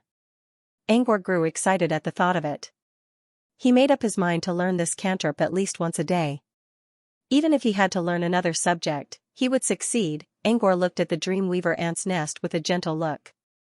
According to the Dreamweaver ant, John could not dream when he was unconscious. Now that the ant gave John a chance to dream, Angor would have a chance to enter John's dreams in the future. Of course, Angor was happy about that. Back when Sunders traded the key to the energy stabilizer for the Dreamweaver, Sunders thought it was a loss. But now, it seemed that it was not a loss at all. Angor left the ice room with a satisfied look. Before leaving, he took out a scout puppet and placed it on top of the ice coffin. This way, if John needed help in the future, the puppet would be able to keep him informed. When he left the ice room, he saw that the bonfire in front of the castle was still burning. However, there were only a few people around it who were awake. Meanwhile, at the tea garden, most of the Crockets had retreated into the building to rest. Only a small number of young Crockets were still working under Kumomio's command to build canopies for the fruit trees and vegetables. After all, they had to face all kinds of bad weather when they returned to the real world. Rain, snow, wind, and snow would not do any harm to them. However, a few more drops of rain could cause irreparable damage to the small gardens. As the new clan leader, Kumomio had a good view of the overall situation. Meanwhile, Toby and the Moon Lily Fairy were sitting on a branch of a milkberry tree. They were using some unknown method to communicate with each other while keeping an alert eye on an owl. The owl was none other than Eureka's familiar, Bruley. The owl was perched on a nearby tree, staring at the milkberry tree with drool dripping from the corner of its mouth. Angor chuckled. He didn't do anything to stop the owl. Since the owl couldn't defeat Toby, Angor left it to Moon Lily Fairy to decide whether to feed it milk. Under the beautiful moonlight, the manor was quiet. Angor could smell the pleasant fragrance of flowers and hear the chirping of insects. Everything was so tranquil and beautiful. Pat Manor had changed a bit since he was a child, but he still felt at ease. If Eureka didn't live in Pat Manor, everything would be perfect. With this thought in mind, Angor headed to the castle. When he arrived at his room, he saw Ori curled up in front of his door and snoring loudly. He shook his head and chuckled. As he recalled, Ori was drunk during the banquet. He didn't think she would insist on staying in front of his door when she was drunk. Angor used Hand of Spell to carry Ori to the empty bed next door and return to his own room. It was still foggy at night, but he didn't need to sleep. He was going to do some research and see if there was any other way to save John. But before that, he took out the soft larva's nest first. The carcass of the soft insect he saw earlier was still inside the nest. It wasn't a shape-shifting soft insect. It was white and plump, and it looked fluffy. When Angor pinched the carcass, he noticed that the Dreamweaver ant had sucked all the liquid out of it. Although it was already dead, at least from this soft worm, it could be roughly inferred that as long as the other eggs were nourished by more essence blood, they might be able to break out of their shells. Angor took out the nest to record what happened to the eggs inside Akiso's blood. He took out a small cup of Akiso's blood and poured it into the eggs. Next, he placed the nest on his desk so that he could observe it whenever he needed. However, to prevent the eggs from hatching without his knowledge, he also set up an illusion around the nest to make sure nothing would go wrong. When he was done with the insect nest, he suddenly looked out of the window. It was completely dark outside. He could only see the shadows of trees in the distance. Angor walked to the window and opened it. A cool breeze immediately rushed into the room. The cold wind made him furrow his brows. There was nothing outside as he had imagined. Earlier, he had sensed that someone was spying on him from outside the window. It was a sudden intuition, so he looked out of the window. He didn't see anything, but he didn't think anyone would do such a thing for no reason. It shouldn't be hard for her to spy on me without being noticed. There was only one person in the entire Pad Manor who could do such a thing. He didn't know why Eureka was spying on him, but he didn't like the feeling. Even if he didn't have anything that could be seen, he didn't want anyone to spy on him. Angor closed the window and returned to his desk. At the same time, a faint nightmare domain slowly rose from his body and covered the entire study. Eureka was sitting on the balcony of the 3rd floor of the stilt house. She used to plant some orchids on the balcony, but they were now replaced by a bunch of fiery red roses. She was looking at the night sky, but when Angor closed the window, she slowly closed her eyes. His senses are quite sharp, almost at the level of a half-step magus. Don't you think it's strange that a mortal who has been away from home for less than 3 years is now a half-step wizard with a sequence of gravity and a dimensional storage? Eureka smiled and looked up at the starry sky. Eureka murmured to herself. Suddenly, a large rose bloomed on the balcony. In the middle of the rosebud sat a red-haired doll. Suddenly, the doll opened its eyes and said, "You're right. You're right. You're right. Kill him and interrogate his soul. Or we can capture him and interrogate him with the enigmatic divine art." A cold voice came from the doll's mouth. Eureka shook her head. "He's Phantom Master's student, and more importantly, he's from Brute Cavern." The red-haired doll fell silent. After a while, it said, "If you don't want to do it, wait for my main body to come back and I'll do it. He is your disciple's younger brother. Do you have the heart to see Leon suffer? If you want to survive in the wizarding world, you have to learn to let go of emotional ties." Eureka sighed. Every wizard has their own path. Using your own path to define someone else's path is like robbing him of his flexibility. Don't forget that you have a sister too. The red-haired doll remained silent for a while. Eureka stretched her body and looked at Angor's castle again. "He's surrounded by a strange illusion. I can't break it with my current spirit power. Phantom Master's student is quite good at illusions." With that, Eureka waved a hand. The rosebud slowly closed, and the red-haired doll also closed its eyes. Inside the nightmare domain, Angor was sitting in front of a luxurious round table. He took out his hologram tablet and carefully read the books he recorded in the Nightmare Realm or Sunder's library. He only had 2 years left, and he had to find a way to save John's life before that. This reading session lasted for almost half a month. If it weren't for Leon's sudden visit, he would have stayed there for a while longer. "Look at your face, it's pale, almost bloodless. It's not good to stay in your study all the time. How about I take you out for some hunting later?" Leon was wearing a knight's armor, which made him look more energetic than Angor. Angor was feeling a little tired after staying up for half a month. However, he still shook his head. "I don't have much time. I need to clear my mind." Leon glanced at the pile of draft papers on the table and sighed. "Have you ever thought about what would happen if you couldn't find a way to save John? If I can't find anything in half a year, I'll ask for help. Then I'll ask for help from other wizards." Angor already had this plan in mind. Anyway, John's existence had been exposed. If he couldn't save John, his teacher might be able to. Even if he couldn't contact Greya, Angor could still ask Master Mitra for help. What Angor wanted the most was to find a way to save John on his own, or to contact Sunders. As far as he knew, Angor believed that Sunders would side with him for the sake of the Nightmare Realm. The others were just options. "You know, people will die one day," Leon tried to persuade Angor, but Angor interrupted him. "I won't. You won't die either if you're on the path of truth, brother." Before Leon could say anything, he quickly changed the topic. "Brother, there must be something else other than hunting for me, right?" Leon wanted to keep talking about John, but he changed his mind in the end. 33 refugees were caught in Gru Town in the past half a month. 15 of them have criminal records. Tomorrow, I'll execute the 3 most troublesome ones. The others will be whipped and sent back to the refugee camp. I want to invite you to come with me tomorrow." Angor shook his head. "I'll pass. But I want to know how you're going to deal with the refugees after the beating." Leon remained silent for a while.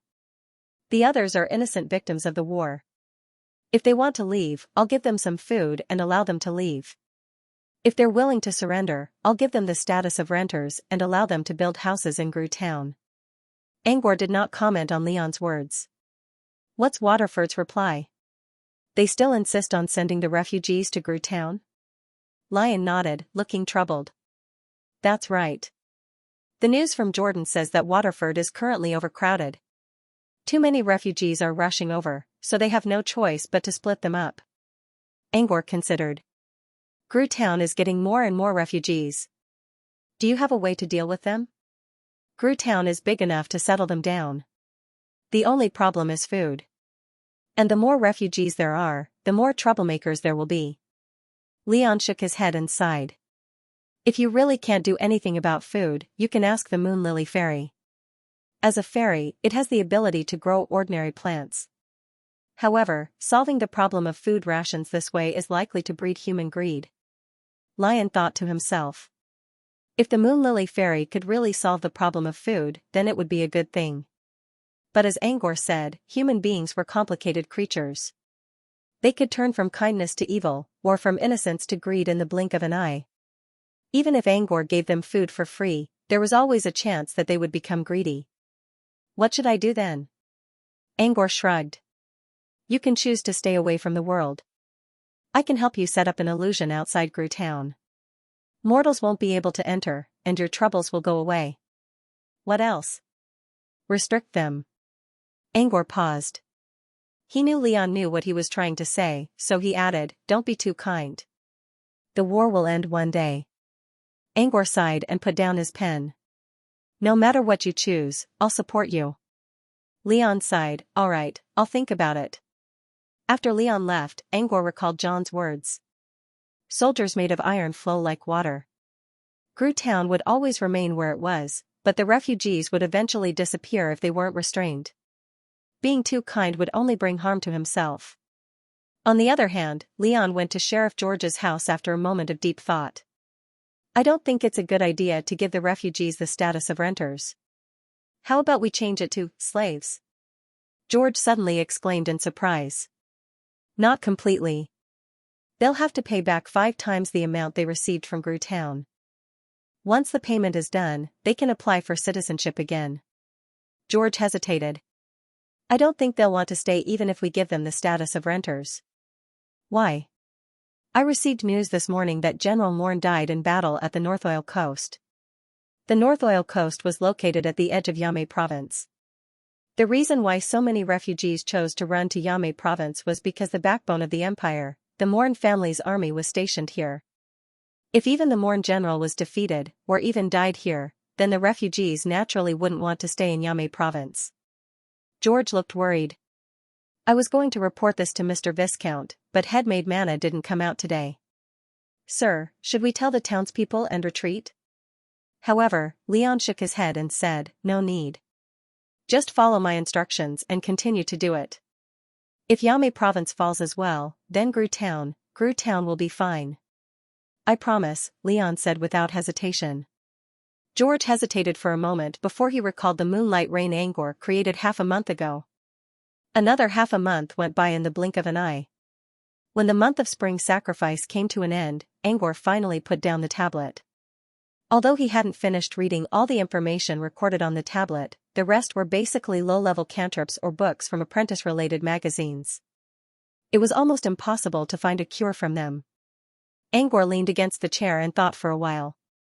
Then he sighed. Was there really no way to save John? Was he really going to ask Sunders for help?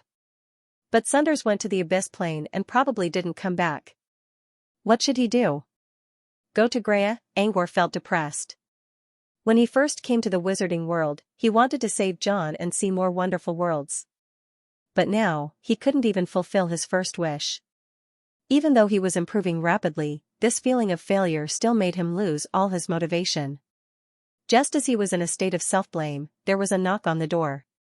He knew who it was. It was his personal maid, Ori. Ori would knock on his door every few days. Even when Angor told her that he was going to train in seclusion, she wouldn't stop. From Ori's perspective, it was impossible for a person to go without food or water for so long. Every time she came, she would come with a dining cart, but she always came back empty-handed. When Ori thought her efforts were in vain again, the door was suddenly opened from the inside. A tired voice came from inside. Come in. Ori's eyes lit up. She pushed the dining cart inside. She immediately saw Angor sitting in front of his desk with one hand supporting his face. He looked a little tired. Are you all right, young master? Ori asked worriedly. I'm fine. Angor saw the look of disbelief on Ori's face and forced a smile. I'm fine. There was a sense of silence in the air. Ori wanted to say something to comfort Angor, but she didn't.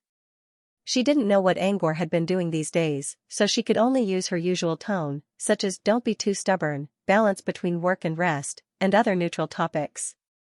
Angor didn't interrupt Ori's rambling and let her put more food on the table. Did anything happen during the month I was in seclusion? Angor asked after Ori finished setting up the table. He let Ori in because he wanted to know more about Leon's plan to solve the refugee problem. Olga didn't know what Angor wanted to know. She only explained what she saw in detail. Most of the descriptions were about the Krokiks. Thanks to the help of their kind-hearted servants, they managed to build a small village within a month. Initially, the servants wanted to help the Krokiks with the raw materials, but they were rejected by Kumamiya. Ori learned from Golden Cancan that the Krokiks didn't like the servants' work. By the way, Chief Kumaomio asked me to tell you that the village hasn't been named yet. She hopes that you can name it for them the next time you visit, Olga said. Next, Ori told Angor about the Moon Lily Fairy and Toby. These two friends didn't seem to get along well with each other. Angor wondered what they were doing in the mountains. There was also Nano. Golden Cancan led a group of sisters to protect 3 pieces of silk from Nano. Nano was so angry that he shut himself in his room for 2 days. Most of Ori's stories were about the manor. She didn't know much about what happened in Gru Town. What about Leon? What's he doing? Mr. Viscount Leon often goes out early and comes back late at night. I think he's doing something at the refugee camp with Mr. George. Do you know anything about the refugees? I don't know. Ori shook her head. She didn't pay much attention to the outside world. She only cared about the small village in front of her. Olga didn't know much about the refugees, but she did give him an interesting piece of information. But there's something strange. When I went to Gru Town to look for Blacksmith Tim, he told me that the number of refugees had decreased a lot. Even if there were refugees, they wouldn't stay in Gru Town. Does this mean that Lion has begun to implement restrictions on the refugees? Angor pondered. When Ori left with her trolley, Angor activated his nightmare domain again. He sat down at his desk and took out the Church of the Deceased. First, he checked Torres with his spirit feelers. Torres was lying on his bed in the illusion and reading a novel with great interest. He then noticed that Torres was reading a novel called The Sound of Tide at Night. It was an adventure novel based on a legendary pirate named Torres the Ruthless from 2,000 years ago. For a while, Angor even thought that Torres was a great character in the novel. But when he saw Torres' baby face in person, Angor's impression of Torres crumbled. Did I kill the legendary pirate, Redbeard? I don't remember killing him. Huh? Is Redbeard that strong? Am I that brave? There's no need to think about it. I'm the one who killed Redbeard. Torres muttered to himself as he read his novel. Angor didn't know what to say. He had researched the book The Shining Silver Age and found that when Torres was dominating the easternmost sea, the legendary pirate Redbeard was only 5 or 6 years old. Therefore, it was impossible for the two to have fought each other. However, The Sound of Tide was just a novel. 2 legendary pirates existed in the same era. Even if Torres was alive or not, it wouldn't affect the novelist's style of writing. Angor understood the novelist's style, but he didn't understand Torres' idiocy. Did he not know whether he killed Redbeard or not? Angor didn't want to see Torres' smug look. He quickly recorded the condition of Torres' soul in his notebook and turned his attention to another room in the Church of the Deceased. This used to be Freud's room.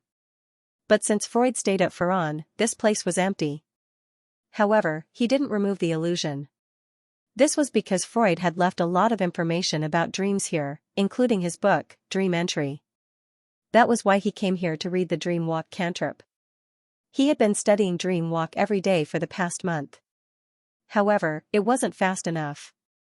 Plus, he had to save some time to check the hologram tablet, so he didn't have much time to study Dream Walk.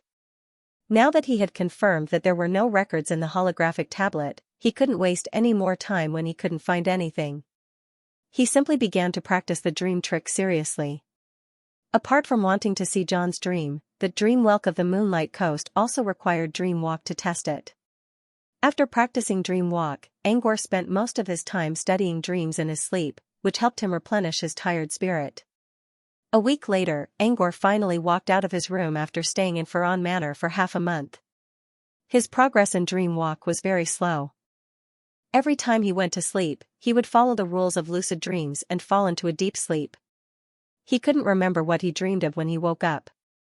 He couldn't even lucid dreams, let alone dream walk. Therefore, after being depressed for a week, he finally decided to go out and relax. Nothing was going well for him right now. If he didn't, he would only feel more stressed. He might as well give himself a half-day break. It was late at night when Angor left the manor. Ori wasn't around. Angor used his spirit feelers and saw her cleaning the main hall with head-made manna. Gold Cancan and her friends were also chatting with them. Angor was glad to see the Crocux getting along well with the people in the manor. In a way, he had fulfilled the Grand Priest's request. Angor didn't bother them. Instead, he went to the milkberry tree. Toby and the Moon Lily Fairy were already on the tree. Toby rushed to Angor's shoulder and rubbed his head against Angor's cheek.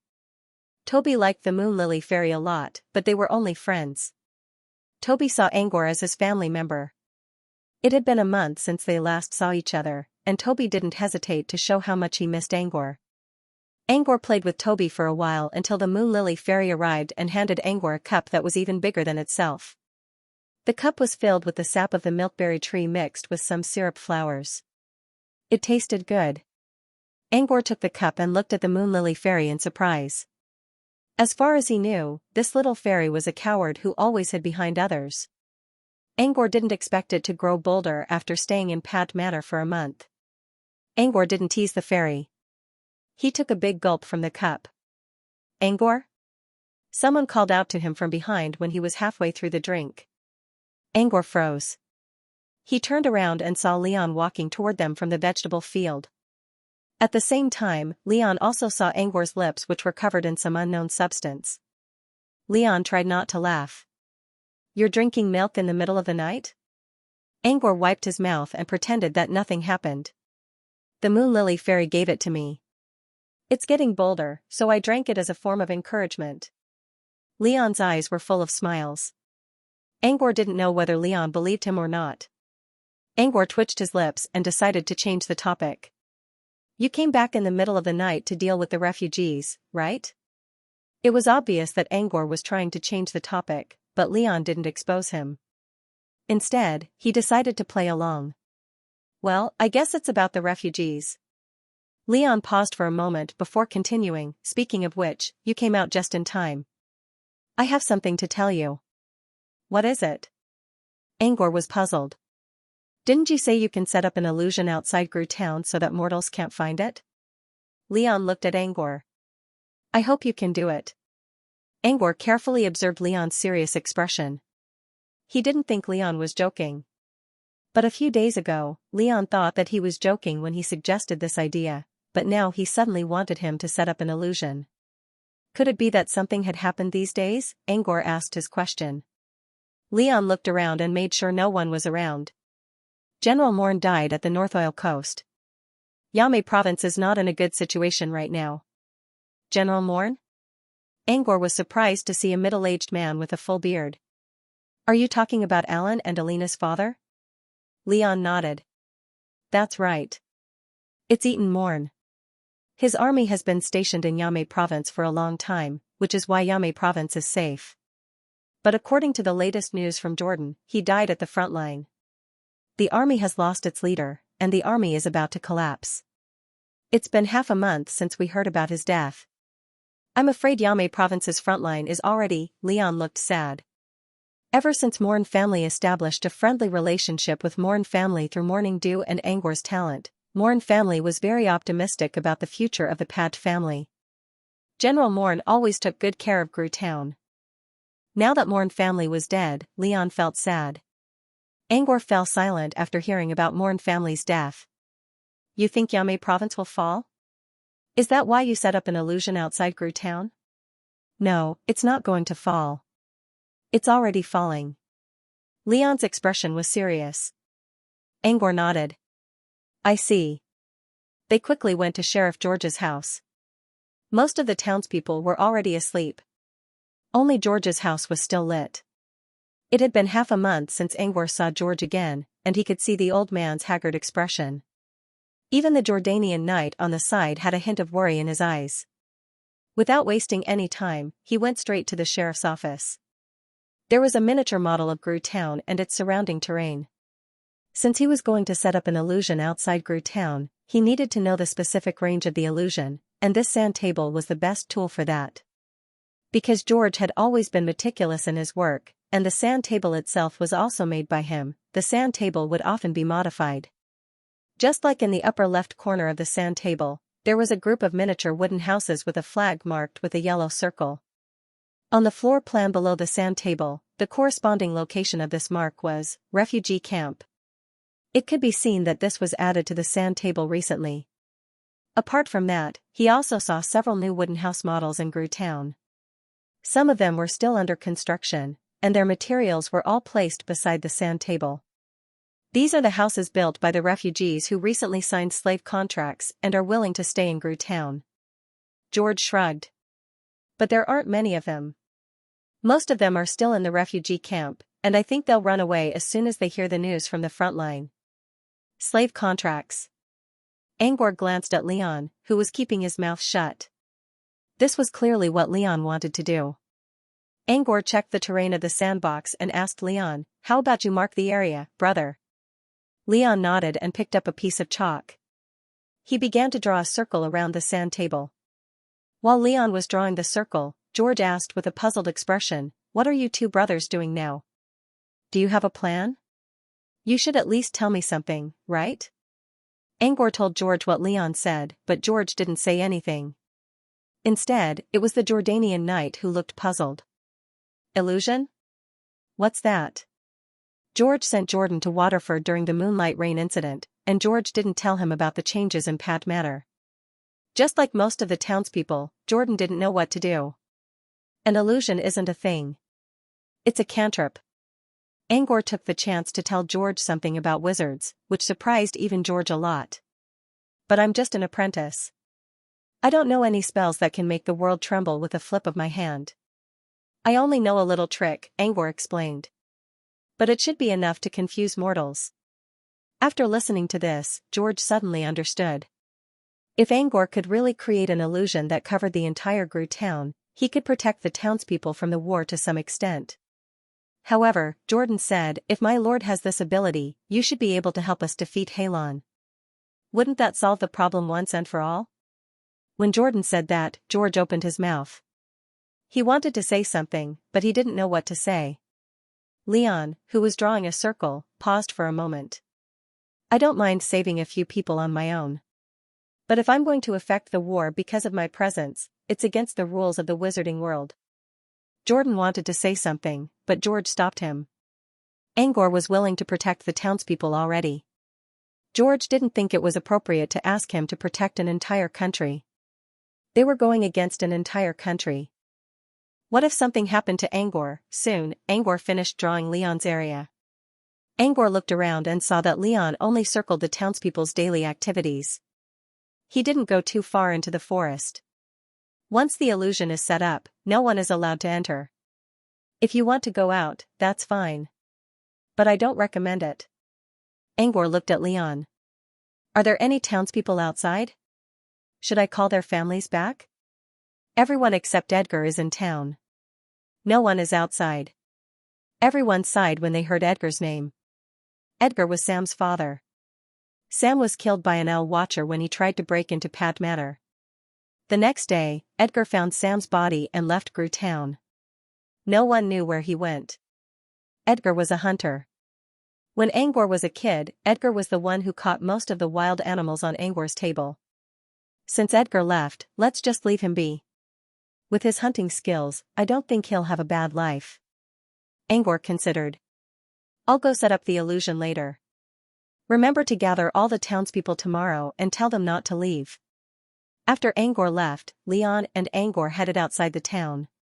Along the way, Leon asked, "Are there no examples of transcendence interfering with political power in the wizarding world?"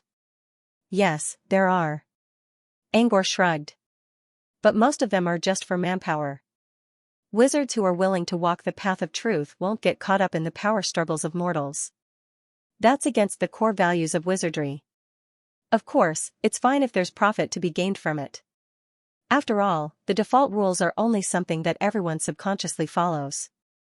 It's not something you're forced to do." Angor looked at Leon. "You want me to stop this war?" "No." Leon shook his head. "No. I'm just thinking that if Yame province really falls, Gru town will become an isolated island in the middle of nowhere. I don't like that feeling. From Leon's point of view, Angor could understand what Leon was thinking. To some extent, Gru town was Angor's responsibility. After setting up the illusion, Angor and Leon returned to the manor. While Angor continued his research on Dream Walk, the manor once again fell into a peaceful state. A week later, news of General Morn's death spread like wildfire. The refugee camp in Gru town lost half of its population on the same day. Over the next few days, more and more refugees chose to leave. Another week later, Yame province didn't fall as expected. Only a few cities at the edge of the province were destroyed. After several months of hiding, the Gold's Pink Empire had gathered a new army and stationed it in Yame province. According to Jordan, the Shannon royal family was the one who led the army to Yame province this time. With General Morn's death, the morale of the soldiers was once again shaken when they heard that the Shannon royal family was coming. It seemed that the army was slowly recovering from their initial defeat. Even Angor was surprised by the sudden changes in the war. What surprised him even more was that several days later, the Shannon royal family showed up near Gru town. During this time, the illusions he set up outside Gru town were often triggered by refugees. However, the refugees would soon return to where they came from in a daze. After several failed attempts to break into Gru town, they would eventually give up on trying to enter the town. But today, to his surprise, someone managed to enter his illusion successfully. He even appeared in Gru town. Jordan was the first to notice the intruder. Ever since he set up an illusion outside Gru town, his job as a guard had become much easier. He spent most of his time standing on the sentry post, thinking about his old classmates from the night academy. That was why Jordan only realized that an outsider had entered Gru town when all of them arrived at the outpost and whinnied their horses. He looked at the newcomer in surprise. It was a female knight wrapped in golden armor. She was riding on a white horse and looked quite dashing. "Who are you?" "I'm Tavier Shannon. I'd like to see Viscount Pad. Can you help me pass on the message?" Inside the castle, headmaid Manna walked out of the main hall and pulled down a luxurious curtain that was covered with tassels to prevent the other servants from peeking into the hall. As soon as Manna stepped out of the hallway, a servant approached her and asked about the woman. They all heard that the woman called herself Tavier Shannon. They didn't know the woman in the golden armor, but they were familiar with the name Shannon. In the entire Gold's Pink Empire, only the royal family was allowed to use that name. They also heard that the Shannon royal family was going to conquer Yame province. Could that be the woman in the hall? No matter how the surrounding people asked, Manna didn't say a word from beginning to end. She just kept everyone out of the hall, leaving space for the people inside to talk. The atmosphere in the hall was a bit strange. Angor was sitting on a sofa while a broken knight's sword was placed on the table in front of him. The knight's sword itself was luxurious. It was inlaid with pearls and gems, and the craftsmanship was as exquisite as the Krokik's craftsmanship. Judging from the blade, it was also very sharp. It was a mortal weapon made by a master craftsman and a master weaponsmith, which would make it a valuable collector's item in the wizarding world. Of course, the sword had to be in perfect condition first. Unfortunately, the sword was broken into several pieces not long ago. The owner of the sword, Tavier Shannon, the 7th princess of Gold's Pink Empire, also looked at the sword and sighed. Angor was also looking at the broken sword with a confused look.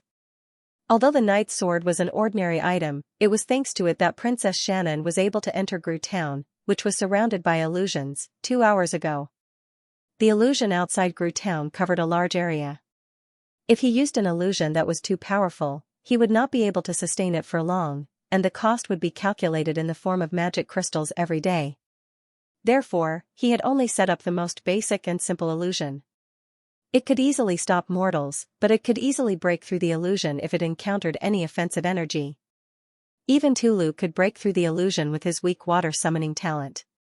The reason why Tavier Shannon was able to enter was because of the fire element attached to the knight's sword. These fire elements were usually hidden, but when Shannon entered the illusion nodes triggered the fire elements and allowed her to step into the illusion. But at the same time, her knight's sword couldn't withstand the explosion of the fire elements and broke into pieces. He stared at the sword for a long time because he was wondering why there was fire element on it. He used Narda's vision to inspect the sword and didn't find anything unusual. The result was that it was a broken sword. There was no sign of any elemental energy. The fire element might have been used up when the sword entered the illusion, but Angor's vision should have told him that something was wrong. But he didn't find anything. The sword was made from unranked metals, which might be the best materials on the mortal world. But as an alchemist, Angor didn't care about them. Were these materials really qualified to allow the elements to attach to them? Angor could not figure it out. While Angor was looking at the sword, Tavier was talking to Leon. It was obvious that Tavier was treating herself with a lower status. Even though she was talking to a viscount, she didn't use a superior tone. She was here to ask for something. Viscount Pat, I've made my intentions clear. I wish to see a wizard. Shannon took off her helmet, revealing a young girl's face. However, her eyes were firm, and her armor made her look like a heroine. Leon glanced at Angor, who was still staring at the broken sword. He didn't know how to answer Tavier's question. Leon chose to remain silent. Gold's Pink Empire is on the brink of destruction. Only a wizard can save us. Tavier didn't respond. He didn't want to see Yame Province and Gold's Pink Empire destroyed, but he didn't want Angor to take the risk. As for whether or not the wizard Shannon was referring to as Eureka, there was no way she was talking about that. That wizard is called Angor, right? I've seen that wizard before, just 2 months ago. He saved my life. Can you please let me see him? I'm here to thank him.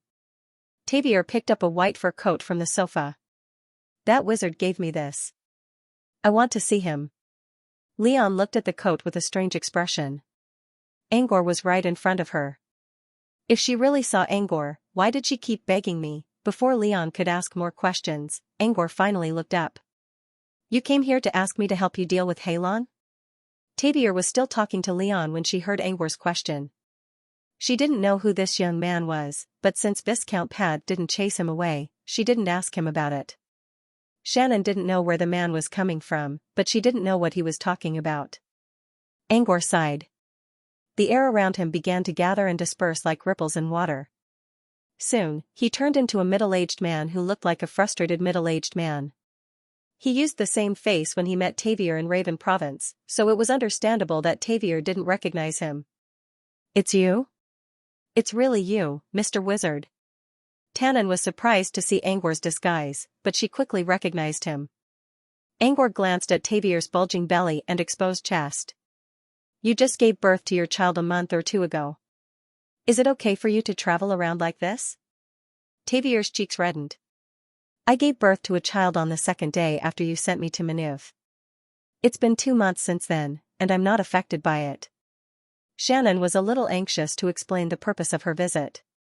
How did you find this place? Angor asked before she could say anything. Back in Raven Province, he saved Shannon's life and placed her in Manuv, the largest city in Broken Metal Province. How did Shannon find out who he really was when he used an illusion spell? I didn't recognize you, Mr. Wizard.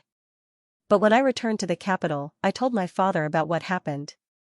He told me that the Morn family sent him a message saying that a new talent appeared in Gru Town's Pat Matter. I heard that Mr. Wizard was going to Yame Province, so my father told me that you might be the talent from Pat Matter. When I came here, I heard some refugees saying that Gru Town was haunted and no one could get in. So I thought it must be you, Mr. Wizard. So it was a message from the Morn family. Angor nodded. The Morn family general saw it with their own eyes when Mara took him away from the old earth. If you're here to ask for my help against Halon, you can leave now. I won't get involved, Angor said. Tannen thought she had a chance since Angor was being nice to her. However, she didn't expect Angor to turn her down before she could ask for anything. Mr. Wizard, Gold's Pink Empire is on the verge of collapse. If you don't help us, Yame Province will fall, and our entire coastline will be destroyed. We'll never be able to turn the tide again. But what does that have to do with me? A kingdom's history is always changing through wars. I don't care who wins or loses. Tavier's eyes were already bloodshot. You saw it yourself, Mr. Wizard. So many civilians died in Halon's hands. They're innocent people. They shouldn't have to suffer the consequences of war. I know, Mr. Wizard. People die in every war. But it's different this time. If Gold's Pink Empire doesn't do a good job, the royal family will be corrupted, and the people will be oppressed. But Gold's Pink Empire has always been strong, Viscount Pat. The royal family has always been kind to their people. There are still conflicts among the nobles, but they're not irreconcilable. Leon nodded subconsciously at Shannon's words. Old Pad always praised the Shannon family's way of doing things, which was one of the reasons why Angor gave Tavier a free ride back in Blackraven province. If we were defeated in this war under fair circumstances, then that would be fine. But it's not fair. Every time Halon won, it was because they had supernaturals on their side. We couldn't do anything to stop them, Tavier explained with a sad look. Supernaturals? You mean the wizards? Leon asked in surprise. Tavier nodded. Mr. Wizard, Viscount Pad, do you know how General Morn died? Tavier didn't wait for an answer. He didn't die in battle. He was killed in his home in Sandalwood. Sandalwood was a military port in the North Oil Coast, where General Morn lived. His family, 17 people, were all killed. Their hearts were dug out.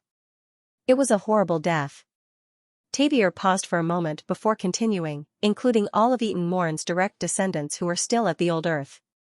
Tavier didn't say much, but it wasn't hard to hear the cruelty and bloodshed hidden in her words. The Morn family in the capital was enraged after this. That's why they sent out their troops. There are 3 wizards behind the Morn family, all of whom are direct descendants of Eaton Morn. If they came back, it would be difficult for Father to face them because of General Morn's death. We have to kill the murderer to give the Morn family an explanation. But we're just mortals, and we can't do that. That's why I volunteered to find you, Mr. Angor kept his eyes on Tavier. She wasn't lying. Besides, the 3 wizards behind the Morn family were Mara, Alan, and Aline. The royal family's explanation made sense too. But, why are you so sure that General Morn's killer is a supernatural? Shannon was silent for a long while before she said slowly, because he sent his subordinates to attack the royal palace. Minions? Angor frowned. It's a terrifying humanoid creature. It's so big that it reached the ceiling of this hall. She described the creature's face to Angor. Its mouth looked like a crocodile's, and its fangs were turned inward. Its skin was gray, and Angor could see the veins underneath. There was no nose bridge, only 5 neatly arranged nostrils, and only 1 large eye. Angor thought of something and created an illusion of a small monster on the table. It looked exactly like what Shannon described. This one? Angor asked. Shannon was a little surprised when she saw the illusion. But when Angor asked, she realized that Shannon was using some kind of method to simulate the monster's appearance. Yes, but the color of the skin is a bit darker than the one you're wearing, Shannon said after careful observation. Angor gave Shannon a knowing look and asked her to continue. Shannon said, the monster came to the capital and attacked the palace. It's so cruel that it can rip a person's heart out with its claws and eat them on the spot. That night, it killed about 1/10 of the people in the palace. Angor was more convinced about the monster's identity after hearing that it liked to eat hearts. It's a gomito, or a heart-eater, Angor explained. Normally speaking, a heart-eater isn't a creature of this world. It's a summoned beast. But it's not smart enough, and it looks. So, whoever summoned it must either be someone with a unique taste, or they don't have any other choice. In other words, it's probably a wasteland wizard. Is he an official magus? Leon quickly asked. Do you think the Shannon royal family can survive this long? For example, Lady Eureka won't take more than a week to destroy Gold's Pink Empire, and she won't be able to do that. If it's just a single member of the Shannon royal family, it'll only take a few minutes. Shannon felt a chill down her spine when she heard Angor's words, which made her even more afraid of wizards. Since Shannon said that the heart-eater's skin was dark, it must be an old and weak heart-eater. I don't think it's possible to summon something as weak as a level 1 or level 2 apprentice, Angor said. So there really is a supernatural force involved in this war. He's a low-level apprentice who doesn't follow the rules and acts recklessly. I'm more inclined to believe he's a wastelander apprentice. In the end, Angor gave a conclusion. According to Angor, the Heart-Eater was a weak summon. However, a single Heart-Eater could easily wipe out a city full of mortals. Just the Heart-Eater's impenetrable skin was not something that mortals could deal with. Just like General Lorne N of Sandalwood, Hong Kong, his death also matched the characteristics of the heart-eating ghost. The heart-eating ghost could enter a military port as if there was no one there, not to mention the imperial palace which had fewer people than the military port. Once a Heart-Eater starts a killing spree, it won't stop until it's over. So far, no one from the Xianxia royal family has died. So you defeated the Heart-Eater? How did you do it? Xianxia remained silent for a while. The Xianxia royal family has a treasure that can protect and defeat the Heart-Eater. If that's the case, we won't have to worry about Heilong invading us. Leon asked. Xianxia shook her head. That treasure has a lot of restrictions, and only we can use it. Every time we use it, someone has to be sacrificed. My third brother died trying to kill the Heart-Eater, and the Xianxia royal family doesn't have many people left. It's not worth it to use the treasure. Moreover, the extraordinaire hiding behind the scenes could continue to summon Heart-Eaters. If we keep wasting time, we won't be able to kill him even if we all die. Xianxia suddenly knelt on one knee and saluted Angor. Save Gold's Pink Empire, which is on the verge of collapse. Angor didn't answer. Instead, he was thinking about the treasure Xianxia mentioned. A treasure that was related to one's bloodline? Sacrificing one person each time it was used? That sounded strange. The creator of the treasure hoped to pass it on to his or her descendants. However, when it was used, it had to sacrifice a person. This was not in line with the characteristics of bloodlines. Angor understood. Could it be that the creator of the treasure both loved and hated the Xianxia family at the same time? Since he couldn't figure it out, he decided to put it aside for now and looked at Xianxia, who was still kneeling on the ground. Instead of answering Xianxin's request, he asked another question. You said that the Heart-Eater came to attack the royal family. You didn't tell me why. How do you know that there's a supernatural behind the Heart-Eater when I didn't tell you that it's a summoned creature? You're right. Why are you so sure that there's a supernatural behind the Heart-Eater? Did that supernatural contact you? Xianxia hesitated for a moment and decided to tell the truth. Before the Heart-Eater came, my father received a letter. The letter clearly stated his intentions. He wanted us to hand over the treasure. Father tore the letter apart, and then the heart-eating ghosts attacked us. Later on, the heart-eating ghosts counterattacked, and many generals of the provinces were killed by them. So there's a supernatural behind the Heart-Eater, and he's on Heilong's side. Maybe he knew that the royal family wouldn't succeed, so he decided to help Heilong and try to destroy Gold's Pink Empire's power. He wasn't interested in the Heart-Eater's master. He was more interested in Xianxin's words. He wants you to hand over the treasure? What treasure? The one you used to kill the Heart-Eater? It's not that scroll, treasure. He wants something else. Angor noticed that Tanin used a strange word to describe the first treasure, but he didn't bother to ask about it.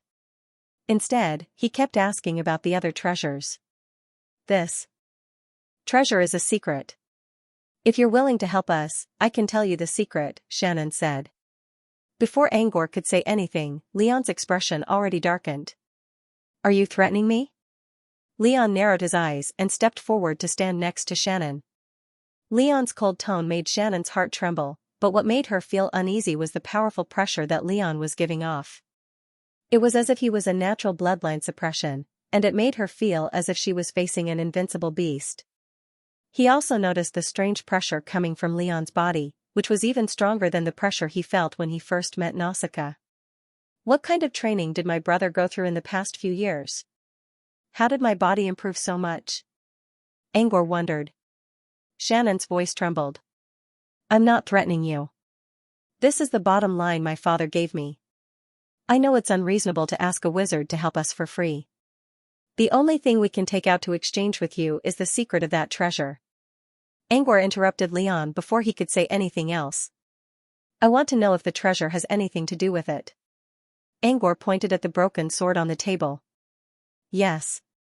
Xianxia nodded without hesitation. Angor fell into deep thought. He wondered if he should agree to Xianxin's request or not. Leon was curious. He already noticed that Angor didn't care about the war between Gold's Pink and Heilon when they were talking about the refugees. Leon didn't want to get involved either. As Angor's older brother who lived with him for more than 10 years, Leon knew that Angor wouldn't change his mind once he decided to do something. But why did a piece of a knight's sword make him hesitate? It seemed that Angor was going to change his mind. What's the secret behind the sword? Leon couldn't help but ask. I don't know the specifics, but there are some details that I'm interested in. Angor didn't explain. Shannon was also staring at Angor. The only hope for the Shannon royal family right now was to find a supernatural to fight against the monster summoner. That was the only way to end the war as soon as possible. She looked at Angor with a pleading look in her eyes. After a while, Angor finally nodded under Shannon's agitated gaze. I'll agree to your request, but I have a request. 2 hours later, Angor and Shannon were on their way to Moonwater City. According to Shannon, Heilon's army was already gathering at the sea area 100 kilometers away from Vichy Harbor, and their next target would be Moonwater City. Normally, the apprentice sorcerer who summoned the Heart Eaters would let the Heart Eaters kill the generals of Moonwater City first. When the higher-ups collapsed and the morale of the army was shaken, the Heilon soldiers would take advantage of the situation and take over Moonwater City by force. This was also the reason why Heilon had won so many battles. It was because of the appearance of the Heart Eaters that the success rate of Operation Decapitation had increased tremendously. As you wish, sir, we'll take care of the supernatural as long as you can, Shannon said respectfully. Angor nodded. He agreed to Shannon's request, but he didn't want to get involved in a mortal war. He didn't want to kill mortals, even if they were from Heilon. Plus, it would be a waste of time. Therefore, he only wanted to take care of the supernatural. The Gold's Pink royal family would still have to fight for their own victory. He gave himself 2 days to complete the mission. Shannon agreed to Angor's request. Without the help of supernaturals, I'm sure we can get rid of Heilon and reclaim our lost territory. If we still lose the war, we'll just accept it. That was what Tawny told him. Because of this, Angor began to like the princess a little. She was a woman who judged the situation and was devoted to the country. 2 months after giving birth to her child, she put on her armor and went into battle. She had a unique temperament that emanated from within. Of course, he wasn't going to agree just because he liked Shannon's offer. As a wizard who believed in equivalent exchange, Angor only agreed to Shannon's request because he was curious about the knight's sword. How did a normal knight's sword contain fire elements? As an alchemist, Angor was very interested in this question. He believed that the sword could not inherit the power of elements, and he wanted to find out more about it. Also, elemental fire was actually an extension of fire element. He was curious about how to create elemental fire in the old earth, where elements were scarce and inert. Angor wondered if Shannon's secret had something to do with the mystery of disappearing elements mission. Even though he was in seclusion, he still decided to visit Shannon for a few days. Angor glanced at Shannon, who couldn't hold back her joy. Now, tell me your secret, right? Shannon hesitated. She was worried that Angor wouldn't give up if she told him now. Actually, if I want to know your secret, there are many ways. You won't even notice it, and you'll be able to obtain the secret. Angor considered for a moment. But I didn't do that. Since I promised you, I'll keep my promise. Shannon knew that wizards had many tricks up their sleeves. Maybe Angor really knew something like mind reading. With that in mind, Shannon nodded. Actually, the item that gave the knight's sword elemental energy is a... Shannon didn't explain much because even the royals didn't know much about it. Stone bell lotion? Angor was surprised. He thought it was something that could absorb elemental energy, which would fit the quest description. But what he didn't expect was that it was just a strange stone bell lotion. According to Shannon, this stalactite was a liquid that had dripped from a stalactite that had existed in the royal palace for countless years. Every 30 years, a drop of liquid would drip from the stalactite. Anything placed at the drop point would be contaminated with a certain elemental nature as long as it carried the liquid. In the eyes of the Shannon royal family, the best weapon to unleash the power of the elements was an offensive weapon. Therefore, every 30 years, they would choose a weapon that they thought was the best and place it at the drop point, waiting for the stonebell stalagmite to descend. So, every drop of stone bell elixir will add some fire element to the weapon? Shannon nodded, but then she shook her head and said, yes, but not necessarily fire. In the treasury of the royal family, there is a plate contaminated with the water element. Every once in a while, clean water will gather on the plate, no matter how dry the environment is. Next, Shannon gave some examples of the treasures accumulated by the previous generations of Shannon royal family, such as a dagger sharp enough to cut through metal, a saber that emitted cold air, a staff that created dust when wielded. These weapons all had grand names, such as the Thorn of the Gods, the Stare of the Winter Goddess, the Return of the 10,000 Wheels. Even Shannon's broken sword had an official name, Murahil's Fury. According to the legends, the god of fire's real name was Murahil. Ignoring the ridiculous name, Angor was more interested in the stone bell lotion. Stone bell lotion with different elemental properties could drip from it. Angor assumed that the stone bell lotion was an extremely stable elemental liquid. Otherwise, it wouldn't be able to mix with other objects so easily. But no matter how stable it was, a single stalactite shouldn't be able to produce different elemental liquids. After all, no matter how stable an element's structure was, it would still react to opposing elements, such as fire and water. But this stalactite could produce water element stalactite essence, fire element stalactite essence, and other elements as well. This was beyond his imagination. Unless, the stone bell lotion was a mystery item. But soon, Angor began to doubt his theory. If it was, the stone bell lotion would release mystery properties when it was produced, which would attract the attention of other wizards. It wouldn't remain in the Shannon royal family for so long. Anyway, Angor needed to deal with the Heart Eater first before going to Sanbia City to check the stone bell lotion. With that in mind, Angor decided not to ask about the stone bell lotion anymore. Moonwater City was a port city where the largest port in Gold's Pink Empire, Vichy Harbor, was located. This was where Angor landed when he boarded the Redbud. He wasn't unfamiliar with the location of Moonwater City. It was 4 o'clock in the afternoon when they left Gru Town. When they arrived at Moonwater City, it was almost dusk. After disembarking from gondola, Angor and Shannon arrived at the camp outside the city. Along the way, the soldiers who saw Shannon all saluted her. But he could see that the soldiers' morale was low because they all looked like they were in a bad mood. When they looked at Shannon, their eyes were filled with awe, as well as pity and sympathy. Many soldiers were hesitant to speak when they saw Shannon's arrival. When Angor and Shannon arrived at the camp, Shannon sighed. "I'm so sorry, Mr. Wizard. I don't think Gold's Pink Empire has a chance of winning against Halon even if I manage to stop their supernatural," Angor said in a neutral tone. "That Heart Eater is the reason why they lost their morale. As long as we can deal with the Heart Eater, I'm sure they'll regain their morale." "Let's hope so." Angor did not try to refute. Before they arrived at Moonwater City, Tawny already told them that they didn't need to go after the supernatural since she was the commander of the city's army. The commander would always be the first to die in a decapitation operation, not to mention that Tawny was a princess of the royal family. Killing someone like her would only cause chaos in the army. As long as Angor and Shannon started into the camp, Halon's informant would tell the supernatural about it, and the Heart Eater would come to them on its own. When Shannon returned to the barracks, all the soldiers looked at her with pity. The Heart Eater must have set its sights on her.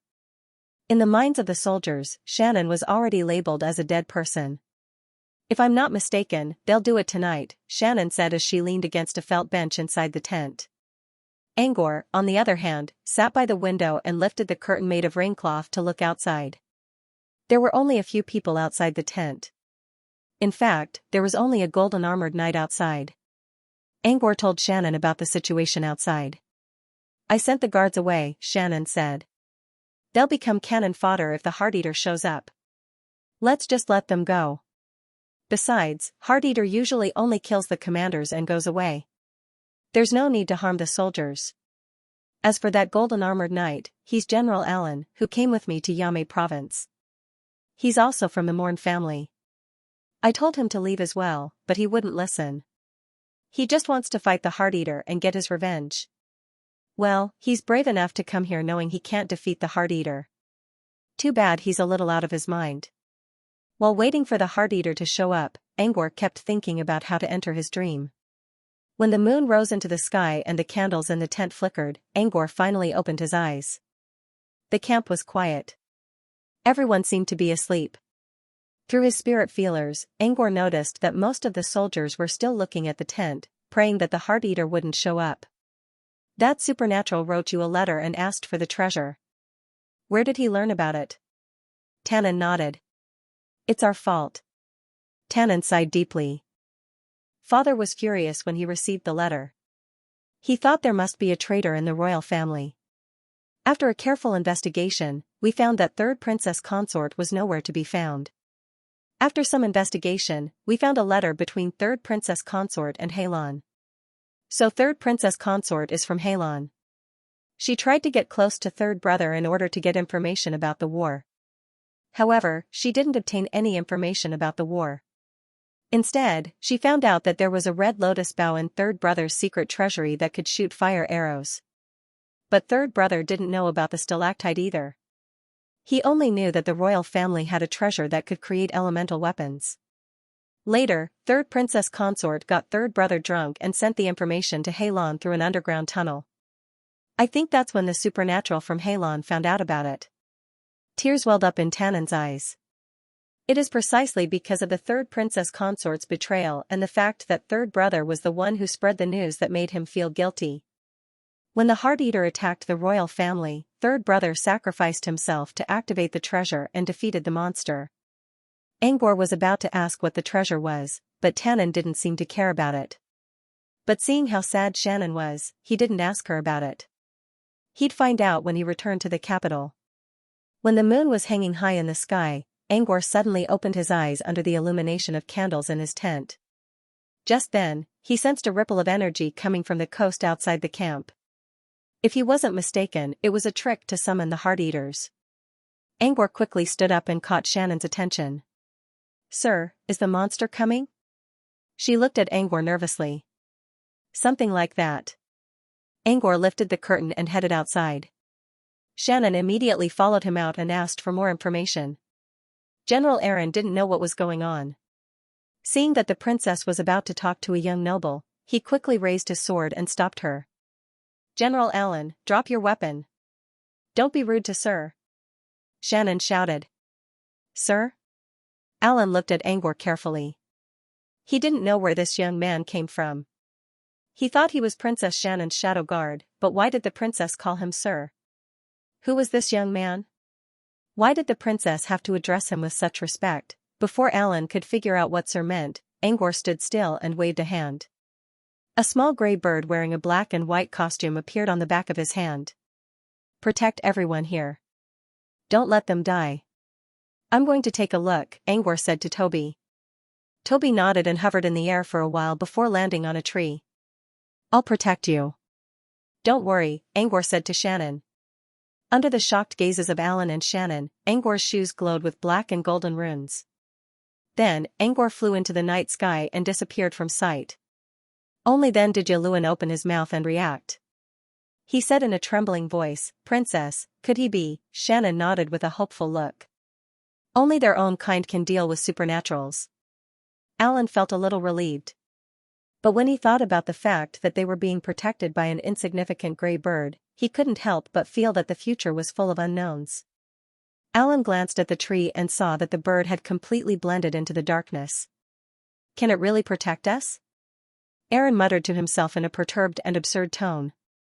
Shannon bit her lower lip and didn't answer. However, judging from the look in her eyes, she wasn't as determined as she thought. Just as they were worrying, a sudden exclamation came from outside. When they turned around, they saw a terrifying giant monster leaping into the sky and landing heavily at the entrance of the tent. Accompanied by a loud rumble, a cloud of dust rose into the air. The wind carried by the monster made the torches outside the tent shake violently. Amidst the sandstorm, Tannen and Allen squinted their eyes and drew their swords, ready to fight. Roar, roar, roar.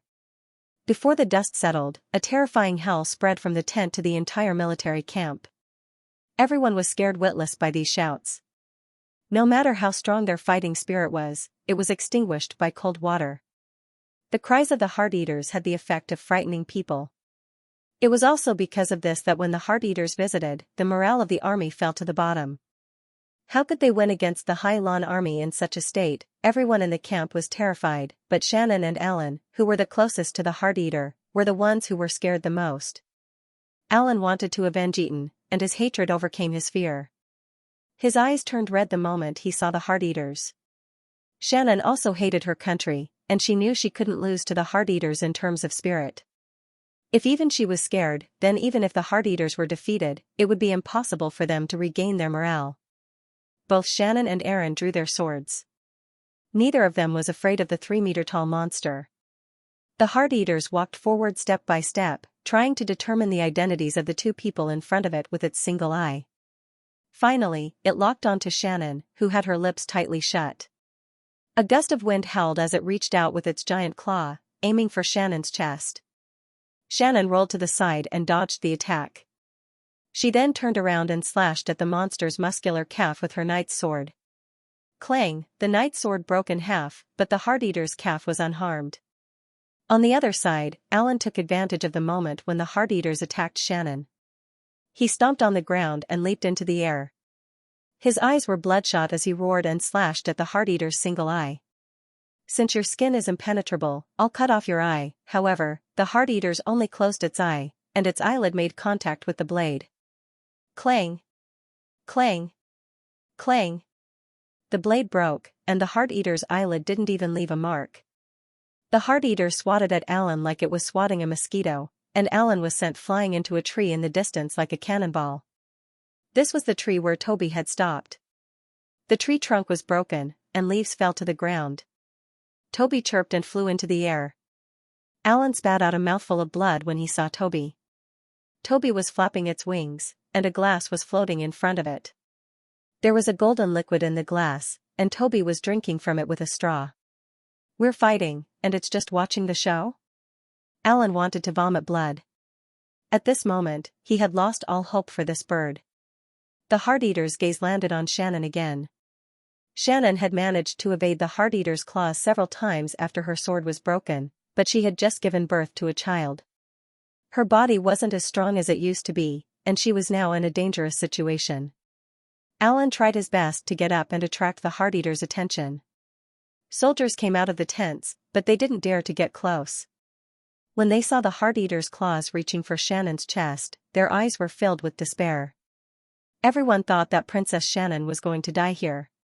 Even Shannon herself thought that her life was going to end here. However, right at this moment, a gray mist enveloped Shannon, and before she could react, she was thrown to Alan's side. Shannon groaned in pain as she fell. But at this moment, there was a strange silence in the surroundings. Even the sound of the wind was gone. She opened her eyes and looked at the Heart-Eaters. The only thing he saw was the Heart-Eater looking down at its chest in a daze.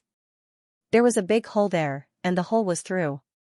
He could clearly see that its heart had disappeared. The next second, the Heart-Eaters fell to the ground, dead. Everyone saw this scene, but it happened too fast, so fast that they didn't even have time to cheer or be surprised, so fast that they were still sad for the death of the princess, and the next second, they were speechless with their mouths wide open. When the dust settled, Alan pointed at the sky with a trembling finger. Shannon looked up and saw a giant heart falling from the sky. After the heart fell, a small bird wearing a strange black and white doll costume was revealed. It was drinking an unknown pale golden liquid with a straw, looking harmless to both humans and animals. Everyone knew that it was the bird that killed the Heart-Eaters. There wasn't even a drop of blood on its body. In fact, it was just watching the show from the sky. Shannon gulped.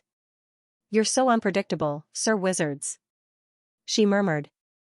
Toby looked so small, but he was able to kill the Heart-Eaters in one hit.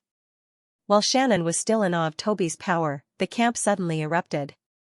Everyone rushed out, crying, laughing, shouting, and jumping. It was as if they were trying to vent their anger after being frightened by Toby. The morale of the whole camp was suddenly lifted. Shannon's lips trembled. She wanted to cry, but she also wanted to laugh. She slowly stood up and walked to the center of the crowd. She pulled out her adjutant's sword and pointed it at the sky. "The monster has been eliminated. Hai Lan has no other way." Now it's time for us to counterattack. The long sword descended from the sky and pointed towards the direction of the outer sea, where the Hai Lan troops were stationed. Shannon shouted, "Hai Lan must die." For a moment, everyone responded to her cry and shouted the slogan, "Hai Lan will die." Their momentum shook the heavens.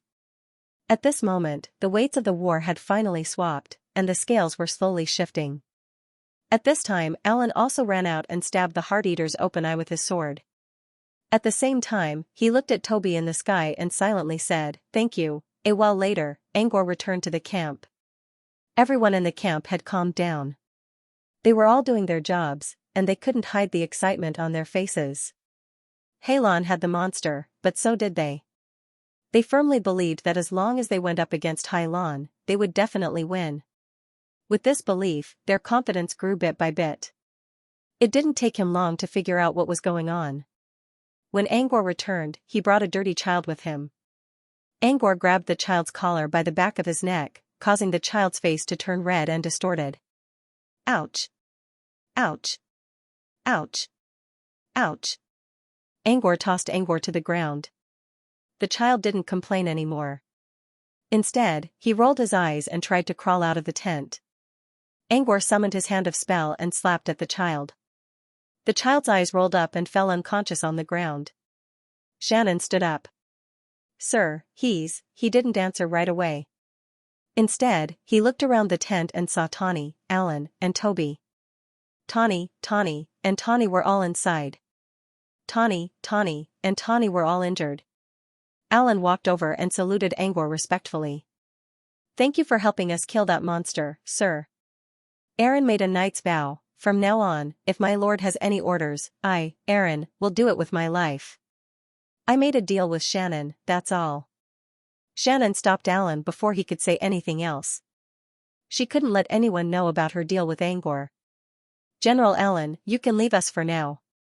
If everything goes well, Hai Lan is about to go to war, and you'll need to lead the troops. We have to win this war."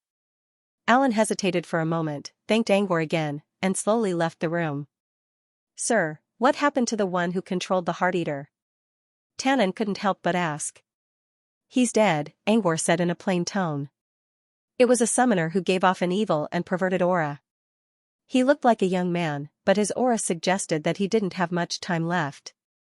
As Angor expected, the summoner was a wasteland apprentice who had just reached level 2. At first, Angor didn't plan to kill him. He only wanted to stop him from participating in mortal wars. However, during the negotiation, Angor noticed that the man didn't dare to look at him in the eyes. It seemed that the man recognized Angor and kept agreeing to Angor's terms. Also, Angor didn't know what to do. Angor planned to let the summoner go, but the summoner kept avoiding Angor's eyes, so he decided to use Nightmare Fear to learn who the summoner was. It was the Rat Ant Underground Society. Ghost Caller was a member of the Rat Ant Underground Society. 2 years ago, every member of the society received Angor's portrait, including Ghost Caller. Ghost Caller knew Angor's identity, and he knew he couldn't defeat Angor with his half-baked skills. Therefore, he decided to leave Angor's information to the Rat Ant Underground Society and let the others deal with him. Angor didn't like Ghost Caller's attitude, so he didn't let the summoner go. After getting some information from the summoner, Angor killed him right away. "Is that supernatural being really dead?" "That's great." Shannon was so excited that she could barely contain her excitement. Without the help of Transcendence, Hai Lan had lost its most powerful ally, and it would no longer be impossible for them to reclaim their lost land. "I've asked around. That apprentice did it on his own. There are no other supernaturals in the Hai Lan royal family." "I've fulfilled my promise," Angor said. "Now, it's time for you to fulfill your end of the bargain." Tannen hesitated for a moment. "The war at Moonwater City is about to break out. Can I wait until we're done here, sir?" "I don't have time to waste. Either you take me there, or I'll go myself." Either way, Angor would have to go to the royal family. But no one knew what would happen if Angor went alone. "All right, I'll take you there." Tannen summoned her adjutant into her tent and told him to prepare for the upcoming battle. Then, she left with Angor. Before leaving, Angor pointed at the unconscious child on the ground. "Leave him here. Keep an eye on him. I'll take him with me when I come back from the capital. Tannen's eyes lit up. You're going back to the capital? Can you give me a ride then? Tannen's expression. Shannon was overjoyed. She had seen Gondola's speed, and it would take them only a day to reach the capital. That way, they wouldn't delay the war. Shannon relaxed a little when she thought of that. She didn't want to miss such a good opportunity. Halon had lost an arm, so it was time for them to attack. If their commander wasn't there, they might lose their morale again. Since Tannen had already made up her mind, it was better to go as soon as possible. Tannen explained her reason to General Allen and boarded gondola. She and Angor flew toward the capital under the cover of the night. Under the gentle moonlight, Gondola's beautiful appearance seemed to have become one with the starry sky. It was like a small boat carrying hope in a fairy tale, descending to the mortal world on a ropeway. Shannon looked at the stars in front of her, and the heavy burden in her heart was lifted by the beautiful scenery in front of her. If everything goes well, you'll return to the camp tomorrow. You should take a rest first. You need to keep your spirit and stamina up if you want to fight against Halon, said Tannen. You want Goldspink to win as well, sir? Tannen looked at Angor. It doesn't matter who wins. But Gru Town will have less trouble if Goldspink wins, Angor answered honestly. After this war, I'll tell my father to upgrade Gru Town to a city, and I'll raise Viscount Pad's title, Tannen said with a serious look. I don't like trouble, and I don't want my family to get into trouble. Angor didn't reject Tannen's offer. Tannen nodded. I understand. Gondola fell silent for a while after the conversation ended. Tannen wanted to take a rest, but she couldn't fall asleep because of all the ups and downs she had been through today. In the end, Shannon decided to give up and looked at Angor. She had seen a lot of good-looking men in her life, but she had to admit that Angor was a good-looking man. His blonde hair, blue eyes, delicate facial features, and cold aura would drive any woman crazy. If she wasn't already married and had children, she would probably fall for him too. What are you looking at? Angor's clear voice reached Tannen's ears. Tannen was too embarrassed to say, I'm looking at you. I'm not looking at anything. I'm just thinking about something. By the way, who's that kid you brought back, sir? A Halon, Angor leaned against the railing and gazed into the distance. The kid had been following an apprentice named Ghost Caller from the Rat Ant Society. When Ghost Caller was afflicted by nightmare terrors, Angor asked him about the kid's identity. Ghost Caller told him that the kid was someone he found to be his successor. Angor believed that the kid was a talent. He only needed one more person to complete his guide mission.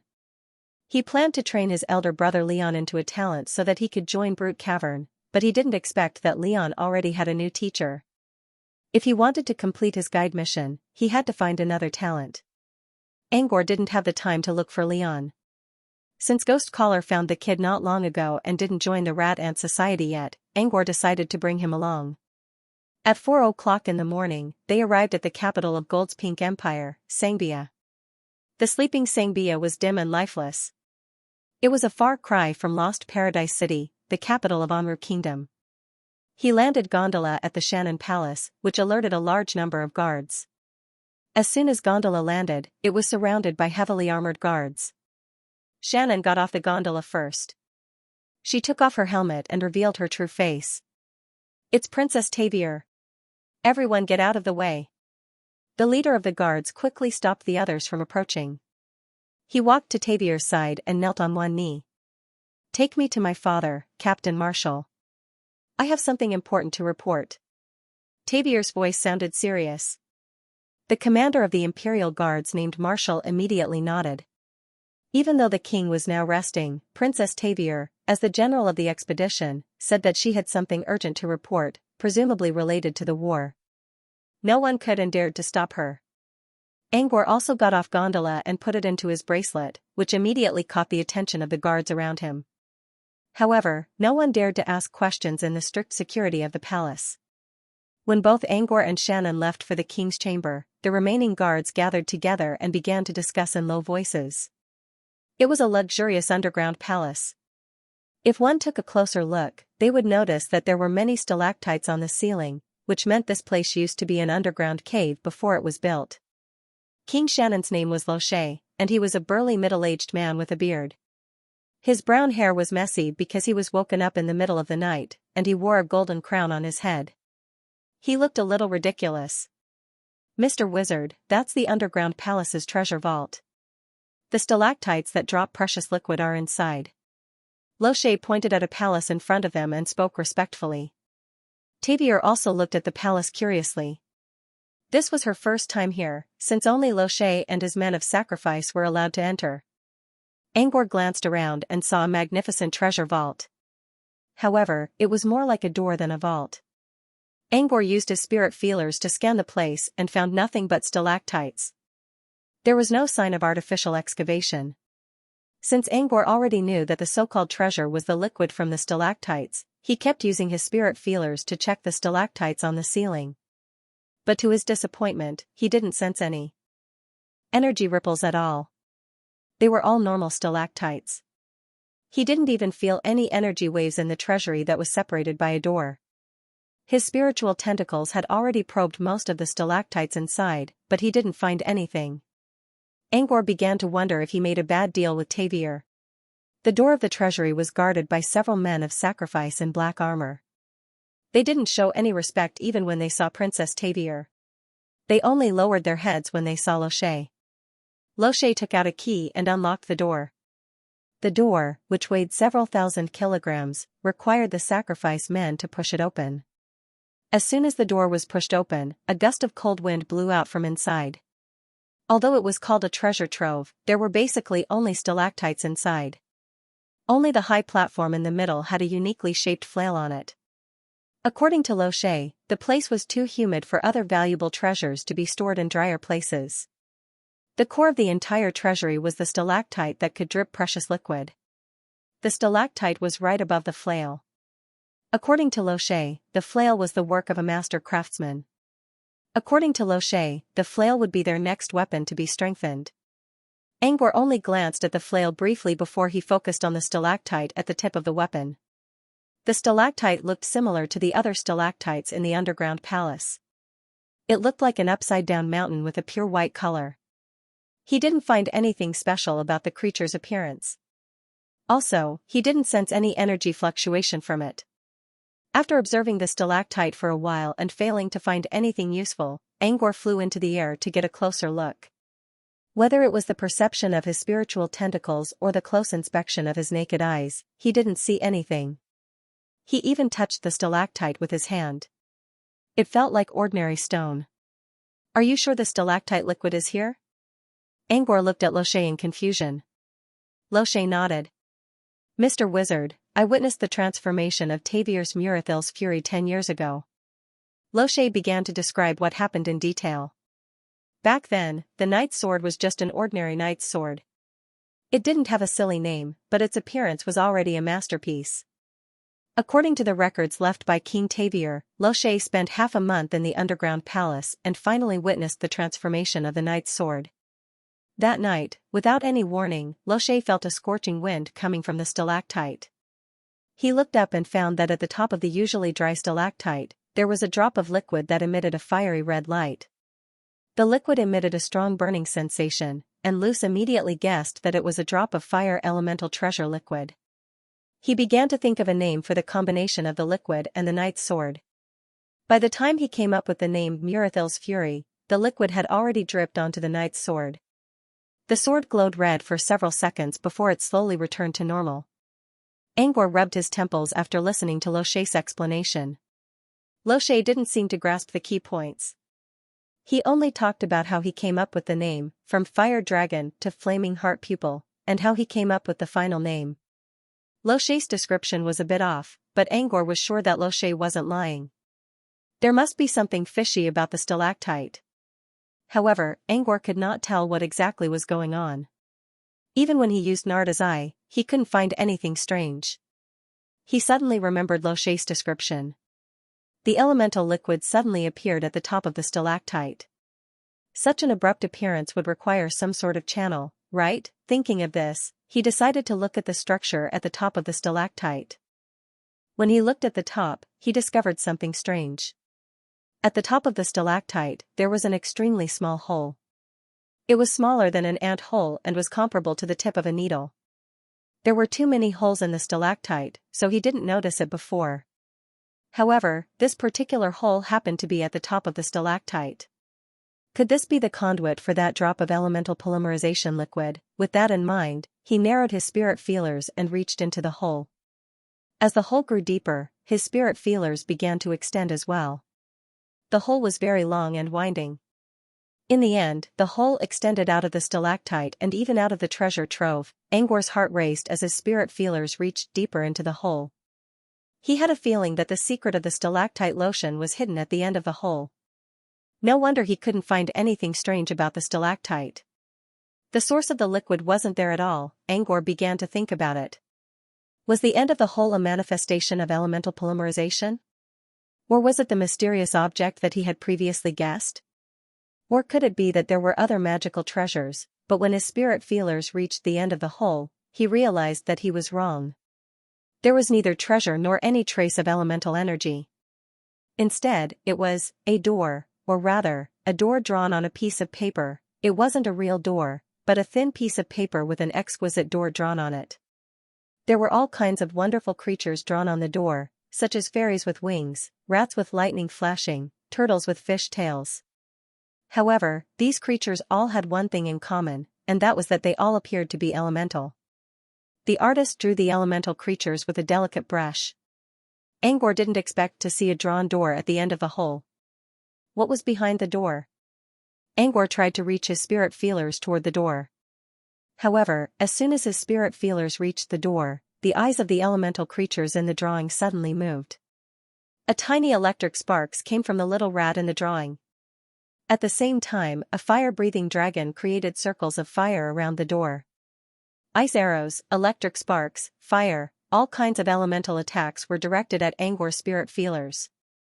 Angor felt a sharp pain. His vision went dark, and he fell from the sky. Fortunately, Toby saw that the situation was not good and formed the sequence of gravity to support him. Otherwise, if he fell straight down, although it wasn't high, he would definitely lose face. Angor's vision went dark for a while before he managed to stand up with a pale face. The elemental creatures in the drawing weren't that strong. Angor's spirit feelers were too weak to resist the elemental attacks. There weren't many powerful spirit feelers in the wizarding world, and Angor was already above average. "What's wrong, sir?" Loche and Tavier exchanged a look. Angor waved a hand. "I didn't rest for days, so I overused my spirit feelers. Just now, I got tired." Loche nodded and didn't ask any more questions. Angor rested for a while and decided to use his spirit feelers again. This time, he carefully wandered around the door. As long as he didn't use his spirit feelers, he would be fine. However, the elemental creatures in the drawing would immediately come out and cause trouble. Angor tried many times but to no avail. He had to give up for now. He walked out of the treasury and went to a corner of the underground palace, where he quietly looked up. The door should be right above his head. He wondered if he should use external force to break it. Slowly, he moved his spirit feelers upward. Instead of going through the hole, he planned to reach the door directly. However, when his psychic power came into contact with the stone wall above his head, a bad feeling suddenly came from the tip of his psychic power tentacles. Angor trembled. The spirit feelers that touched the wall above his head were instantly melted away. Last time, his spirit feelers were only slightly damaged. This time, they were completely damaged. Angor felt as if his soul was being torn apart. The pain forced him to kneel and curl up. 4 hours later, Angor finally felt better. But his face was even paler than before. He now had a rough idea that if he wanted to open the door, it seemed that he could only go through that hole. The other paths all had problems. He couldn't figure out why. He only believed that someone powerful must have set up a barrier. As for using external force to break the door, he didn't dare to do it anymore. But if he wanted to go through that hole, his psychic tentacles obviously wouldn't be able to withstand the attacks of the elemental creatures. If he couldn't get past that, he definitely wouldn't be able to open the door. Unless, he could shrink his body and go inside. With his body, he could easily ignore the elemental creatures. But if he wanted to shrink his body, the only way he knew was to cast polymorph. Polymorph was also known as the most difficult cantrip. It was even harder than most spells. Angor sighed. It seemed that he couldn't enter the door for now. What was behind the door? Why was there a door that had been drawn? Who had drawn the door? Angor was curious about these questions. He had a feeling that there must be a great secret behind the door. Maybe the mystery of disappearing elements could really be found behind the door. After all, no one would believe that the old earth could produce elemental creatures. It was just a painting, but the fire and ice arrows were real. Besides, the secret behind the door might also be related to the secret behind it. He didn't want to give up so easily, so he asked Lo Shay about the stone stalactite. The Xianxia royal family had been here for countless generations. They must know something. Lo Shay didn't want to offend Angor, so he told Angor about some of the stories passed down by his ancestors. Lo Shay kept changing the topic. When he talked about how the first generation of Xianxia discovered that elemental liquid dripped from the stalactite, he would talk about how a certain royal daughter was extremely beautiful, and she was still considered one of the 4 beauties of the Gold's Pink Empire. Then he mentioned the name of a certain sword, which many people tried to come up with, and the name alone was enough to shock the world. Furthermore, Lo Shay's favorite topic was the gossip of the royal family. He had never considered that it was the private matter of his ancestors. If his ancestors' souls were still alive, even the coffins would not be able to suppress their anger. He really wanted to interrupt Lo Shay's story, but he was worried that he might lose some important information. So, he had no choice but to listen to the annoying gossip patiently. The only thing Angor could think of was that the more glamorous things were, the dirtier they were. Moreover, when Lo Shay talked about the secret history of love, that wretched he smile never stopped. He didn't look like the ruler of a country at all. He looked like a greasy man who had peeked at a young woman taking a bath. Even if he was beaten up, he would still shout that it was worth it. In the end, it was Princess Xianxia who started to lose her composure. Whenever Lo Shay's topic of conversation took a turn for the worse, she would step on his feet with her iron boots with a smile on her face. Finally, when Lo Shay was finished, Angor heard something from Lo Shay's mouth. Apart from you, sir, there was another strange person who came here before. He might also be a transcendent. Angor quickly asked Lo Shay for more details. According to Lo Shay, that person came here at an unknown time. It could have been 1,000 years ago, or even earlier. Since the Xianxia royal family didn't keep records of such events, it was easy for Angor to lose his memory. Still, Lo Shay was sure that it was at least 1,000 years ago. He didn't know if that person was a supernatural, but it was a fact that he or she came to the Xianxia royal family. Not only did that person come here, but he or she also left a treasure for the Xianxia royal family, which had been passed down to the present day. It was the treasure that Xianxia royal family mentioned before, which had a bloodline connection and required the sacrifice of a blood relative to use it. Back when the Heart Eaters attacked the palace, the Xianxia royal family used this treasure to defeat them. What's that treasure? Can you show it to me? Angor asked. Lo Shay considered and nodded. Even the deepest secret of the treasury had been shown to others. That treasure could only be used by those who were related to him by blood, so there was no harm in taking it out and showing it to others. Thinking of this, Lo Shay ordered his men of sacrifice to go to another treasure trove and bring the treasure over. Angor was a little confused when he saw the scroll in the man's hand. When Lo Shay slowly unrolled the scroll, Angor finally realized that it was a scroll. The scroll was made from the skin of some kind of void creature, which was the best medium for carrying elemental energy. Angor's eyes widened when he saw the drawing at the center of the scroll. The first thing he saw were the tiny drawings of elemental creatures on the scroll.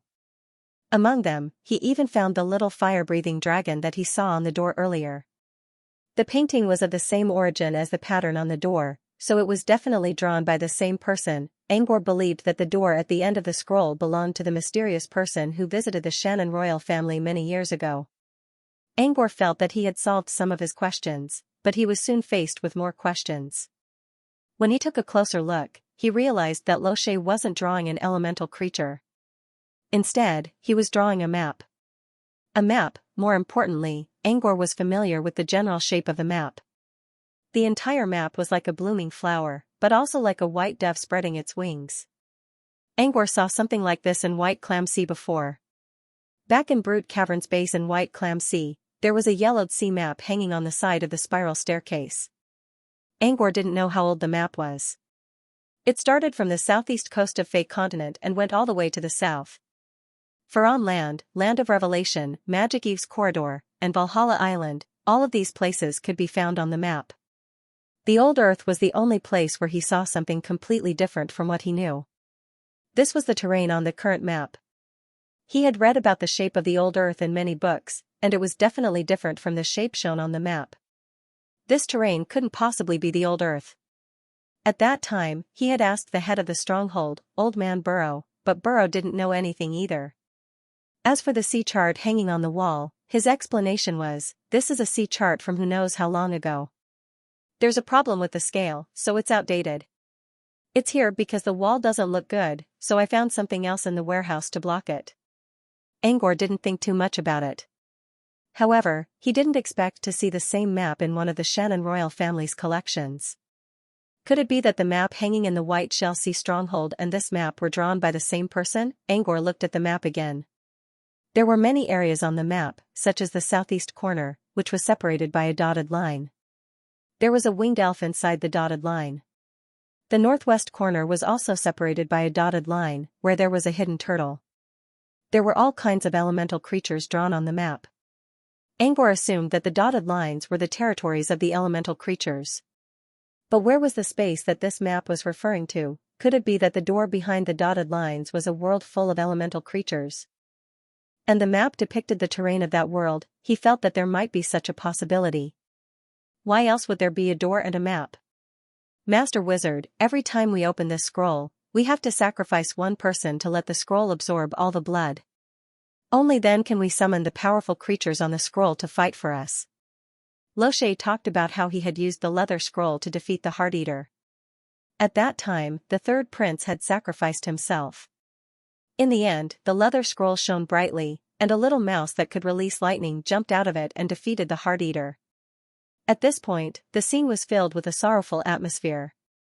Every time they thought of the grief of the death of a loved one, it was a bone-piercing pain. Angor looked at the map again, and something flashed in his eyes. He tried to use Narda's vision to appraise it. He didn't think it would work, but he still succeeded. When the server in his mind space was set up, the scroll in his hand began to display all kinds of data. But as he expected, more than 80% of the data was filled with question marks. Narda's vision was an appraisal method based on the summary of information and logical reasoning. The success rate depended on the caster's knowledge structure and the degree of knowledge accumulated. For example, Angor's highest success rate was on enchantment items because his knowledge structure was related to enchantment. If Angor didn't know the information, he would get a lot of question marks during the appraisal process, which meant that he didn't know the information. Too many unknown data accumulated, and the success rate would get lower and lower. But now, the success rate was 80%, or even higher. Angor didn't have much hope for success. But at the end of the appraisal process, the map suddenly displayed a lot of clear and detailed data, which were all stuffed into Angor's mind. At this moment, many unknown data were deciphered. Angor's mind was filled with questions. When the results showed that he succeeded, he was even more surprised. He had no idea what was going on. This had never happened before. Out of curiosity, he looked at the server and checked the result. He directly ignored the materials that were similar to parchment, and instead looked at the main information after the appraisal. Name, title realm map, omitted, creator, Mirrorfield phone details, approximate distribution of representative creatures in the title realm. Effect, activated by the bloodline of the Shannon royal family. Using an energy source, you can summon the simulated structure of the corresponding creature. Note, I'm not good at drawing maps. Just look at it. Angor froze on the spot after reading the message. Apart from everything else, the name of the person who drew the scroll was already a big surprise to him. Mirrorfield phone. Almost everyone in the Magus world of the southern region knew of this name. This was because he also had a famous nickname, Demon Painter. The magic painter who could connect the two worlds was none other than Mirrorfield himself. His most famous masterpiece was Doomsday Calamity, which depicted the disaster caused by the rising sun Great Demon. It was still the favorite picture in the magazines of Moonfrost Union. It was said that the magic painter left the southern wizarding region thousands of years ago. Angor didn't expect to find such a masterpiece here. In the wizarding world, any painting by a magic painter was priceless. Even if it was just a work of art without any special effects, it was still worth collecting. Angor looked at the map and suddenly felt a sense of greed. But it didn't last long. When he saw the words activated by the bloodline of the Xianxia royal family, he slowly gave up on the idea. The map was obviously meant for the Xianxia royal family.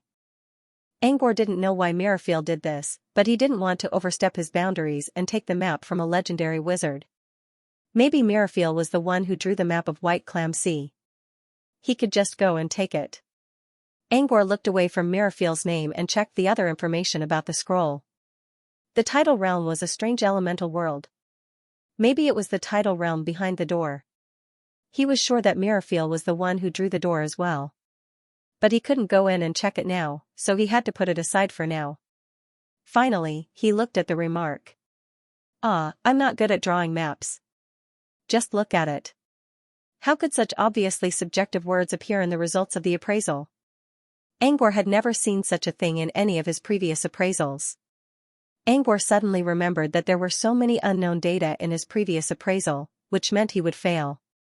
But in the end, the unknown data was deciphered, and the appraisal was successful. Angor had been wondering about this for a long time. But now, he saw a hint of truth in the remark. Mirafiel was the artist who drew the map, so he had the right to decide whether to disclose the information or not. Considering Mirafiel's status, Angor could accept the information if he wanted to. In other words, if Mirafiel wanted Angor's appraisal to go smoothly, he could do so. If he didn't want Angor's appraisal to go smoothly, he could hide the information. Obviously, Mirafiel didn't mind letting others know about it. Mirafiel even left a note on the paper to show that he was there. Do these big shots all have bad tastes? Angor sighed in his mind. Now that Angor had found more clues, he had a better idea of what was going on. Many years ago, Mirafiel came here and found a place called the Tidal Realm. Hence, she drew a door at the entrance of the Tidal Realm, which was the end of the hole, and sealed the aura that was being emitted. After that, she left the map to the Xianxia royal family as a legacy. Of course, whether or not the Tidal Realm was behind the door was only a guess. However, it was more likely to be the Tidal Realm. If that was the case, Angor believed that the Tidal Realm might be the place where the missing elements from the old Earth could be found. According to Mirafiel's drawing, the Tidal Realm was filled with elemental creatures, who needed a large amount of elemental energy to survive. There was almost no elemental energy in the old Earth, while the Tidal Realm was rich in elemental energy. Meanwhile, Loche and the others were still grieving over the loss of the third prince's life. Angor looked around and wondered if he should tell them the truth about the scroll. According to his analysis, the blood of the Xianxia royal family was required to activate the map, but it didn't need to be sacrificed. Magic crystals could be used as the energy source. The reason why someone died every time they tried to activate the scroll was that they didn't know the rules of the scroll and had to use their life energy to activate it. Angor considered for a moment and decided not to tell them. The secret of this place had been hidden for so long because the Xianxia royal family rarely used it even though they had it. That was because the cost of using the map was too high. If they knew that there was another way to use the map, they might waste manpower and money to search for magical crystals and then use the map frequently. If that was the case, whether it was searching for magical crystals or using the map frequently, it would attract the attention of others. If they were discovered by supernaturals, not only would the Tidal Realm be exposed, but they would also be in danger. He kept his mouth shut and returned the map to Loche. Did you find anything, sir? Loche took the scroll and asked. Nothing, Angor answered casually. Rochet hesitated for a moment, then asked, Then, sir, can you tell us if the person who gave us this scroll is an extraordinary? Angor nodded. He's not just a supernatural. He's also a big shot in the wizarding world. Therefore, guard this leather scroll well. It's best if you don't tell anyone about it. Otherwise, you will be killed. While speaking, Angor injected nightmare energy into them, which convinced them that exposing the scroll would bring disaster to Gold's Pink Kingdom. Since then, they had been guarding the map carefully and never used it again unless it was absolutely necessary. He also gave them a hint about the stalactite so that they would keep it a secret. He didn't want the matter of the door to be exposed so soon. If the tidal realm was truly behind the door, then at the very least, it would be best not to let others know about it before he finished his investigation. However, he had to learn polymorph first, which was a bit of a hassle. Polymorph wasn't like other cantrips that could be learned in a few months or years. With the difficulty of polymorph, it would take at least 20 years of accumulated knowledge. Angor sighed in relief. He decided to check on the soft eggs in the nest when he got home. He didn't think he could really hatch a polymorph worm, but at least he had a slim chance of doing so. If worse came to worst, he could wait until Sunders came back from the Abyss Plane and tell him about this place. At least Angor knew that Sunders wouldn't mistreat him if he found something useful. Next, Angor had breakfast under Loche's care. Loche knew that his daughter would soon return to Moonwater City and face a tough battle against Heilon, so he took the time to invite his advisors to discuss the city's strategy. After breakfast, Angor went to the palace's high tower. The golden morning sun shone brightly, while the sky, clouds, wind, and doves surrounded him. Not far away, he could see the bustling buildings of Xianxia City. Angor felt quite relaxed. Around 10 o'clock in the morning, Shannon came to the tower alone in her high-spirited armor. Ready to leave?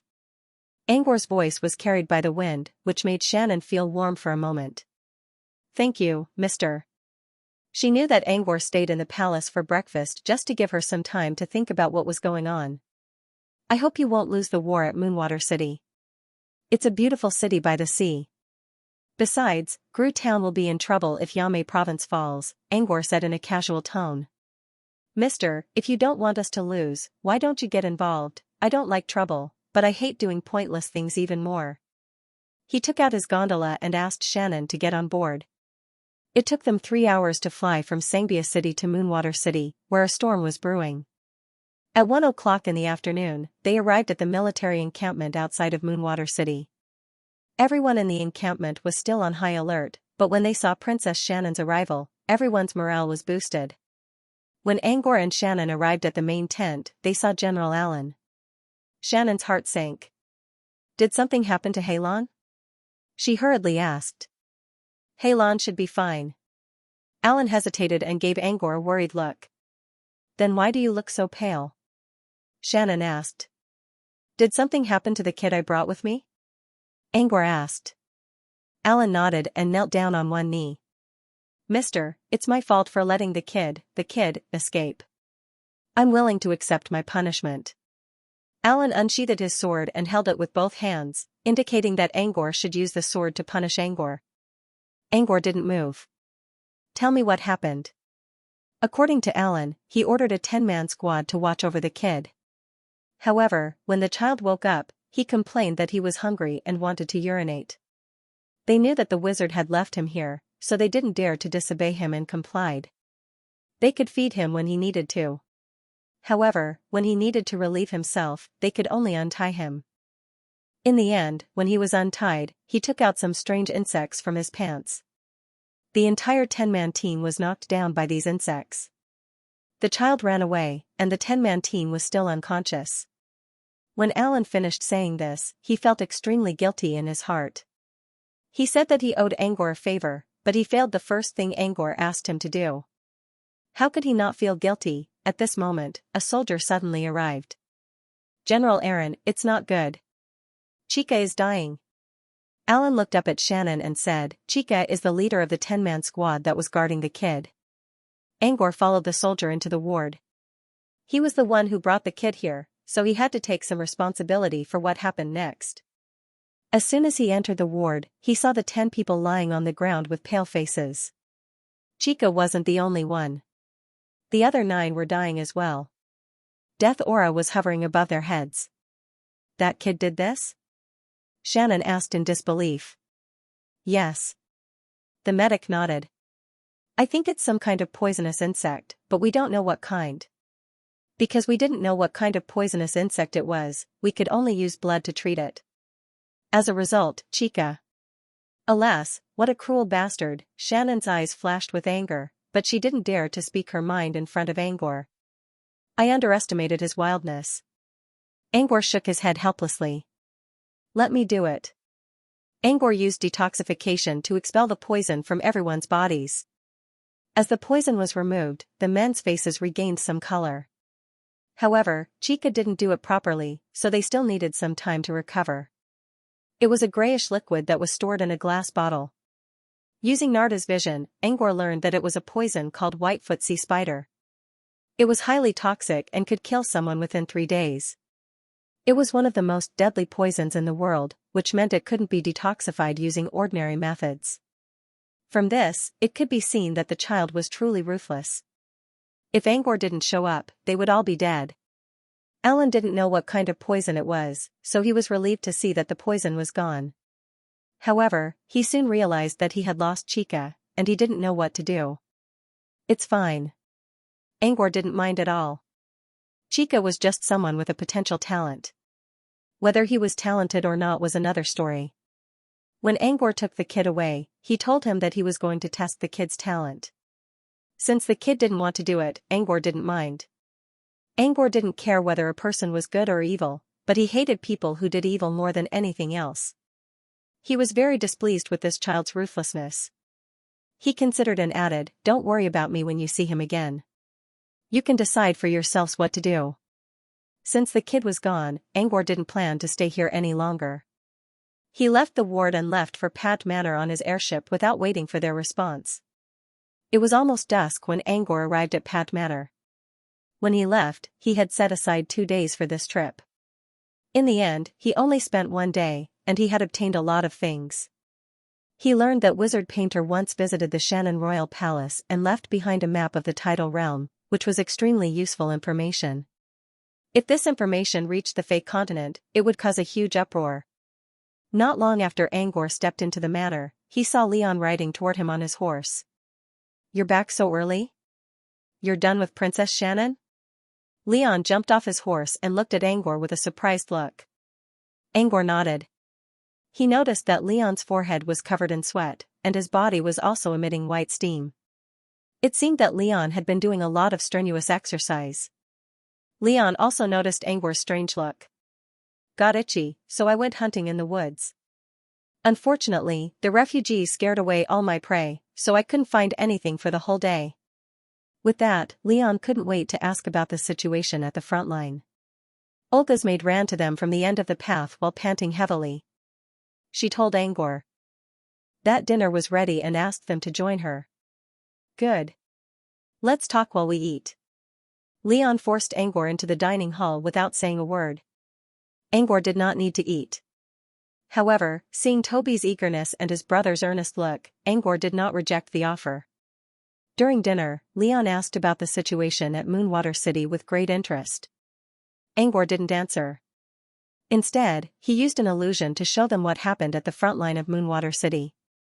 It also included the battle between Toby and the Heart Eater. Lion, as well as Mana and Olga, who were waiting at the side, were so nervous that they didn't even dare to blink their eyes. They paid close attention to the development of the plot and the illusion. In the nick of time, Toby had saved Princess Shannon and killed the Heart Eater.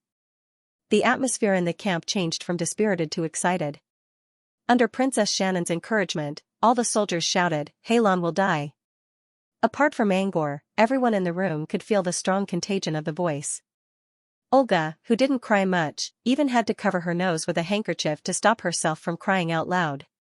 This new way of viewing was much more convincing than describing it with words. Even Mana, who usually didn't care about anything else, couldn't help but comment, "I'm sure Moonwater City will win this war." Mana's words caused Olga to nod her head repeatedly. After all, they were born and raised in the Golden Sparrow Empire. Naturally, they hoped that their country would win. Moreover, Halon had used cheating methods to invade their territory and even killed the backbone of the empire, General Meng En. Clearly, they had a common enemy. Compared to the maid's opinions, Leon frowned after reading it. "Where have you been?" "I saw Toby fighting the Heart Eater." "Why didn't I see you?" "I went to fight the summoner. He's just a beginner apprentice, and I killed him in 1 hit." "Nothing to see," Angor replied. Leon looked at Angor with a doubtful look. Angor remained calm. He did kill the man in one hit, but he did not want to explain too much since the man was involved with the rat ants. He also used illusions to show Shannon's trip to the capital of Xianxia, but they only showed the general view of the city and the prosperity of the city.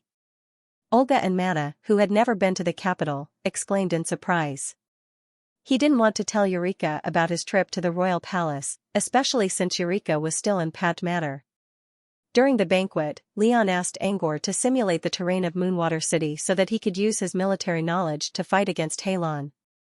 After dinner, Leon concluded that as long as the soldiers did not panic, they had an 80% chance of winning.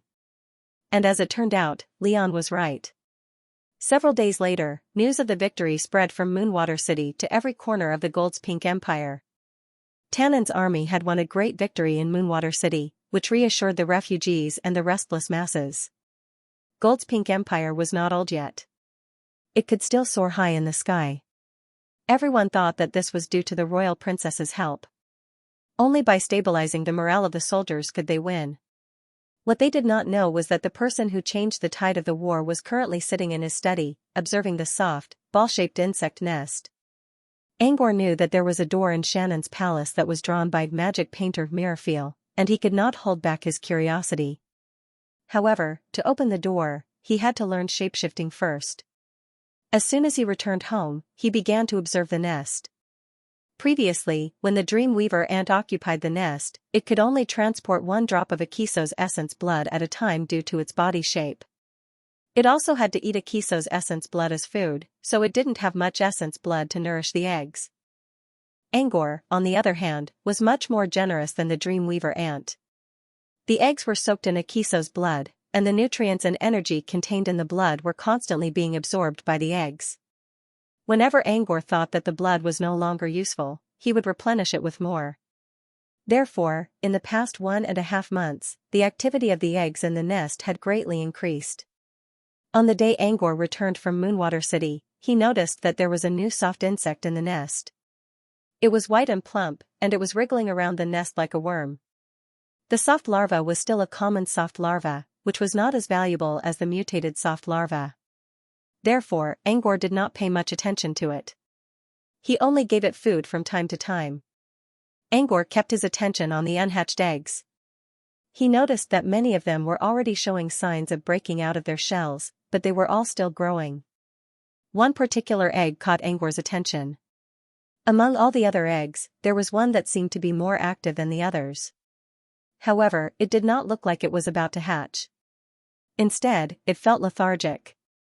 Angor already put a lot of Akiso's blood into it, and all the other eggs were highly active. But this one only showed a little bit of activity. Angor decided to observe it for a few days.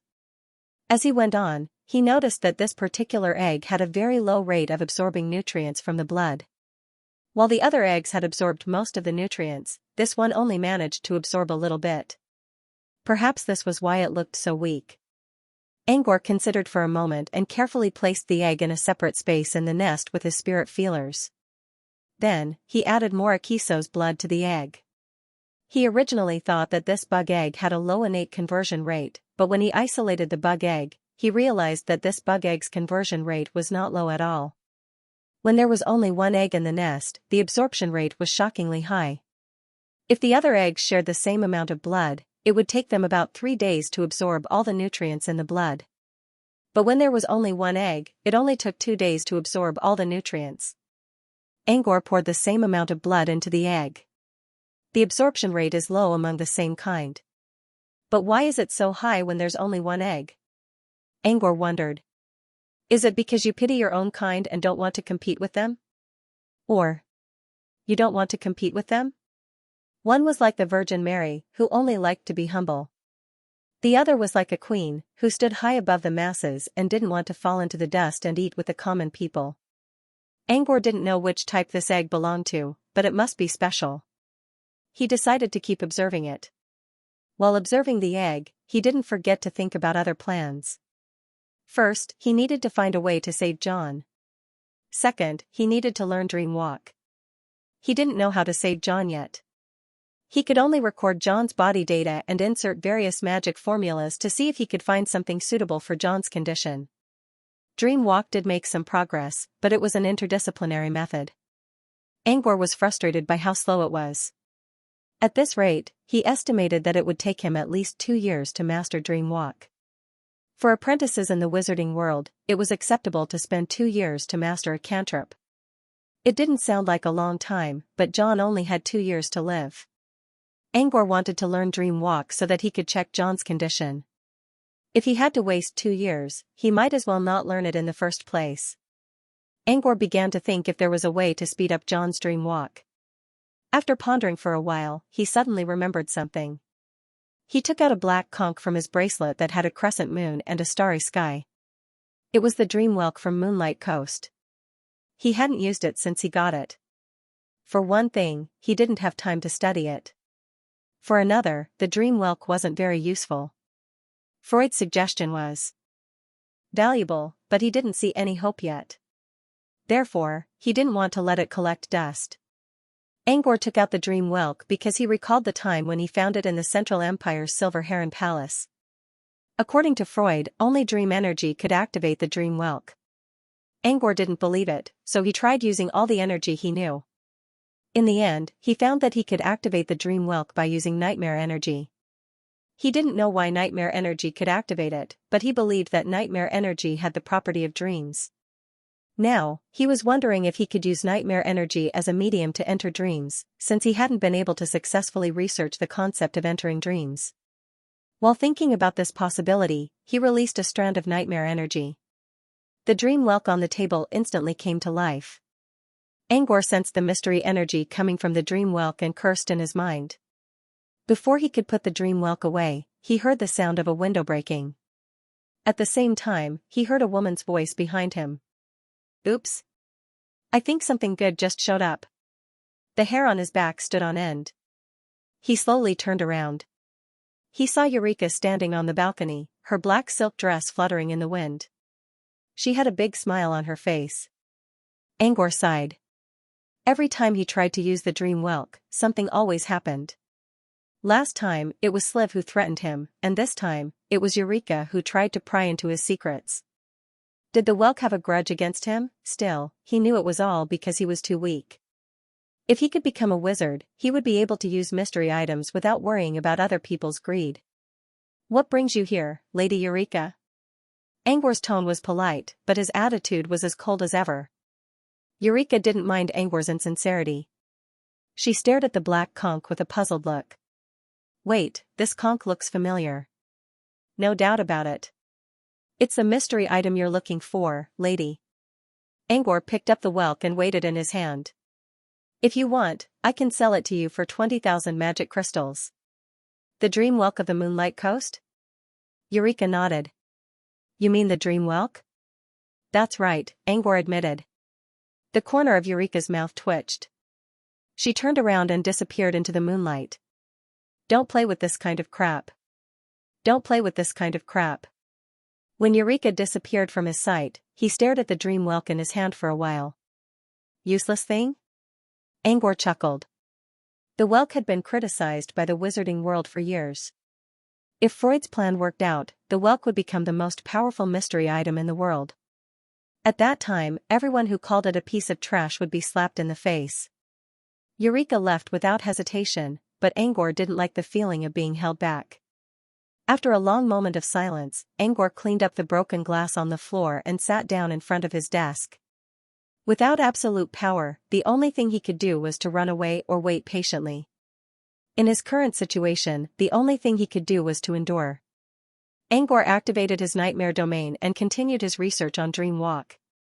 Since the nightmare power could open the Dream Welk, it meant that the nightmare power might have some kind of dream property. What if he used nightmare power to practice Dream Walk? Would it be effective? Angor pondered for a while.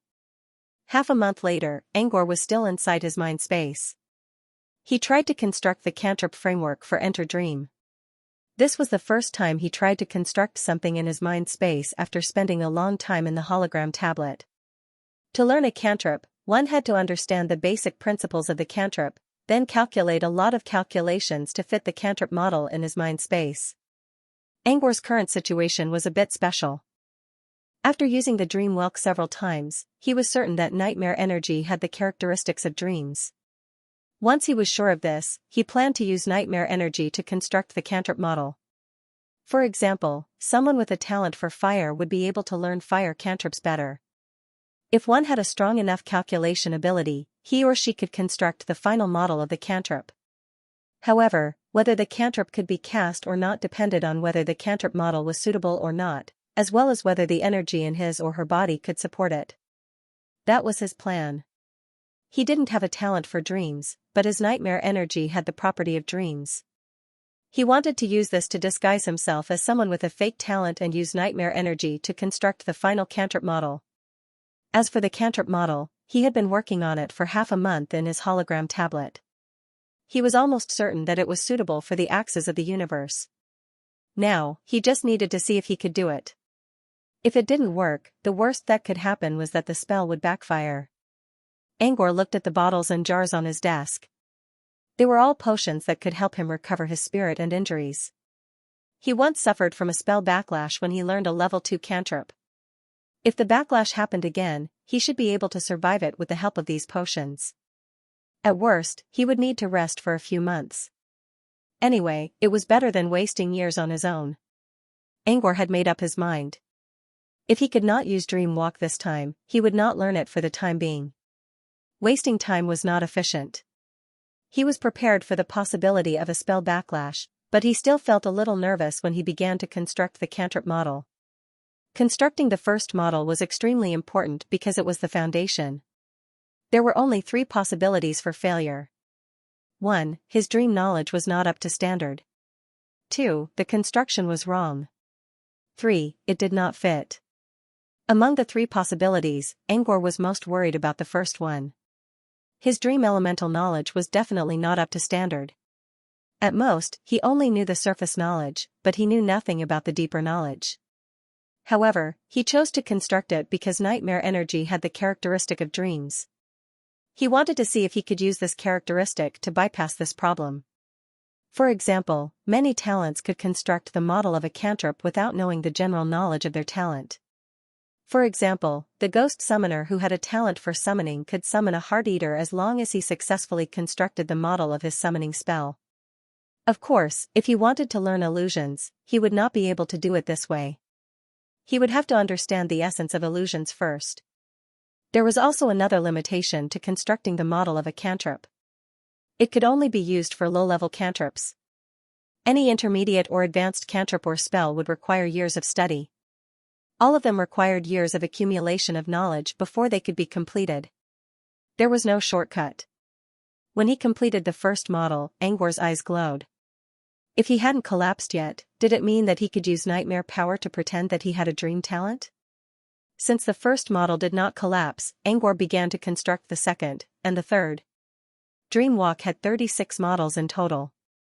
Compared to Light, it was only 1 more model. His current energy storage was more than enough. He used to construct models using nightmare energy before, such as Nightmare Dread. He was not a stranger to using nightmare energy to construct models. When the last model was completed, the model glowed brightly. Dream Walk was completed. To be more precise, it was not Dream Walk anymore. It was Nightmare Dream. Angor could not hold back his excitement. There were many reasons why he was able to learn Dream Walk in such a short time. First of all, his nightmare energy had the property of dreams. Secondly, he needed the hologram tablet to help him calculate the coordinates on the axis of the universe. These 2 points were necessary for a quick construction. However, the most important thing was whether or not he dared to risk the spell backlash. That was the key. Reality proved that he had made it through. This was only an insignificant level 2 cantrip. Angor had constructed many level 2 and level 3 cantrips before, but none of them were as thrilling as this. The joy he felt after successfully constructing it was also unprecedented. He looked at the cantrip model in his mind space and grinned. Next, he moved to Toby's bed. At this time, Toby had already fallen asleep and was nestled in the soft blanket obediently. Angor used Dream Walk on Toby. Toby did not feel anything. Instead, Angor saw a dark tunnel appearing in front of him. According to the book, this tunnel was also called Dream Bridge. Angor successfully built a bridge to Toby's dream. At the same time, Angor felt a white, misty tentacle extending from his forehead. Next, he just needed to put the tentacle into the bridge and enter Toby's dream. Angor looked at the dream feeler on his forehead. It could curl and stretch freely. Like soul soil and his mind space, Angor did not know where the tentacle came from. It felt like it was an extension of another dimension. Angor observed the tentacle for a moment and put it into the bridge. On the other side of the bridge was Toby's dream. The bridge itself was a dream space, which could be used to travel to the dream realm. As soon as Angor stepped onto the bridge, his dream feelers picked up an image of a vast, boundless wilderness. The vision disappeared in the next second. In front of him was another dark tunnel. Angor didn't know what it was, but he assumed it was a strange, colorful dream world. Soon, he crossed the bridge and saw the exit of a white hole. As soon as he stepped into the white hole, he was presented with a strange first-person perspective. He happily rolled around in a world filled with salty, fishy dried fish. Angor couldn't stand the smell, but he couldn't stop himself from wandering around in the sea of dried fish. He looked at the gray wings on both sides of his body and realized what was going on. He was probably Toby right now. Or rather, he had temporarily taken over Toby's body like a parasite. According to Freud's dream walk could only be used by the dreamer. Angor could see what the dreamer saw and move according to the dreamer's movements. However, he couldn't communicate with the dreamer or change the quality of the dream. So, he was in Toby's dream world. Angor looked around curiously. Clouds that looked like cotton candy floated in the sky, followed by countless pickled dried fish. Toby was lying in the middle of the dried fish. What an unexpected world. Angor sighed in his mind. Since he couldn't move around freely and didn't find anything interesting, he decided to leave Toby's dream. But suddenly, he felt the ground trembling. A giant that looked like a mountain in Toby's eyes suddenly appeared in front of him. Before Angor could react, he heard a familiar voice coming from the giant's mouth. Toby nodded in surprise, flapping his wings and flying to the giant's shoulder. The closer Angor got to the giant's head, the more familiar he felt. When he saw the giant head covered in golden hair, he didn't know what to say. It was him. Yes, the giant was Angor. To be more precise, it was Toby's dream. Toby happily rubbed giant Angor's cheek to express his joy. Angor quietly left the dream world. He couldn't believe that Toby's eyes and body looked so big and scary. Also, he could see all the pores on Toby's body. Now Angor understood. People with different perspectives had different aesthetic standards. After leaving the dream, Angor still couldn't calm down from his excitement. But after the excitement, he began to have doubts. Constructing dream walk was a good thing. But why did nightmare illusions have the properties of dreams? Or could it be that the nightmare realm was not only a nightmare world, but also a dream world? But according to the mystery of the nightmare realm, Sunders didn't seem to find any connection between the two. Angor didn't know much about the nightmare realm, so he had to put this question aside for now. It was late at night outside the window. The chilly wind was blowing against the curtains, making them whimper. It was the best time to close the window and listen to the wind outside. Open the fireplace and enjoy the warmth of the fireplace, and sleep comfortably under a soft blanket. Angor wasn't satisfied with entering Toby's dream yet. He decided to test it out on a few more people and confirm the effects of dream walk before entering John's dream. So, he quietly opened the door and went to the bedroom next door. It was Ori's room. With his current hearing, he could clearly hear the sound of peaceful breathing inside. Ori must be asleep already. Before he could open the door, he heard Ori mumbling in her sleep, "You're so annoying." Then came a series of giggles that sounded like silver bells. Angor didn't know what Ori was dreaming about. But if it was an indecent dream, he didn't want to poke his nose in. Angor quickly left the room and walked through the corridor for several minutes. In the end, he stopped in front of a door with a complicated expression. It was complicated because the door was so exaggerated that it was beyond imagination. There were all kinds of strange creatures engraved on the bronze door. Three-eyed titans, snake-tailed turtles, lava fiend. All of them looked dangerous. But above all of them, there was a giant figure carrying a giant sun on his back. The figure seemed to be above all the other creatures, as if he was a god. But if one took a closer look, it was not difficult to guess his identity from the figure's iconic anchor-like beard. Nano, Aaron. It was obvious that behind this door was a Nano room. If he was not mistaken, this door was also carved by Nano. Since he was busy training in seclusion, he didn't have time to pay attention to what Nano was doing. But when he looked at the huge and narcissistic door, it wasn't hard to imagine what Nano was doing. He shook his head and used his spirit feelers to unlock the door. Then, he sneaked into the Nano room. Nano's room used to be reserved for VIPs. So far, it didn't seem to have been modified in any way. It was just decorated with some colorful fluorescent silk. It was obvious that Nano didn't make any changes to his house after coming to Pad Manor. Instead, he put up the front of his house first, which suited Nano's personality very well. At this moment, Nano was lying on the big bed with his 4 feet in the air, snoring thunderously. It took him about a minute to construct the cantrip model in his mind space. As soon as the dream bridge appeared in front of him, he released his dream feelers again. Nano's dream was a little out of his expectation. Inside Pad Manor, a furious Nano was chasing after a giggling Goldshine while yelling at the top of his lungs. Goldenshine was holding a piece of undyed silk in his hand. He was running towards Headmaid Mana as he shouted, "Headmaid Mana, I got another piece of silk this week. That's mine. Give it back to me," Nano yelled. Angor checked the situation and left the room. Then, he realized that even though Nano was furious in his dream, he was actually giggling like a fool in reality. It didn't look like he was having a nightmare at all. Instead, it looked like a beautiful dream. So Nano only said that he hated Goldenshine, but he actually liked him. She's a woman on the outside. Angor's lips twitched. He then turned around and left.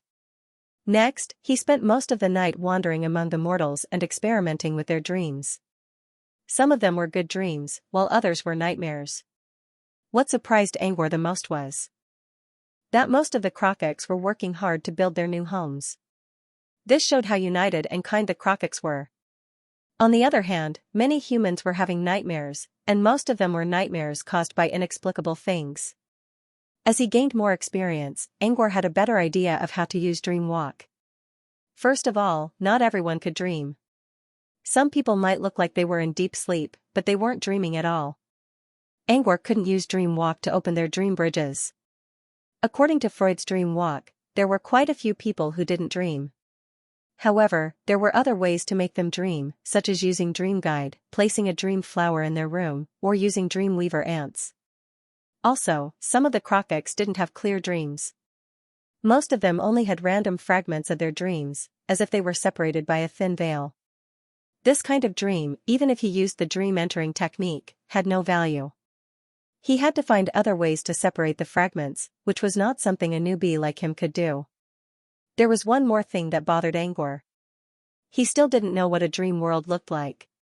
Everyone's dream world seemed to be independent of each other. Was this what Freud meant when he said that everyone's dreams were separated from the dream world, yet they existed within it? Apart from that, every time he entered the dream bridge, he would see a boundless wilderness. Was this wilderness the dream realm? Freud didn't record anything about dreams, so Angor couldn't figure it out himself. But he didn't find anything wrong. He decided to wait until the others woke up tomorrow. If everything went well, he could try it on John. The next morning, Angor walked out of his room. It was already spring, and the gloomy weather was slowly being replaced by bright sunshine. While having breakfast in the dining hall, Angor told Toby about his dream last night. Toby honestly told Angor about his dream of wandering in a sea of dried fish. "You like dried fish that much?" Toby nodded vigorously and then gestured which kind of dried fish was his favorite. "Toby, if you like dried fish so much, why don't you tell your servants to buy some from town later?" Leon yawned as he entered the dining hall. Toby was wearing light clothes that exposed half of his chest. Toby nodded excitedly and chirped at Leon. Lion immediately ordered Mana, the head maid, to send someone to the town to purchase dried fish. Mana did not delay and went to do it. Leon sat down and said to Toby, "I asked the tailor to make some clothes for you. I left them with the moon lily of the valley." It said that it would help you infect some flowers with its fragrance. Remember to go and get it. Toby's eyes brightened up at the mention of new clothes. He dashed out of the dining hall without bothering with his breakfast. Toby will become arrogant if you keep spoiling him like this. Angor smiled. He hoped Toby could get along well with his family, and that was what he wanted. My dear brother, why did you come out for breakfast today? Leon asked. Nothing. I've been doing too much research, so I need to take a break. Angor considered for a moment. By the way, how's the war going? Also, how are the refugees?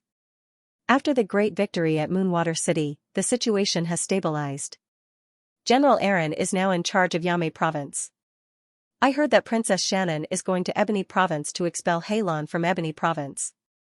But I don't know what's going on yet. As for the refugees, they can't get in because of your illusion. As for the ones who signed slave contracts, they're starting a new life now. Things are going well. What about you? Leon looked at Angor curiously. Did you find anything?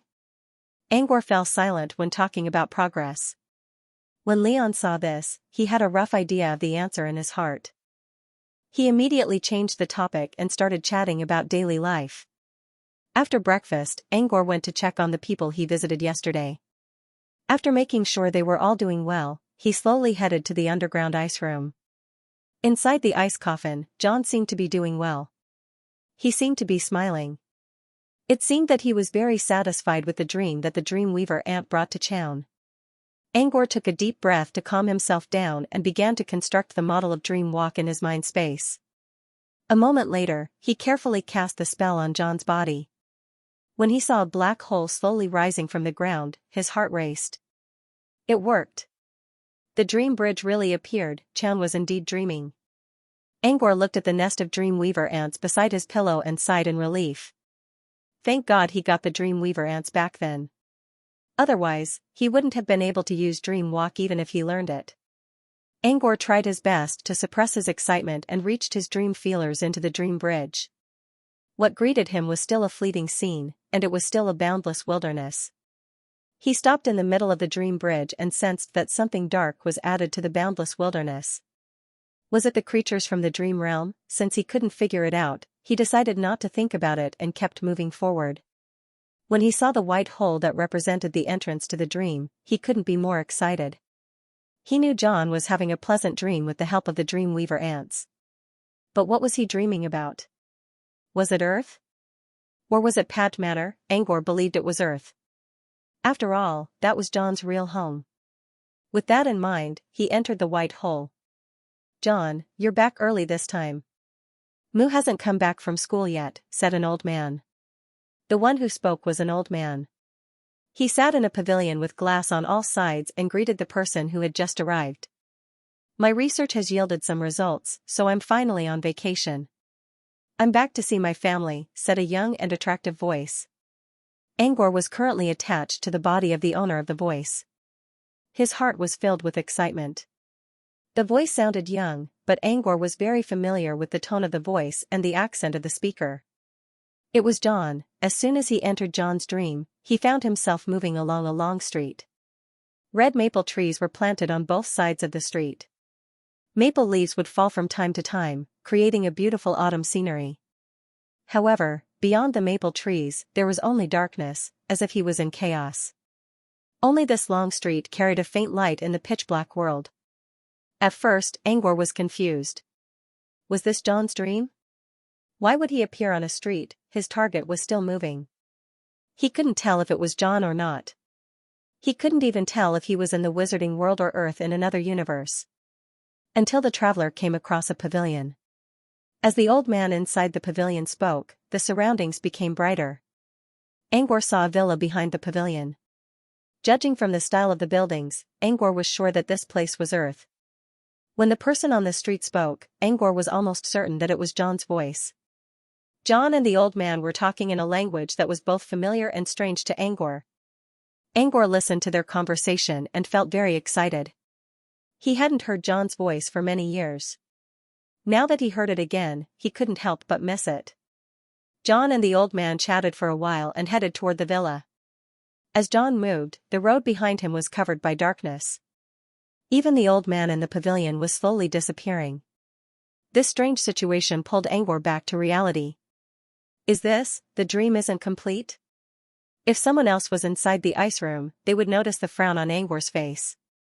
The so-called incomplete manifestation of the dream world generally meant that the dream world was unable to completely replicate the dreamer's dreamscape.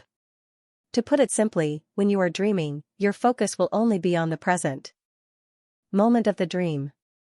For example, in a beautiful dream, you will focus on why it is beautiful, and in a nightmare, you will focus on the nightmare that makes you afraid. But other than that, there are many details in your dream, such as the world you are currently in, the details of the environment, the details of light and darkness, etc. You will not pay attention to them, but they will be automatically perfected by your brain, and finally reflected in the dream world. Although this wasn't important to the dreamer, it was still a kind of rule in the dream realm. However, when the dream world was not fully manifested, it meant that other than the important parts of the dream that were currently happening, the rest of the dream had not been replicated. This kind of situation was extremely rare. Even those kinds of dreams that were extremely chaotic, sometimes in the sea and sometimes in the sky, without any logic, could completely form a dream ecology. There were only 3 possible reasons for the incomplete manifestation of the dream world. The first one was that the dreamer was being devoured by a dream world creature. According to Freud, the dream world was too big, and there were only a few native creatures living in it. Usually, the dreamer's private dreams would not be attacked by dream world creatures. Secondly, it was the ability of a dream wizard. Whether it was self-control or the control of other people's dreams, dream wizards could do it all. However, dream manipulator was just as rare as gourmet wizards. If a dream manipulator showed up near Pad Matter, Eureka would be the first to know. Angor could rule out this possibility as well. The third possibility was that the dreamer's brain was damaged, and his spirit was extremely weak. In this case, the brain couldn't perfectly replicate the scene of the dream and could only display the core of the dream. Angor already knew that John's body was damaged, but he didn't expect it to be this bad. John's spirit was so weak that he couldn't even maintain a complete dream. The excitement she'd felt when she heard John's voice was replaced by sadness. However, John's mood wasn't affected by Angor's sadness at all. John happily walked into the mansion. He didn't seem to notice the darkness around him at all. Every now and then, he would greet the chaos as if he didn't notice it at all. As he spoke, the chaos slowly materialized into a mansion. The owner of the mansion greeted John happily. "Hey, look who's back. Isn't that our botanist, John?" "Oh, don't make fun of me, Auntie Shin. I'm just an ordinary researcher. I'm still far from being a botanist." John looked a little embarrassed. Angor had never seen John like this before. "Xia has been waiting for you for half a month. You're not going to be called back to the lab in the middle of the night like last time, right?" John shook his head. "Nope. I can rest for at least a month this time. Maybe I can even take Javi to the lab with me." "Good." After saying goodbye to the owner of the mansion, Angor watched as the mansion slowly disappeared into the darkness. John saw many similar situations on his way back. He seemed to know where his neighbors and friends were. Even in the darkness, he could always stop at the right spot and wait for the mansion to appear. Then, he would greet his neighbors. From beginning to end, John was always in a good mood. Angor, who had witnessed everything, felt even more depressed. John had been living in Pad Manor for more than 20 years. He rarely talked about his friends and acquaintances on Earth. But now, Angor could tell that John never forgot them. Even after so many years, he still remembered his friends, even his neighbors, clearly. Angor used to think that John would suddenly become serious. Whenever that happened, John would purposely make trouble in front of him so that John would have no choice but to clean up the mess for him. But he had never thought about what kind of feelings John was harboring at that time. For John, the furthest distance between life and death was not the distance between him and John. It was the fact that he was in this universe, while all his previous relationships were in another universe. Angor couldn't help but look at John, who was so cheerful and naive. Angor couldn't calm himself down for a long time. Finally, John returned to his home while being cared for by his neighbors. To Angor's surprise, the mansion was built in the same style as the other buildings around. But at the side of the garden, where the swimming pool was supposed to be, there was a bamboo stilt house. This stilt house was almost identical to the stilt house in Pat Manor. On the balcony on the second floor of the house, a woman with a bamboo sun hat was sleeping on a deck chair while sunbathing. John stood at the door. He didn't knock. Instead, he looked up at the woman. Even though he couldn't see John's face, Angor had a feeling that John was looking at the woman with affection and gentleness. This woman must be John's wife, right? Angor was almost certain of this. John's affectionate aura was too obvious. Back in the Pad Manor, John was in good health. Many women were interested in him. Angor also heard from his brother Leon that even head maid Manna used to give John flirtatious looks. However, John never showed any affection to any woman. He always drew a line in the sand and treated them with respect. When John's health was deteriorating, Angor once asked him why he didn't get married and have a child here. At least he could have a descendant. John said an ancient Chinese poem. Angor couldn't remember the exact words, but the beautiful concept of love left a deep impression in Angor's mind. John had a wife, and he loved her. Even if he was separated from the whole universe, even if there was an uncrossable torrent of time and space, he still held on to the love that he never forgot and never faded away. John rarely talked about his wife and daughter. Angor didn't even know their names. But when John recited the poem, he still remembered the glowing light in Angor's eyes. Now, John was only looking at the woman in the attic, but Angor felt the same way again. John stood at the door for a very long time, so long that his leather shoes were already buried by the falling red maple leaves. After an unknown amount of time, a gust of wind came. Not only did the leaves fall, but the woman's sun hat was also blown away. The hat spun in the wind and landed in John's hand. The woman finally woke up. She stretched and realized that her hat was gone. When she turned around to look for it, she saw John downstairs. She rushed to the railing of the balcony and waved at John happily. "When did you come back? Why didn't you wake me up?" John picked up the hat and waved it in front of the woman. "I just came back, and the wind blew my hat off." The woman smiled and looked at John in silence. Angor finally noticed the woman's face. She looked similar to John. Angor didn't think she was a beauty. Instead, she had a gentle temperament that matched John very well. When they were looking at each other, Angor noticed that John was looking at his lover. Apart from the gentleness, there was also a hint of sadness. Angor thought he was wrong. A tear rolled down John's face, which seemed to prove that John wasn't completely happy. He looked at the teardrop on his leather shoes and froze. Did John cry because they were reunited after such a long time? But even if that was the case, why would she reveal such sadness? Did John know that it was all a dream? End of chapter 858. Don't forget to subscribe, like, and share the video to support the channel.